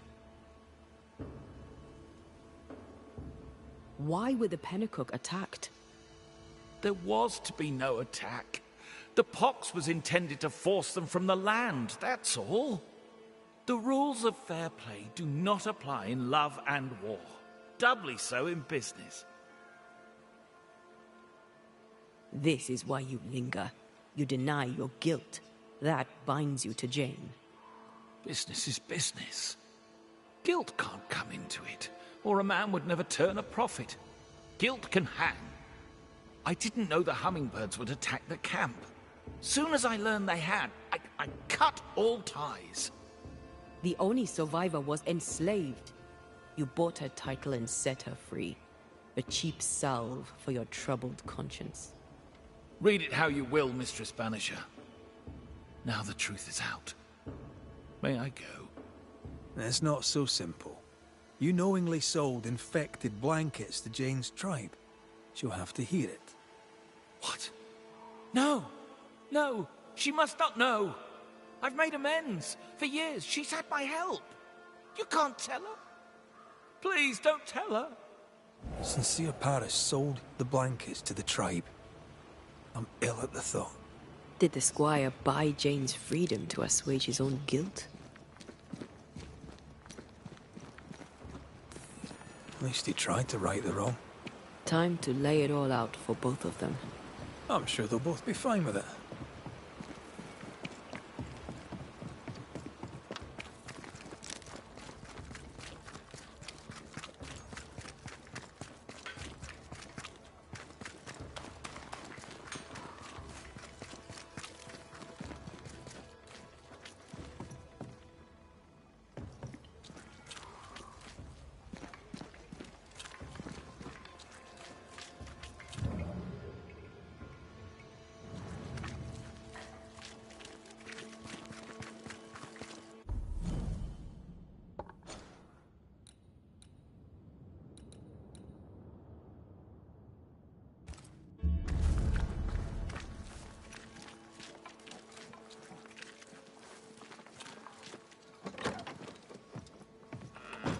Jay, don't listen to him. This is a misunderstanding. Here to come clean, Paris. What is going on here? This is your chance, Paris. The truth, my friend. The truth now. Have I not always been there for you? Tell me. I did not think they would attack you. I swore it was not the plan. I helped you wreak vengeance upon them. Every last one. Every last one but you. I need no banisher. The spirit of Squire Sincere Paris is mine. Why did you work with the Hummingbird mercenaries? I'm a merchant. I trade. Business is business. Money is money. Blood money. All money is blood money. Especially here in the shiny new world. All money is blood money. Anything to add, Paris? Nothing to add. My downfall is complete. Now, do what you do, and send me on my way. I'm afraid right now it falls to us to end the story.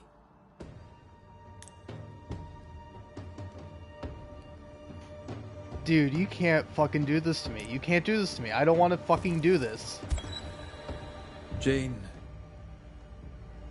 you thirst for vengeance, but New Eden has enough ghosts. We don't need you making more of it. Do what you will, but sow me no lies. For I see you, white man. Just one more greedy devil, making profit from our murder. A curse upon your name, Red McCraith. A curse upon your spirit. May your seed wither and your blackened heart burn. Aye. Seems likely. I'll take no pleasure here, but I'll look you in the eye. I owe us both that much. You bastard! You and me both, Paris. You and me both.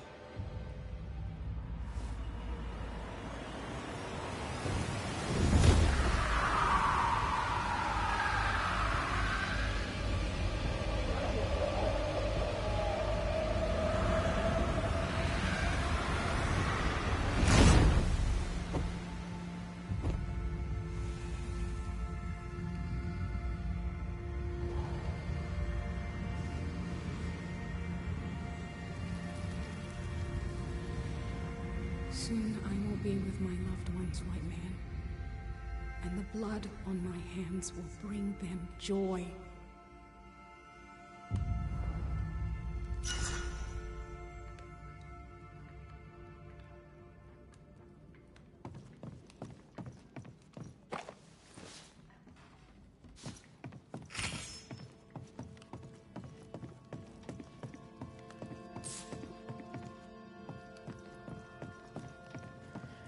Alright, well, I think we've answered the question. I am evil.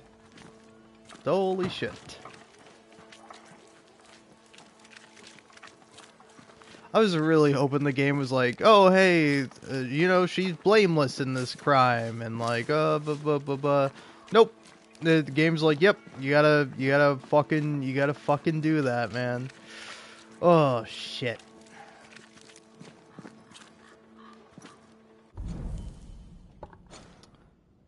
Really did not want to do that, but here we are.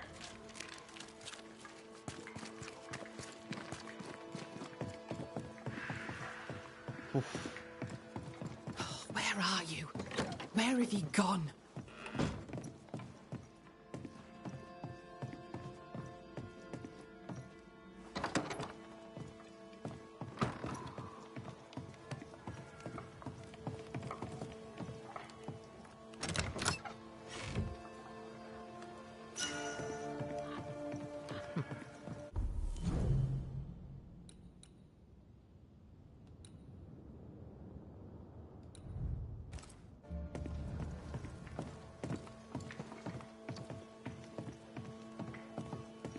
Okay, where's this beloved Scudder fellow?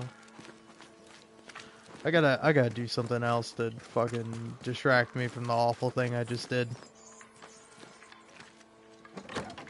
I will say though, like, very interesting kind of Red McRae's perspective on it, where he's like, look, I don't necessarily want to kill you under any other circumstance. I would, you know, help you deal with this ghost problem, but I have to fucking kill you.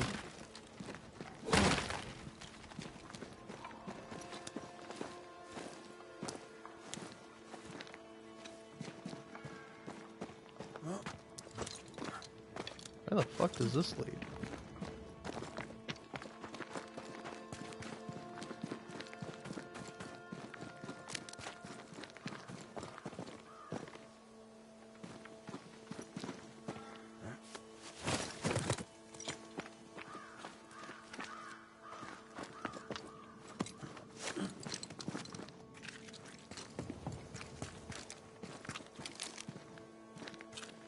Okay, I know this area. I've been here.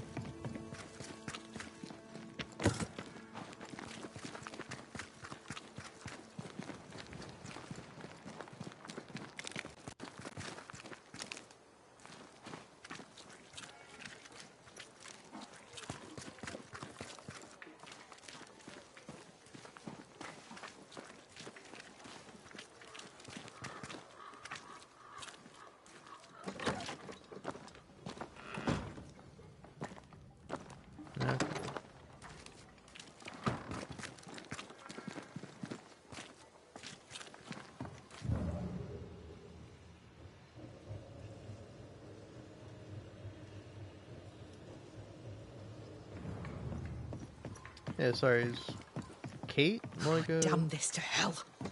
shopkeeper now? What news from the woods? Is anyone alive? No news yet on that front. Then I'll ask you to keep looking. There are things I need. Will you trade? We may have some little surplus, if it be of use.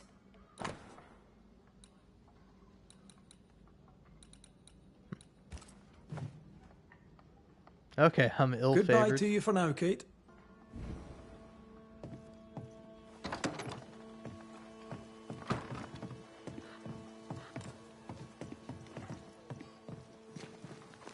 I will say, doing some of this is making me go, I wouldn't mind another playthrough where I, you know, make morally good decisions, but this time it's just, like, at this point I've dedicated myself, man. I swore a fucking oath.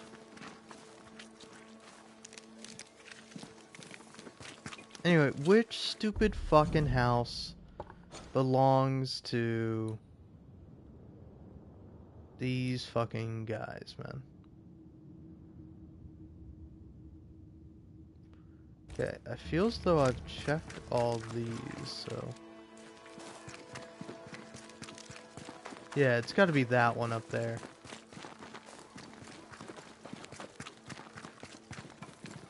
Who are you, man? Red McRae, sir. Banisher at your service. I should have guessed. Daniel Keane. An honor. What can I do for you? I was wondering, what brought you to the New World? Why leave home for the unknown? Like so many, we came looking for a better life. A better life indeed.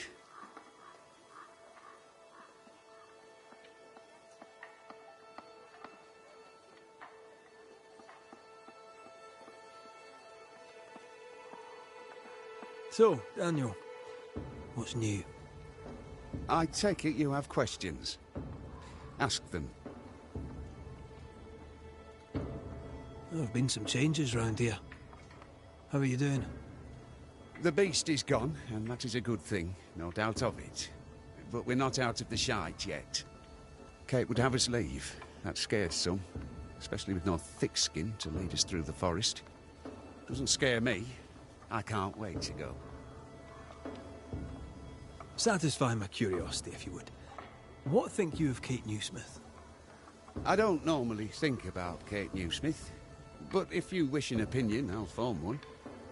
She does not convince me, but getting out of here is all that matters. Once we're out, I'll make my own way and never think of New Eden again.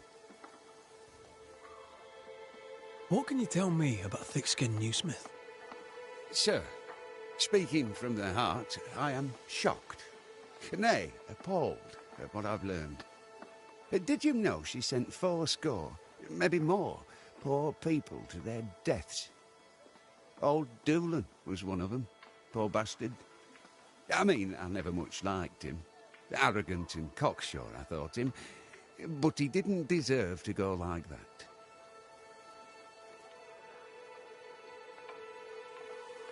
Goodbye for now, Daniel. Goodbye to you too, Mr. McCraith.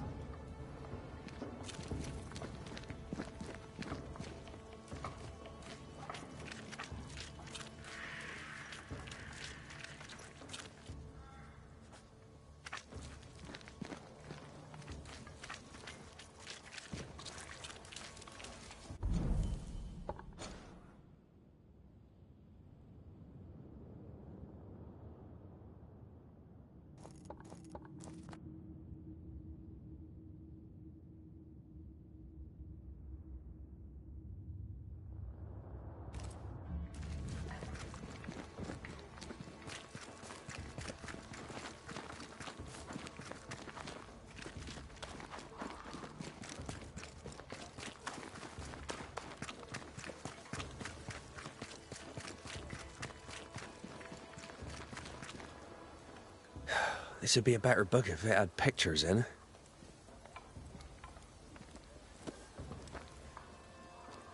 Better still if I knew how to read. Good day to you, Mr. McCraith. Your lordship, sir. Oh there, once more, Prudence. The boy is shrouded in spectral stains. There's a ghost at work here. Is your cousin around? I've not seen him in a while. Maybe he's gone to the woods, the safe part. He does that. What does he do in the woods? Checking his traps, I suppose. Not that there's much game. I wish he wouldn't leave me.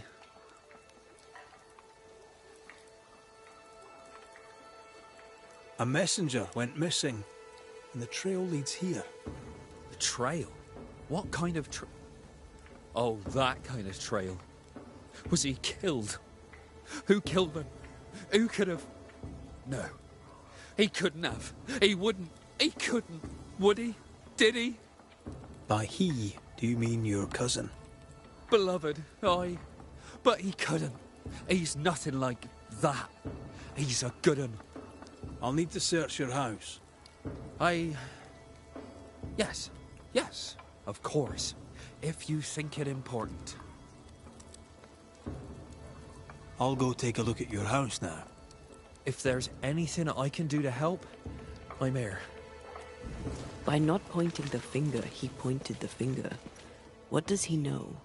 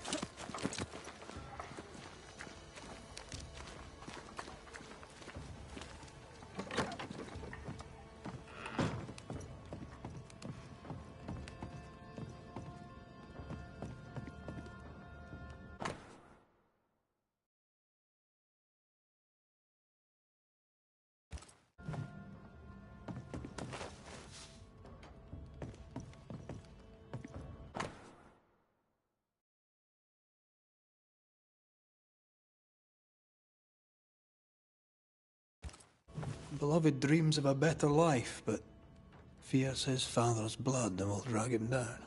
An ambitious kid from a bad family. Unheard of.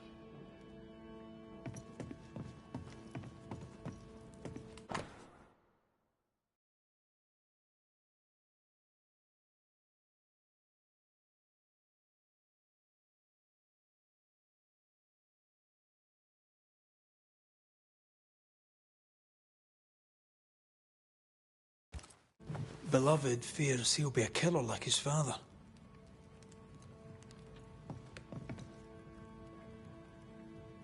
It doesn't have to be that way. He has free will. There's nothing more to find here.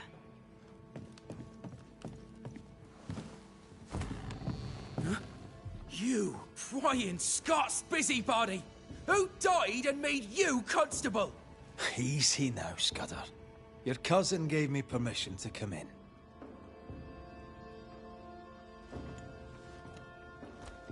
Credence means everything he says, and thinks everyone else does too. What do you want? I'm investigating a haunting. Your haunting, as a matter of fact. I don't yet know whose ghost it is, but it'll have good reason to linger. I've seen your work. I've seen the bodies. Take your investigation and get out of my house. You're haunted, doesn't that worry you? You know I'll do you fair. As you did Thickskin fair. No. Your father's son. You must worry you'll repeat his many mistakes.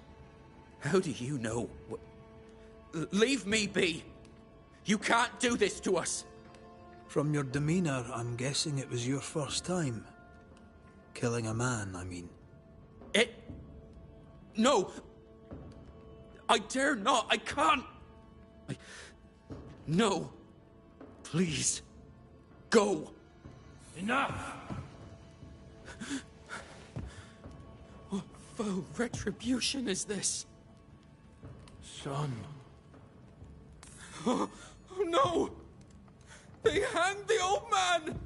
They hanged old Jed! The light is doomed! I too shall swing!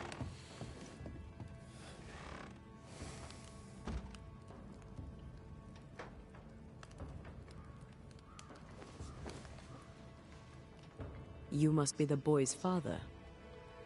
My son is innocent. I'm Antea Duarte, and this is Red McWraith. We are Banishers. Look, to Credence. In your letter, you said you were coming to New Eden. You made it, sort of. What happened? I had passage booked to Boston. A captain who asked no questions. And a ship's cook who needed the reward money. The catchpoles took me at the dock. 10 days later, they took me up to Gallows Acre. And there I was hanged. For murder? For murder, yeah. And all the rest. Why? Why'd you do it? You ever been to London, Scotsman? Aye, I have. Then you've seen how the people live. The toffs, I mean.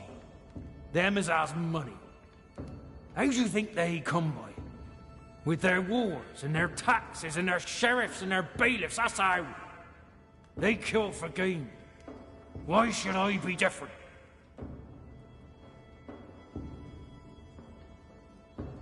What of Credence? Why should we look to him? He was a hellion as a baby, and no mistake.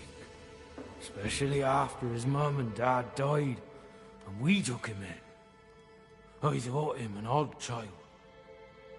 But he were happy with my Mary, and sweet too. She loved him. He's a bad un, and probably always was. He hides it better than any rogue, just as he hides the sharpness of his wit. Why send him to New Eden, then? Mary thought to take the boys as far from Bristol as she could go. In the colonies, so went her thinking, she could raise two good and honest men. But without her guiding hand, 'tis clear that Credence bent beloved, crooked.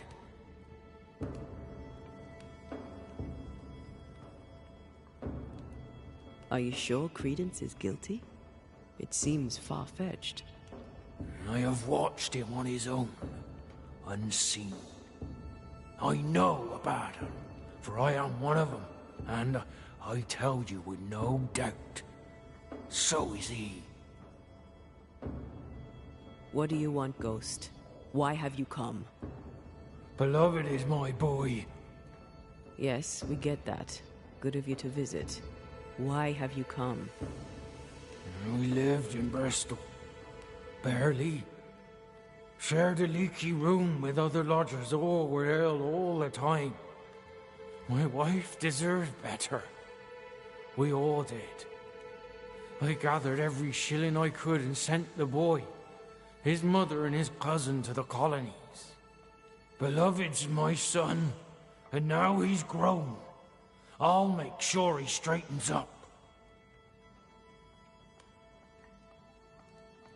So you're here to protect Beloved? Protect him from what? From corruption. From perdition. From my blood that runs in his veins. But most of all, I must protect him from corruption by his wily cousin, Credence. It takes a Baden to catch a Baden, and that's how I know Credence is vicious. He has a hiding place in the woods. There, you'll find the proof. Where, exactly? How shall we know this hiding place? There's a small wood cabin, but well hid.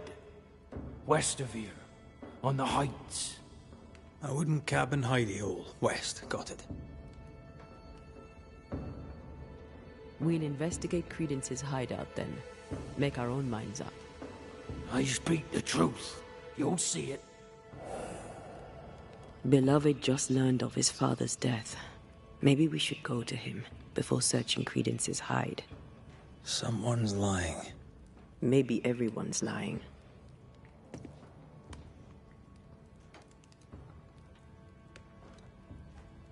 Jed's ghost is at once benign and hostile.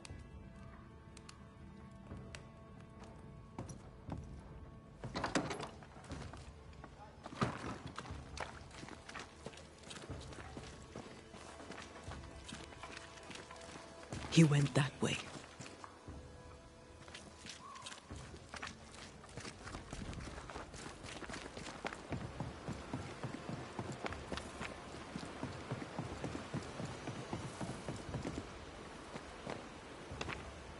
He's dead. He's really dead. They hanged him, didn't they? Aye, they did. Condolences. Keep him. Jed was a bad father and a bad man. The world's a better place without him. Am I haunted by his ghost? You tell me. Why would the ghost of your criminal father appear now? Why would he blame Credence? You're the Banisher. You ask him. Better yet, you send him away. How do you feel? Your father's death and all. I'm feeling good. No thanks for asking. He's dead, and soon, if you do your job, you'll be gone. Tell me about him. Tell me about your father. What's to tell? Jed was a scoundrel his whole livelong life. He was a scoundrel, and he sent us away. Me, my pregnant mum, and Credence too. Jed was meant to follow. But he never did. To hell with him. How did you and Credence end up together? He's lived with us since his mother died. Came over on the boat. A new start for everyone. You know? Then my own mum died. And it was just us. It's been just us for years now. Credence had it rough as a kid. But he's no trouble. Credence is better than you think. Better than anyone thinks. Jed suggested we have a word with Credence. Any idea where he might be? You shouldn't listen to my old man. He was not with us, never was. Leave Credence be. My cousin didn't. He's not... Look, if there's bad blood, 'tis mine. I'm evil to the marrow. A man who stands up for his kin can't be all bad. What does it matter if badness is in his blood? Do what you must. I'll not run. I'll face my fate, whatever it may be. Did you kill the messenger? In my dreams, I see him drowning. His death weighs heavy upon me. I wish to think of him no more. Forget it! Forget the whole thing. I will, if I can.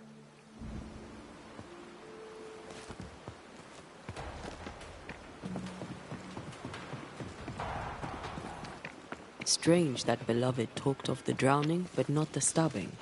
Either way, he fears he is a killer like his father. Perhaps it's not too late. He may yet avoid his father's fate. Well then, we'll find Credence's forest hiding hole and learn what's what.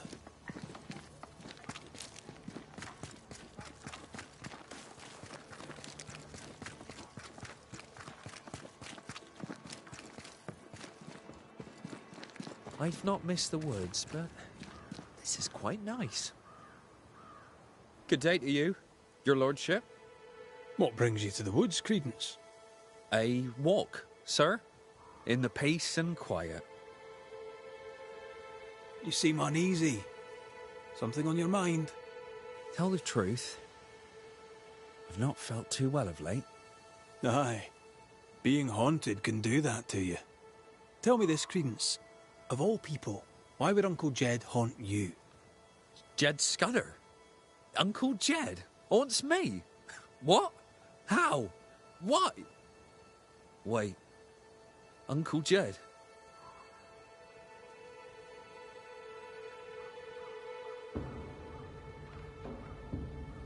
A man was murdered on the bridge across the river. Jed says you're to blame. Jed Scudder? Uncle Jed? Accuses me? Me of murder? Jed? Should I worry? What can I do? Help me! Let me do my job. That'll help. Gracious me! Please do, your worship! Save me, like you saved us all from the terrible beast! I'll try, Mr. Scudder. I'll try. A good day to you, Mr. Scudder. God grant you the same, sir.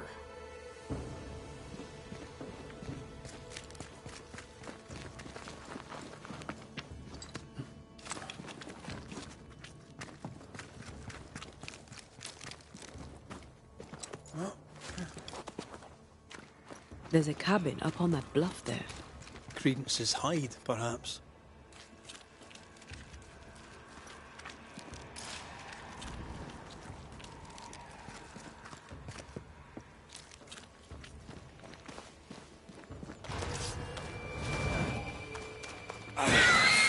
That spectre's looking for a body.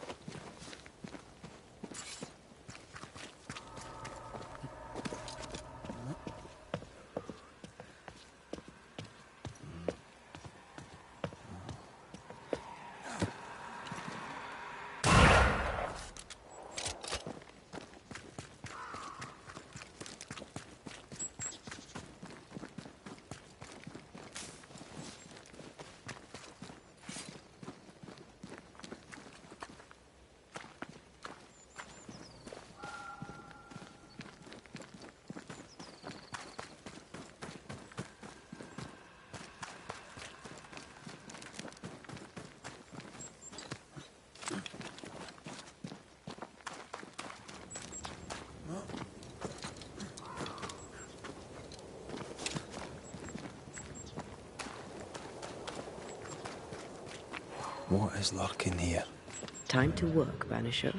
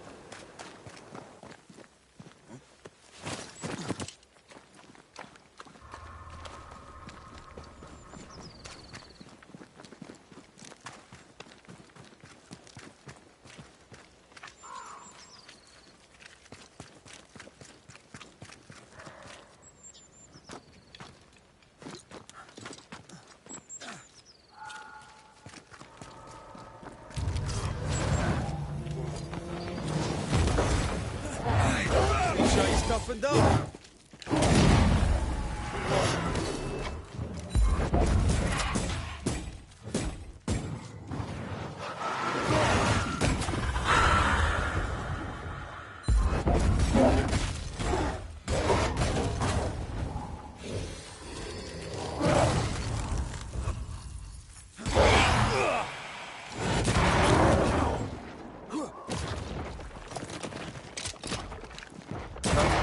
Dodge it if you can.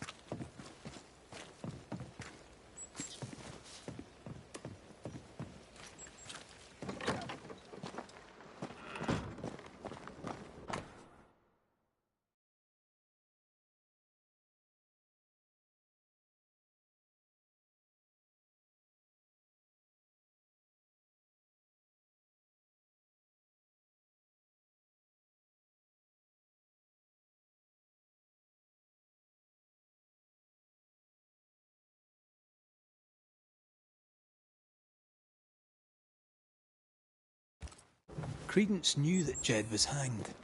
He kept the news from Beloved. He was surprised by Jed's accusation, but not that Jed was dead.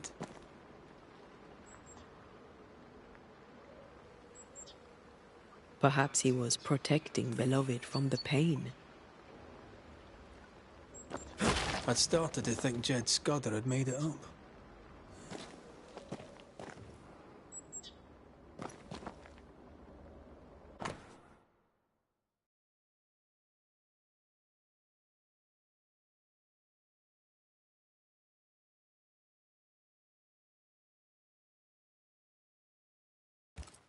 A plantation in the West Indies. Planned down to the purchase price.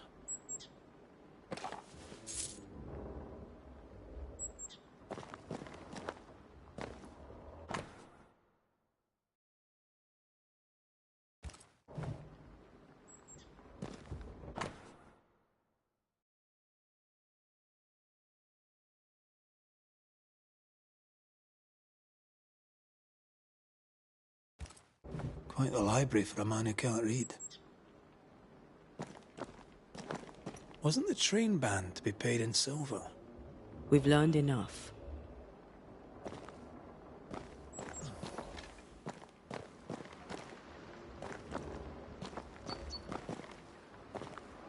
Nice view. It covers all the main approaches.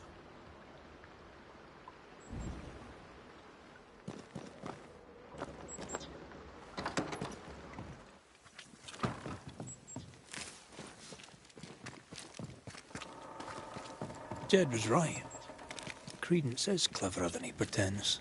He reads and writes and plans ambitious plans. A plantation needs a lot of coin. The silver connects him to the payroll robbery.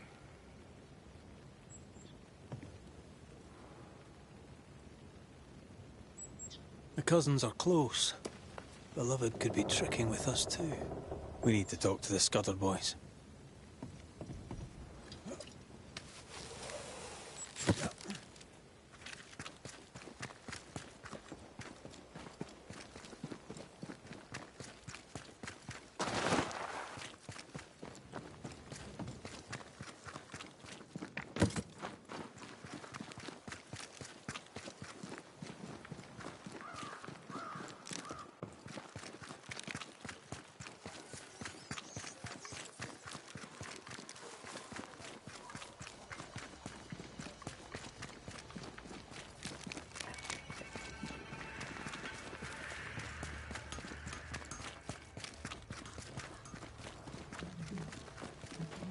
They're arguing.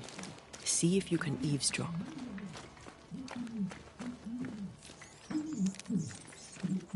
We must confess. Beg for mercy. I will not hang. I can't carry the burden. You can. And you will.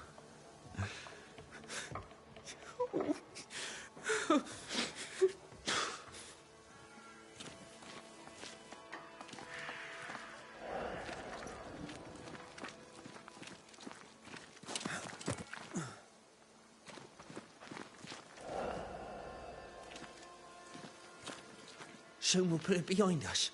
New Eden. Everything. I cannot put it behind me. I bashed a man's brains in. I must fess it. No.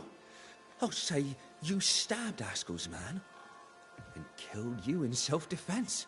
As the Father, so the Son, they'll say, as they hang your corpse. No! What the... Jed? No one move. Including you, Jed. Thank God you're here, Mr. McRae. Nobody bloody talk either. Until we sort this out. What are you waiting for? Are you not going to take care of that ghost? Credence, you knew the postman was stabbed. How did you know it? Huh?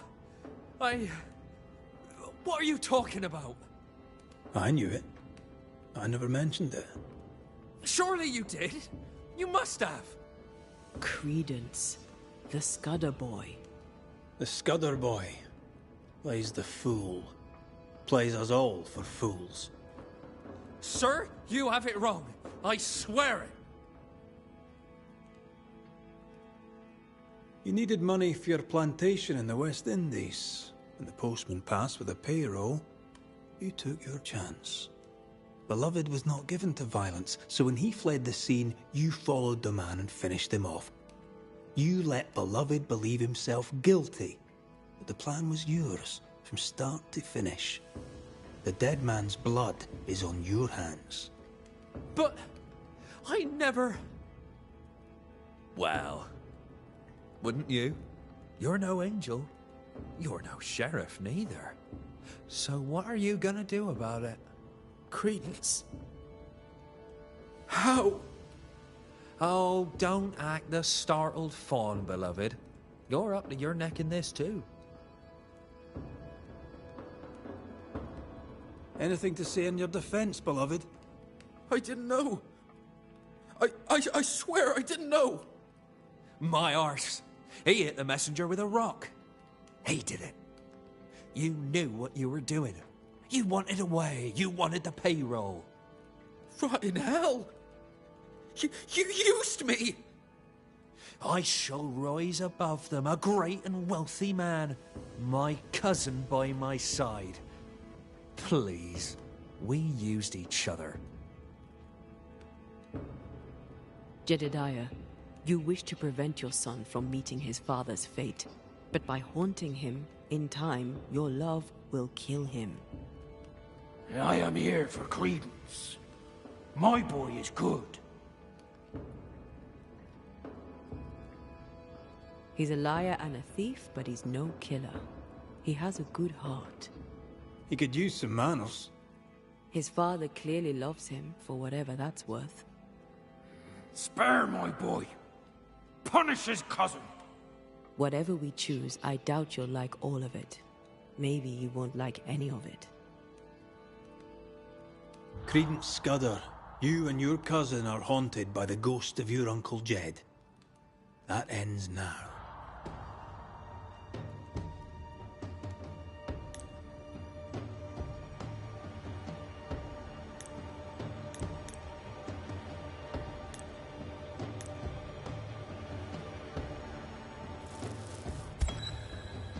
Credence Scudder, a malignant manipulator. You killed a man in cold blood and tried to lay the murder on your cousin. With the least of your many mischiefs, you brought the tormented soul of an anguished father back from the dead. Sir, please, please, sir. I beg of you. Pah! That soft shite will work on me no more. Time to cut the bad from you. See what's left.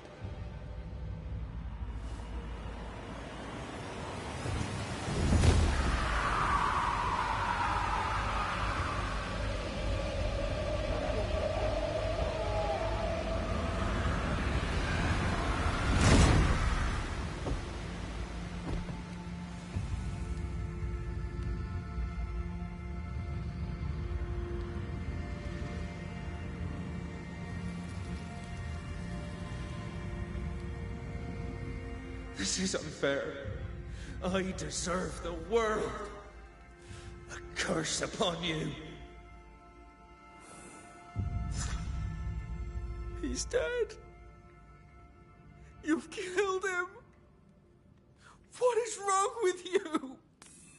Get out of my house, murderer. No. Leave him to his grief. It's a bad day to be beloved Scudder.